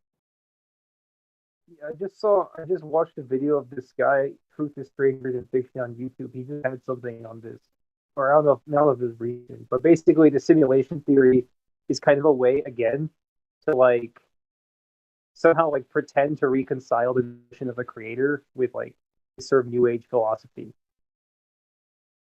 right? Because it's saying, oh, like God designed the simulation, but it could be a 10-year-old kid or whatever. Right, so I don't know, but somehow it's some kind of synthesis of this Hegelian dialectic between this like this empiricism and then this spiritualism.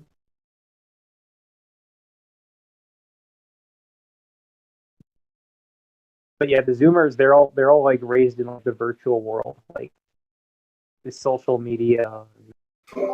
Yeah. Oh, the only thing that's real is what their avatar looks like, or their airbrushed fucking Instagram photo, or like what they posted for their lunch. Like here's my latte in the morning. I mean, we all know that that's like only like a certain sect of the population, but everybody is influenced by that. I mean, it's going to be the majority, right? If it doesn't stop, because we're gonna die. Sorry, guys. Like we're all gonna die probably, and then the Zoomers will be like they and their progeny will be the majority one day, right? So if this goes unabated, then this kind of like social media world will just become the human world. It'll become human society. Will just be social media. I mean, it's almost cliche because we say it so often, but it's all about dividing the people, finding what your differences instead of your similarities. So, like, it's really important that we find how we are all alike instead of focusing so much on how we're different and fighting about that. It's just really, rainbow bullshit. It really is, but it's absolutely true. You believe in something different than me? Then you must be wrong. But I think arguments are a good thing. Like people, it's like uncomfortable for people, but it's like that's no, absolutely. no, there's no reason why we can't disagree, but we can't hate each other because we disagree. Like, why? What caused that? Like, for some reason, every time we disagree, we hate each other. It just hit. There's no reason for that. It's our lower brain taking control, like the primal sort of I don't know, like whatever the hypothalamus, like whatever tells us, to be, become, kind of go to this fight or flight kind of like state. So some people, in the heat of the moment. Well, it's because we're not meeting face to face. Like when face to face, nobody hates each other. They're like, oh, this dude's pretty cool. You know what I mean? Like I might disagree, but he's pretty cool. Yeah, dude, it's exactly the same phenomenon as like road rage. It's like when you have this kind of cloak of anonymity, it kind of removes the human element. You're just yelling at a screen. You're just yelling at like a green circle around a frog in a screen, right? Like you're not yelling at a person. So yeah, it's exactly the same. It's exactly the same kind of phenomenon.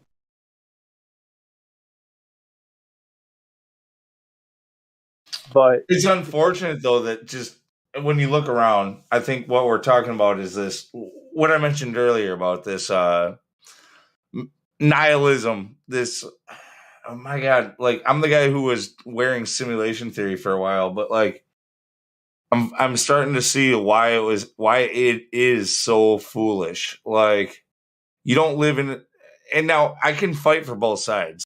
Like I would tell you, like, if all of this was a movie and we're just living it over and over and over again, which is one way of looking at it. That's the way I kind of look at it, honestly. I'm not gonna lie.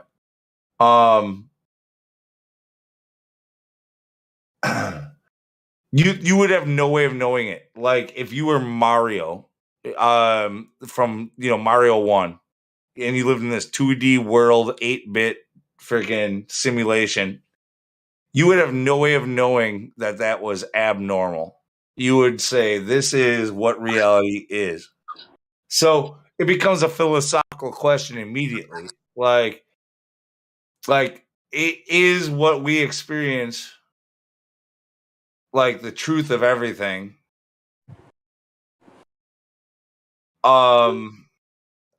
My God, like as soon as you think that, like you're down this road of nihilism, where by the end of it, it's, am I the only one who exists? Like the only real thing? And if I were to kill myself, would I just hit the reset button and come back and do it again? Dangerous thought. Like, yeah, like I don't know, man. So I mean, I don't want to step on anyone's toes here, especially since this is basically a video game chat platform. But why do you think they're pushing like video games so much? It's like because they're prepping people for the simulation theory. So they're basically just telling people like life is a video game. It's like the end goal or state of nihilism. It's like, oh, like literally nothing matters. We're just in a simulation. It's not even reality. So yeah, it is like, it doesn't matter like what you do or like what you do to yourself or like whatever, you're just gonna reset, like you said. So that's what they've been doing. They're conditioning this new generation is maybe like the first one in history that's being bombarded since they were born with all this kind of this propaganda, right? This like simulation, watching people play let's plays, social media conditioning, social media validation. It's, they're trying to get people to live in this reality that they can control 100%. So the controllers can be literally the gods of this fake reality, right?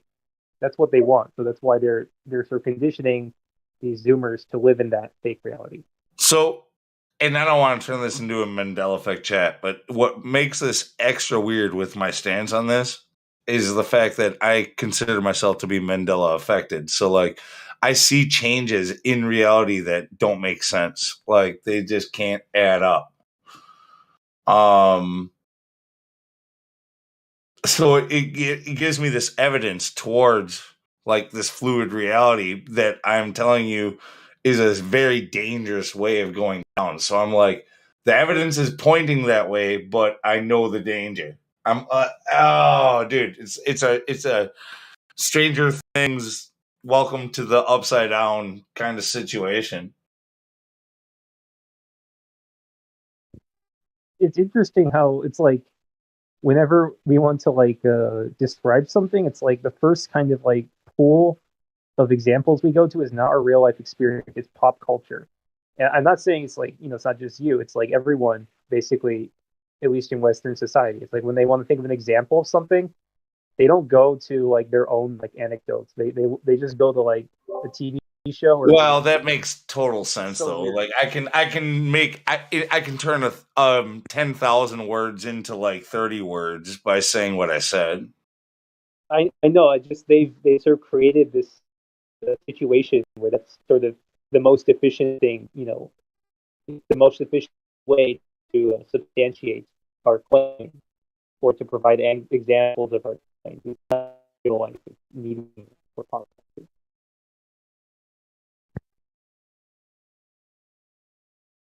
Again, because it's easier to control that way.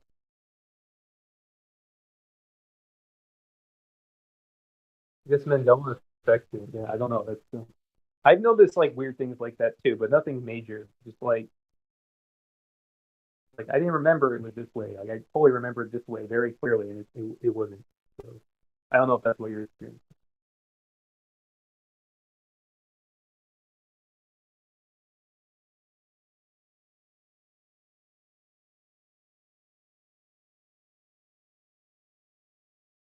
And I miss Matthew. Where's Matthew?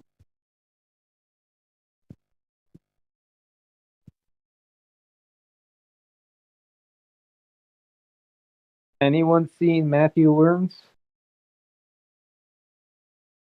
recently? This week?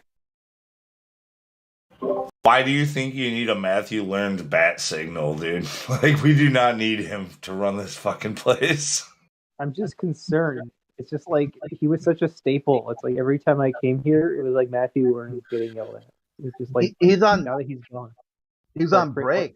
He's a teacher. He's probably off doing something. Like he won't be. Maybe won't be around for a while. He's off at Tupac Island having a meeting with all of the like disappeared people. And all the globalists everywhere. Like it's one of those meetings they don't talk about. You think he's that high up? I thought he's kind of like their shoe-shine boy, maybe. I guess they need to bring their shoe-shine boys in. Yeah.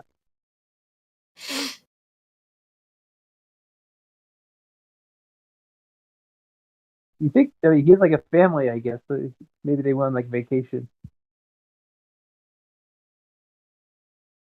But I thought after the semester's over, like he'd have more time to come here and shoot the breeze with us. Presented, blow-proof for whatever he does.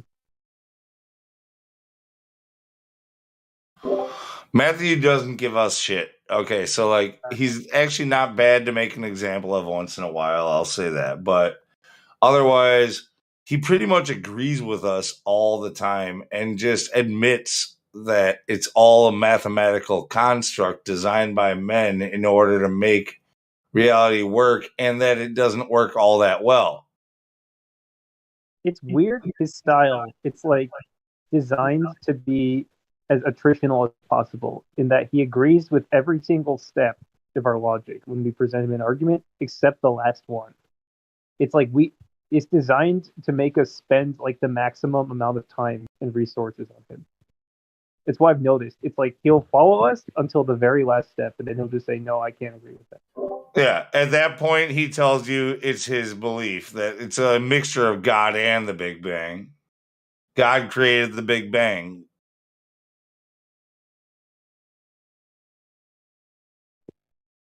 Here's a very emblematic. Oh, I don't have. Yeah, the first one. The second one, sorry.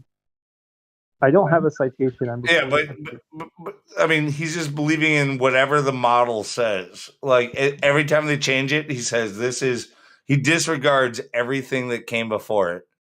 Like, here's the new model. This is it. He's a mathematician. You got to think like a fucking computer.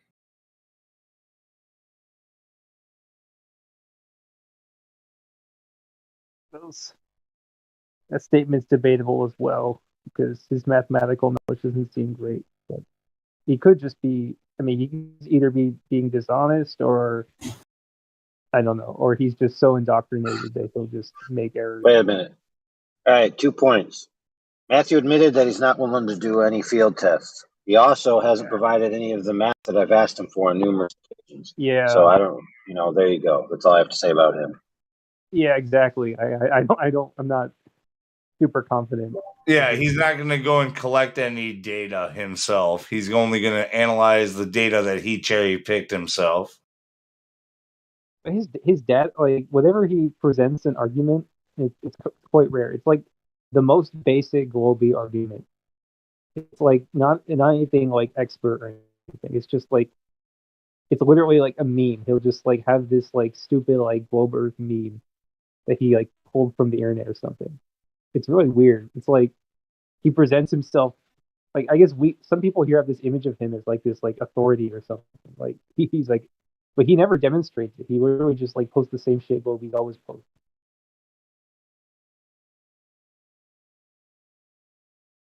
Like, how do we know he's a teacher or whatever? He just says that. He has a YouTube channel where he's got stuff in classroom and whatnot. Oh, is that right? Okay, cool. Yeah. I never actually looked.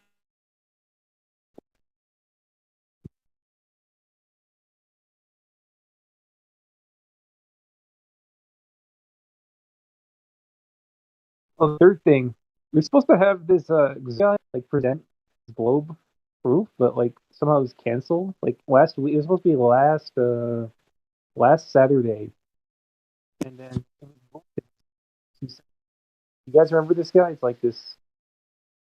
Yeah, he cracked almost right away. It's a pity. He didn't. Yeah, he didn't last for meme war. Talked to him, Memulus, and he didn't make it very far. Like he spouted off some thing about global warming, and that was kind of the end of the show. I guess he was a teenager.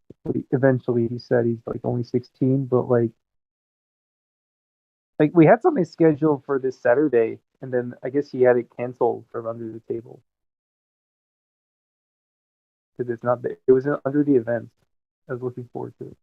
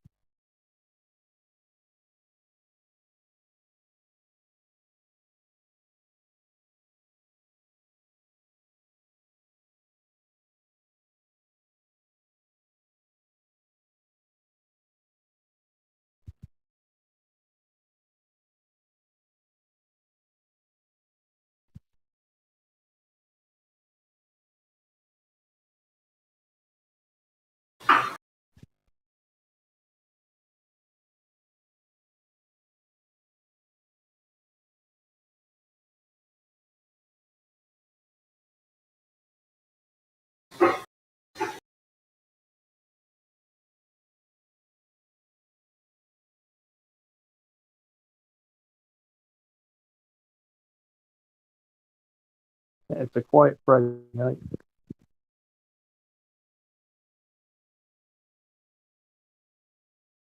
Yeah, what's going on with Ladies' Night? Is that like suspended for a little bit, or? No, it happened.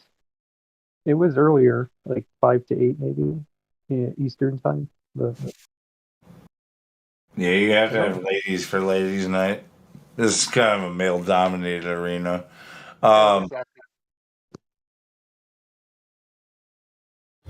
I didn't mean to interrupt. Yeah, the point is, like, yeah, there just wasn't many who showed up tonight, so they canceled it. No ladies showed up? We had one or two. I don't know. By the time I got here, I know, like, one of them, it was 45 minutes into it, and one of them was talking about canceling it. I guess it happens. I think usually it's maybe like 4 or 5 ladies that are running the show, kind of. I think Dandelion is probably busy.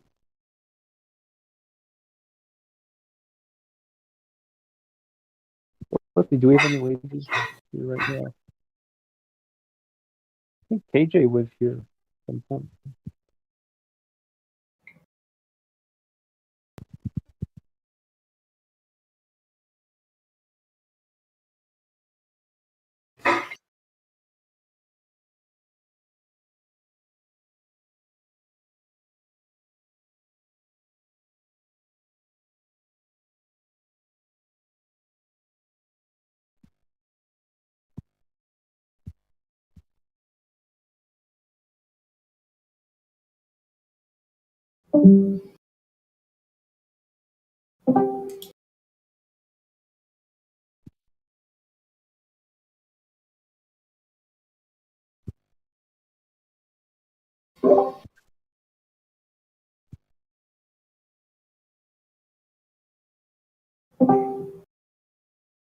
Trinity with your everyone's acting weird. I feel weird. I feel like energetic and quirky, like just talking shit. And I feel like stirring up the pot. I feel like messing shit up. Honestly, I really do. And I've been holding back.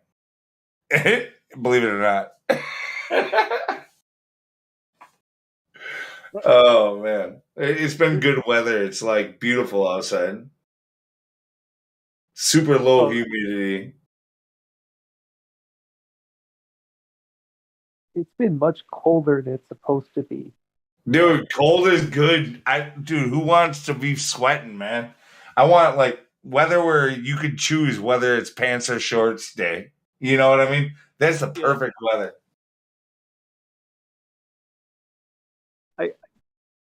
I guess I don't know. I guess you're right. It's kind of nice that you don't have to, commit to one or the other. Yeah, where you can choose. That's the best. That's the fucking window right there. If your goal is to sit at a lake or a pool, like you want it hot. If your goal is to work your ass off all day on somebody's roof or like on their, like you want it cold.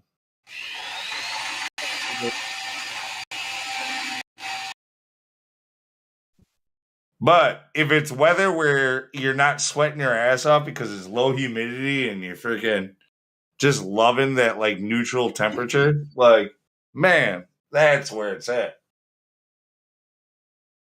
And that's what I got these last like few days. I feel good. I love it. I'm energized. Do you have like pollen like going around? Because like all the plants are like fucked up where I am, like so they think it's like earlier in the spring than it's supposed to be. So about pollen, I did notice there's a lot of pollen in the air right now, but you're really quiet too. A lot of pollen, like way more than usual. I think it's because we're releasing it now. Yeah. My work truck is covered in what looks like construction dust, but it's actually pollen. It kind of like makes me feel sleepy, the pollen. So maybe it affects people differently. Like, it makes you energetic. It kind of makes me sleepy. It makes me sleepier, Joe. Yeah, I feel spunky. I'm ready to freaking call someone out on a fight and then make them feel foolish because they don't want to fight me. Like, because I'm just like too happy to be fought. You know what I mean? One of those. Like, I'm going to challenge you. Wait a minute. Are you trying to say you want to have a tickle fight? Yeah, you want to tickle me, dude? Yeah. Tickle fights are brutal. Okay. Tickle fights are brutal, bro. You ever hold someone down and tickle them and their head bangs off the ground? Dude, that's pretty brutal, man. Why are you banging your head off the ground, bro? Why are you banging your head? That's a vicious way to kill somebody, man. That's fucking awful.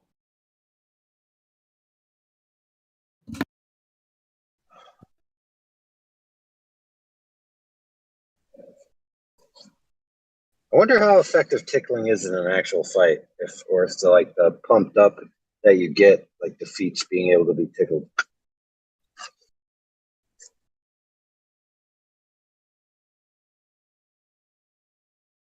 Because when you're tickled and you don't want to be tickled, and you're taken by it by surprise, man, that's debilitating. Oh, so all right. So here's what's weird. Like, all right, I'm not ticklish anywhere, like except for just a tiny bit on my feet, and and it's just like I can totally control that if I want to. But if you surprise me, I might like jerk or something like that. You know, be like, ah, why'd you do that?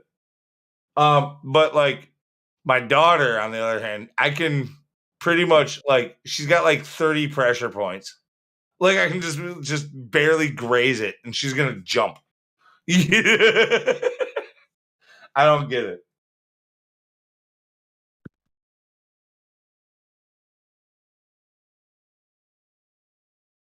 Under the knee, on top of the knee, under the at the ribs, under the armpit. It's just like they try to block one.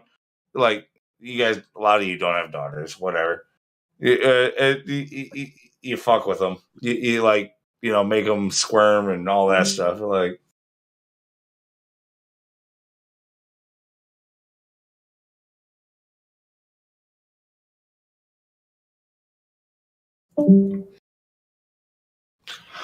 yeah, her mom was like that too, though. Like you just touch her anywhere, and she just like is tickled. You're like I'm not trying to tickle you. Like you're trying to guide a person somewhere, and all of a sudden they're tickled. You're like move over, take one step to the left, and they're tickled.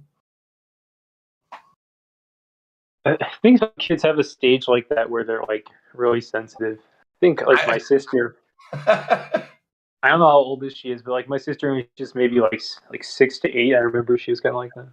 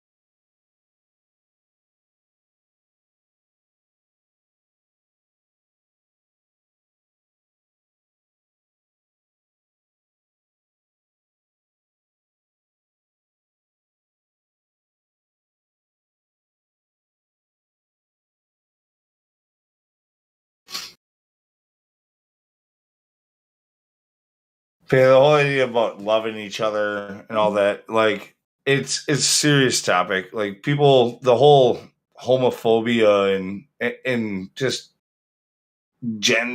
making everything so divisive when it comes to genders and stuff like that. Like it's not about any of that. Like we just need to we're recognize that we're all mostly the same.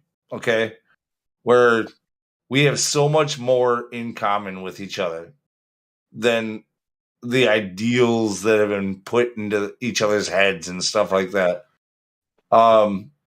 We all have the same common interests. We all share the same, green earth, and we have the same basic needs.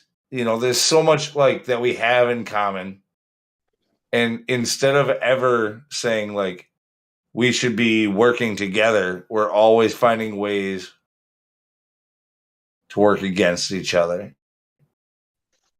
Loving you is easy because you're beautiful.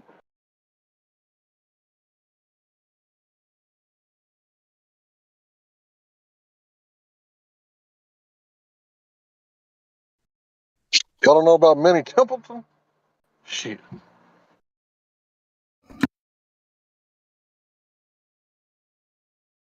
Hey, no joke. You seriously got me watching King of the Hill again, just because I've been hanging out here. I'm like rewatching the whole series. Hey, that ain't my fault, bro. It's not your fault. It's just like now I just literally imagine Hank Hill like goes to fire Discord. I just feel like he would.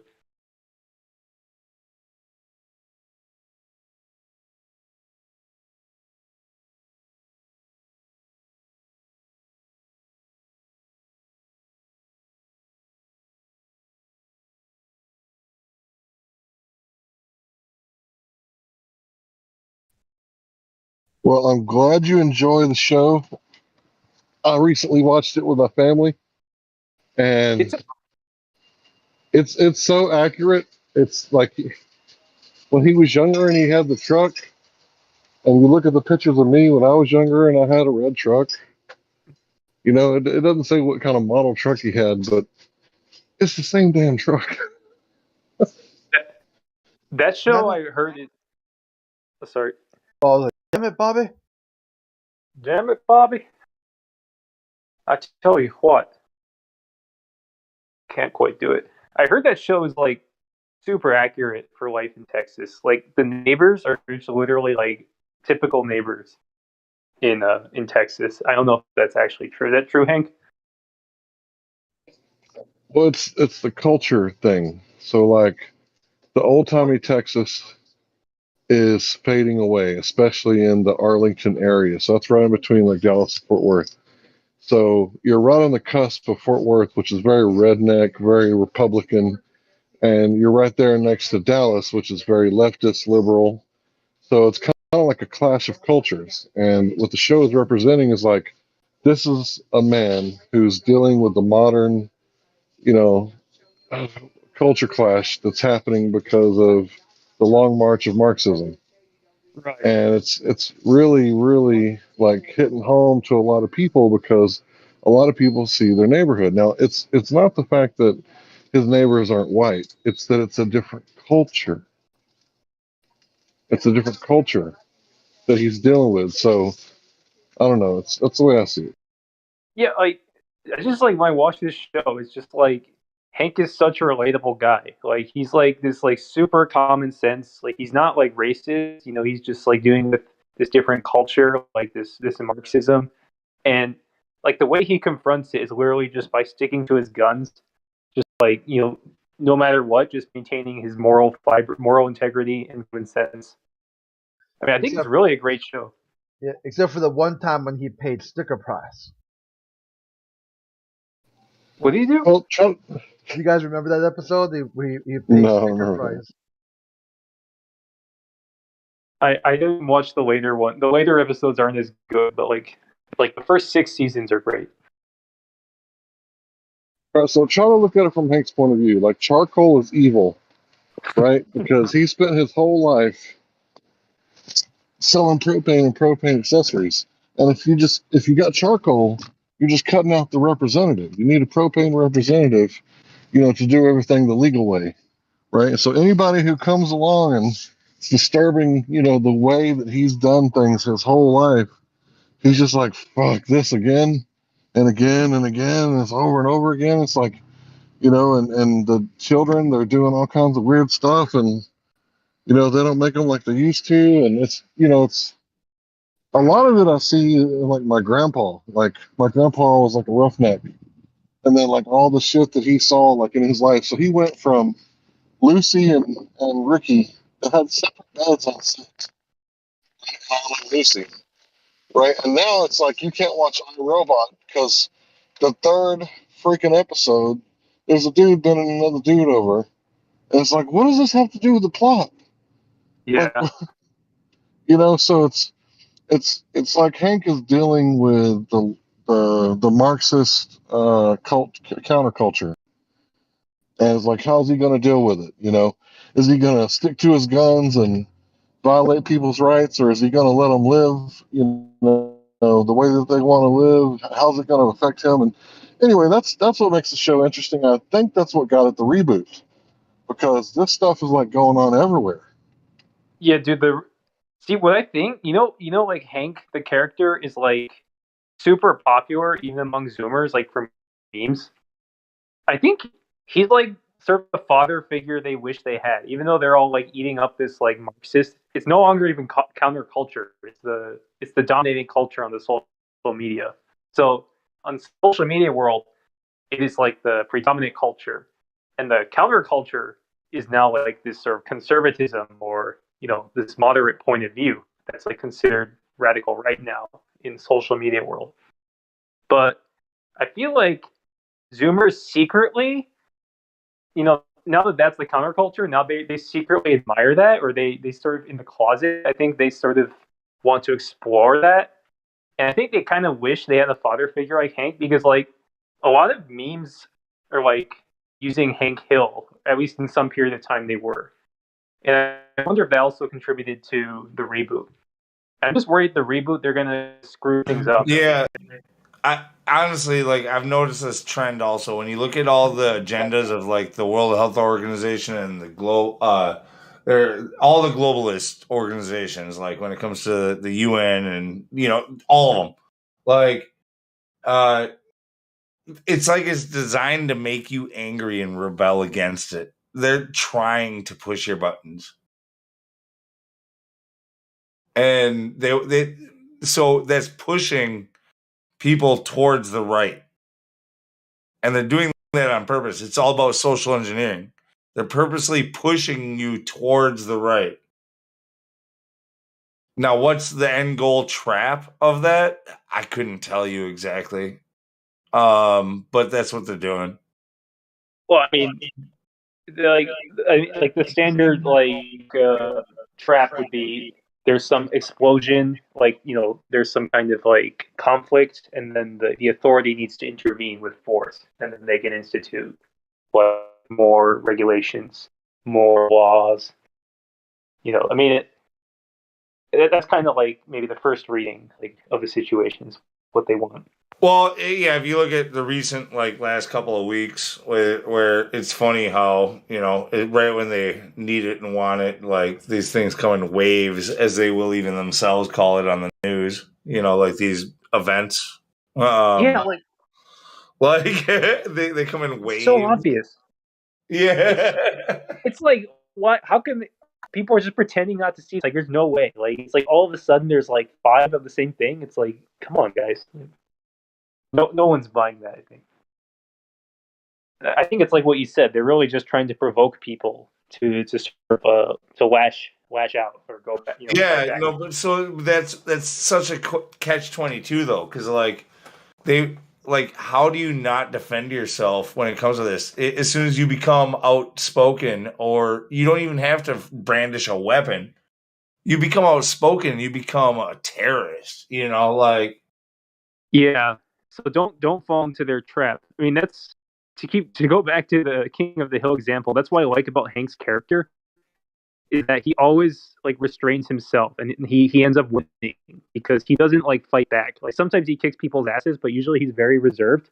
He just sort of sticks to his guns. He doesn't let his pride get the better of him, and then he wins. And I think this show is very wise. It sort of shows really what you should do. You should not play their game. You should not take the bait. Yeah, protest through non-compliance. Exactly, and that's what Hank does every episode. Like seriously, watch this show is like, I don't know if like the creators know something, like The Simpsons, like it's like they'll signal what's going to happen, but it's like something similar could be going on. They can pass whatever the fuck that they want, just don't do anything. Yeah, you just don't do it. Exactly, it's like their power is just on paper, not reality. Yeah, so with some of the characters that are like the leftist stupid people in that show that I remember seeing as a child, it seems to me like the creators of that show depicted Karens before that term came about. I think Karens have been around much longer. It's just we didn't give them a name until the name Karen gained a foothold. But yeah, there were some Karen, right? Like now I think about it, a lot of the villains are Karens. Like there's even like a Karen church lady in one of them who's like trying to get Halloween banned. Yeah, Karens and Darrens.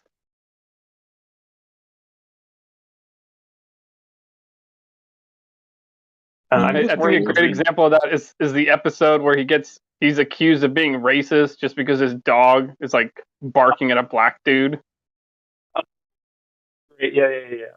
He's like trying so hard to prove he's not racist, and like it just gets worse. And then, dude, with where I was talking about how they're pushing people towards the right. Look at the Elon Musk recent story. Like that's the best example of this. Like the left was all about Elon. Like, he's gonna save the world. This dude's gonna take us to fucking Mars. He's gonna save humanity. Fuck the world. And like, oh, he's got electric We're cars. gonna have the freedom to tweet whatever we want on Mars. Dude, so they loved him, and now he's freaking condemning them. He's trying that he is a tool to push the left towards the right. Dude, he came out as a Republican. That same day, Me Too started accusing him of sexual misconduct in the past. Same day. He's gonna crash his car on Mars while tweeting. And what was Donald Trump but a Democrat for his entire life up until pretty recently, and all of a sudden he's a Republican. Like it's part of the grand scheme. They want to move people towards the right.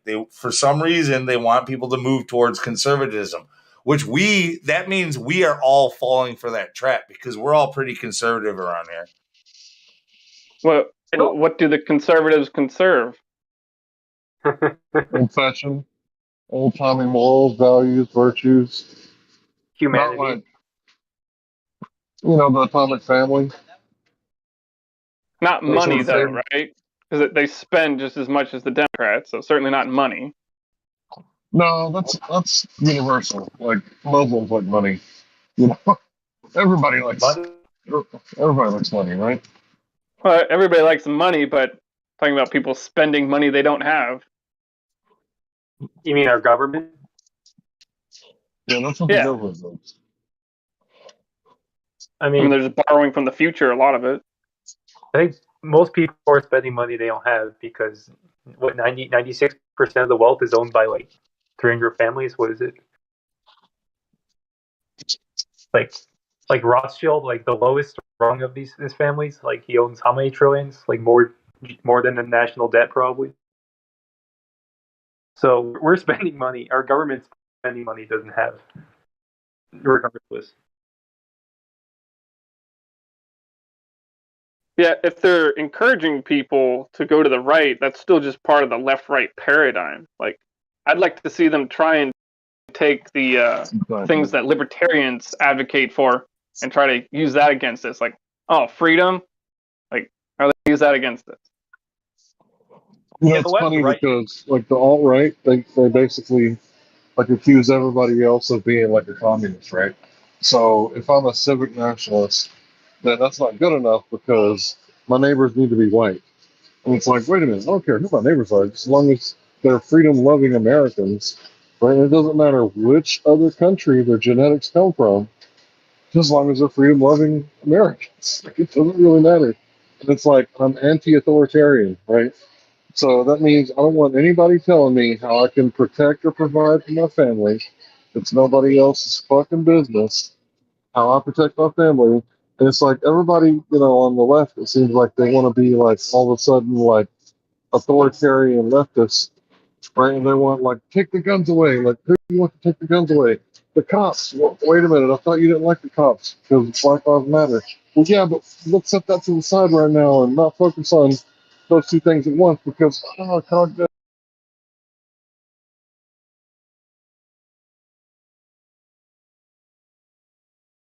Wait, did you finish or cut out? He kind of cut out, I think. I think he's probably driving. Well, question, mic working. What was that, Dave? Hello? Yeah, Dave, we can hear you. In the interim, before he comes back, like with what I was saying, it's like as a moderate, as an in-betweener, somebody who doesn't agree with either side, an independent, whatever it is you want to label me as. I don't choose left or right. And because of that, I can see the shift left and right. Yeah. And so I see this shift towards the right. And as an independent, I'm like, I don't agree with the left. In fact, it's all set up for me to hate them. This is where also me being anti-establishment dysenterianism or whatever the fuck. Disestablishmentarianism. Yeah, that's you. yeah. Like I actually think that it would be wise to go towards the left because they're pushing the right so hard. Yeah, they're called Republicans. Yeah. I don't think that would mean adopting their ways of life. No, of course not. No, you don't. No, you need to think on your own as an independent. But you have to realize that the propaganda is moving towards the right and fight against it. Yeah, they shove it right down your throat, whether you want to absorb it or not. It's a weird deal. If you're become a right or a left or whatever, you say, "Oh, I'm not going to do this," or "I'm not going to do that." It doesn't even matter, because what they put on the news and what they put the division between everybody. I mean, as soon as you take tag to any one of those names or anything, all their bullshit goes right along with it. Whether you want it to or not, in some people's minds. So I don't understand any of it. I don't quite know what you mean though by go towards the left though, Luke, because when I found out that the Earth was flat in 2016, I was in the process of trying to hijack the Republican Party for the Libertarians. That shouldn't be such a gray area. You know what the far left pushes, and you know what the far right pushes, and most real people are somewhere in between. Hold on. You don't understand what I'm saying, Luke. So what I'm saying is, in 2012 and 2016, I was started with Ron Paul and that revolution, especially with Ron Paul. That was the Libertarians trying to organize an effort to take over the Republican Party, so it's not just a big, stupid, two sides of the same stupid-ass coin nonsense that we've been dealing with in a years way, and years. I can kind of agree. Yeah, but let me finish the thought, though. Let me finish the thought, though. What I realized, though, in 2012 and 2016 is that even though I used to be at one point in time a Democrat myself, that the Democrats were turning into a bunch of communist nut jobs to the point where it wouldn't make any logical sense to try and hijack them and try get them to see the light and be sensible in regards to certain things. Like what I'm trying to say is, if you're trying to hijack the Democrat Party and make it into the Libertarian Democrat Party or a sensible, a good Democratic Party, it's like where would you even start? Is my point. Like, there's no place to even start. With the Republicans, there's a place to start. It's a big uphill battle, but there's at least a place to start. They're the voice of reason, where they give you the illusion that you can reason with them, like they don't have an agenda. You know what I mean? Whereas the others, I don't even mean like that. I just mean like the people in general. Like what I'm saying is, it's for the most part, I'd say about 70%, maybe 75%. A good portion, or at least more than 50% of Republicans that I meet, people actually registered as Republicans, I can get them to adopt libertarian values and effectively remain as a registered Republican, but vote in a libertarian way. I can convince them to do that. The thing with libertarianism is you could never do that with a bunch of Democrats. You could never, ever do that with a bunch of Democrats. They'd just be like, oh, wait, you're saying communism's bad? No, but that's evil. That's only a modern problem. That's these weird triggered freaking woke Democrats that you're comparing this to. Because libertarianism on its face is like smack dab in the middle. It's got leftist views about social equity, while it has right views on foreign policies. It's this weird mingle of left and right that with so you get the best of both worlds. Yeah, right. well, I'm just saying, I don't see how there's any there has to be a reasonably large group of at least halfway using their brain, at least halfway people, in order to actually organize them to do anything of any good. I'm just saying, if you're talking about a group of people like the Democrats today, not the Democrats of the 90s, not the Democrats of the 80s, I don't know what they were, they were probably a little more reasonable minded, probably a lot less warmongery. I'm just saying, like, what the point I'm trying to make is, if you go up to a group of moderately intelligent people, you might be able to organize them to do some good. But if you go up to a group of 10% moderately intelligent people, 90% retarded as fuck people, like, what are you going to do there? Like, really, what are you going to do?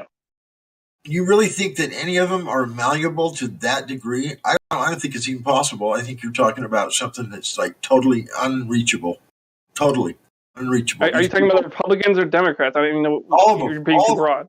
All of them. They're off their rockers. Oh, all these ideologies we're still become being too extreme broad. You're very speaking quickly. too broadly. I'm still speaking too broadly.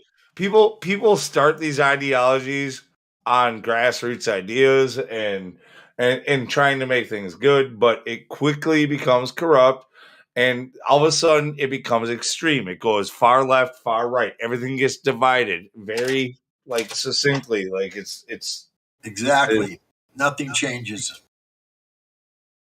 Well, anyway, that's why I'd say I would never encourage anyone to join a political party. I would always encourage people to infiltrate and transform political parties. Well, that would take. Doesn't make that much sense. Well, what I'm saying is you should try to, it's basically the same thing as saying be the change you want to see in the world. That's what I'm saying. Well, I get that, but I just don't. I think you're living in a pipe dream. What I think. Yeah, it's all you're speaking too broadly. In order for what I'm saying to be a pipe dream, you have to be more specific about how you're going to criticize what I'm saying. We're speaking too broadly. You can't say this is a pipe dream or that's a pipe dream. We're speaking broadly. I don't think that you can infiltrate any of these parties and be an example. You'd be ostracized. It just wouldn't work, dude. I'm telling you, they're too far gone. There's too much of an agenda that you're fighting an entire agenda that probably includes both parties. Whether you understand that or not, I believe both parties are all involved in this agenda that's going to happen. There's more than one party, but the two parties that ever win, they're together. Yeah, they got the same agenda. I'm telling you, whether it looks like it or not, it's going to turn out the way it's going to turn out. There ain't nothing you can do about it. They only different rhetoric. Take too much power. Fingers for another Ron Paul. You got the 32%. That was pretty high up there. They've taken too much power. I think it's just I just don't believe it's possible. So my brother, he's on. It's a great idea, and sure, but I don't think it's realistic. That's all. So my brother, he's like alt-right or whatever, and he basically accuses all the Republicans of being like basic bitch Republicans. In other words, rhinos, Republican in name only. And like I'm looking at people like Jimmy Dore, and he's accusing like the Democrats doing the same shit. Like the Democrats have recently had more power than they've ever had since like I can't remember which administration, like World War II or some shit. And they're not doing anything that the Democratic people want. They're like sending all this, war efforts all over the world, and it's like that's not what the Democratic Party is supposed to be about. It's supposed to be, bleeding hearts unite, to quote the Grinch. That's what the Democratic Party is supposed to be about, social justice and, defund the police and everything. And it's like really weird watching the leftists being super authoritarian when they just got through marching about the police killing people with guns, and now, they're marching because they want the police to take away guns from everybody else. It's like, do you got two brain cells that you could rub together, maybe, get a little friction, maybe a little heat going, kickstart this thing that you call a brain, please? Oh yeah, even from the historical, recent historical point of view, the Democrats were typically anti-war during the Vietnam occupation. If you want to call it a war or police action or whatever you want to call it, whatever it technically is, the Vietnam War. They're all against it back then. These Nixon is so terrible, and this Vietnam War needs to end, and it was a terrible thing, and yeah, it shouldn't even have to begin with. But where where are these Democrats now? Like, you know, like what happened? Oh, the Iraq War? We don't care about that. You know, the Afghanistan War? We don't care about that. I don't care. It's just all about parties. It's about, you know, being on your team, being part of the winning team. The libertarians, which are basically Democrats, except for economically. Like when it comes to foreign policy and social programs, like to try to uplift the poor and all that, they're all for it. They're like exactly all of the stuff that the Democrats would be or the left would be. But when it comes to out of yourself. That describes half of them. See, that's 50% correct, Lou, but that's also 50% false. So that really depends on the libertarian you talk to. Right, half of them would agree with you, but half of them would completely disagree with you. I understand that, but the one thing that they do agree on, it tends to be being fiscally responsible. Like, and then they don't do anything. Then they don't do anything responsible. Like that's the one thing. They what do you mean? And then they don't do any responsible at all. They're not in power. The libertarians aren't in power. I'm talking about any of them, all of them. None of them do anything responsible anymore. They all say they're going to, and what do? Just the opposite.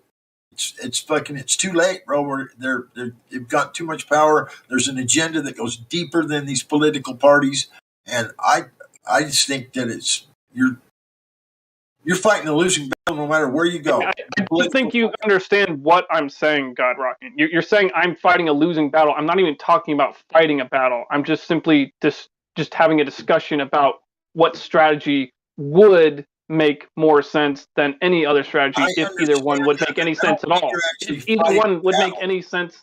You didn't even let me finish, dude. All right, if I said if either one would make any sense at all. All right? So I'm not advocating for any of this shit. I'm just talking about it.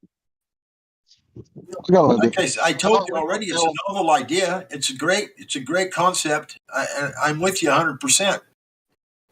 What you're talking about. It sounds great, and yeah, if it could be accomplished, I'm right there with you, brother.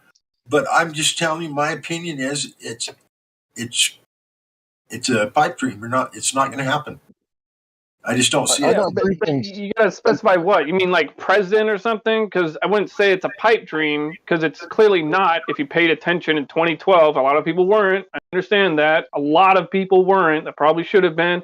A lot of people I know, like I asked them, like, "Hey, why didn't you vote for Ron Paul?" And they're like, I don't know." And it's like, well, gee whiz, maybe the world wouldn't be so effed, you know, if you had. But the point is, like, you know, you can't say it's impossible for like someone who's not a Freemason to become president, because reality is it's the primary that matters just as much, if not more. You'll be proud of me. You'll be proud of me. So in my state, I did not vote for president that year, but I did vote in the primary for Ron Paul, and he got like 11% or something in the state, and or was it the country? I forget, but. I voted in the primary election in Wisconsin for Ron Paul, and then chose, when he did not get on the ticket, I chose not to vote for president. But I did go, dude. That takes like actual knowing of the political system to go and vote in the primary, but not in the presidential election. Like, you have to know what it is you're really voting for. Well, I just don't understand how you guys can even come to the conclusion that voting at all is going to do anything, because you see no. When it comes to third party stuff, like Ron Paul was, the idea is to get more support, is to get more, to generate more awareness, and just like what we do here, fine, just like what we do here, really. Fine. We all seen what happened in the last presidential actually election. That was a secondary idea. So, I mean, the idea was to actually win, but it's just that at the time, you know, all of us involved were very understanding of the fact that, hey, even if we lose, leaking some people up. Is he done or did he cut up? Okay, I got 3 things that I think would help the country out tremendously. Number one, Immigration Reform Act of like 1964 or 65. We need to trash that. The Welfare Act of 1964 and 65. We need to trash that shit too. And if anybody, needs financial help, instead of subsidizing single parent household like the government's done, they need to go to the churches, which are going to reinforce, a married household with a mother and a father if they want any kind of financial assistance, right? And if they don't want to go to the church, well then, to the as they say, survival of the fittest with them. How about that?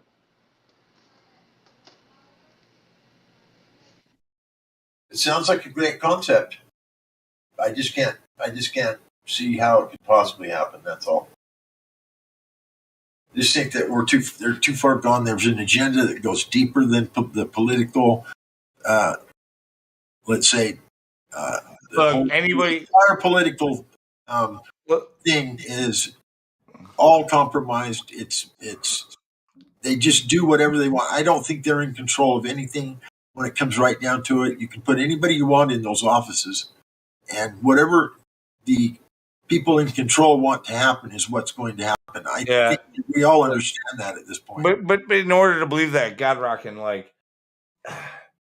that means that either these people are in full awareness and they're doing this shit all under the table, getting paid, keeping secrets, or they're just they're being MK Ultra into fucking doing it. Yeah, it comes down to such a question where how many people are involved? Probably very few. In fact, if any. That's the question. There might be nobody. Guys, I hear someone new. I'm telling you, we are living in a fucking movie. This is just what's going to happen will happen. There you go. That's all I'm saying. Going to I'm telling there you go. Thank you. I think we got someone new on. Anonymous researcher. What up, son, man? Oh no, he's a flat earther. Never mind. Okay. Yeah. So, what do you guys think? If you're talking about me, this, I don't agree. Most flat earthers don't agree with me when it comes to that. That's a weird topic for most flat earthers. I'd say nobody agrees with you, Lou. Dude, I'm telling you, I don't think free will exists. Oh, guys, we were talking about it earlier. No, I'm pretty sure. Guys, Moby. Let's get off this political subject because I think it's getting underneath everyone's skin, including mine. I think we got a Globy, Rob Parks. If you guys want to talk with him, let's see. He's in the chat at least. Rob the robot in the chat. He's not in here. You want me to talk to him from the chat? Oh, wait, he's not in VC? Oh. That's not good. He's supposed to be in VC.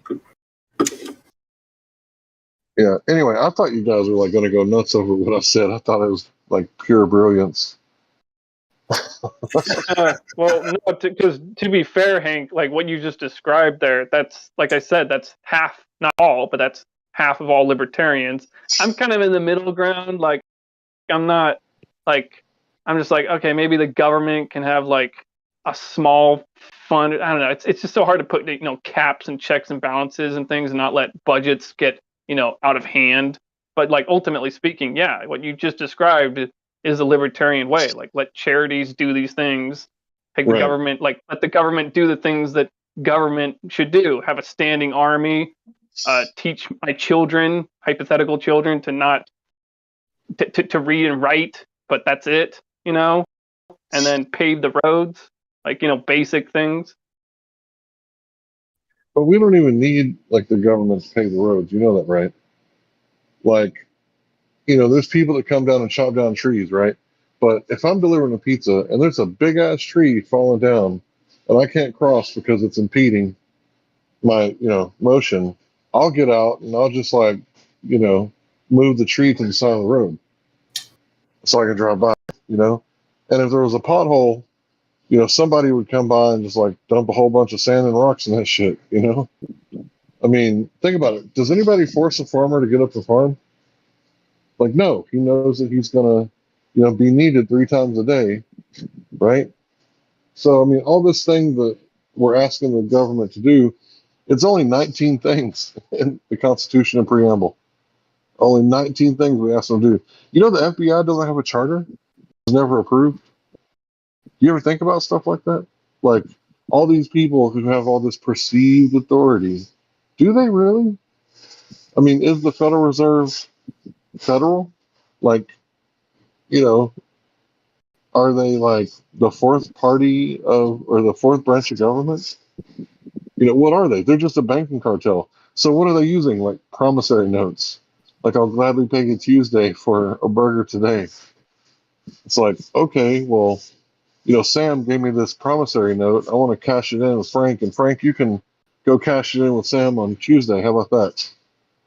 It's like, Hey, Larry, why? I don't Like, want to interrupt you. We got a new guest here. Say hello to Rob Parks. Robbie Parker, what's up, bro? Not much. Can you guys hear me? Yeah, how you doing? I'm doing all right.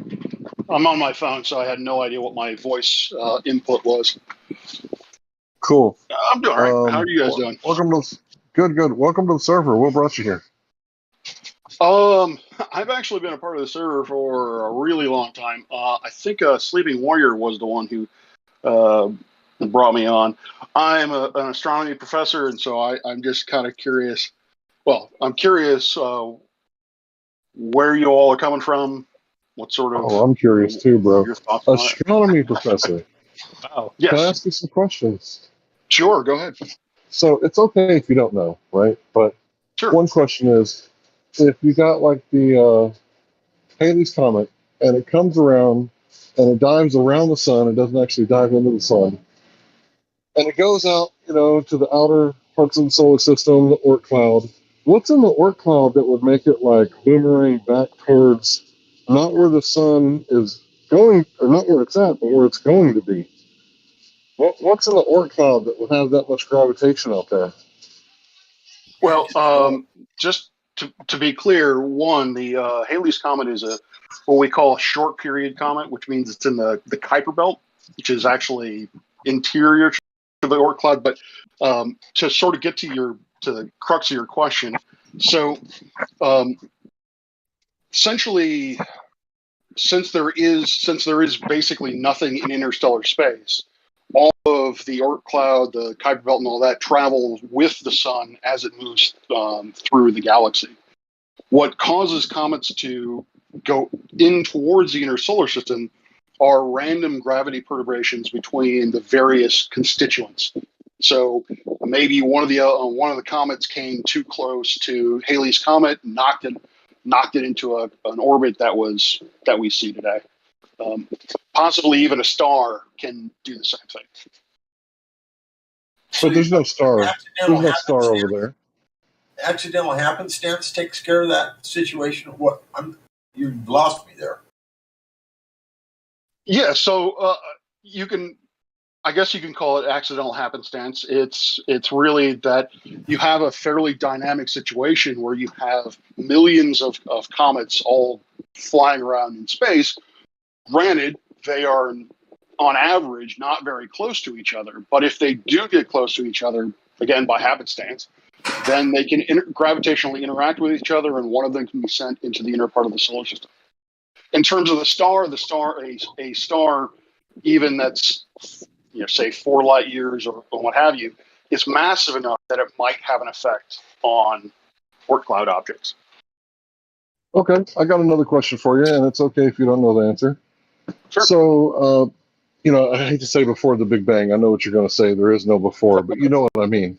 Before the Big Bang, all the dark matter, dark energy, antimatter, and the matter was all in this one spot. How could one single atom of helium or hydrogen escape that gravitational well? So that's a good question. So what I would say actually is not that there is nothing before the Big Bang. What I would say is that if a scientist is being honest, if an astronomer is being honest, we don't know what happened at time equals zero. We can only relativity and quantum mechanics can only get us back to a certain point, and then before then, our understanding of physics breaks down entirely, and we cannot, with any confidence, state what happened at the moment of creation, or even if there was anything prior to creation. Now, that sort of answer your question, this is going to be wonky, and it's really hard for me to even for me to conceptualize. But essentially, it doesn't really escape the gravity well. It is a space-time expands, and as space-time expands, the literal fabric of reality just gets larger, and as it does so, it cools off. And when it cools off, essentially the energy starts to condense down into matter and antimatter. For some reason which we don't well understand, there was a little bit more matter than antimatter. So we have a matter-dominated universe, and then larger elements form from that. Well, according to CERN, the antimatter dissipates more rapidly than the matter, and that's why there's matter still here, because the antimatter is so volatile that it just blew up faster, according to the people at CERN. So I don't know if it's true or not. It seems plausible, but yeah, it just seems like you would have to ignore like the laws of physics in order to believe in like a Big Bang cosmology. And also one last question. So if there is a Big Bang universe, right, is it competing theories to have black holes and dark matter in the same universe? Do both of those exist in the same universe? Or are these two completely separate conceptual models that can't exist simultaneously? No, the current, if you go by the current Big Bang theory, which I really hate that TV show. If you go by the current model, then black holes and dark matter do coexist. Now, the question becomes why those two things are tied together is that we understand that there must be mass in the universe that is causing things to move faster than they normally would, or we would expect using relativity and classical mechanics. Now, the question with dark matter is there are two sort of competing ideas. There is what are known as machos, or massive compact halo objects. Essentially what that means is that the dark matter is normal, but it's just simply too dim to see. Like the dark matter is comprised of black holes, of white dwarfs, of planets, just a whole lot of really either very, very dim or very, very small mass objects. The other theory, or the other idea, which is actually the one that is more favored, is WIMPs, weakly interacting particles. These are particles like neutrinos that would just do not interact with anything except for gravitationally. They don't interact electromagnetically. They don't interact through the strong or weak force. But yeah, but definitely in general, black holes and dark matter do coexist within our current model. But again, if the question is, does one constitute the other? Okay, so my next question is, so you're telling me that the model that we have for gravitation, it looks so bad that we need dark matter, black holes, just to fix the gravitation that doesn't work at the galaxy? At the galactic level? Interesting way of putting it. So I would exclude black holes from that, but simply put, yes, we have, with our current understanding of gravity,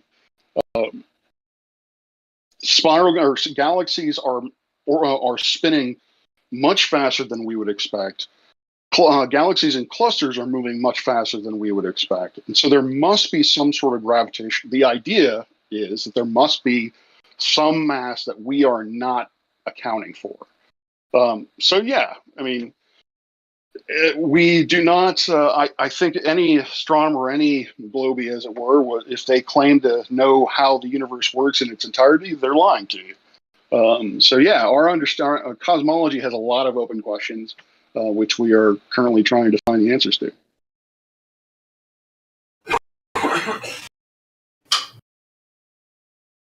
Can I ask one question? Then you can go back Sure. to Hank. You know when, where, and how anyone ever measured directly the curvature of the Earth? All, sir. Well, I think you know where I'm going to start off with, and that would be Aristophanes. And that would be what, around 300 BC, something like that? His non-experiment that works on flat or globe. I asked you, when did anybody ever directly measure the elevation drop between a point A and point B on the surface of the Earth? You know, of any time that happened? Well, I would argue that Aristophanes was an experiment, and he did measure that. But because he used I don't. Okay.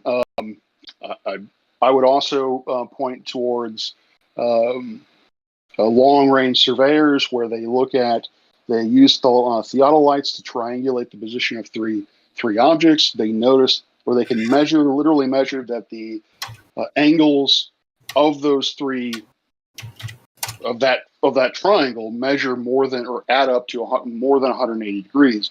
The only way that you're going to have that is on a sphere. But if you don't want to discuss it, that's perfectly okay with me. I'm not here to. Those are lovely stories and conjecture and stuff. Do you know of anyone ever measuring an arc segment of the curvature of the Earth you speak of? And do you know what I mean by arc segment? I think I do, but could you define it for me? So a circle has an arc segment, would be a section of a circle. Yeah. So if you had a sphere and you were measuring the curvature rate of that spherical surface, you would measure an arc segment of it. Sure. So do you know of anyone ever measuring an arc segment of this globe Earth you speak of? Honestly, no, I don't. I don't know of, honestly, geodesy and geology is not really my subject area. It is when we go through university, or when I went through university, there were just certain things that were accepted, and they were accepted, and then basically you get evidence of it, of the fact that seems to be correct by everything else making sense that's built off of it. That was really weird. You said a bunch of words, but didn't make any sense to me. That was sort of word salad. So the idea. So let me see if I can make more sense out of that. So all right. So when we study, say, astronomy, introductory to astronomy, we are told that the Earth is a sphere, and then we are told that we live in a heliocentric universe, and we are shown pieces of evidence which support the idea that we live in a heliocentric universe and that the Earth is, in fact, a sphere. Not direct measurements, but these would be observations that would be difficult to reconcile with the idea that A, the Earth is flat, and B, we live in a geocentric universe. Well, that was lovely, though. We're not about, maybe this or maybe that. We're about things that are definitive, definite. All right. So I would definitely know that the Earth is a spherical object with a radius of 3,959 miles if someone could present to me a arc segment measurement of the curvature of the Earth that they speak of when they say that the Earth is a ball with that dimension. So, I mean, if you don't have that, I mean, anything other than that is pointless, ultimately speaking, when it comes to truly knowing something to be true. So, I mean, I don't know what to tell you, buddy. It's just, if you don't have an arc segment measurement and you don't have a sphere beneath your feet. Well, then, sure, but I just want to sort of tack in on that. So you're saying that in order for you to believe that the Earth is a globe, or accept that the Earth is a globe, then someone needs to provide an arc segment measurement to illustrate that it's a globe. couldn't you also do that same experiment yourself? And if you did not find an arc segment, that would in fact show that the Earth is flat. It's what we did. People have done that. We have done it several times. Really? Yeah, with Okay. long-range optics, we've radius with long-range optics over bodies of water. So there's no reason for me to even think that it's there since we've already falsified it. So when you say measurements or when you say an experiment, do you have quantifiable data? Yes, FE core. Someone can post FE it. core. Yeah. Okay. The FE core experiment. Let me get it. It's a grant-funded experiment. Measured zero curvature over 26 miles, and there's even longer ones. So let me I know of one that was laser based. Yeah, lasers. Yeah, that's again. I want to just answer questions, but that several people have noted that lasers really are not an appropriate tool for that measurement simply because of refraction of light. Now, I'm fairly certain I know how you all are going to respond, but yeah, essentially, that is our sort of response to it. But yeah, I just want to be clear. I'm not here to convince anyone. Here we go. What the oh no, we realize that, sir. We love hearing your what you think and how your education has led you to believe what you believe, and and exchange ideas and whatnot. It's not like we're not here to battle with you, sir. We just want to have a honest conversation and basically just try to learn something. Excellent. Yeah, right. That's why I'm here. Let's be non-combative. Yeah, that's a good idea. Yeah, we're not here. It's not an attack, and it's not a debate. Yeah, we just want to learn some things, bro. That's it. All right, awesome. Can I ask one more non-combative question? Sure.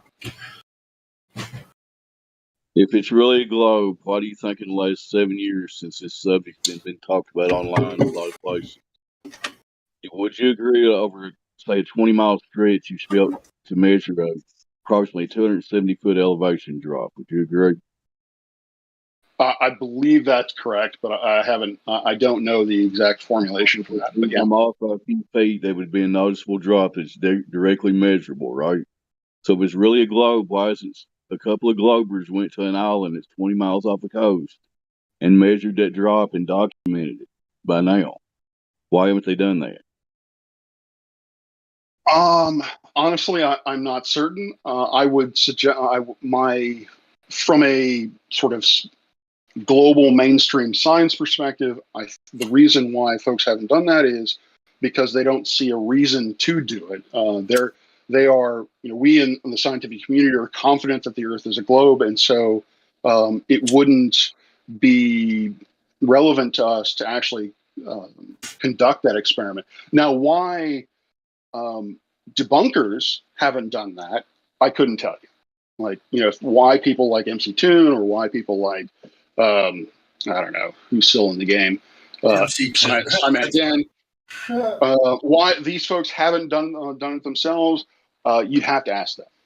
But from a scientist point of view, from someone in the scientific community, it would simply be that we see no reason to do it, which is also why a lot of satellites that we send out, I think one of the questions I often get asked is, why don't they send a satellite out and just take a picture of the globe in order to just settle this argument? And the answer is, for the most part, that's not what we're interested in doing. Do you think that's an honest answer? Like, if this could be put to bed with just a simple photograph, whatever, double, like, verified, whatever, objective, third party, verified photograph from space. And the best response that mainstream science has is that, we're more interested in like stuff with 666 million light years away. Like, do you think that's an honest answer? I do, because of the fact, because the mainstream science doesn't believe that this is really a debate or really in question. Now, if I were in charge of one of these missions, I would say, sure, why not? Why not take a picture of the Earth as the satellite, as say a Mars orbiter is leaving the Earth, as it's traveling to Mars? Why not spin the thing around and actually take a couple snapshots? But there are images of the Earth from space. The canonical one is Moonrise from the Apollo 11 mission. Sure, the 1972, right? Or I don't know if it's 11, but yeah, I know what you're talking about. Yeah. So again, they would probably point you to that one. Is that it's already been done? So. Well, hold on. What's funny is you said there are real images. Real being the word we're going to focus on here. So there's only 2 images that any space agency says is a real photo of the Earth, and this comes down to vocabulary. Like what's the difference between a photograph and an image and a composite? Sure. Right? So there's only 2 photographs that they say are real, and both are easily debunked. One comes from Apollo 11, and one is, I believe, Himawari 8. Yes. Well, Himawari 8, from my understanding, is a continuous stream of images. Is it not? Because it's an active weather satellite. It's easily debunked. Dude, the relationship of the sizes of the moon to the Earth, because that's the same one where we saw the dark side of the moon in full light as it traversed the Earth. Remember that one? Come on, that's a big thing. Actually, I don't know, because one, there is no permanent dark side of the moon, and 2, no, it's not. yes, No, you're being semantic. You knew what I meant by that. It's not really the dark side. It's the side we never see. Right. Yeah, Yeah. the side we never see. I apologize. I did misinterpret what you're saying. I did not do that deliberately. So yeah, you're That's talking all right. about the far side. That's all right. So Lou, you're talking about Epic. Epic was the satellite that caught the moon and the Earth, right? A million miles away. Oh, you're talking about when the essentially the picture where you have the moon in front of the Earth. Okay, that image. I was going on I thought we were talking about the Apollo 11 image. Honestly, I haven't looked into that. No. The Apollo 11 one, it's laughable. Dude, the fact that you mention it, I'm not even acknowledging it. It's so laughable. Oh, seriously. And the other one we can debunk even easier than laughing at it. Okay. And there's also this perspective. There's a perspective issue, in my opinion. If you're standing on the moon, say the moon landing actually happened, and they're standing on the face of the moon, okay? Mm-hmm. Now, they were basically, the location was somewhere pretty central to the face of the moon, is where they supposedly landed. Now, if you're in this central location, standing on the moon, that means that the Earth, you would have to look straight up above you. You'd be standing on the side of the moon, sideways. I'm just saying, perspective-wise, you'd be standing sideways, sticking out, and the Earth would be above your head. Yep. Yes, it would. All right. No, just keep in mind, when you entered this, your argument, when you said about pictures from space, you didn't expect us to say there's only 2 they claim are real photographs. You were talking about the other ones, the CGI ones, the composites. You were talking about all of that shit. I was talking about all of it, including the Apollo 11 image, which is not a composite, yeah, it's fake. With that one, look, instead of just hand waving it, I'm gonna inform you. Okay. So, I mean, I don't know how much I trust this documentary, but a funny thing happened on the way to the moon. So, like, supposedly they have some footage that wasn't supposed to be released. And if it's true, then it shows, at the very least, it shows how it could have been faked. And that's through the porthole of, like, a balloon or an aircraft that's at high altitude.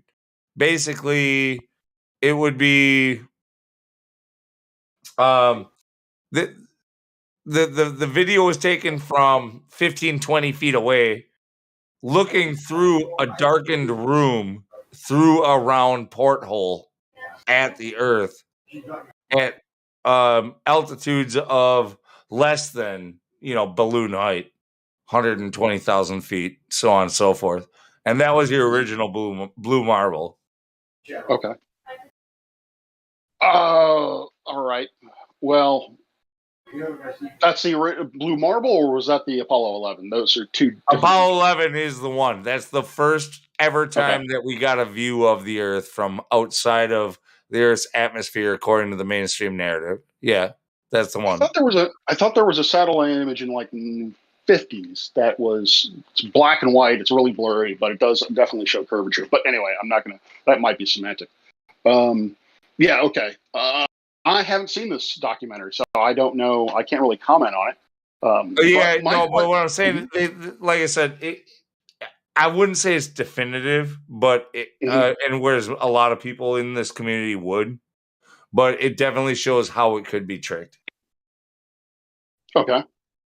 My question, and you've probably been asked this a few times from my side, is why would they do this? Why would they fake the Apollo? The motive thing. Man, it like everybody always. That's. I can't blame you. A lot of people will like to jump on you for that too. They'll say, like, why do you give? Why are you asking that question? You're a troll, But no, like, why would they do it? Natural to ask it, but how could we ever answer it? You'd have to ask the guy who did it. A better question would be, when have they not lied about anything?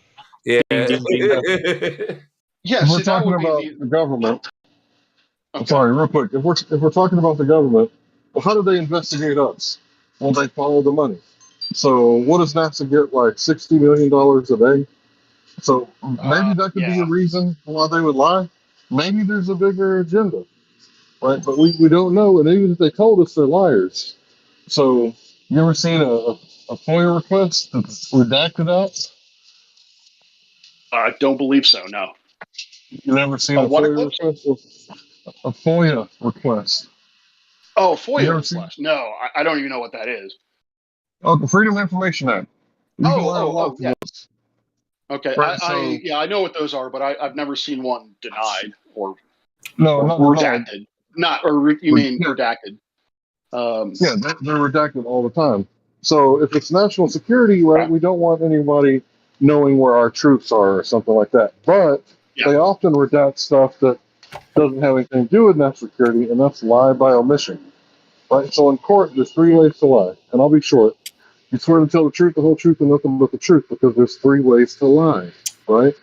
So the government are known liars, right? They hide everything behind national security, like the Pentagon, right? If a plane hit the Pentagon, then it must be on video, because the Pentagon was videotaped by I don't know how many different angles, right? So if a plane hit it, then we should be able to see it. Why can't we see it? Well, because of national security. Okay, so does the government, do they want conspiracy theorists? Because people like me are going to say, wait a minute, if you got footage of it and I can't see it, how do I know there's footage of it? Right? So well, I guess it boils. Yeah. Why would they leave it out? Well, it just kind of it would go.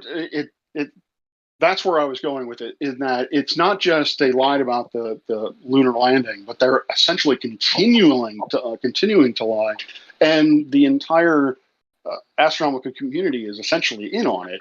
Now, the question for me that's relevant to me is, because I'm part of the astronomical community, is why do you guys think that I'm lying to you? Government lies? Absolutely. I don't think that. Government definitely lies. Stop. I don't think you're lying. I believe you believed it just like I did when I was 5 years old. I believed everything I found on the bottom shelf of the library. I thought it was all like 100% scientific, right? But if we can go over science real fast, what are the 3 things that you need for a scientific experiment? I'm talking about natural science. You know, what are the 3 things that you absolutely have to have? And if you don't know, it's okay. See, I was You never have to have a taught. phenomenon first. Well, you have to. All right, this is the scientific method as I teach it. You have to have a phenomenon. You have to ask a question. Basically, you have to ask the question: why did that phenomenon happen in the way that it did? That you observed it. You then do background information to see whether or not anyone else has asked this question or asked a similar question about this particular phenomenon, so you can have an educated background in order to make a hypothesis. I believe that this happened because of this reason. You then create an experiment or series of observations that will, in fact, test that hypothesis. If it verifies the hypothesis, then great, you can now move on to the next question. If it doesn't, you can either revise your hypothesis and then revise your experiments and retest, or you can abandon the subject entirely and basically say that your hypothesis is completely wrong and you've got to go back to the drawing board. And then finally, you have to tell people about it. All right. Well, here's how we do it, right? So, in order for us, we have to have a naturally observed phenomenon, right? Yeah. That's your dependent variable. Then we have to figure out what the cause is. What we think the cause is the independent variable. So we manipulate the independent variable, right? And this causes the effect of the dependent variable. Now, of course, the third thing you have to have is the control variables. If you don't know all your control variables, you're not doing science. If you don't have a naturally observed phenomenon, you're not doing science. If you don't manipulate the independent variable, which is the cause, think about it like a light switch, you're not doing science. So, no, I got you. I got you. Hold on, real fast. Sure. So, can you give me one example of you manipulating the heavens, right? Because I don't believe there's any science whatsoever in astronomy, cosmology, or theoretical astrophysics. Give me one viable hypothesis. Repeatable. I get that a lot. I get that a lot, and I can. Let's see. All right. So how would I? Where would I go with this? If you can do this, you'll be the first. You'll be the first, sir. I'm very anxious. Very anxious. There's a Nobel. Come up with. There's a Nobel in the mail. Yeah. I'm trying to think because I could give you the example of my work, what my dissertation was on, but that's a bit involved. Not to say that you wouldn't understand it; it would just take a really long time for me to explain it. Try us. Let's see. Okay, if you so my part of my dissertation was to see whether or not the observed decline in brightness of a star, which was periodic, so it happened again and again with a regular period, whether or not that was caused by dark spots, which were magnetic in origin on the surface of the star. So we used a technique to basically using 6 telescopes, where I used a technique to use 6 telescopes, take very high angular resolution data from this, and I know the first stumbling block to this. I know it's coming, and so what I did was I created a model, and the first thing that I did was I needed to see whether or not the data was affected by, could be accounted for by changing the shape of the star. So I held everything in the model. So I held everything else constant, and so all of my variables are stellar size, limb darkening, size of the spot, latitude of the spot, longitude of the spot, temperature of the spot and number of spots that I can observe that could potentially be on the surface.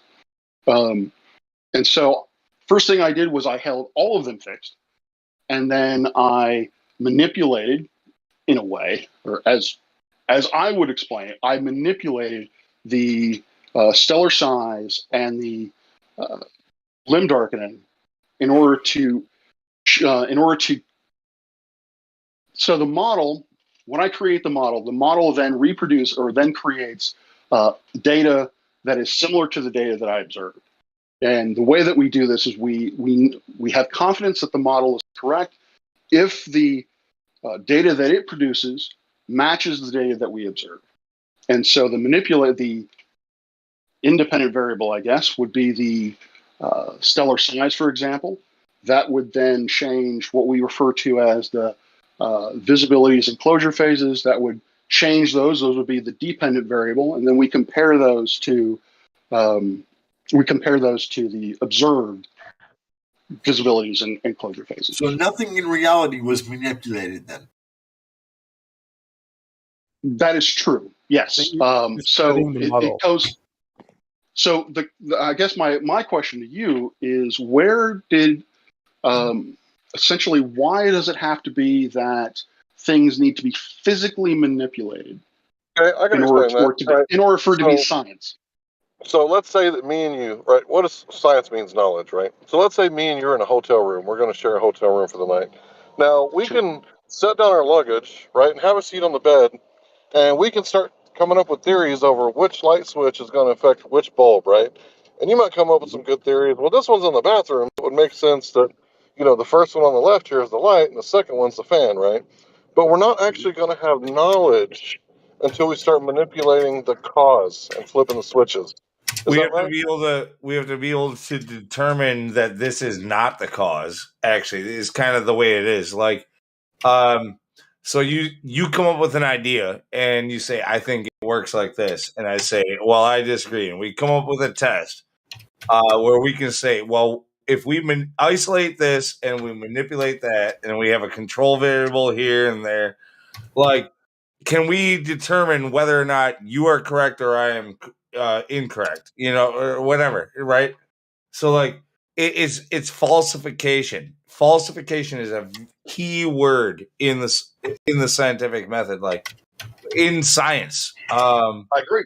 Completely agree. Yeah. So like we're eliminating variables is what we're doing. Yes. And you also one of the things that needs to be taken into account is whether or not multiple variables are what we can call. I just lost the word. Essentially, if one variable actually affects the other one, they are not degenerate, is what we're calling. But to your point, I want to make one thing, my position, very clear. I do not claim that science proves anything. Science can only give the best evidence. You can disprove, but through disproof, disproving something is also proving the adjacent. You know what I mean? Like that. I don't know if I would agree that science disproves anything.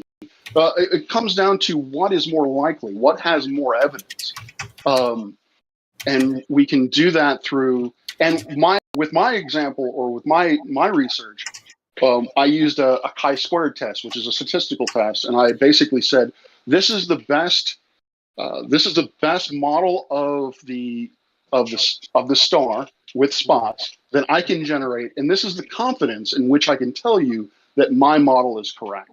That opens the door to someone else who can essentially try to reproduce those observations. And if they can come up with a model we can get really simple with this. Like, okay, if I trip over my shoelaces, can I determine that it's for sure because they were untied? Sure. Okay. I don't know if that would be an experiment. I think that would just simply be an observation. Well, right. Well, I mean, it's similar. It's an analogy. It's an analogy. So, okay. I mean, it's the way that science works. We can prove, like, if your shoes were tied, you would have not tripped over them. Okay. Yeah, all right. I see where you're going with that. I don't know if that is a good analogy, because again, what is your independent and dependent variables? I guess your independent variable would be whether or not it's tied, and dependent would be whether or not you trip. You got to take in just it's just logic. Like you have to. Okay. It really. I mean, not all of it is necessarily empirically proven, but like logically, you could assume such a thing, right? Yeah, I can follow that, but my question, I guess, for Fuel is, where did you like? Why is that the definition of science to you? Specifically, let me rephrase this. So in modern science, we use models. Because we have experience. You have experience. You've tripped over your shoelaces before, and you've never done it when they were tied. I mean, unless you had really long shoelaces, I suppose. You could come up with an exclusion. Like I had huge loops, and I tripped over my loop. Like. I don't know if I have the right video that I just posted a Ballbusters video that talked about the scientific method. And in one of these videos that this gentleman makes, he posts several citations from many different universities, and they all explain very, very detailed versions of the scientific method. And they basically say that if you do not follow these, it is not real science. Period. End of all. You must follow these very specific criteria that must be met in this scientific method. Otherwise, it is pseudoscience. It is not real science.